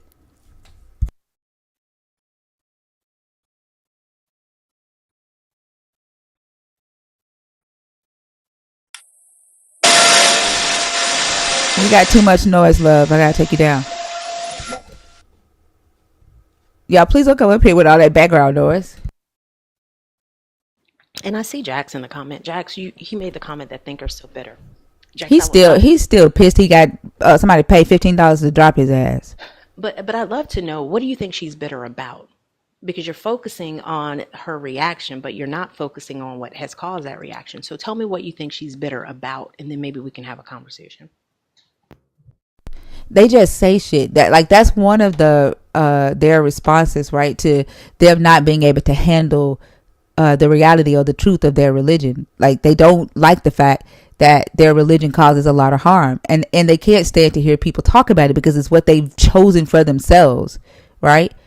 And like the only thing they know how to do is attack, right, with innuendos and ad hominems. They don't know how to defend their God. They know they've done a fucked up, piss poor job in being the Christian that this book says that they're supposed to be. So they can't. All they know how to do is try to use their mouth, right, to mentally harm a person, to mentally attack a person. That's why they say some of the most egregious, hateful, heinous shit to other humans. They don't know how. Yeah, and to the person in the comments that just tagged me, that was a rhetorical question. I know exactly what she's talking about. And I also think there's a huge amount of fear, Thinker. It's easier to not just think and go with what someone told you, because you don't bear any responsibility in that. And I think that's what the vast majority of believers are doing. And here's the thing. He said, I think she had bad experiences with Christ. I thought your Christ was all good. How the fuck you have a bad experience with something you claim is all good? How would I have a bad experience with the thing that you claim is joy and peace and love? Please explain that. You claim there's no bad in your Christ. So please explain how I would have had a bad experience with him. Explain that, Jax. Oh, so now you were limited on characters? Well, Jax, if you want to say that I had a bad experience with Christians, then that means y'all failed, like I said, right? So you are admitting, right, that y'all failed?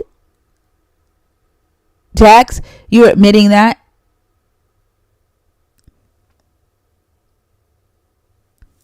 That's a logical entailment, Thinker. That's not...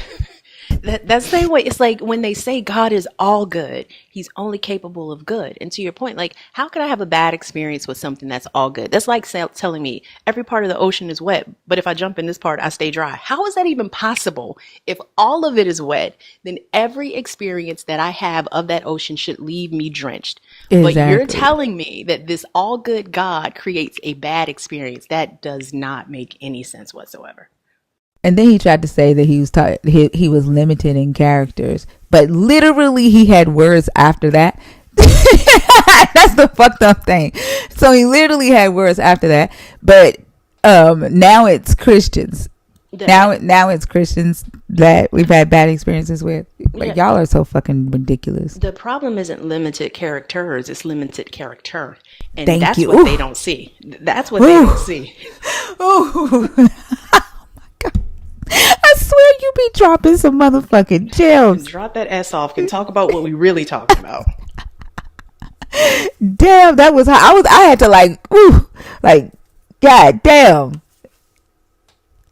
Exactly. That's a whole ass word. Shit. Ty baby, how are you? Ty baby, are you there? Fee always spitting bars, man. She be catching you off guard when she be dropping it like.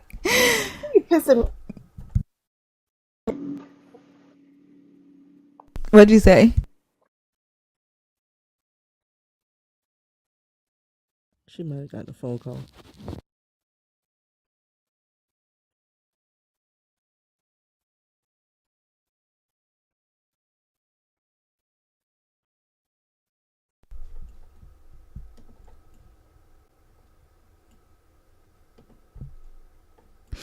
Trying to get the box to open.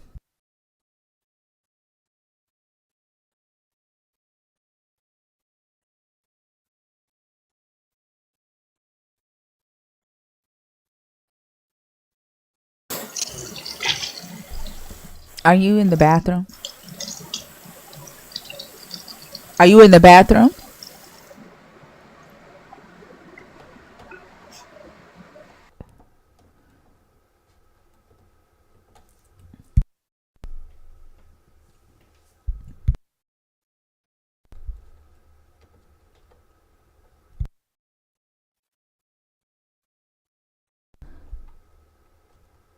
Look at Jazz talk to Jezebel spirit hits every time. AJ, how are you? AJ? I don't know who's in this box for real. If you're in the box waiting to come up, can you please comment? Preferably wait until you're out of the bathroom.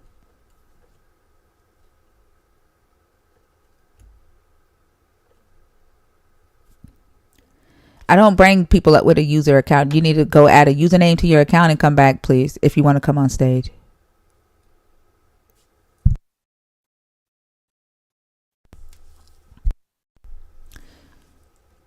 Thank you.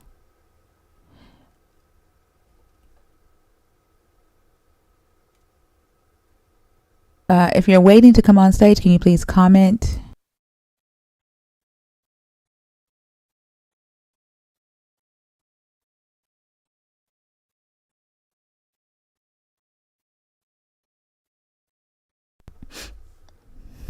Mm-mm.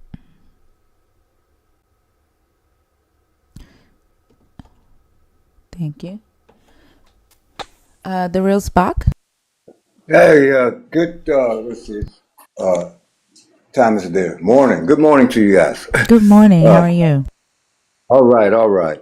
Um, Organized religion does exactly what it was intended to do, instill fear into the people that were fearless. That's what organized religion is, period. Yeah, I agree. Are you a believer of the God of the Bible, or are you an atheist? I am totally, probably, I guess y'all might say atheist. I don't believe in none of that book because it's all man-made. It's all written by man. God did not write anything in that book.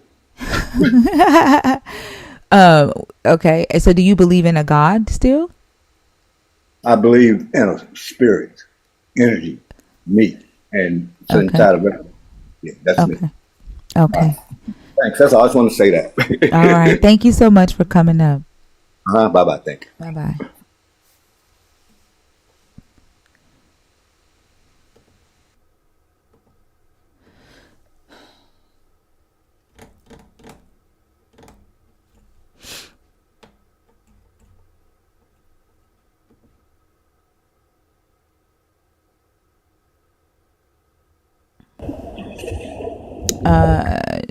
G Lyrics. G Lyrics, are you there? Yes, I am. I wasn't requested. I think I requested by accident. No worries. I'll take you down. Have a good day, okay? You too. Thank you. Thank you. What's the username? What's the username that I need to block? I didn't see it, librarian. Who is it?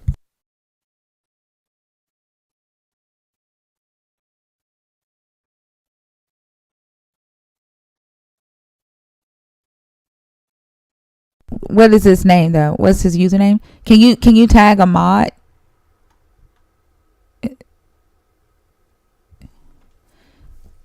I don't see him. I'm looking too, Thinker. I don't see anything.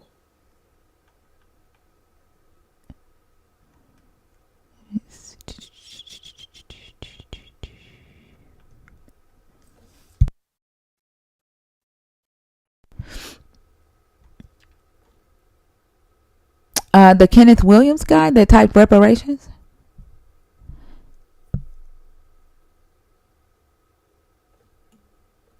He said, it amazes me to think how smart black people really think they are and can't get the government to pay out reparations. Yeah, because that takes smarts to do that. That's all that's required.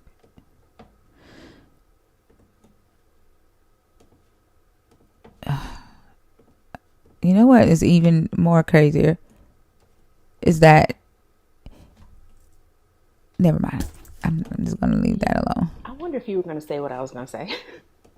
About the Homestead Act? Oh, no. I was going to ask, how is it that they have issues with reparations, but they cool with sin being passed down? So you're not responsible for what your ancestors did like a few centuries ago, but you're still responsible for something how many thousands of years ago? Like, how did we make that jump? Exactly. But also, like, when you talk about how black people think they smart because we can't get the government to pay reparations, but like literally they got reparations in the Homestead Act, and half of them today don't have none of that left. Right. Like, so like you got the bump financially because Yep. your resources gone. That is wild. But you ain't got none of it left, and now you mad at us for fucking what? We didn't do it. Maybe they need to enroll in Hillman Talks university class. Oh, some of them are, which I'm glad. I'm happy to see them there, but some of them are. Financial literacy 101. Yep. Somebody messaged me, like multiple people have messaged me and was like, "Are you gonna jump on Hillman Talk?" I was like, I have my hands full already with the live, the podcast. Yeah, like I don't even have time. I did think about you though, because I was like, that would be such a good, like, you would be so good at that. Like, I think that's right up your alley, but I know it's probably stretching you too thin. Oh, yeah, like that. They more than welcome to come to the live, but that's a lot. I think 900 people already. Like, I can't be doing syllabus and stuff. I can't, not right now. And then learning Hebrew, like, that's taking a lot of my time. I'm sure. Hey, Simper, how are you? Simper? I think Simper has fallen asleep on us, y'all. Good night, Simper. Simpers are friendly, right? Yeah. I thought so.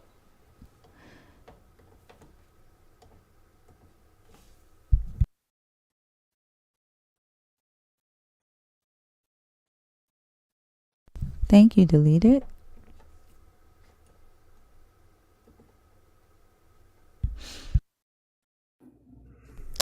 Lynn? Yes, ma'am. How are you? Good, how are you? I'm alright. I'm gonna give this another chance. Oh, have I talked to you before? This is like my third time up. Oh, yes. No, you're the one that I keep calling Lynch. Yeah, that's okay. alright. It happens. No. I looked at your. I see now. What happened last time? Why wasn't it a pleasant conversation? It was not pleasant? Well, the thing is that I mean, I'm not a Christian, and I love listening to you guys, and it's the reason I left Christianity. But I still study it from an esoteric context, not a literal context. But I get it now. I remember you kept going off topic. Yeah, but I put my glasses on, and okay. I finally got my glasses. So I've been sitting here, like, looking at the questions, And so like and even with my glasses on, I'm still struggling over here. But what makes you a sinner? I've got a good answer for that one, but I mean, um, I like to study like probably a lot more than the average person. I'm still pretty young, but I've been retired for 10 years and had an experience that threw me into this, and I won't get into that because Can you answer the question, Lynn? so one, what makes me a sinner? I'm not a sinner because original sin wasn't put in the Bible until 543 AD because one of the Roman emperors made the Pope take out reincarnation and put sin in there. So that's not even an original part of the book. So no, but I want to make sure Where are you talking about? That's not true. yeah, it is. No, it's not. Like the original sin concept was created extra biblically. It's not even in the Bible. So like, why are you saying that? Well, There is first no of all, original sin concept in the Bible. well, first of all, that's an exoteric perspective, but the esoteric No, what I'm perspective. saying there's no biblical, right, evidence for the original sin. The original sin concept is a theological doctrine that was developed extra biblically, so that it was read into the Bible, not written into the Bible.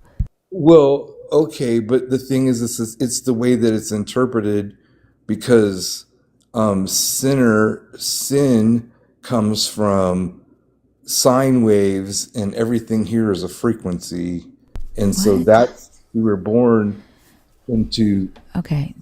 sine waves. So I'm trying to I know it's like I know what Lynn, you know I don't do I know esoteric on something. that. Lynn, no. Okay, I don't know why. Like, I don't do esoteric. And if this is what you want to teach, you have to start your own life. Like, I'm going to allow you to come up here, right, and just spew stuff, right, without having any evidence. If I have to provide evidence for the stuff that I say, you damn sure have to. You're not going to come up here and just start saying things, right? Like, that's not fair. It's not right for you to do that. I don't do esoteric, and you know that.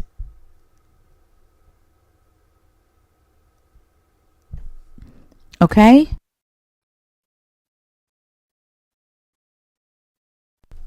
Are you there? yeah, somebody muted me. I did, because you cannot come up here and just saying things without being able to back up what you're saying. That, like, if you want to teach, if you want to teach esoteric knowledge, you have to do that from your own page, not mine. No, Lynn, you cannot teach that from my page. I'm going to ask you a question. No, I need you to acknowledge what I just said. I'm acknowledging what you said, but before Christianity, there was not. Y'all don't understand boundaries at all. And I swear I'm going to forget that I talked to him and bring his ass right back up in a couple of days. I don't know why they continue to do that. It's ridiculous.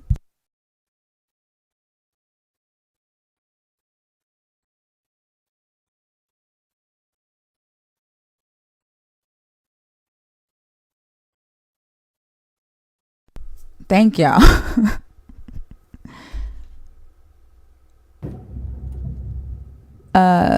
Celestial.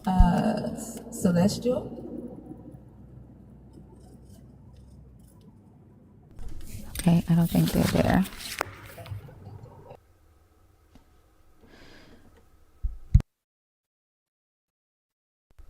You don't even exist yourself.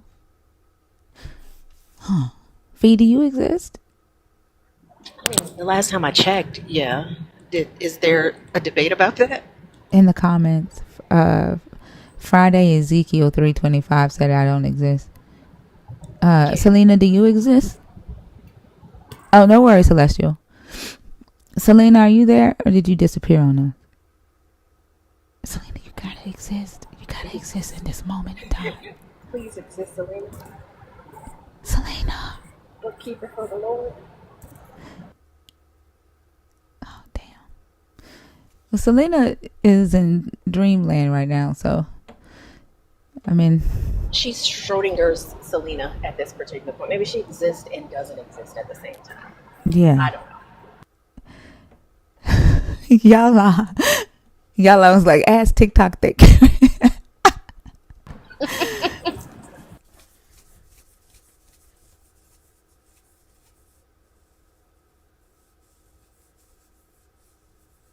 Right, it worked. 2 out of 3 ain't bad.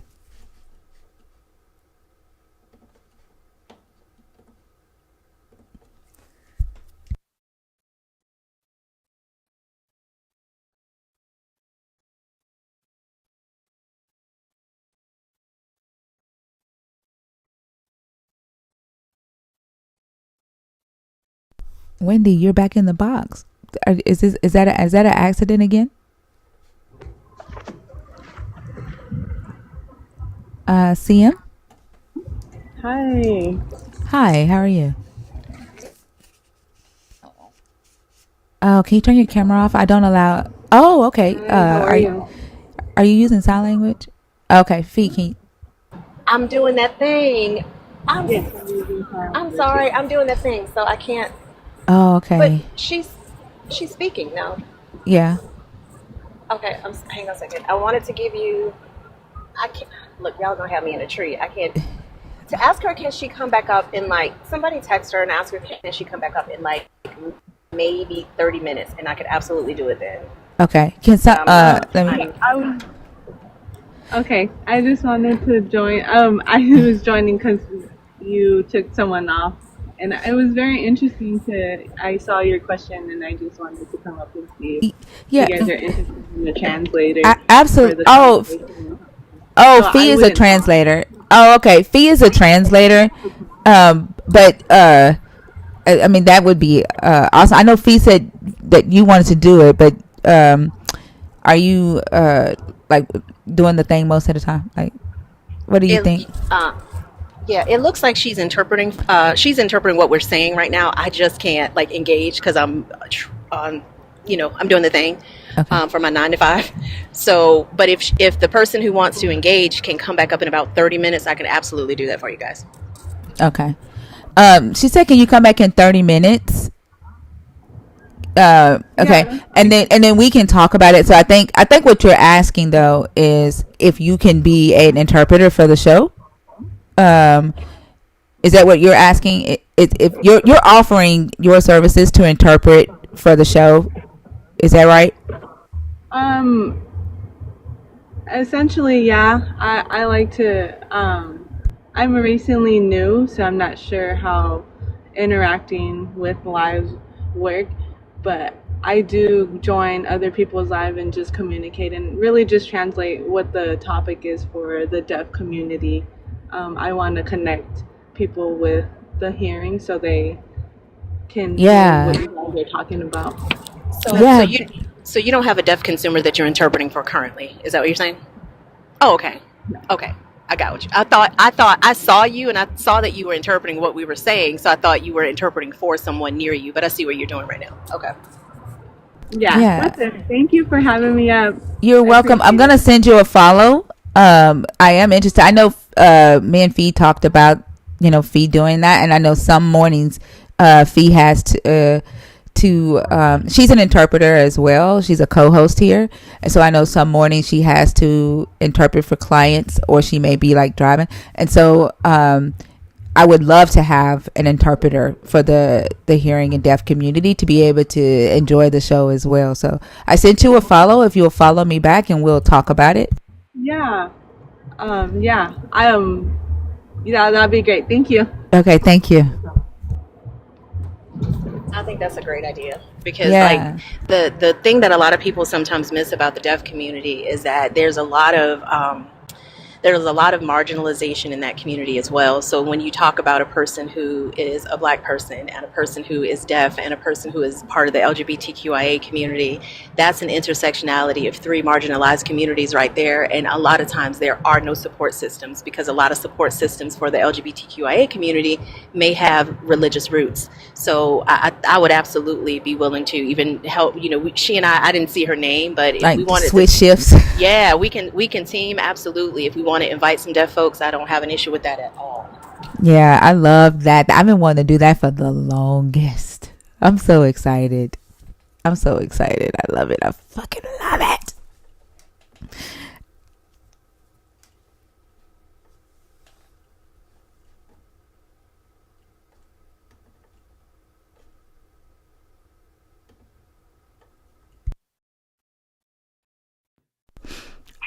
Is it Ducky?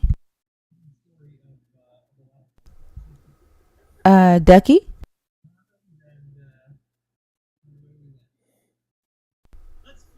Okay, they're not there. I think that's their TV.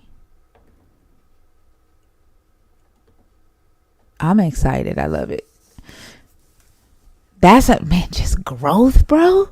And then stuff just happened organically. Like it just like That's what I man. love about it. That's what I love about it. I'm like, and we're reaching people that need it. Like I know, I'm when she came up and y'all start talking, I'm like, I know several people that I've engaged in conversations with deaf people that we've had really civil conversations about religious deconstruction. I would absolutely invite them to this.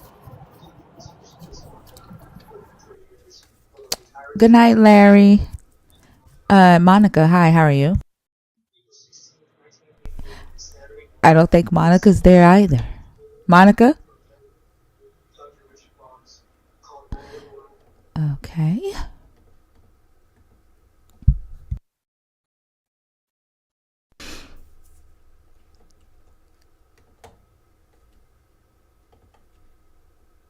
John? Okay, John popped out. If you're a believer, or if you're deconstructing, or if you are an atheist, the guest box is open for you. For those of you that may not know, deconstructing isn't necessarily if you're already in the process. If you are thinking about deconstructing, you have questions about some of the topics that we have on the board, and this is a time to ask those hard questions. If you are an atheist, you can come up, or if you are a nerd, you know that you are more than welcome to come up and talk about what you need to talk about. Hi, how are you? I'm chilling. How you doing? I'm good. Your age, please. 18. Do you see the host note at the top? You have to be 25, okay? Oh, I didn't know. My bad. That's okay. Have a good night. Oh, well, good morning.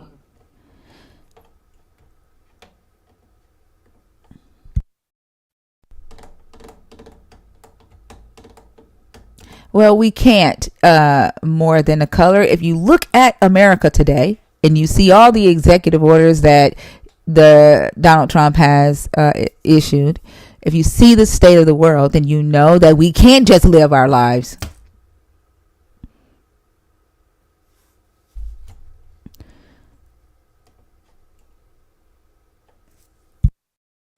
If y'all would stop trying to make everybody live life like you, then we would leave you and your God alone.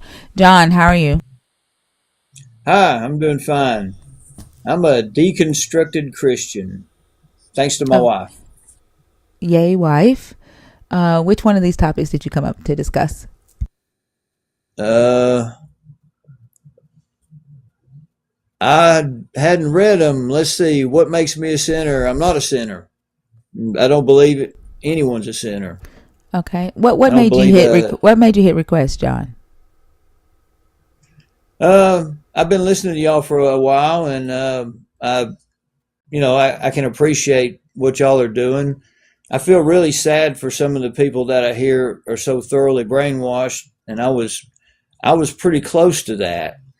But my wife, she asked me a few pointed questions and got me to think about things, and I realized I was making excuses for this person I thought was God, and I shouldn't have to make excuses for God. He's supposed to be God, so I realized he wasn't. Yeah, that's right, and I'm proud of you for coming to that conclusion for yourself.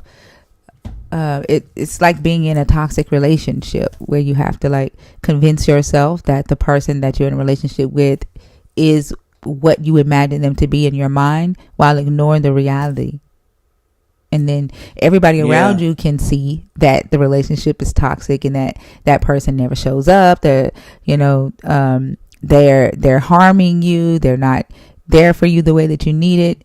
but you make excuses and are willing to lie, right, to make the person look good so that the people around you will still accept them or accept you being with them. It's like a toxic relationship.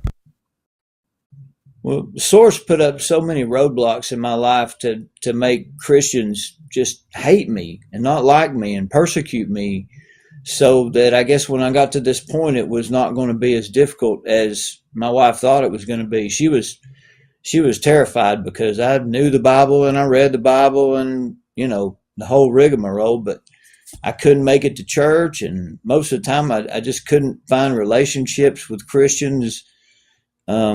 It was weird, and I'm glad to be out of it.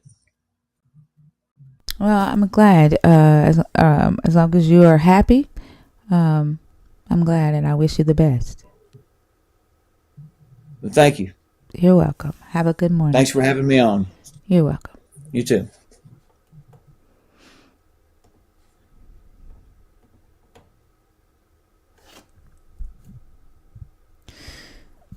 They always say that they don't perfect. You are 19 or 18. You can't be in my box.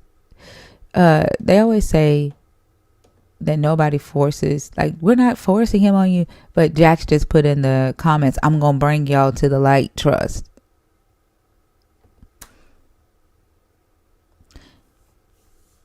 But you don't. But you're not forcing yourself. You're not forcing your beliefs on other people.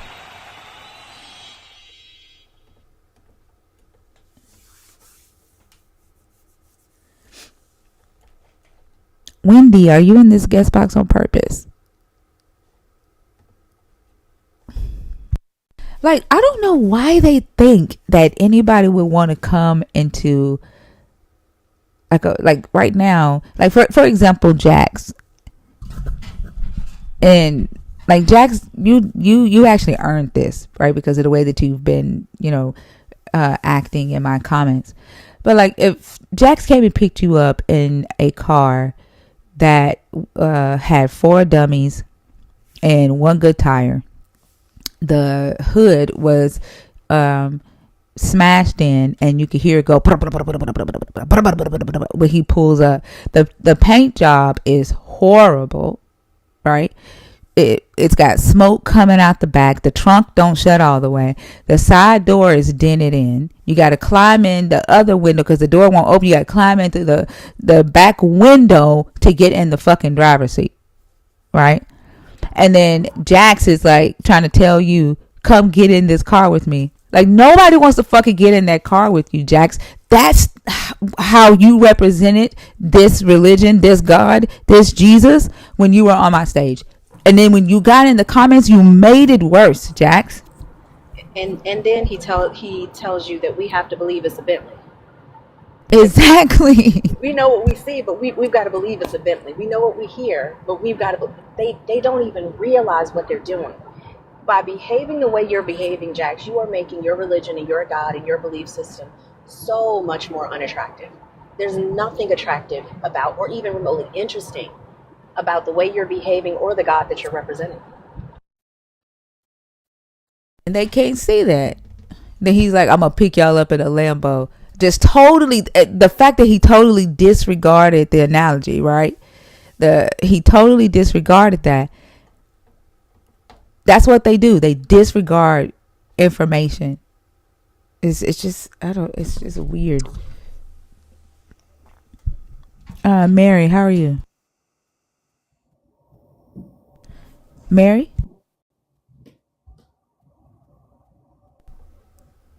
Ooh, these accidental requests is something else. Oh, it was May.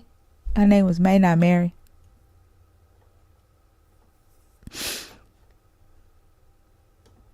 She was probably like, who the fuck is Mary? My bad. May, if you're in the comments, request again. I'm sorry. I'm so sorry. I'm low key still stuck on Muskrat from last week. I'm just saying, hold on to that for 4 minutes. I was thinking the other day I accidentally called somebody live stream.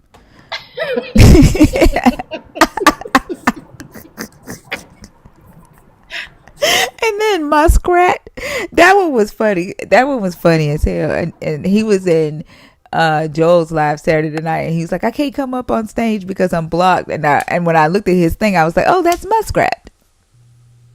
Yeah, I think I was in there. I heard him. Murder Mike, hi, how are you? You can just call me Mike. I'm doing good. I'm doing good. That's How are you? good. I'm doing good. Nah, look, I'm Wait, can I agnostic. let me get your age right quick? I'm 24. Oh, I'm good enough. It's cool, right? It's like I'm right there by 25. It's cool, right? I'm gonna let you stay. We're gonna see. Don't make me regret it. Nah, I'm not gonna do nothing wild. Okay, go ahead. But nah, this is more for like the Christians in the live or the so-called believers in the live. I just want you to, could you bring up some scriptures for them to show them how God really is? Like, I don't know how to explain it. Because I can't find it myself, because I ain't gonna lie to you, I never really read that book. I already knew it was cap when I first read it. But it started making more sense to me that it wasn't real when I joined these lives, and y'all would bring up scriptures, and the scriptures will point out how this man really acts, bro. Could you please give us some scriptures for people like Jackson, the people in the comments, please? Yeah, depending on what type of scriptures are you looking for? The one where he just not being humane, where he treats humans like, The like story of he Job shows is one. favoritism. Oh, the favoritism one, Abraham Yeah, and not even Abimelech. just favoritism, or like, yeah, that's cool. Yeah, that. Abraham and Abimelech is one. That was his Genesis. Oh shit. Which one? What is Genesis 20? That's Genesis 20. The Job story is pretty interesting one, right? Very interesting. Yeah, because when he finally responds to Job, he's very nonchalant, unempathetic, right? And for a all-powerful God to not understand why a mortal would be distraught going through the sufferings, right? And the things that this God allowed for him to go through, his response to Job was less than loving. It was more so egotistical, narcissistic. This God abused his power, right? Yeah. Another one would be What about the ones where he's like telling people, like after Moses comes to free the slaves or whatever, he tells the people to go out and kill the other people or some shit, and let me stop freaking out here. Kill the other people and force themselves on their wives or something. Oh, that's Deuteronomy, Deuteronomy 20. I couldn't believe that when I first heard that. I ain't gonna hold you. Yeah. Did you know that when he told them when they go into the land of Canaan, he's like, after you are living in their houses, eating their food, I want you to separate three. What's up, dudette? I want you to set 3 towns aside, right? So that if a person accidentally commits homicide, they can run and escape there. Nah, that's crazy. But I just want to bring up some points. I don't want to be on here for too long. All right. Well, I hope you have a good one. I hope those scriptures help you when you're dealing with Jax. Oh, yes, of course. All right. Have a good one. You're welcome. Somebody said holy homicide. Homicide is wild. Like, it's crazy. Is King George up here on purpose? That's what I was about to say. Who's in the box above me? Oh, who brought him up? He was up here before the He's last been up guest. here the whole time. I didn't bring him up. I don't know who that is. How did you get on stage, King George? King George? I'm gonna take him down. They be like blending in. Thank you, Selena. I was like, oh, he chilling. I don't even know how he got up here. Huh? He was up here before Mike? Yeah, he popped up right before Mike did. What? Yep.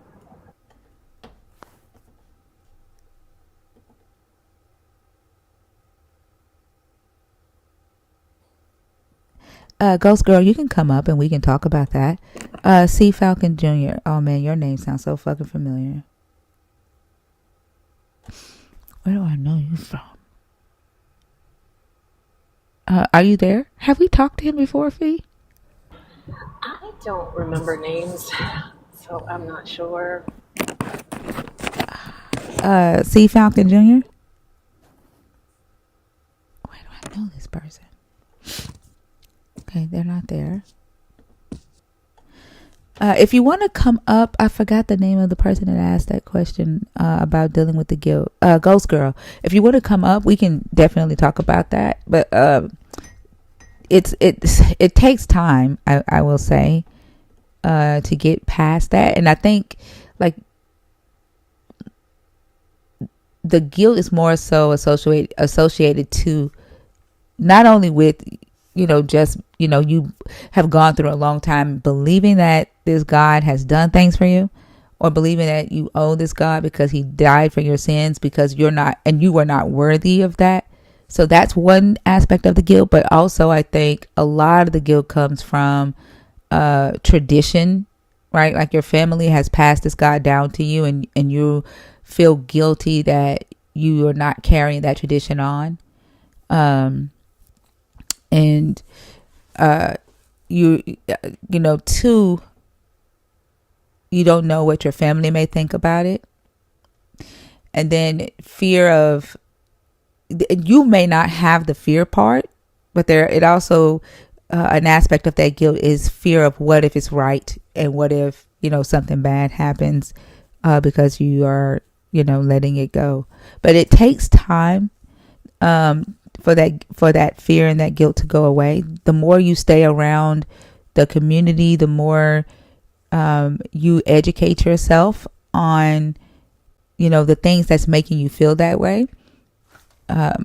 What might work for you in this moment isn't necessarily the same thing that'll work for somebody else. So I think taking time, sitting down, writing out exactly what it is that you feel guilty about, and then asking yourself, now, why do I feel guilty?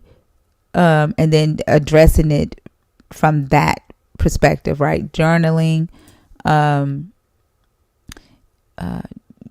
just allowing yourself to go through the process of healing. Don't try to get rid of the guilt all at once.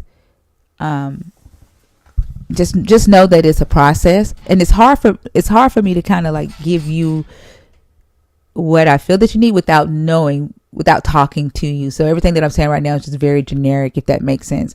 But it does take time, and just allow yourself to embrace what you're feeling. Talk to your body, talk to yourself, and acknowledge the guilt, and then try to figure out if you can figure out where or why that guilt is there, like where it's coming from, or why it's there.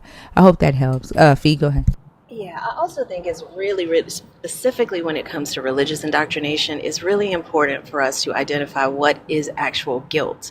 Guilt comes from when we operate outside of alignment with our values and alignment with our morals as a person.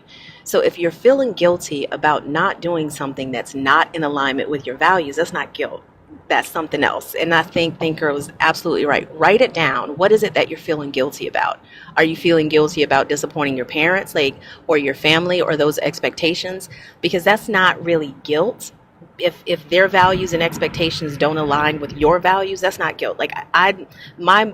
Personally, I have a code of integrity, and I have a code of kindness. So if whatever reason I behave unkindly towards someone, I'm going to feel guilty for that because that doesn't align with my values as a human being.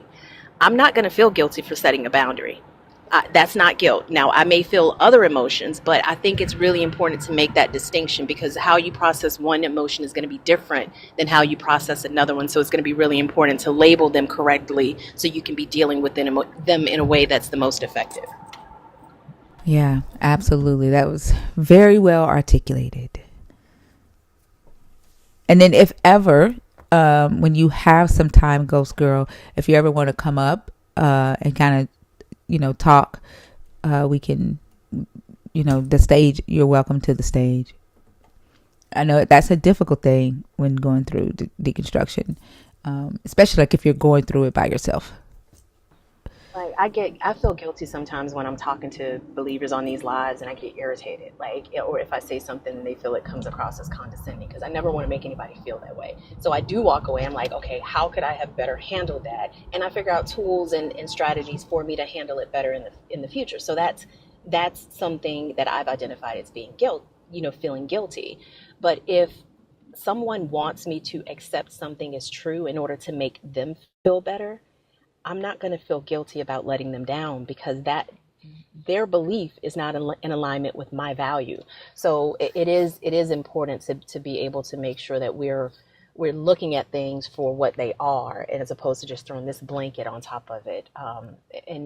That's what Christianity lets you do. Like, it just lets you throw these blanket emotions over all of these very nuanced experiences that we have as humans. But deconstructing kind of forces you to kind of pick them apart and peel those layers back. Yeah, and it's so hard for me, like, 'cause I think when they type, "Ooh, so condescending," I think that they're just doing it as an attack because they just don't agree. Because when they get up on this stage, they're very condescending, right? And it's hard for me to, while I am trying to hear them, right, and I'm trying to adjust to where their behavior don't necessarily affect me and how I talk to them. It's very difficult, and I'm like, for me, I've already told myself, like, I'm not gonna let them disrespect me in no way, shape, form, or fashion. I don't give a fuck how hurt their feelings feel or whatever, because 9 times out of 10, like someone said tonight, yeah, they're getting what they show me that they want me to hand out. Because I try to approach every believer that comes on this stage as a different believer, right? And not take the last believer's conversation or their frustration into the next person, because they're just not the same people. But usually because they don't like what we're saying, they tend to try to attack us personally. And it's hard for me to make the adjustment that I need to make, because they're not also trying. Does that make sense? Absolutely. Like, they fight you tooth and nail to try to utilize these strategies. And somebody just said in the comments that they were a Jehovah's Witness, and they hear the Jehovah's Witness tone in my voice. You hear the you hear the fee tone in my voice, and I'm saying that because stick around and wait till my sister comes up here. She was raised a Jehovah's Witness as well, and we are two very different people.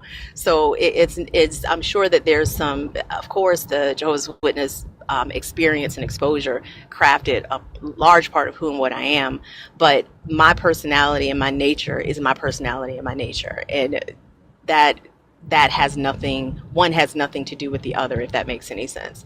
But I think to Thinker, your point, it's so hard to be who you are despite who others aren't, and that is so difficult, because like, you can have these goals of, you want to engage, you want to have this exchange, and you are willing to say, okay, if we walk away from this believing different things, or staying where we are collective or individually, that's perfectly fine.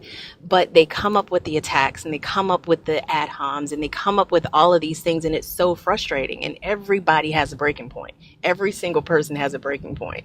And like I've said before, like, don't let the calm demeanor fool you. Like, this is absolutely who I am, but I will stand on business when need to, and I will shut your ass down when necessary. Real quick, fast, and in a hurry. Yeah, like, don't get that twisted at all. That part, exactly. Fee, have you ever met Strings? No, I don't think so. Get ready for a conversation. Okay. Hi, Strings. Hello. Good. How are you? I'm doing good, Strings. Hello, good. Hello, everyone. Oh, Hello, everyone. It's nice to be back. Hello, Strings. Why do you sound like that, Strings?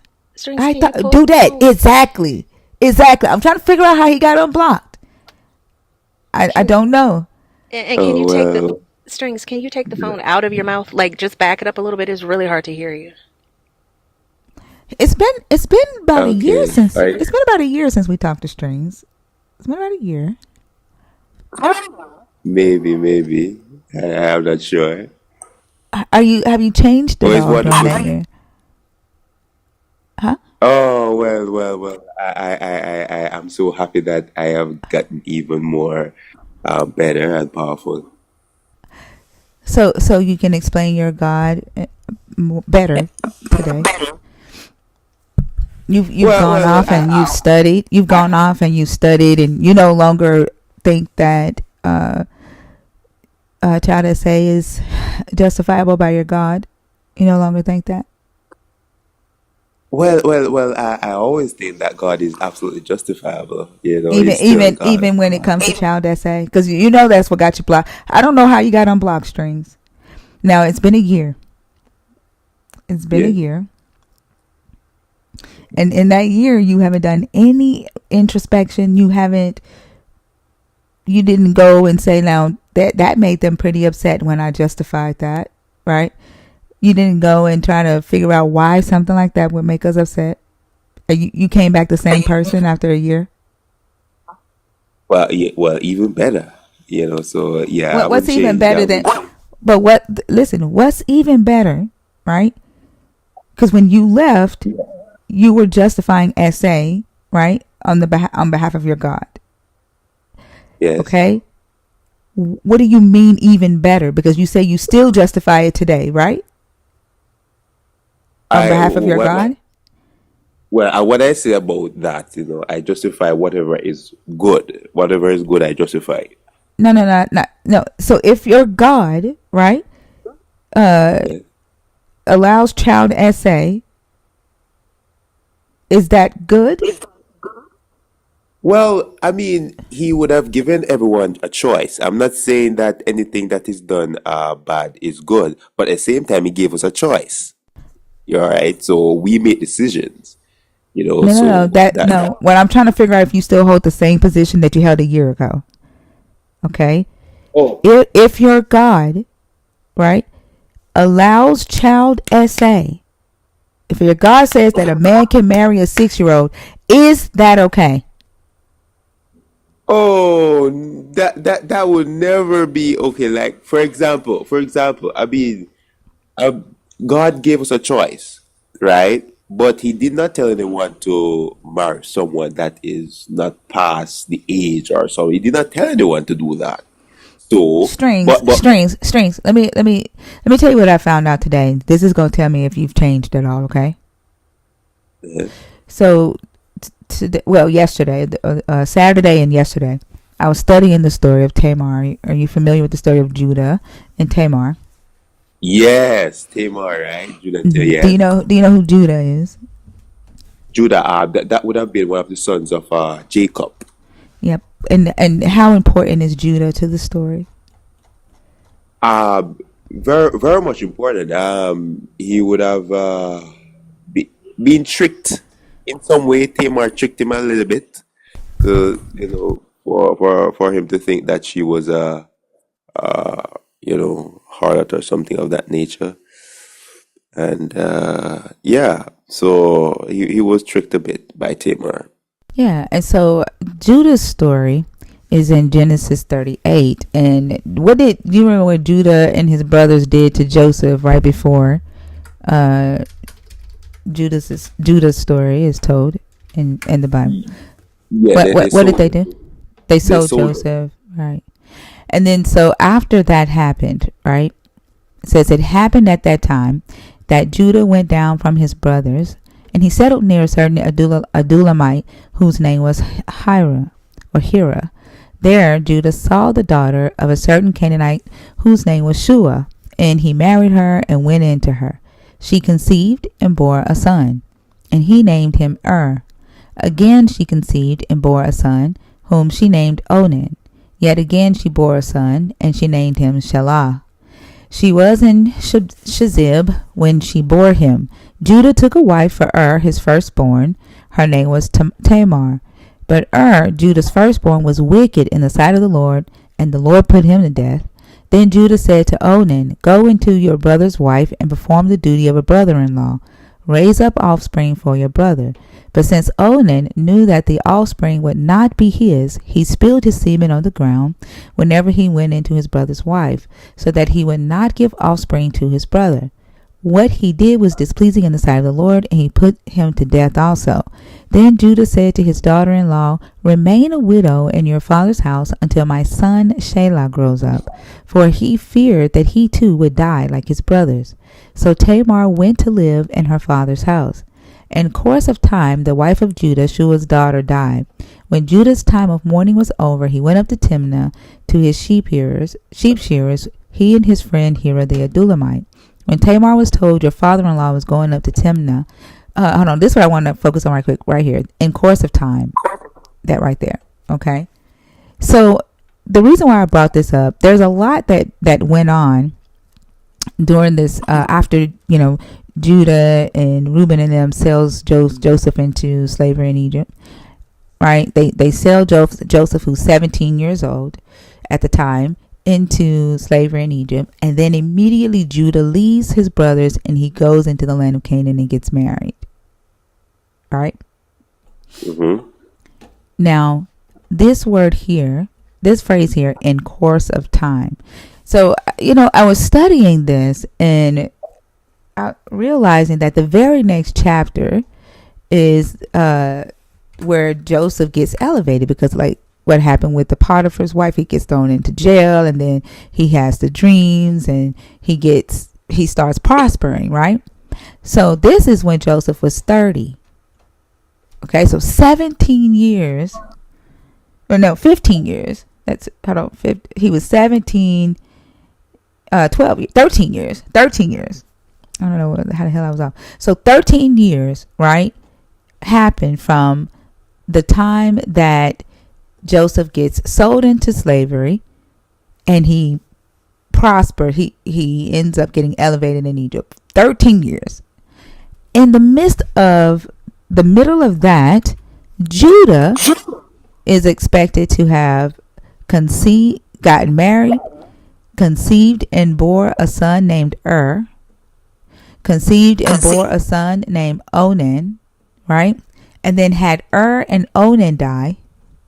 He also bore Shelah, had 2 sons die, got Tamar pregnant, and had 2 sons by Tamar. And then those 2 sons had grandkids in 13 years. Do you hear an issue there with the timeline? No, well, no. Clearly, there's not an issue there. It's just really Judah was tricked by Tamar. Judah didn't know. No. Listen, I'm asking about the timeline. I want you to think about these words right here in verse 12. In the course of time, okay, from the time that Joseph was sold into slavery by Judah, right, and the time that Joseph rose in status in Egypt, that was 13 years. Okay. In those 13 years, Judah, according to this story, got married, had 3 sons. Those 2 of the 3 sons got married and died. Tamar ends up getting pregnant by Judah and gives birth to 2 more sons, all in 13 years. Okay. Now, in order for this, right, then they end up going up to Egypt with their dad after this, right?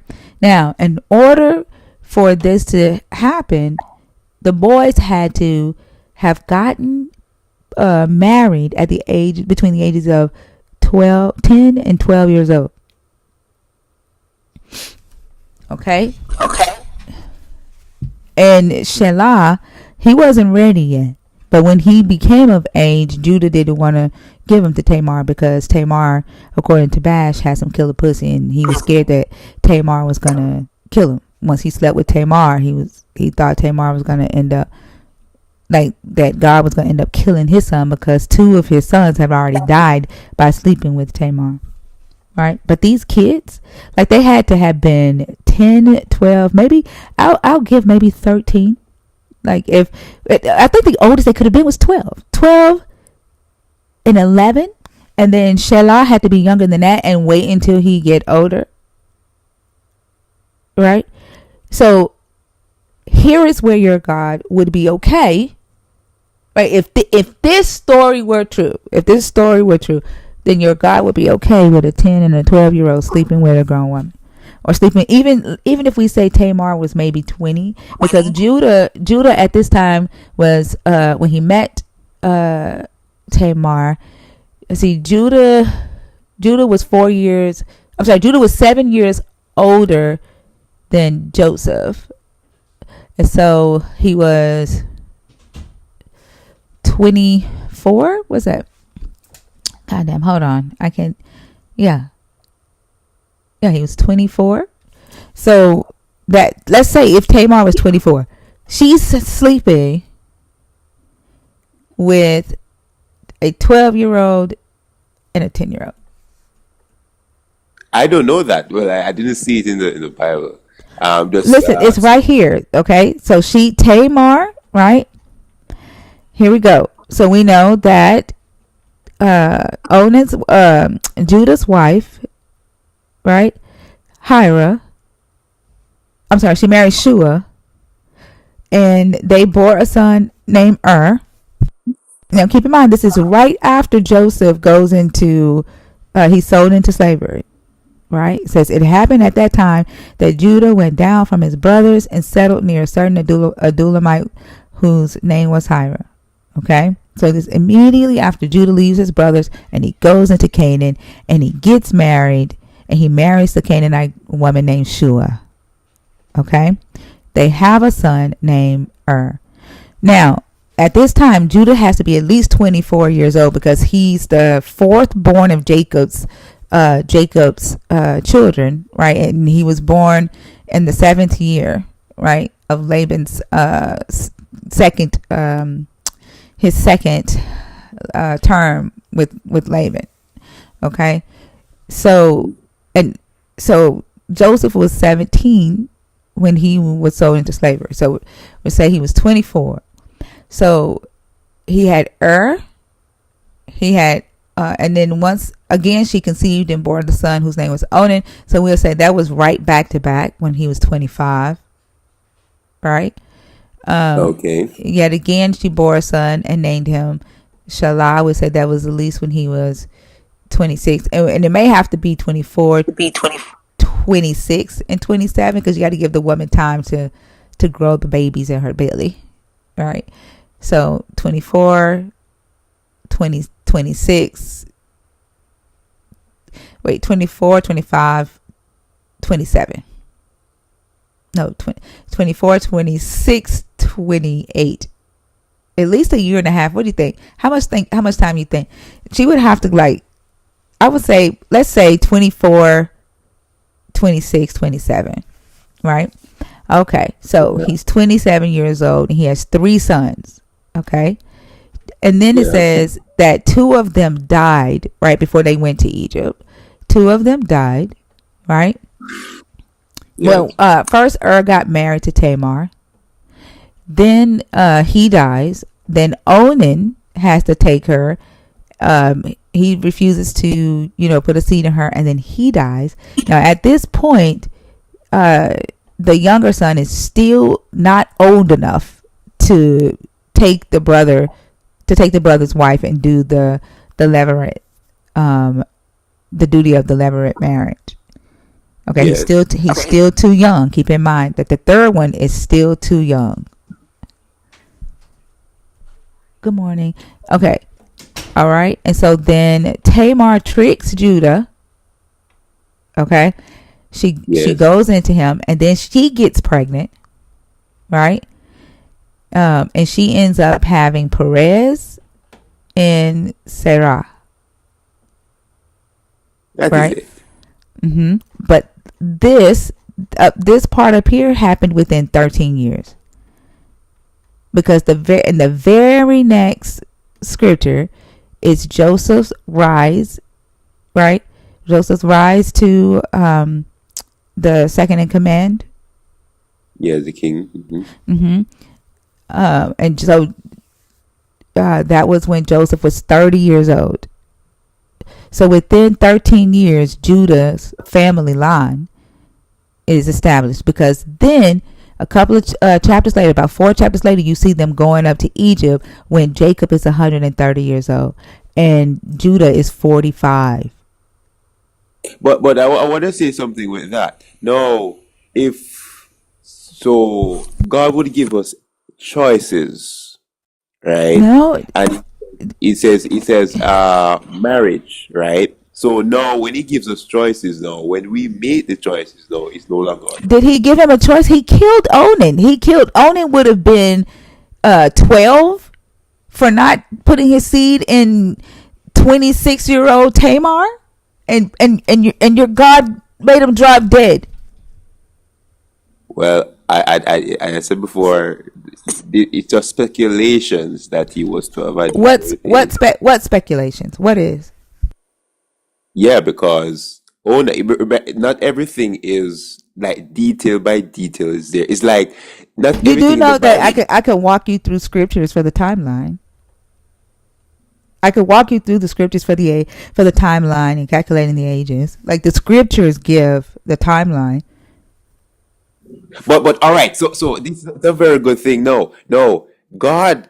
Do you know that God put a there was a rule in it where Paul says that if she passed the flower of her age, he can marry. But we're not talking about the woman here. Tamar is older, right? We're talking about the kids. We're talking about Judah's sons and how old they would have been, because they were all three born within that 13 years, right? That all of this had to happen within 13 years of Joseph being in slavery in Egypt before he rose in status at 30 years old. He was 30 years old when he rose in status.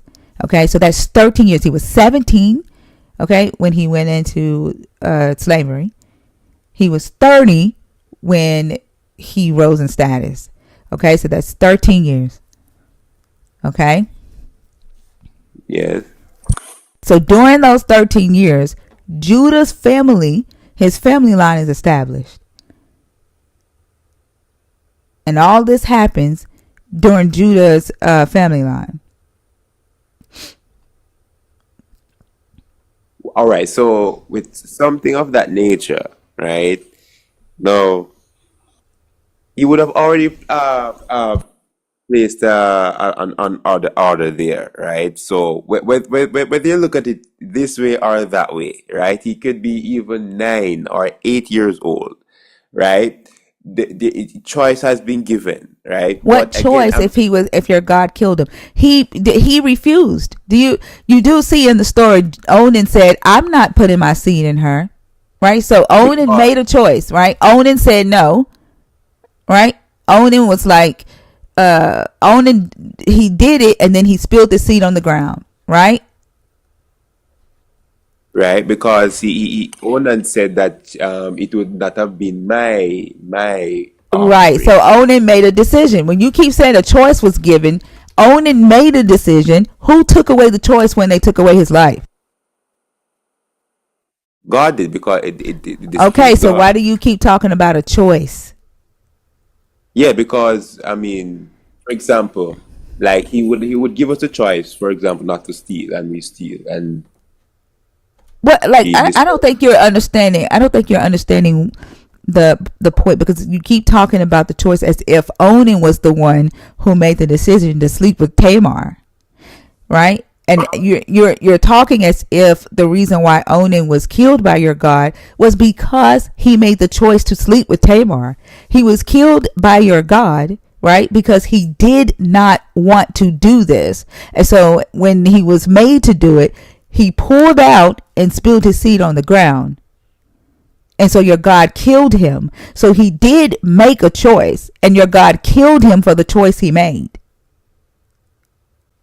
The Yes, thing that I'm trying to figure out is, do you justify your God needing a child to sleep with, to become a father and sleep with a older woman for the sake of lineage, for the sake of passing seed? I justify my God for doing what is best. I'm not going to say that, oh, it's a child and all these things. I justify my God for doing what is best. That's not what I asked you. Because what I'm trying to figure out, like you've been gone for a year, and what I'm trying to figure out is if you still right justify child essay with your God. No, I cannot justify something that I mean is not biblical, It is right? biblical. It is biblical. I literally just went through this with you. It is No, all biblical. right, all right. So what I realized, you went through it, right? And there were speculations of I'm age. not speculating. I told you that I could walk you through the scriptures to prove their ages to you. I am not speculating. I don't see nowhere where Onan was 12 or 13. uh, did you not hear me say that I can walk you through the scriptures, right? And where I can prove the ages to you, like his entire family lineage, it has been compressed into 13 years. And Well, when they go to Egypt, right? When they go up to Egypt, okay? Judah goes with Jacob, and his whole family is there, including his grandkids. well, you know what I would say with this though, right? Is that, say for instance, it is well, I just can't say it is true because I read the whole Bible, right? I don't see anywhere where the age was mentioned. If it said literally verbatim, this dude was 12, would it matter? Because Thinker just has multiple times offered to walk you through step by step to show you how old he was, because it can be identified in the scriptures. But my Oh, question to right. you is, would it matter? Because if at the end of the conversation you're going to end with, oh, if God did it, then it must be good, then what's the point of even engaging in the conversation? Because all right, let me say why. Let me say why. You see, there are things that all right. It's like this. For example, when David went and had sex with Bathsheba, right? Right? God unalive the child. You say, oh, that's something bad, but it was not in the will of God, right? So there are things that God does which we cannot understand it, right? And we say, oh, Strings, God's a bad strings, thing. So strings, yes. strings. Hang on a second. Are you saying that unaliving a child for something that their parent did is not wrong? Just that thing right there. Hold on to what I'm talking about. Don't worry about who did it. If I ask you, is it okay for me to unalive your child for a crime you commit? Do you think that's fair? No, that's not. That won't be fair. No. That's not fair, full stop, right? Yes. But what you will now say is that there's a reason God did it, and that's where our problem is. No, Because no. All right. So I'm not saying that. I'm just saying that it's a speculation of age. I don't know the age. Onan could have been 40 years. But it's not a speculation of age when Thinker has offered to walk you through. Why haven't you taken her up on the offer to walk you through the scriptures to No, see what his age is? no. The reason why, because if you realize in scriptures of Bible, remember the youngest man to be a king Hold was on. Do you our see child. Joseph's age? Do you see how old Joseph was when he entered the service of the Pharaoh, the king, when he rose to power? Yeah, How old was he? yeah. See, yeah, 30 years old. I was That's saying what that. I said. That's Joseph. That's the point. He was 17 when he was sold into slavery. Okay. Yeah. So Uh-huh. how many years is between Joseph being 17 and being 30? How many years? 13. That's what I said, did I not? All right. I get that. Okay. Yes. All right. So he was 30 years old when he rose to power. So before Joseph rose to power, Judah's line, right, was established with Tamar during that 13 years. When Judah, right, goes up to Egypt when the famine and Canaan happened, he goes to Egypt with his father, right, in Genesis 42, right? Judah has already started to become a leader, right? Judah's about 42 years old. He's already started to be seen as a leader amongst the Israelites, right? Right. Then they go up to Egypt during the second year of the famine, and his whole entire family and his grandchildren are there. Yes. Okay. So in order to fit all of that into that timeline, Judah's boys had to be between I'm gonna say 10 to 13 years old. Okay. Okay. So my Good. question is, now when your God killed Onan for not putting his seed in Tamar, was that justifiable for a young kid who said, I don't want to do that? Yes. Okay, then no, you have not grown in the year that you've been gone, because No, you're still saying the same shit strings. remember that if you look at the not the human side of it, but the spirit. Remember, God is a spirit, not a human. So if you look at the humans, the spiritual side of it, right?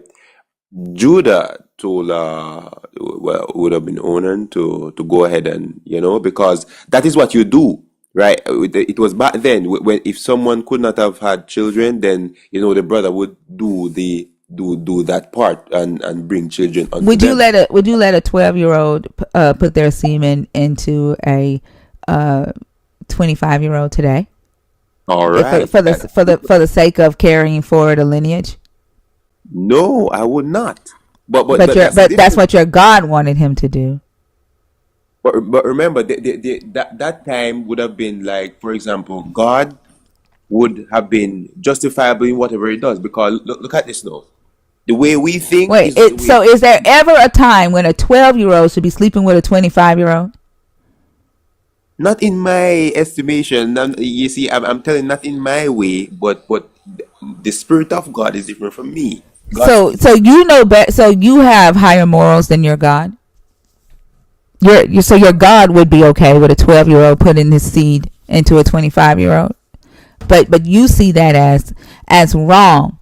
But because your God says it's okay, you would be okay with that. All right. Because the No. reality is, thinker, What? Go thinker, ahead. thinker, have you realized that when they say you can't look at it through the human lens, you have to look at it through the spiritual lens. They're basically just justifying immoral acts by their God. So when you say you have to look at it spiritually because it doesn't make sense through human logic, you only say that when your God is doing something disgusting. So is spiritual synonymous with immoral? Is spiritual synonymous with like cruel and inhumane? Because All that right. is the context with which every single time you guys say something like this. Every All single right. time. All right. So I want to say something with that though. Or look at this. Did you know that between being under the law and not being under the law, no, everything comes under obedience? So God wanted Onan to be obedient. And the thing that Onan did was wicked in the sight of God. Remember, He it was was between 10 and 13 years old, being made to put his seed in a grown ass woman.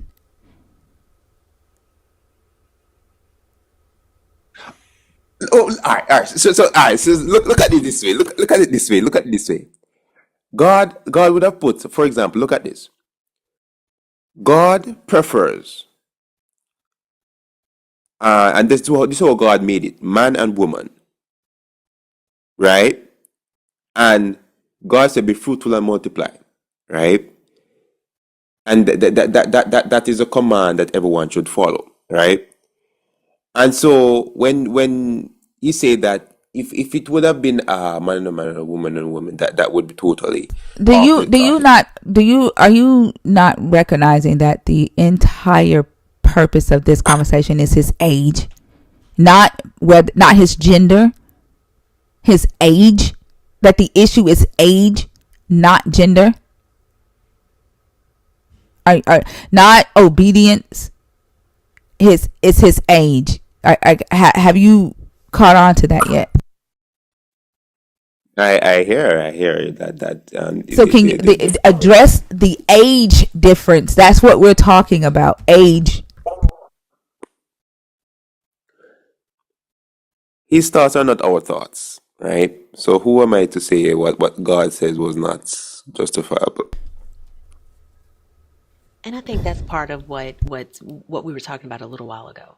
Like to me, this is a character issue because as a human being, I know, and I think you know that that's not okay. But if your God did it, then somewhere in your mind, you have to make it okay. You have to say that His ways are higher than our ways, and it has to be something that justifies it. And there is no justifying it. If this was your child, how would you feel about that? If this happened to your baby, like if you were David and someone unalived your baby for some shit you did, you would be ready to throw all kinds of elbows and knees. And you know you would. But because this God did it, you have to figure out a way to justify it. And I just Well, think that that's a failure in character, honestly.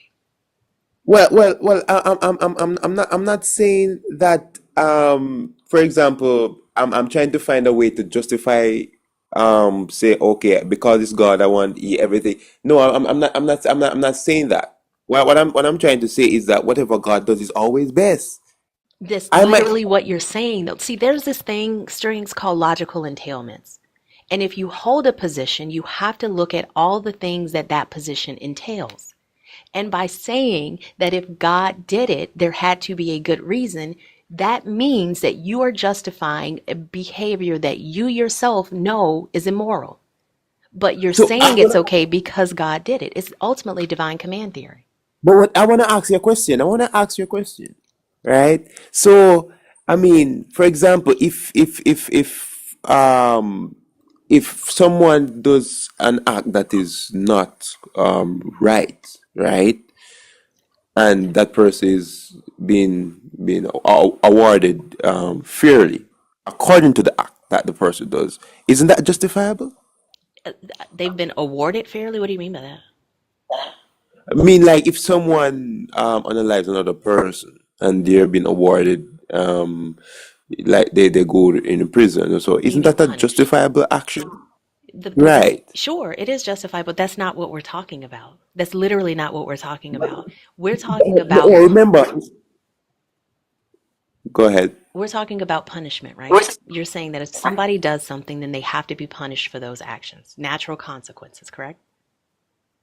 Yes. What did the baby do? Because that's who was punished. The what did the baby do? All right.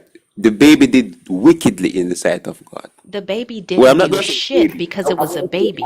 The baby I'm was going to say punished because Onan. of David. No, I'm not going to say baby. I'm going to say Onan did wickedly in the sight of God. So he was duly punished. And I accept that. Which story are we talking about right now? Because I don't know that we're talking about the same thing at this point. Well, the word of God is not a story. It's a fact. It's things that have happened. Well, if you say that, you'd have to believe snakes talk and fruit gives you magical powers. So we're not going to go down that road. My question is, which biblical story are we talking about right now about the punishment? Donkey. Remember donkey talk as well. I know Shrek, but that's not what we're talking about. I'm asking which biblical story are we talking about with respects to punishment right now? Did you call him Shrek? I did, but it's not what we're talking about. Let's stay on topic, Strings. I'm trying to work with you, friend. Which story are Yes. we breaking down right now about this punishment? All right. So Onan did wickedly. He spilled his semen and not wanted to did what Judah would have commanded, if I'm so correctly, right? And he did wickedly in the sight of God because that was not, you should not do that. Why are you going to spill your semen, right? You should go ahead and procreate. So I mean, he was duly punished. But you do realize that that's not what we were talking about, right? We're talking about the age of this child. That's what I'm talking about as well. So it's okay for a 12-year-old child to impregnate a grown-ass woman. That's ultimately what we're saying. And which is crazy because somebody in the comments said, "Who says it's immoral?" Right? That because that was the culture. The men back then, typically in this book, would not take a wife until they could provide for their wife, and a 12-year-old child cannot provide for a wife. Remember, today's society is different from back then. Remember, you And know, I said, did you not hear what I just said? The men in this book would yeah, take a wife, right, when they could provide for a wife, yeah. right? Most of the men in this book got married when they were in their 20s and their 30s and their 40s. Not 12, not 10, not 13, not 14, 15, 16. They were usually older than that when they got married because they were responsible for taking care of their wife. So I want to ask a question. I want to ask a question. I want to really ask a question, right? So, say for instance, this act, because there are many other that I can associate it with this. And why would God take a 7-year-old and make king? You do realize that the reason why your God would put a 7-year-old on the throne is to hold the throne because it was based on lineage, and that 7-year-old had advisors, right? What? Where, No, no, that 7 did not. Joash did not have. Well, I'm not. Well, I'm not. Josiah had advisors. That's not Yeah, yeah, true. yeah, yeah. All right. They So are I'm all not. the kings had advisors. They had Yeah, priests and prophets. yeah. All right, all right. I agree. I And, agree. and I and agree. I in agree. Israel, the king was not the most didn't have the most authority. It was the priest and the prophets. The priests and the prophets had more authority than the king. All right. So yeah, yeah. I realized Joshua did. He went to Huldah. He went to Huldah for advice. All right. I agree with that. Okay. All right. So but again, it was 7 and 8-year-old. I mean, I am way above that. I mean, like I'm not king. I'm not king of. I mean, I should be king of the world. I mean, everybody We should are come talking on. about them having sex with adults. We're not talking about them sitting on a throne. What? All right. So, but all right. So, sitting on a throne and having sex with with adults, which is more tax bearing or burdening, isn't the one that is higher? What? Because look at it. Because if you're gonna say, for instance, I mean, these are seven. Can't believe it. I mean, all right. So for instance, I don't know the age. So for example, we are just speculating that it's 12 and all these things. All right. So why not? Why not? I mean, like, I Is mean, this why whatever. he got banned the first time This is too? why he got banned. This is why I Okay. said I want. He's been gone for a year, but Yeah. this is why he got banned the first time. Strings, do you have children? No, no, I don't have children. Yeah. I'm wondering if perhaps your mindset on this has something to do with that. Because No, I'm what? no, seriously, what you're justifying and what you're proposing is absolutely disgusting. And it's kind of jarring that you don't see that. We're talking Well. about children right now, children. All right. All right. So I understand that we're talking about children, right? And I was a child, right? And I speak as a child, but when I become an adult, I'm speaking as an adult now. Are So you I'm though? understanding. Yes, I'm understanding. Yes, for real. I'm understanding as an adult because if you look at it, right? A child. I mean, don't get me wrong. I understand where you're coming from. I understand that. And for me personally, I'm being very honest. If I have my son and he's about 12, 13, I'm not gonna send him to go in a relationship. I'm not gonna do that. I know I'm not stupid. I know where you're coming from. But all I'm saying is that there are things that is being done where what God does we just can't understand it, so we just leave it and we just say justify. You Why not? leave it. You leave it. I don't leave it. And I'm not going to leave it. And I think it's people like you who leave it that allow for people to do this kind of shit in the real world because they think God did it. It can't be that bad. So maybe you don't think that God did it. It can't be that bad. I'll do it. Yeah, I'm glad to know that you wouldn't send your child to do something like that. But I also find it interesting that you think it's okay if God did it. Why does he get a pass to hurt children? Why does he get a pass to utilize children in a way that we know is inappropriate for those children? And you're right, this was a culture that was very different than the one that we live in, which is further proof that this book has nothing to do with humans in 2025, but y'all keep holding on to it. But you need to ask yourself, why is it okay? It's crazy to me how Humans can sit here in the climate that we live in. I don't know what country you're in, but in the States, they see all the actions of this most recently elected president, and they see how he's behaving like a tyrant, and it's disgusting to them. And their God does the same thing. And He they're damn, rolling back the age of consent right now. yeah, they're completely rolling it back. They're making it easier for children to be taken advantage of by grown ass people who need to be sitting the fuck down. Like, that's what they're doing. And they're doing it and justifying it with this book that you think is this moral standard. And it's this guideline for life. And that's Remember, sad remember, to me. remember. All right. So remember. There's something that you should remember, right? God did have there's a rule that he did put in, right? On behalf of Paul, right? He says if you are by Paul, it would have been using Paul. And Paul said if she passed the flower of her age, or either he passed the flower of his age, you can go ahead. So that's what I'm saying. There's other He said that he didn't say age. He was talking about maturity. He was talking about her cycle. If she's a virgin and she has passed the age of coming into maturity, right? Then you can go ahead. The age of right. maturity for young girls back then was 12 to 14 years old. And if you extrapolate that to today, you have some 8-year-olds who start their cycle. So are we still going to follow that directive now? That's You why this see, is dangerous, Strings. no, it's not. It's not because if you're saying the same God, you're putting a bad name on the same God, right? And the same God implements something of, for example, there's a particular limit. For example, the Adult Suffrage Act would have been 18 years and older, right? Men put in that, but that, and the age of consent about 16 or so forth. Men put in those things, right? And who gave them the knowledge to do that? I mean, who did? It must be the same God that we're talking about. What's the age of consent right now in America? What's the age of consent? Do you know? I know for Jamaica, I know it's 16. 16. And then the man can be how old? Uh, Maybe 18 or 16 as well.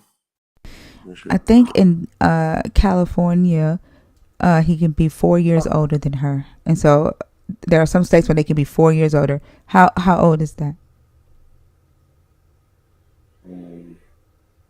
20.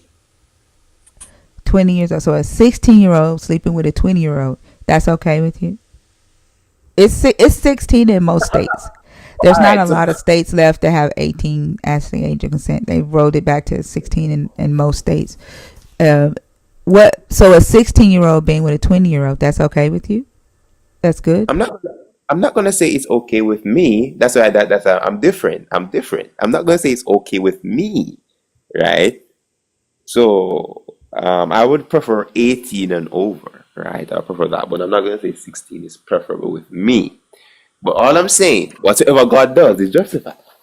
Thank Because you. remember, let's take one. Well, this is one thing I want to bring. Wait Remember, strings. Wait string. David, Hi everybody. yeah.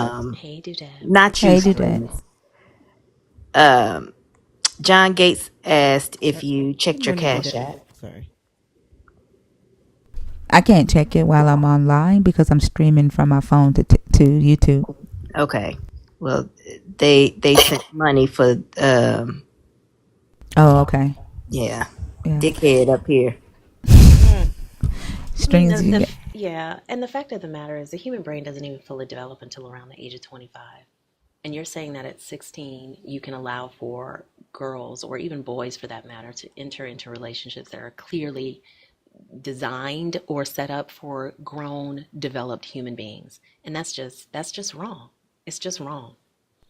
Yep. 29 out of 50 states are 16. 8 of them are at 17, and 12 are still at 18. Oh well. You see that's the thing. I mean, I'm sorry, but you got to go. Somebody paid to drop you. I have to drop you. Well, I want to because this take is care, crazy. everyone. Yeah. I love. Nope. You have not changed one bit. I see why I had that warning. Because, oh, Yep. I don't know how he got unblocked. Somebody said maybe it had something to do with the TikTok Oh, ban.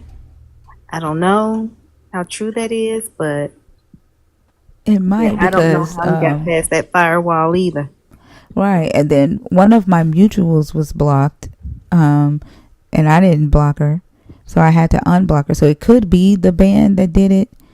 I don't know, or do they come unblocked after a year? I don't know. I don't think so. I don't know. But yeah, that's like the I don't know, the fact that he says that if God says it, and they say this while ignoring the fact that a human has to speak for this God, and they don't question what they believe a God said is okay, while ignoring a human is the one saying a God said it's okay. And I also think that they don't realize that they're completely undermining the idea that moral principles from this God are intrinsically good. Because if you think that God can command a bad thing and it becomes good, then you can't say that everything from God is good. You've really shot yourself in the foot by holding those two positions at the same time. Yep. Lord's just commented that it is the ban that she had to reblock people on Christina's live, so we better watch out for David. Oh my I don't want to God. talk him up. Oh, so it's like it's catching up. Will it, I wonder, will it reblock them once it catch up, or? I don't know, but I don't want David back. Who is David? Do that.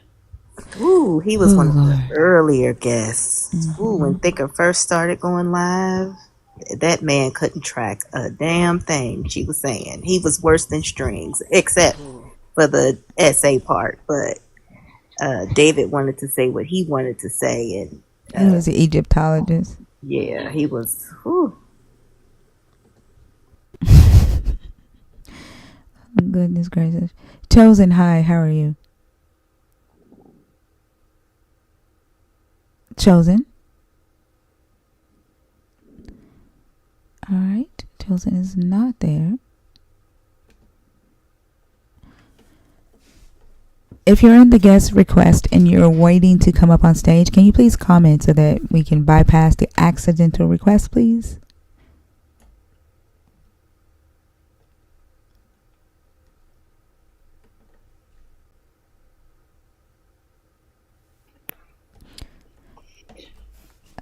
Fat Jesus, hi, how are you? Good morning, Thinker. I'm well. How are you? I'm doing good. I just was hoping, or maybe we could, or you could unpack or talk about a little bit something you just said that really just kind of stuck with me, and it was that God doesn't talk for Himself. Every encounter that anybody's ever had that says God says something, it was somebody else saying God said it, and it was odd to me because for them to speak that way. Well, okay, so how do you know it was God, and how why are we supposed to believe you that it was God saying these things? And I thought that was such an interesting thing to say, and it kind of shook me a little bit, and I just wanted to share that with you and see if what your thoughts were on it. So can you say again what they said? Oh, well, when you talk to Christians, they always say, well, God told me, like, they always say that God speaks to them. It's not a voice that's actually God that, no one's ever heard, like, God actually speaking. It's God speaking through somebody. And they're like, oh, God told me. Okay, well, that's great, but why am I supposed to believe that? And I just thought it was interesting that when you said God doesn't speak for himself. It's always people speaking for him. And why are we supposed to believe the people that say that? Yeah, like earlier today we had a guy, a young kid on the stage. He said he was 26, but I don't know. And he was saying that the way God talks to him is just, by him walking outside and breathing, right? Just like everyday things. He said he doesn't hear an audible voice. And I asked him, how do you translate you walking outside and taking that deep breath?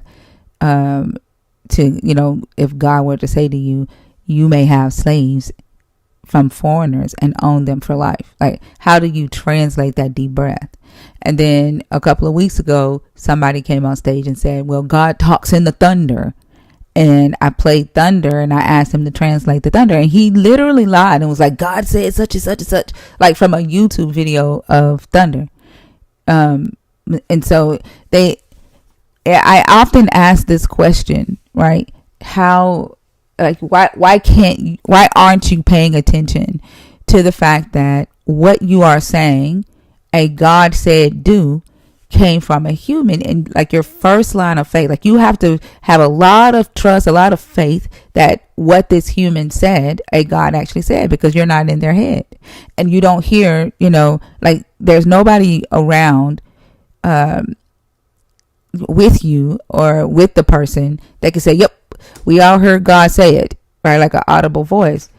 But for some reason, they like to ignore that part. Like, I honestly don't understand how or why they ignore that part, that a human is saying God said this and you're not questioning whether that human actually said it. In fact, in the book, like, the God lays out a law that says, if a prophet speaks a word in my name and that thing does not come to pass, then I have not spoken to that prophet. And then he says that the prophet should be put to death. Then you have Zechariah, who got tired of all the Israelites giving false prophecies. And then he tells them, like, your parents, he said, your parents have to, like, be the first to stone you, to stab you with a knife if you speak another prophecy in the name of God and it doesn't come to pass, because they were getting tired of people saying God said this would happen and God said that would happen, and the prophecy's not coming to pass. And so that, I think, shows that they dealt with the same issue, right? People saying, God said a thing, but there was no way for them to be able to prove it. So they had to put some type of punishment on it. If you say that you're talking to this God and he said a thing and it don't come to pass, then we're going to kill you. To stop them from, falsely prophesying, because you can't tell. Like, can they start doing that nowadays? I mean, with every doomsday preacher out there. No, I don't justify killing nobody. It ain't that bad. But calling them out, right? Putting them on Front Street, right? Making sure that people know, that they're lying and giving off false prophecies. But I don't condone killing people over shit like that. Oh no, I wasn't saying doing that. I was like the when they had to come up with rules around people doing false. Like, can they come up with rules? Oh yeah. Yeah. I wasn't saying, I wasn't condoning. When you said, can we do that today? I was like, oh no. Like, yeah, but definitely calling them out. Yeah, I was talking about making rules for them to not do that anymore, because it is a lot of that today, where everyone is saying, like, God is saying, or God is coming back, or look what's happening nowadays, and it's all very false prophecy. But I'm going to drop down because I have a lot of background noise, and I don't want to fill up your live with background noise. No worries. Thank you for coming up, Fat Jesus. I hope you have a great one. All right, I got you, Ems. Somebody came earlier. I just wanted to know that we did have a couple of Muslims that came. So if you do come back. Yeah, you're not coming up here with that bullshit. Can somebody block Decimal, please? Get the fuck out of here with that shit. Like, nobody's even talking about gender, and you bring your ass into my chat to talk about that shit. Like, what the fuck? Go get a life.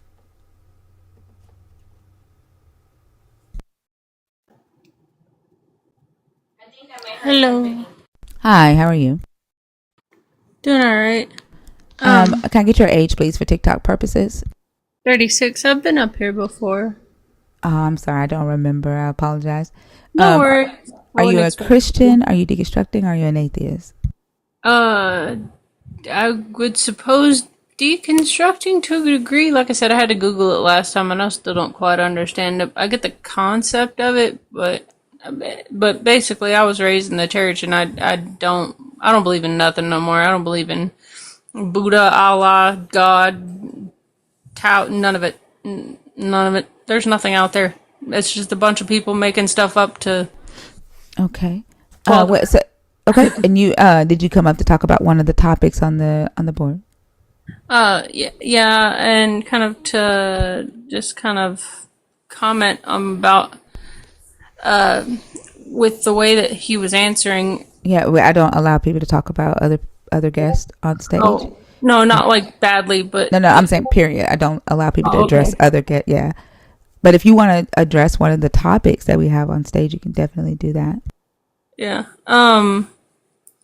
Yeah, the 2 and 3, and then the center thing that's a different vibe, but the number 2 and number 3 are what kind of stood out to me because with the topic of like when they say God told me this, or like I've noticed that like especially in the South they like to say God put it on my heart to do this, and I was always like, how do you know it's God? Like what like that never made sense to me. I'm sorry. Which ones are you addressing? Number 2 and number 3. So like for the deception part of it and the false prophet and prophecies. Number 3 gives me I have what brings to mind me is like the televangelism where they're like, oh, buy this meal and it'll cure your cancer. 'Cause if you just believe kind of thing is what comes to mind for me. And that hits a sour note for me because when my aunt was battling cancer, she was like all about it. And I'm like, how? I don't understand. It makes my brain hurt extensively.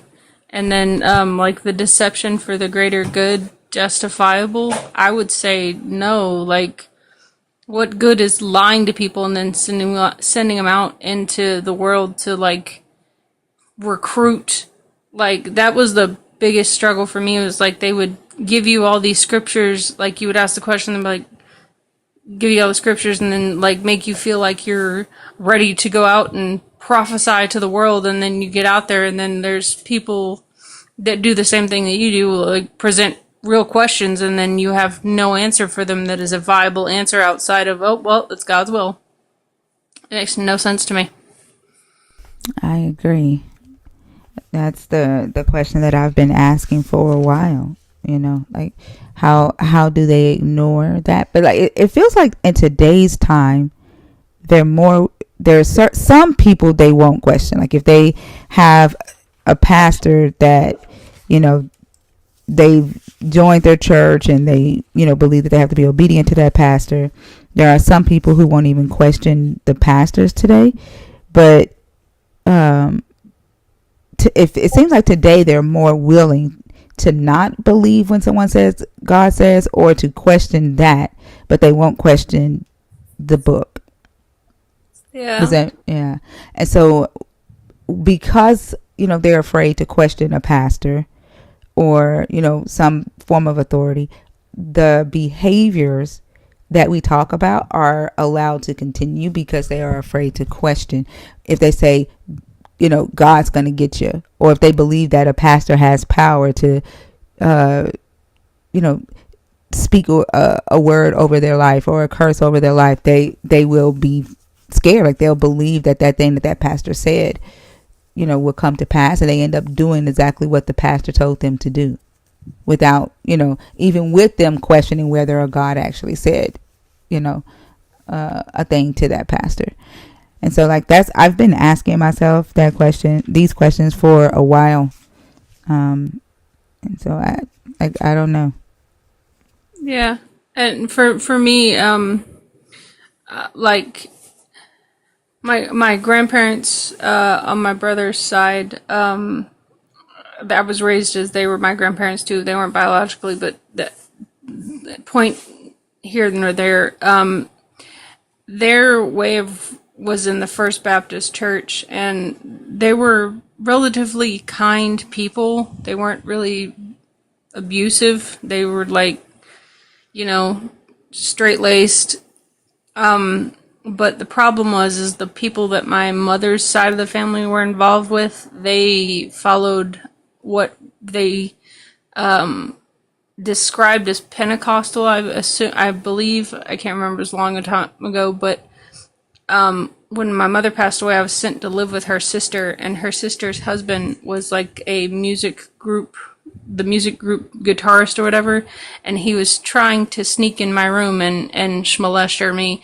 And come to find out, 10 years later, I ran into somebody on Facebook who had said that he had raped her sister, and her sister had to get an abortion. So they knew that this man was doing this long before I was born, and still allowed him to stay in the family and in the church, and nobody lifted a finger. Yeah. I'm sorry to hear that. And unfortunately, we hear that type of story on this stage a lot. And it usually comes from people who are still within the faith because they are afraid. Like they've been convinced that a God chose them to go through something like that. And that, they were meant to help other people who go through it. And so they stay in it. That's not a belief. That's pushed. I can tell you this from experience. That wasn't a belief I held. That was a belief that somebody else tried to push on me. That I've literally told my story to people that were in the faith still, and that was the line I was given was, God only gives us those things so we can, maybe put you in that position so that to help others, or God only gives us so much we can handle. It made me so angry, so angry. Yeah. Jamie Stappard and Testify. If you don't like what you're listening to in the live, just scroll. That's all you have to do. Like, that's another thing, right? I don't understand. Like, they talk about how this God gave them free will, right? And how the free will is obviously so powerful when it comes to child essay, and this God not doing anything about people who exercise their free will to harm children. But the same free will that they have, it tends to be powerless when they sit around atheists or non-believers that they don't like, and they just sit around and complain. You know what I'm saying? Like they don't do anything about the things that they fucking complain about. But the free will is so powerful that it keeps their God from actually stopping the harm on the earth. Like, that's crazy, don't you think? Yeah, it's completely insane. And I think it has a lot to do with their philosophy of, turn the other cheek. And I'm just about running out of cheek, and I'm tired of turning it. Yeah, I don't make excuses for child SA, Joy. That's what it is. Christians get on the stage and condone slavery. They condone SA. They condone genocide. They condone lying. They condone very immoral behaviors to defend their God, while their God is either using these immoral behaviors or excusing them, right, for his greater good. You don't. Obviously you don't. You don't even know what you're talking about. Do you see what first off, did your Holy Ghost tell you that? Because I've not been essayed by a pastor.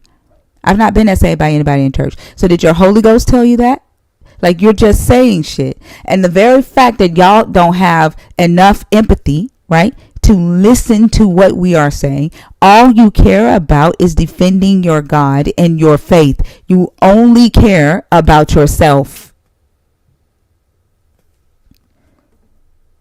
I feel like that if they actually faced it or addressed it, they would have to take a long, hard look in the mirror and realize what they're doing. Like, they would have to be held accountable for their lack of action, and that makes them uneasy. And it's crazy how their offers of comfort, it's more comforting for them to get more comfortable in their belief in their God. It has nothing to do with comfort or empathy for the human being who went through something so disgusting. It's Yep. trying to tell you how you can utilize it, how it was beneficial. And it's all for the glory of what? This God that you believe in. No, that's there's nothing loving about that at all. They have no expectation of the God. Like her response is, no, it's people harming people, point blank, period. Fucking duh. But you're the one who's claiming that you have access to an all-powerful God. You're the one that goes out and tell people that an all-powerful God can protect them, that an all-powerful God can help them, right? That an all-powerful God engages and interacts with the human race. You're the one telling people that. And it's people with the brand of your God that's hurting people. So it still falls. It's like he's the worst franchise owner ever. Like he just lets things run amok in his business constantly. And then pointing to the people who's ultimately responsible. It's the person that's running the corporation or the person at the head of the organization. You're right, it is people hurting people. It's people, period, because you haven't even demonstrated that this God is real. Thank you. And if it doesn't make sense, then come up here and make it make sense. Make it make sense. Don't just fucking sit in the comments and say it don't make sense. If you have proof that your God engages with the human race without using a human, without having to talk through a human or walk through a human or having to trust the same humans who hurt you, then come up here and make it make sense. Reflection of light. He said lakes. And I think Huh? too. Sorry. He said you lakes make. Sorry, I hate when people have typos and then don't go back and fix it. You lakes make no sense. It's thou, not though. Like you typing for the Lord and you got all kind of misspellings and incorrect grammar. It's thou shall not tempt the Lord thy God, not though. And temp is about temperature. Like you forgot a T. Exactly. Oh, sweetie.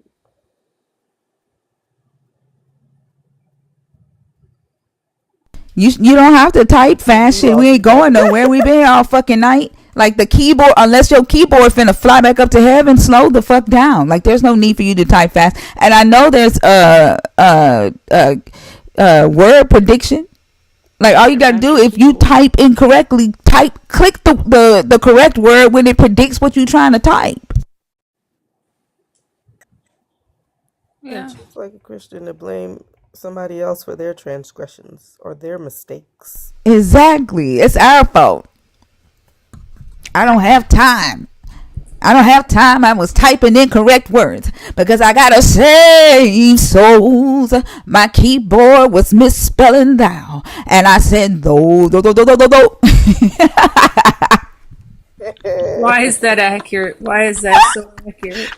Why is that so accurate?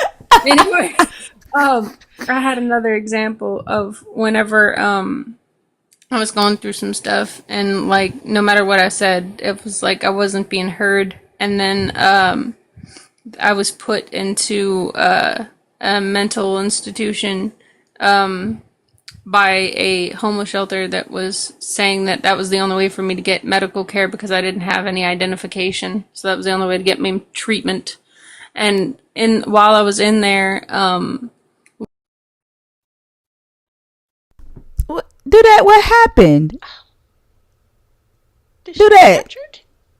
Yeah, do that. Raptured her. What happened? Do that. What she do? Trauma dumping? Oh, see. Yeah.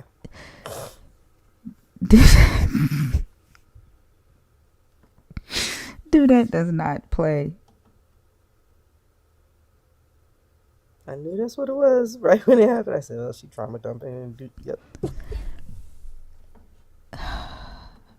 Rayla, I'm sorry. That was Dudette's decision. Dudette has spoken. Unfortunately, I cannot bring you back up. Yeah, she did that last time. Hello? She was here too. Oh, did she? I don't remember. I promise y'all when I get off here, like I don't be remember unless it's a nerd. I I don't carry this stuff with me. Hello. 1 second. Oh, Sorry. do you hear her talking? I'm sorry. Do you hear her? Sorry, my never mind. Sorry. Okay. Okay.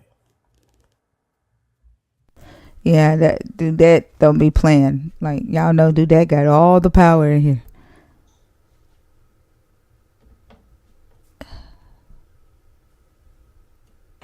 I'm sorry. Top I'll don't like send me you to see you. $15 myself. But Huh? I said, you know, I don't like trauma dumping, and I'll send you $15 myself. But Oh no, you good. yeah, this I can't because she started with the first story, didn't give a trigger warning, and we're not about to go into another one. So, Oh, that's I got you. Yeah, yeah. when you typed she was trauma up, I already knew what it was. Okay. Alexander said, "Don't question Dudette's decisions. Hers are right." I'm done. I'm done. Dudette does not play. And I learned from questioning Dudette because I'd be like, Dudette, bring her back up. And then they'll do exactly the thing Dudette said they were about to do. I'm like, fuck that. I don't learn my lesson. Yep. Like, yeah, I trust Dudette. That's why she has the power that she has. All right, I'm about to drop. All right.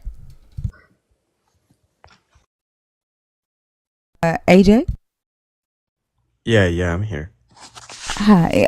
What's your age for TikTok purposes? I'm 18. Okay. Do you see the host note at the top? You have to be 25 and older, okay? All right. All right. Have a good morning. You too. All right. If you're in the guest box, please make sure you are 25 and older. Please comment and let me know if you're in the box on purpose. And for those that are asking to come up, if you don't put in a request to come up, you won't be pulled up.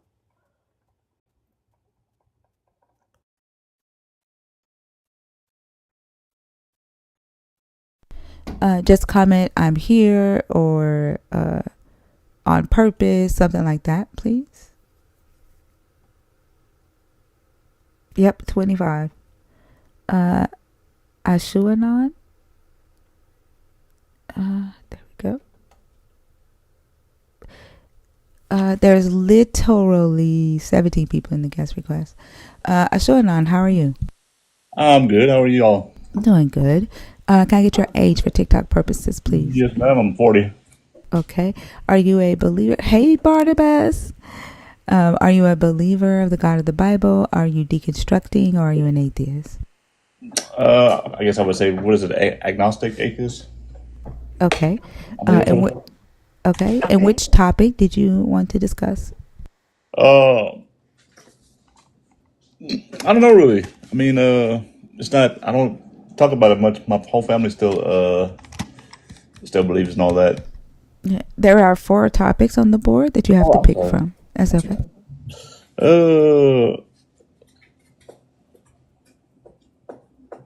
I would say, is there anybody that thinks number 2 is justified? I think they don't until they get into the stories in this book, and then it's been very difficult for them to kind of hold to that point that they don't. And then number 3, I mean, wouldn't that just be every book of the Bible? Well, that's I don't like. Do you think I'm making a claim about that? No. I was in the church for 20 years, and is that when you go back and read and you listen to this again, and you start wondering, why did I ever believe that stuff in the first place? Because it just don't come together. There's no univocality in the Bible. Yeah. Did you come up to talk about a specific topic, or are you just on stage to just talk? Because I, I don't do that here. that's fine. I'm a drop. Okay. I'm sorry. I didn't mean. That's okay. That's okay. If you ever want to add to the conversation that we're having, please feel free to come back up. Okay. Will do. Thank you, ma'am. All right. Guys, y'all keep in mind, I don't do small talk here. I'm not that type of person. I fucking hate small talk. So if you come on stage, please make sure that you are adding to the conversation. You have something of value to say. Okay. If you're in the guest box, please comment.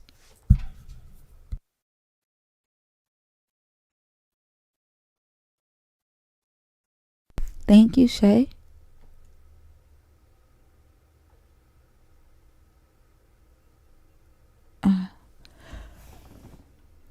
If you're in the guest box on purpose, there are 17 people. Judgment, thank you.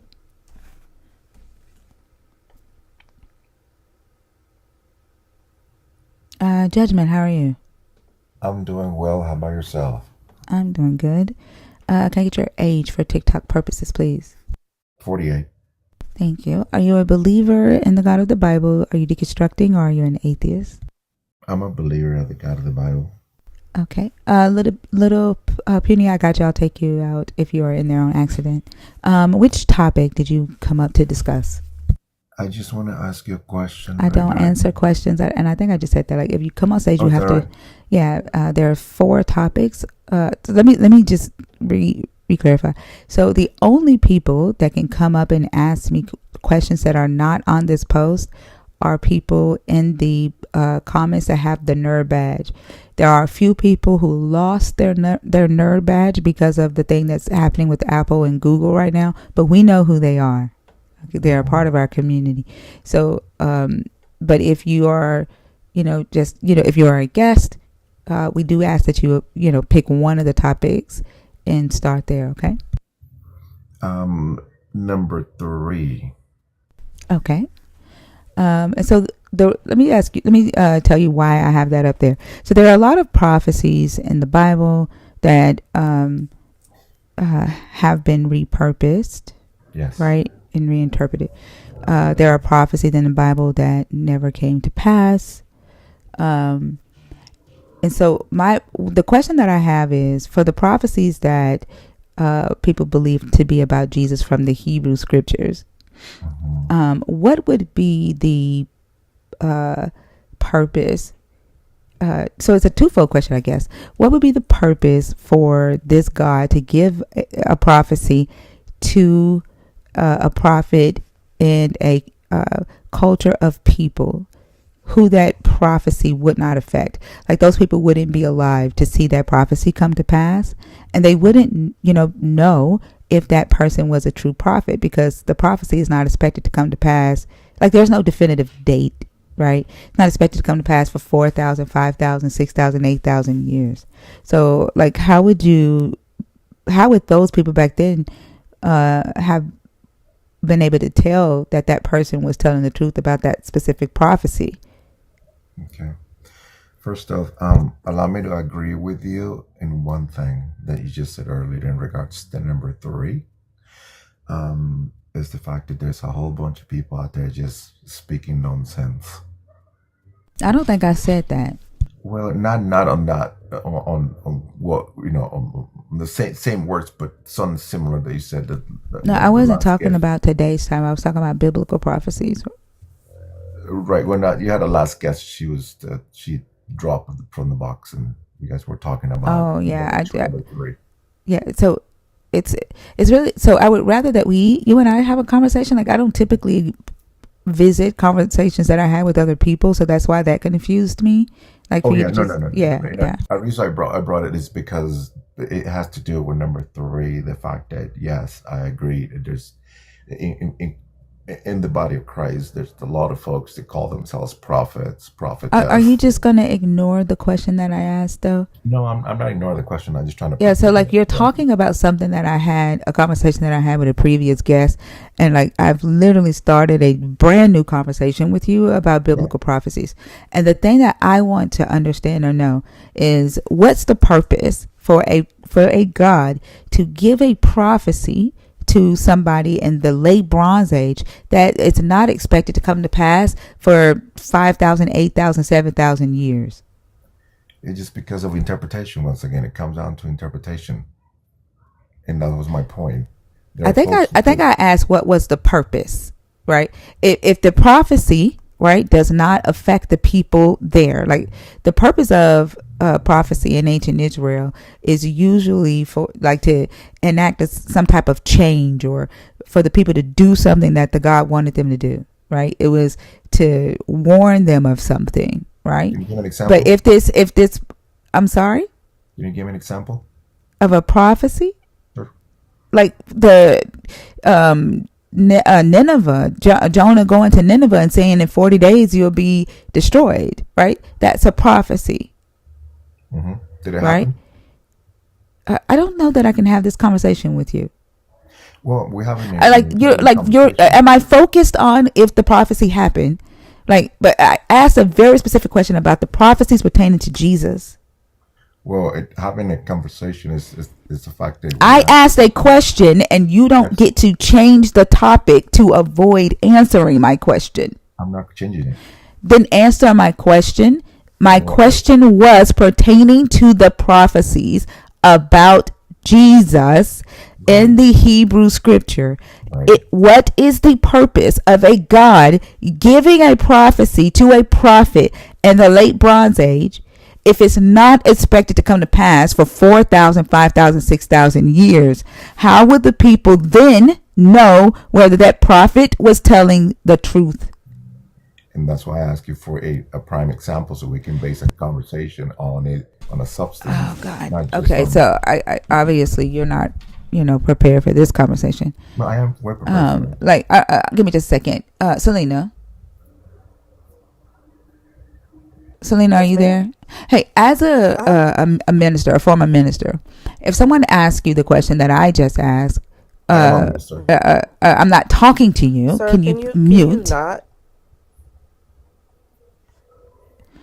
If someone asked the question that I just had, did you hear the question I just asked him? What is the purpose of giving a prophecy if it's not going to come to pass for 5,000 years? If the people there can't um, verify that this prophet was correct, Thank you. and How would you answer that? I'm trying to put my other hat back on because Mm-hmm. it's been so long. I'm trying to put that back on. I would say, as an apologetic for the Bible, as a person who wholeheartedly believed, it wasn't for them to know. It was for the people that were coming behind them to be able to verify it. But today, I'm like, if I'm given a prophecy, I want to know. I want to have comfort in knowing that the people that are giving me the prophecy actually know what they're talking about and they're actually getting a word from God, because I can't know that at this point if this prophecy never comes to pass in my lifetime. Exactly. Thank you. Does that make sense? Of course. Judgment. Well, it makes sense, but that's exactly what I said. Interpretation. She just said what I just said in different words. No, she didn't. She I did. didn't interpret anything. She Well, didn't. it's She like didn't say anything about interpretation. well, Like yeah, but there are many people the speaking nonsense. what's the purpose? What is the purpose? And your answer is interpretation. Like how would the people in those days know that if Isaiah said something that he was actually telling the truth about that prophecy if it's not going to come to pass, if they're not going to be alive when that prophecy supposedly is supposed to come to pass? Like, who can fact check Isaiah if they're not alive? Purpose. And you say interpretation?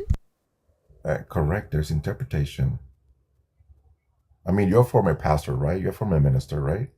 I like are we having the same conversation? We are having the same No, I conversation. don't It's think just that so. Like it's just it's that like y'all are on this like replay button and God just woke up in the morning and just pressed play and walked the no, fuck off. it's because you're doing it for your narrative and for the No, I audience. can't help that you can't comprehend. What? Like, and you are a minister. Like, if That's somebody right. comes to you Hello. and asks you this question, and your response will be interpretation, I feel sorry for the people that you It's because you want me to minister answer the to. way you want me to answer it.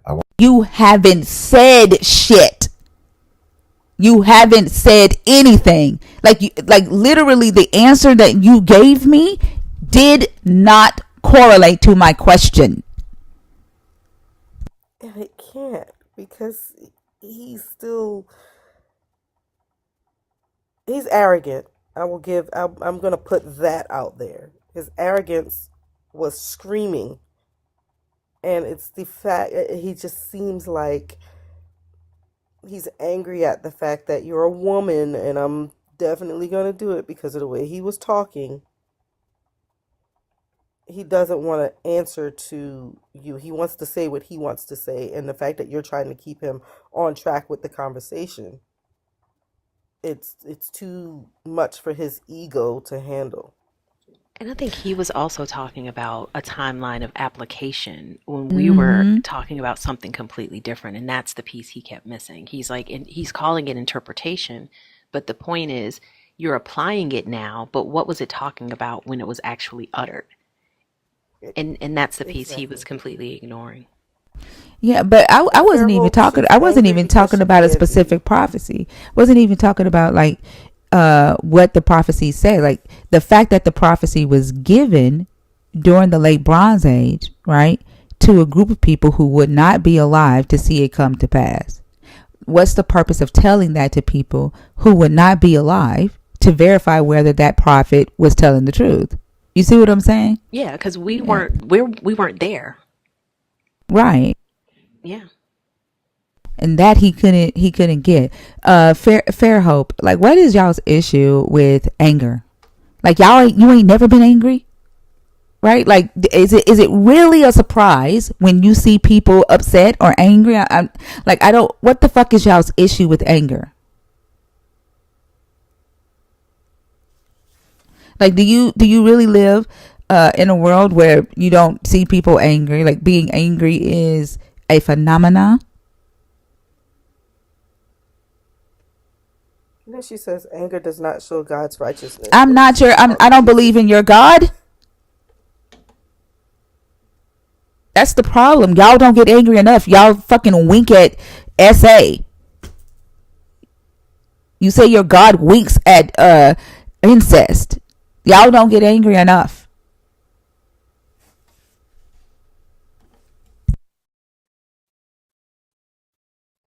And isn't God angry all the time? We will face his wrath. And that's why, the things are going on, the fires in California and the catastrophes in different areas, because we've made God angry. So if y'all believe that we were made in God's image, then why shouldn't we also be angry? You know what's so crazy though? They'll get angry at their kids. Bring your dumb ass over here. Sit your stupid ass down. Shut the fuck up. Go get me something to drink, cause I said so. Like, they'll get angry at their kids, but you Yep. want to come in here and ask why we angry? That's some hypocritical ass shit. Turn the TV on. Bring me the remote. Go clean your motherfucking room right now before I come in there and whoop your motherfucking ass. Yep. But anger is wrong. Like, y'all are. That is so fucking hypocritical. If you're in Righteous the guest box, please indignation. comment. Huh? I said righteous indignation. Righteous hypocrisy.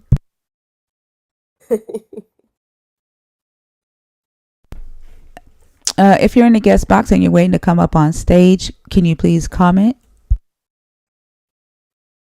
Sky says she has PTSD.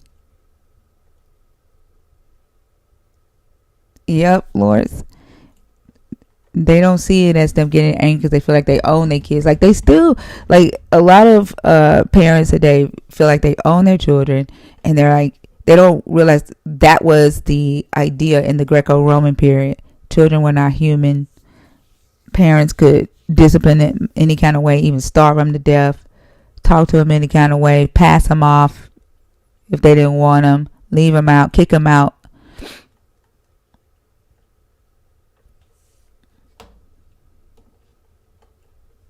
And I also would like to point out the things that typically make us angry are the inhumane positions that y'all hold. So I'll take the label of angry if it's in the defense of people who need to be defended. But when you get upset, you're angry at somebody pointing out the inhumane behavior of your God.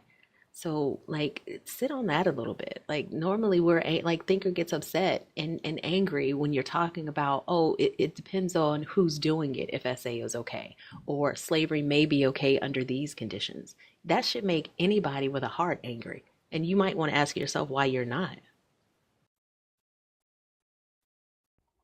Ooh, Cause harsh. I don't know about that. He answered my prayers. I found my car keys. I prayed to him and I said I need $20, and then somebody called me with $20. Although they give me $20 every Wednesday, but I wasn't expecting them to give it to me on a Thursday when I needed it. That's why they don't get angry, because they get those little innuendo, like those little, what do you call them? Coincidences, coincidinky. Yep. My my mail still goes to our old townhouse.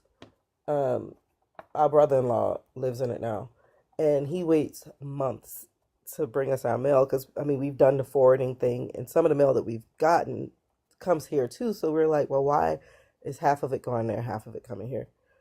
What some of the mail that he brought over were checks from dividends, and normally I would have been like, "Oh, look at God!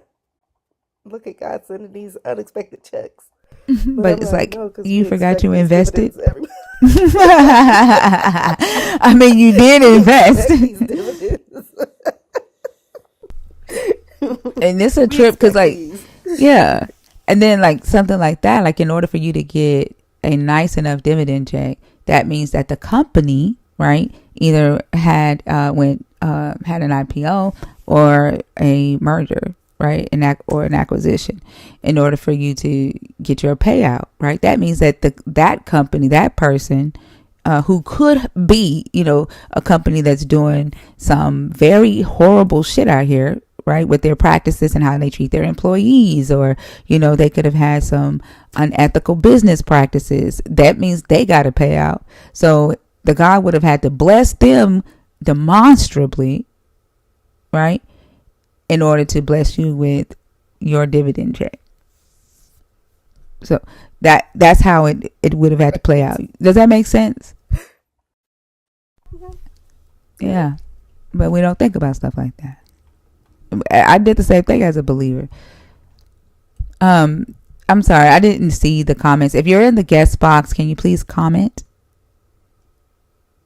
Somebody named, oh my gosh, the name went by already, but I don't see them in the request, but it could be someone who has a private page.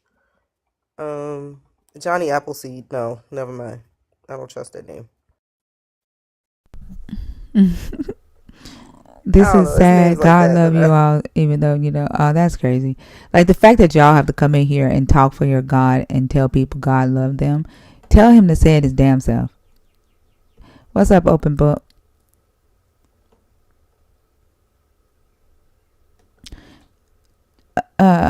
Drew. Oh, there you go. Drew, hi, how are you? I am doing okay. Thank you for having me up. You're welcome. I wanted to ask about or talk about prophecy. Okay, one sec. Can I get your age for TikTok purposes, and let me know if you're a believer, if you're deconstructing, or if you're an atheist, please? I am 53. I am a lifelong atheist. Okay, and go ahead. So one of the things that always bothered me about the idea of prophecy is the idea that if you have a text making predictions that's been around for 1,000 years and anybody can read it, they can just decide to do whatever was called upon just to sort of check the box, right? So, like, I could go pick up one of the Nostradamus books and find something that hasn't come true yet and intentionally go out and do it just to make it look like Nostradamus was predicting the future. And that's what happens a lot in the Bible. And probably one of the most famous examples of it is the one where it says Jesus rode into town on a donkey.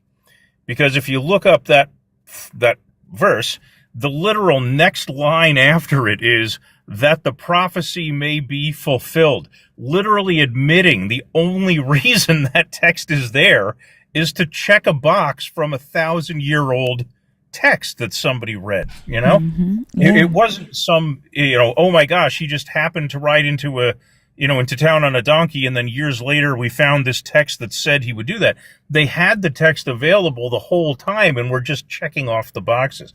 So whenever somebody says, oh, well, prophecy is coming true, it really kind of isn't. And the The only stuff that comes true is either coincidence or intentional box checking. And I just wish I could get more believers to grasp that. I think too that the fact that the prophecies can be reinterpreted, right, over time or repurposed, that like they're really vague prophecies, and which allows them to change them and make them fit whatever audience they need them to fit to.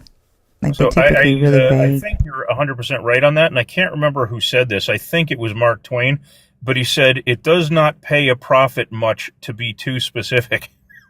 Exactly, because you can't like wiggle in and be like, oh, yep, that's what I was talking about. Like, Exactly. yeah. Exactly. So yeah, I used to do a lot of lives like this, and it's weird how you run into the same arguments over and over and over again. I'm new here, and I want to come back, but do you experience that same thing? Do you hear a lot of the same like lines of argument over and over? Yeah, well, these are new points that I've not ever I don't do any type of discrimination in my comments. If you come in my comments and you type discriminatory shit, I don't give a fuck if you are white, black, Asian, native. I don't give a fuck. I'm blocking your ass. Just know that. That's awesome. But and then there is no warning, right? There's no warning. I'm just fucking blocking you. So these are new talking points. So the discussions tonight are the first time that we've ran these, but we haven't gotten past it. God is an ideal just yet, and then the prophecy one. He was the first person to ever even pick that one. So well, I'm not too sure what they're going to talk about. I think you'll have fun with it because people get very engaged over it, so it makes for very interesting shows. But anyway, thank you for doing this, and I just wanted to say that one bit about prophecy being box checking, in hopes it would set off a light bulb for a couple of people. All right, thank you so much for coming up. I appreciate you. That was a really good point that you made. All right, you have a wonderful day. Thank you. You too. All right, bye, Drew. All right, if you're in the guest box waiting to come up, what'd you say? I said I love the conciseness. Yeah, very straight to the point. Invaluable information. If you're in the guest box waiting to come up, can you please comment? If you're in there on purpose, please. Nathan, thank you. I don't see you in the box, Nathan. Oh, there you go. Can you hear me? Nathan, how are you? Ooh, that's fine. Good. How are you doing?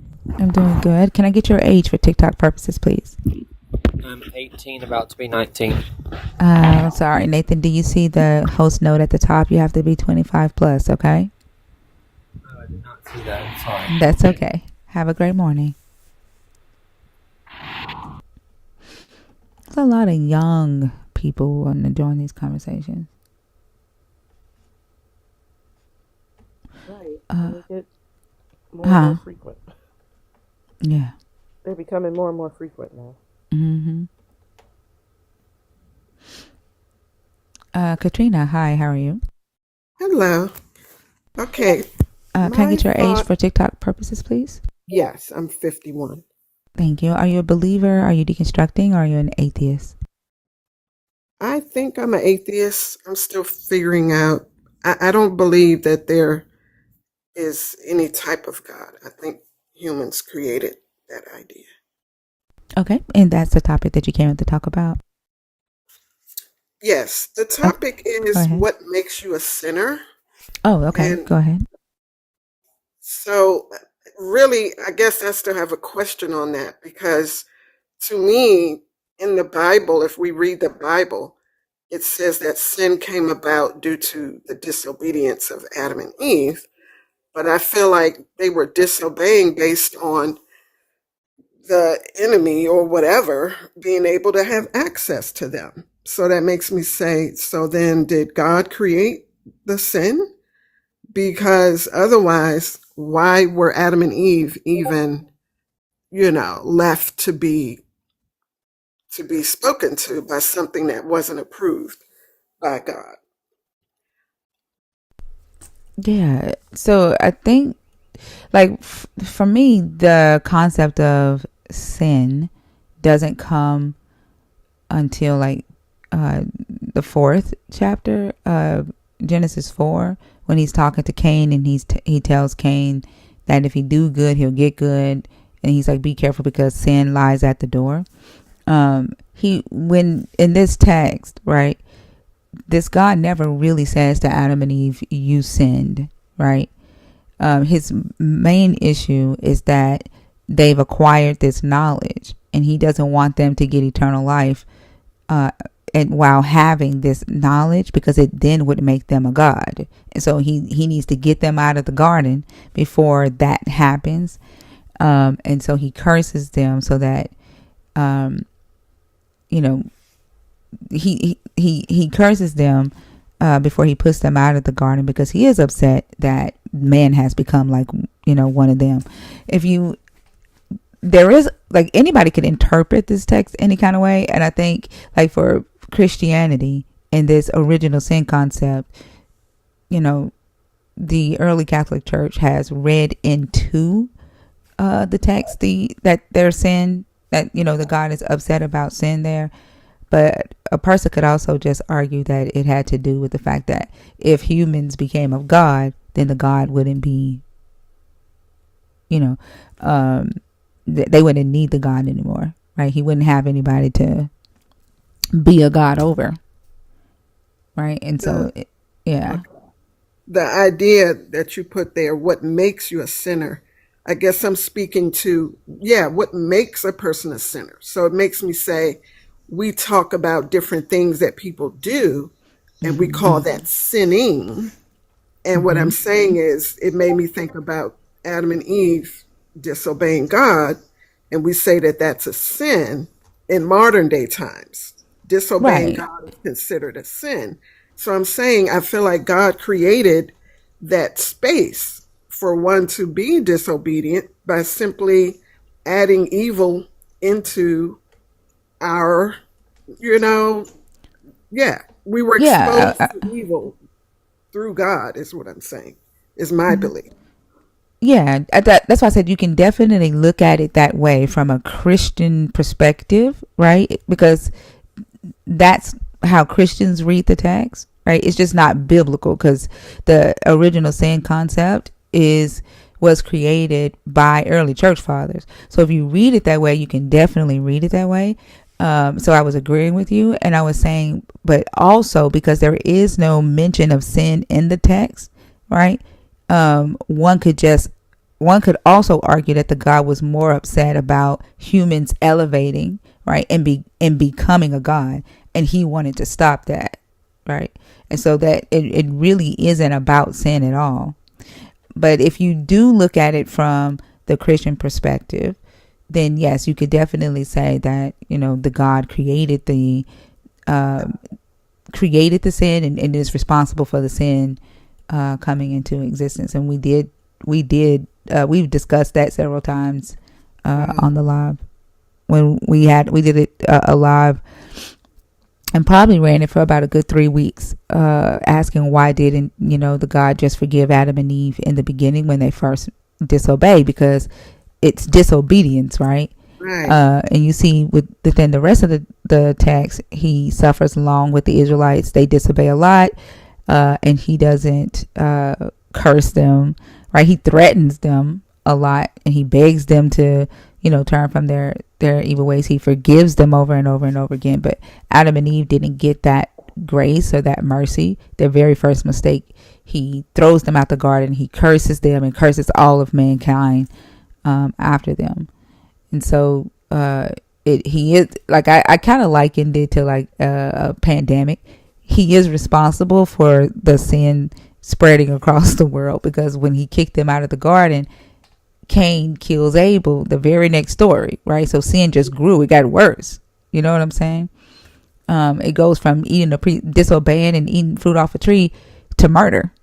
And then he lets that go. Like, he curses the ground. He protects Cain, right?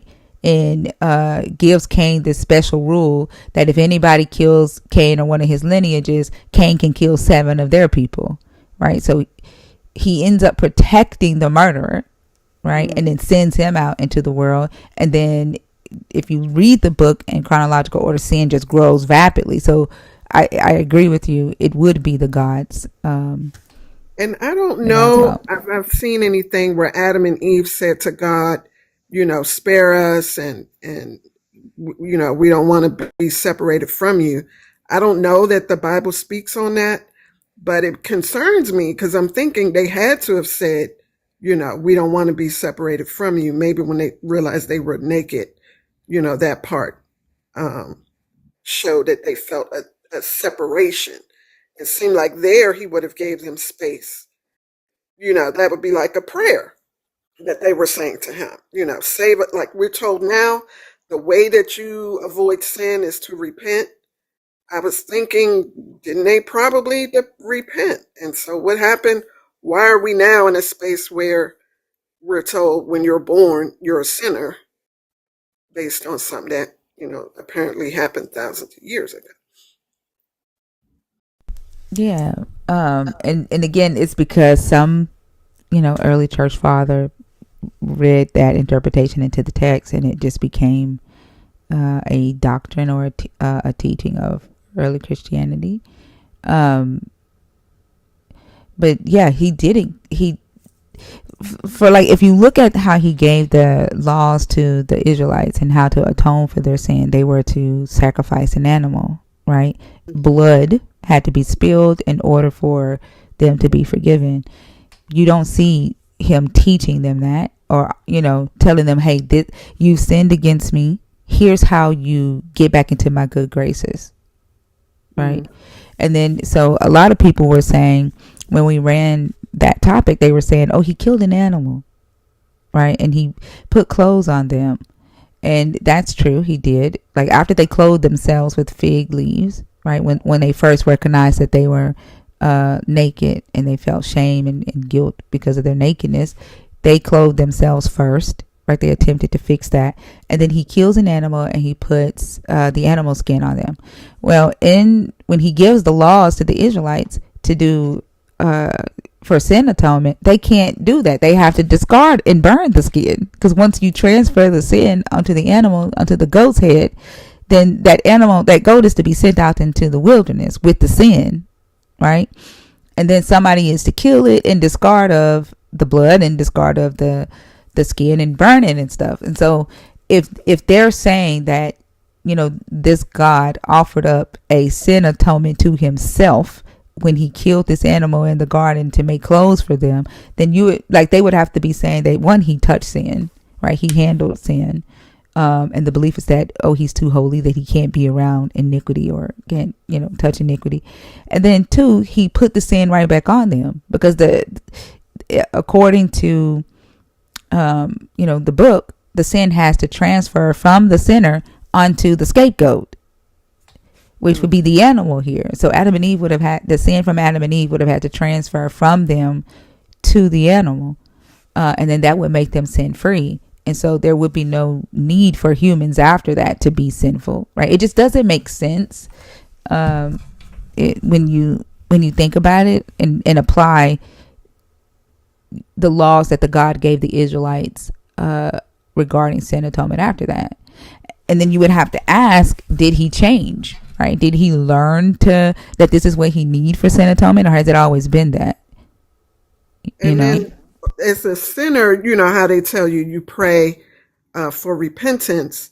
It makes me think about, I don't know if this is a stretch, but it makes me think about the story where Jesus approaches Legion, and the legion of demons actually say to Jesus, spare us, or whatever they say.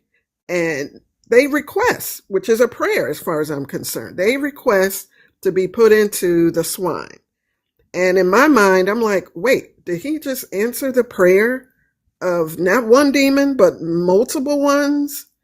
And yet Christians are told, oh, you got to do just the right thing and pray just the right prayer. And if it's God's will, then he might do whatever it is that you're, praying about. I don't know if that's a stretch, but you just made me think about it when you were saying atonement and different things that, people are supposed to do to get right with God, so to speak. It just made me think he answered the prayer of demons, didn't he? So Yeah, what's he up with did. that? Yeah. I think that also, like when Michael and the devil were arguing over Moses' body, like Michael like negotiated with the devil. Like he didn't use any power to overcome the devil there. And so I remember somebody asking, like, why was Michael so nonchalant when talking to the devil over Moses' body? And there you have Jesus listening to demons and answering their request. Right? That is a great question. Because he could have sent them straight to wherever, and they were like, please don't do that. And he said, oh, okay. And then I think the townspeople were angry with Jesus because their livestock, that's how they made their living. And now their livestock was, running head on into the river or whatever was nearby. So he took away their way to earn income, answering the prayer of a demon. Yeah. But anyway, I don't believe in God. I'm saying it that way to say, because I did grow up in the church and I still have people that I'm close to that want to speak about how to repent or how you should focus on having a relationship with God. And I'm like, really? Why is it so difficult? Why you got to do so much speaking in tongues to have a relationship with God when a demon can have the power to just say a prayer and he answered? That's a very good question. But Christians got to go through a whole lot, Yeah, that's a very good question. to be heard. But anyway, that's all. Thank you for the conversation. You're very welcome. Thank you for coming up and sharing your thoughts. I'd never thought about that. That's a damn good question. Somebody said I sound sad. I might just be nervous. I don't usually get on these lives. But I'm not sad because I don't really believe the Bible is true. I'm saying this for any Christians that might be believing what this book that they've been given says, and you're not really reading it and asking yourself questions. To me, that's the main one. Why did Jesus answer the prayer of several demons? Answer that question. Yeah. All right. Yeah. So thank you. Have a great day. Thank you. You too. Oh, and when you up here, Miss Katrina, don't worry about them comments. They be saying anything. Okay. Thank you. Yeah, and I don't think she was. I don't think she was trying to be mean either. Oh no. I didn't see. I didn't see it. I just Oh, okay. Yeah, it was a fellow nerd. Yeah, I didn't see it. Oh, okay. Yeah, I didn't see it at all. I just Oh. I know how we get in the comments sometimes. I can speak in person, but just whatever reason, you can't even see me. But I guess my voice gets shaky on a. Yeah, it can get kind of nervous when you haven't talked to somebody before. Plus, it's 700 people in here and almost 100 on YouTube, so that could be kind of scary. But you'll get used to it. I'm sure you'll come back up and it'll just be like we're on the telephone. Okay. So, all right. Have a good one. All right. Have a good one.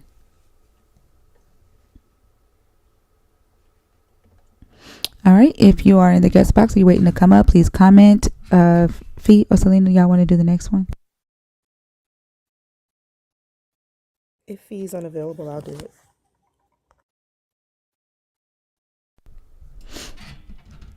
Please just comment to let me know if you're in the box on purpose, please. And please make sure you are 25 or older.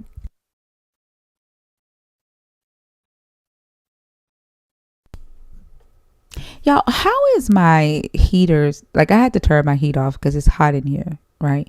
How is it still blowing if it's off? How is the house still warming up? Something got to be wrong. Yeah, and how long ago did you turn it off? Like 2 days ago. And it's still like 80 degrees in here. I was expecting like 2 minutes ago. What? Yeah, something wrong. Yeah, is your fan on? Yeah, I can hear it blowing. I can hear it blowing. It's coming. It's like on the unit. Is the fan? Yeah, I don't know. You talking about outside? No, on your actual thermostat. It has no, nothing's on. It shows it's off. Okay. I don't know. Yeah, I'm gonna have to call somebody. Like it was so hot in here. And I'm talking about it's 7 degrees outside, but it was hot in here. It was like 82 degrees in here, and we had it on like 68.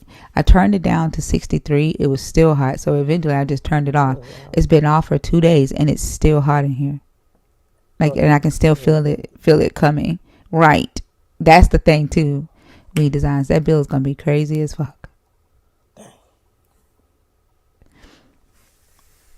Yeah, I don't know. Did anybody comment? If you're waiting to come up on stage, can you please comment? Johnny Appleseed finished spamming. He was like, "Oh, they're scared of me." Blah, blah, blah. Oh, I blocked him because he said something about does Martin Luther King have to pay for Kane's murder? What the? Yeah. Usually when they bring up Martin Luther King, they're being racist. Like, I just blocked his ass. That happened to you, Mama Michelle? What was wrong? There's 18 people in the guest box. Who's in there on purpose?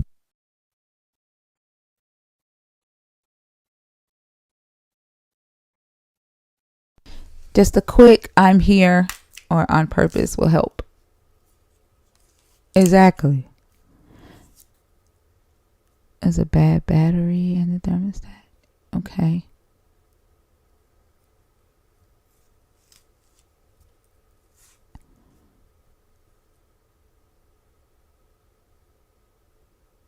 It's off right now, Peaceful Pack. Like it's not on. Reset the breaker. Okay. Wanda. There you go, Selena. Good morning, Wanda. Hi, how are you? Great. How are you? I'm wonderful, thank you. Okay. This is Awesome. my Maybe first get your time here. age. Oh, well, welcome. Maybe get your age for TikTok purposes. Well, I'm 60 plus. Okay. Duly noted. And are you a believer of the God in the Christian Bible, deconstructing, or are you an atheist? I guess you could say atheist, but I don't like to put labels on myself like that. But I'll go I with hear you. atheist right now for a better word, a better purpose of being here. But Okay. So, what we expect when anyone who is, we call friendlies, anyone who's atheist or deconstructing, if you come up here, um, we ask you to add some value to the conversation. So you can choose one of the prompts on the side of the screen, and then we can talk about it. okay, I could go with 1, I can go with 2, and I can go with 3. But I just want to give you a Okay. little quick history. I started my journey when I was 14, and I started studying esoteric meanings. I'm sorry, Wanda. I don't So, allow. Wanda, I'm So, sorry. Yeah, we don't allow yes, people ma'am. I to. was just about to Oh, okay, go say. ahead. so Yes, so what up I'm here we saying, we ask that no, she was talking to me. Sorry, Miss Wanda. We don't do, we don't do the rundown of someone's history. It's just to have a quick conversation about these prompts that are on the screen. okay, So now I we only mentioned understand that you. because it might be, you might ask me, well, how do you know? Like, for instance, question 1, Mhm. center comes from the school of Esther, but that That wasn't her we're not name. asking. We're not asking that. Like, that's not what we're asking. We're asking Christians what makes them a sinner, right? Like, according to their belief in the book that they believe. Like, that's not what we're asking. Okay. So what make you a sinner? Yeah, but you're not If a I come from believer, one, though, right? You're not a believer, not right? So as that, as like, that as question wouldn't necessarily fit you because you're not a believer. in the Bible or sin. I'm In sorry. any of In it. the Bible, in the God of the Bible. Like, Some this room things is focused there. on deconstructing Christianity, not esotericism. not spirituality, not African spirituality. We're deconstructing Christianity. Okay, deconstruction. Explain why I can know which way to go with this, because I think I'm gonna make a good point. So when you said deconstructing Christianity, are you asking, is there such thing as sin? No, it's not. That makes sense? Yeah, we don't believe in this Yes. God. No, I don't either. Yeah, I think maybe this is the wrong conversation for you. So I am gonna move on and bring somebody else up. Okay? Well, can I go to No, ma'am. the front? No, ma'am. Okay. Have a good day. Could you Okay? just saw that? Have a good day. Okay? Thank you, Miss Well, Wanda. thank Thank you. you. Thank you. What happened to my sound? I can barely hear now for some reason. Really? Yeah, it sounds low. I don't know what happened. Hold on, let me get you somebody else. Okay.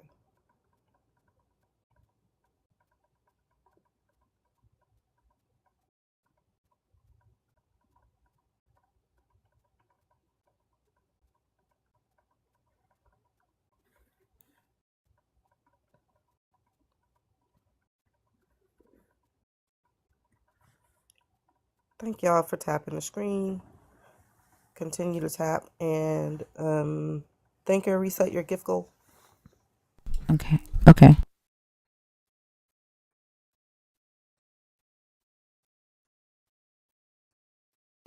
Debonair, I don't see you in the box.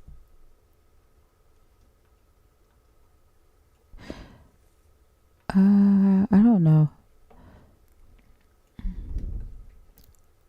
Oh, thank you, Kamari.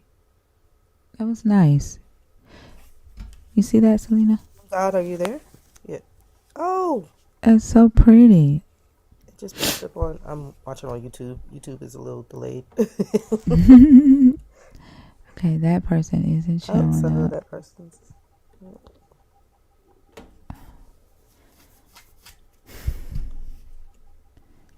If you're in the guest request box, can you please comment? Does my sound different to y'all? Not to me, but I'm up here, so. What the hell? Huh.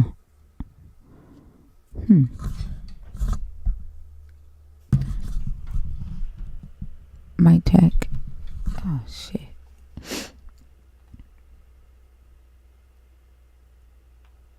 Y'all can hear me, but I can barely hear myself in these headphones.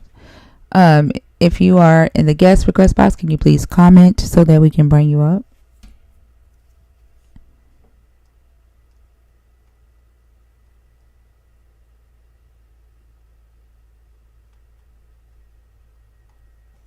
In the comments, can y'all hear when Thinker says, if you're in the guest request, please respond? Or does that go mute for everybody? Because nobody responds. But it's crazy because there's like 17 people in the guest request. Yeah. And I don't know who's in there on purpose. Good Lord. And y'all just not paying attention until you get up here and hear your name.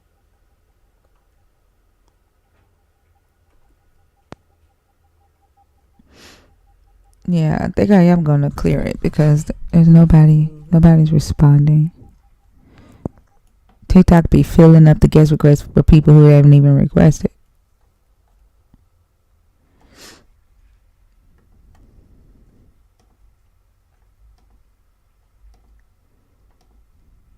Chicago, you are 100% correct. Because they'll get up here and be like, oh, there's topics? Or, oh, I didn't know. I was just scrolling and I decided to hit request. Those are the ones that get me. All right, the guest request is cleared out. Also, if you're on YouTube, you can hit the link at the top. It's pinned to the top of the chat if you want to call in on Discord. If you are a believer, if you're deconstructing, if you're an atheist, then the guest box is open. If you are a nerd, the guest box is open. Debonair, where did you go? I thought you were going to come up and tell us about give us a progress update. Chicago Savage is calling for you. Hold on, y'all. I gotta take these headphones out. Let me see what's going on.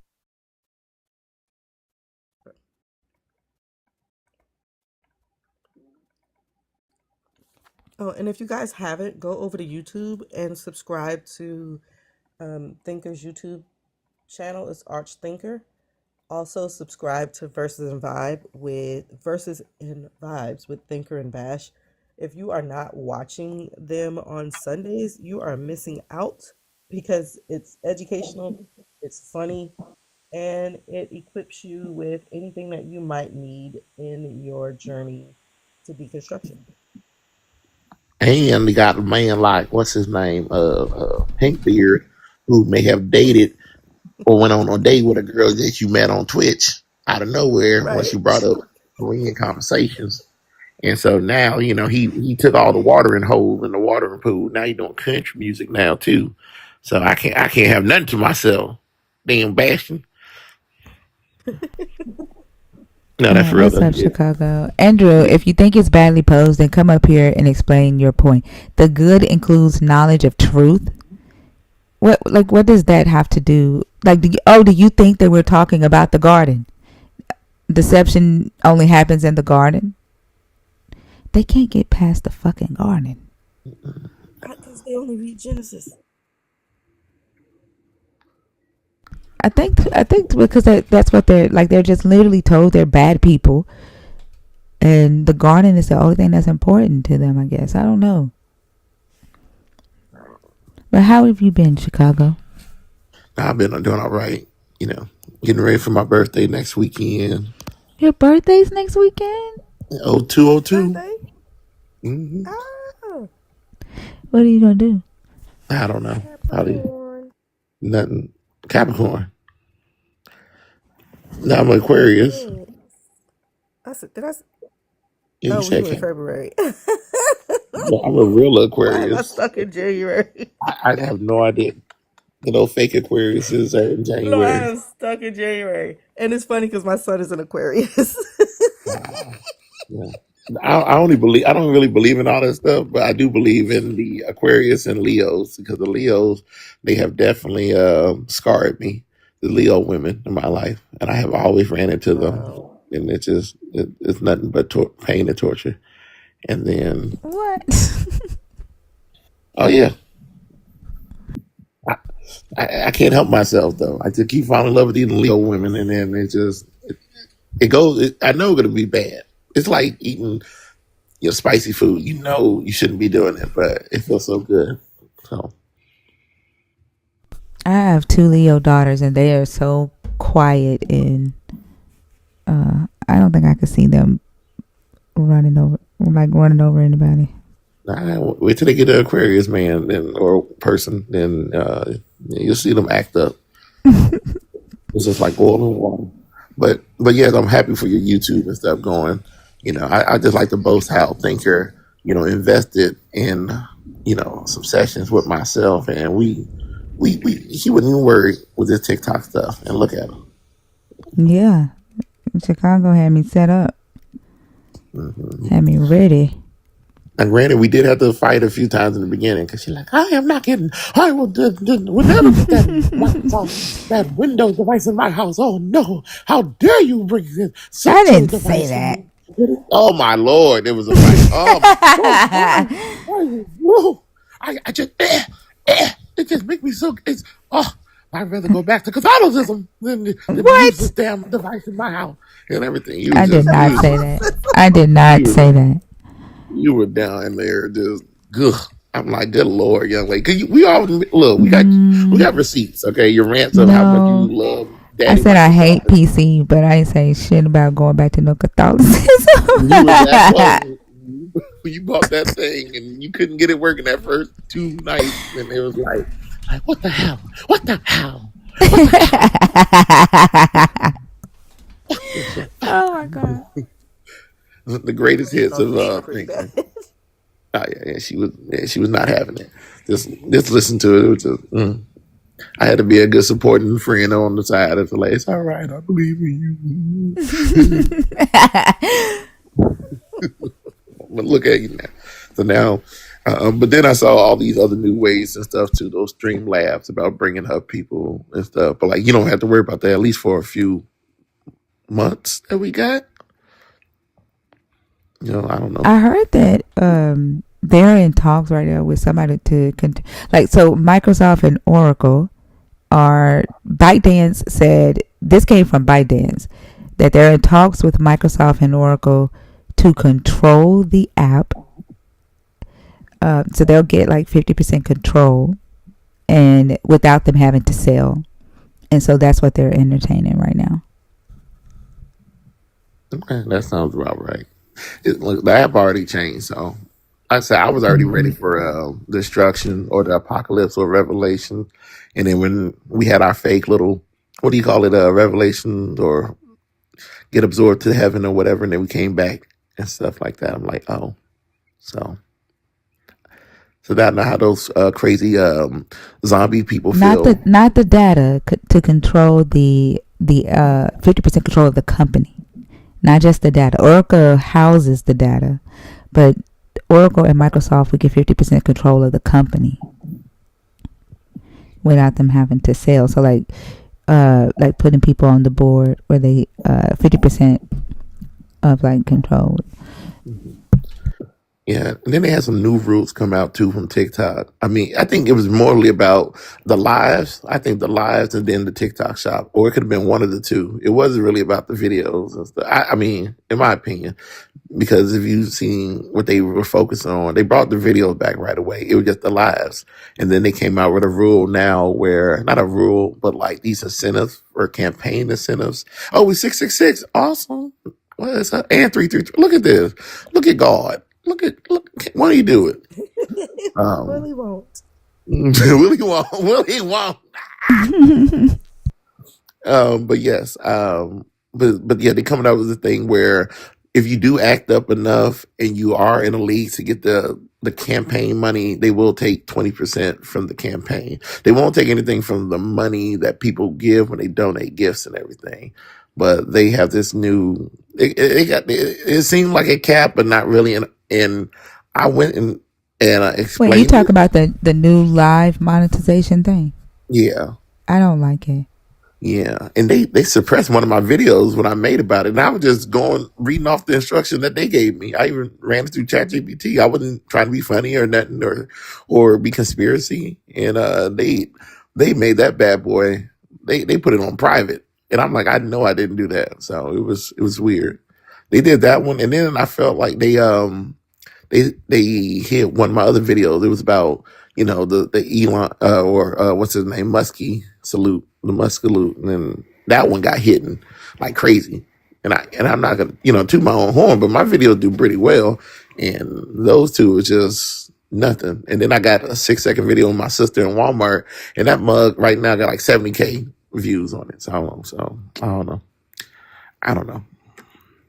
Like, so now they're saying that in order for you to get 50% of your gifts during the live, you have to reach certain milestones during the live, and people who are a part of your team, they have to perform a specific action during the week. A certain percentage of your team has to perform like a team action during the week. Have to watch your live at least 15 minutes during the week. Like, it's a lot. Yeah, they just found a way to not pay you. Yeah. And then, like, for long people like yourself, you may have to like kind of stop and then come back on or something because they want you to have, like I said, 25 minutes every time you go up, at least. Yeah, no, I would be good. I'm live longer than 25 minutes. But you got to count within that day. So if you're a day, well, it doesn't matter. Yeah, because I started at 11. Yeah. And then, did they fix the subscription for you yet? What do you mean fix it? People couldn't subscribe for a little bit. I know, like, you got to recharge offline, which is fine. Everybody should be recharging on the site instead of on the app. But, I can. I when I go to TikTok. I knew it. They all come for the brightest first. They come for the brightest, and then they got to come for the rest of it, y'all. So she's the canary in the mine. Dang. Yeah, she's the Martin Luther King right now. and Pink Beard is Malcolm X. But did I tell y'all? Like I said, if y'all talk to Bad, just tell him that he is so great because I was talking to a random woman that did not know him. Mhm. I mean, did not know me, and we started talking about Korean pop music, and I'm like, oh, I know a man, Bash, because he told us a story about the Korean pop music that he wrote, and then she said, oh, I think I went on a date with him. I'm like, Sebastian, yeah, he from Alabama. And I'm like, yeah. And then she's like, I think I got his number. I'm like, what? And then she called him, wish him happy birthday. It was on his birthday too. I'm like, well, I am 0202, so I don't mind getting, number twos after people, so it's fine. Yeah, I'll be a good second baby daddy, a good second husband, a good second, yeah. Yeah. No, not a good second baby daddy. Mm-hmm. It's all good. Being number two ain't bad. Now the government got it, y'all. I'm telling y'all should have enjoyed it. They She took her. resetting her mood. Yeah. They took her. They broke in the house. They're like, They tried. yeah. They tried to cook her, but turn up the heat on her. That's what They're they like, we thought know she you're would going come to hell, so outside. you better already feel comfortable. It's been 98 degrees for the past 3 years. I don't know what's going on over here in the wintertime. Oh my god. Oh my goodness. Oh, this hot. This is unbearable. I hope hell is not this hot. Oh, thank God it's a construct. Mm-hmm. Oh, it's lagging because Thinker is resetting her modem. Okay. Well, we can have fun. Yeah, they're It's not a changing the coincidence. comments I'm that it's telling you, it's lagging. not. They coming for it. They're gonna take Thinker, and then they're gonna take Fee because she could interpret it, and then they ain't gonna catch a bookkeeper over here because she keep on changing the name 18 times. So they don't know. What? They don't know who Oh Selena yeah, is. they're not gonna get me. They ain't gonna get you. They definitely gonna. They may get Lois because all I gotta do is lure Lois out with some Cajun slander or something like that. They're gonna get Christina with some makeup, like a discount, like $1 off of some makeup products. Oh my god. They gotta get Liana, or they gotta get they're not gonna get what's it, Destruction Justin. They gotta probably get him. Doc is already. See, it's funny how Doc isn't here no more. Doc used to be up here all the time, but they You know took. what? He was a good white T man. He was a good white T man, Selena, and they took him. We can't be having good white T men up in here praising black women like this. So they took him, and then You're right. what's the other? You're What's the right. other? You know, Kip. all the other They took discretion. Kip too. Killed, yeah. They took Kip and they took Dr. B.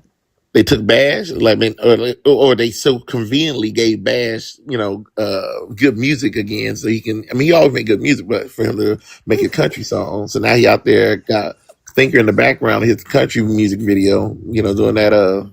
This ain't Texas, and I got a pig. So they got him. They took rock, like they took all of it. Like we used to be a family here. Then they came and they just took it down one by one. You see, yeah, y'all Also, won't be having used fun to, on our watch. yeah.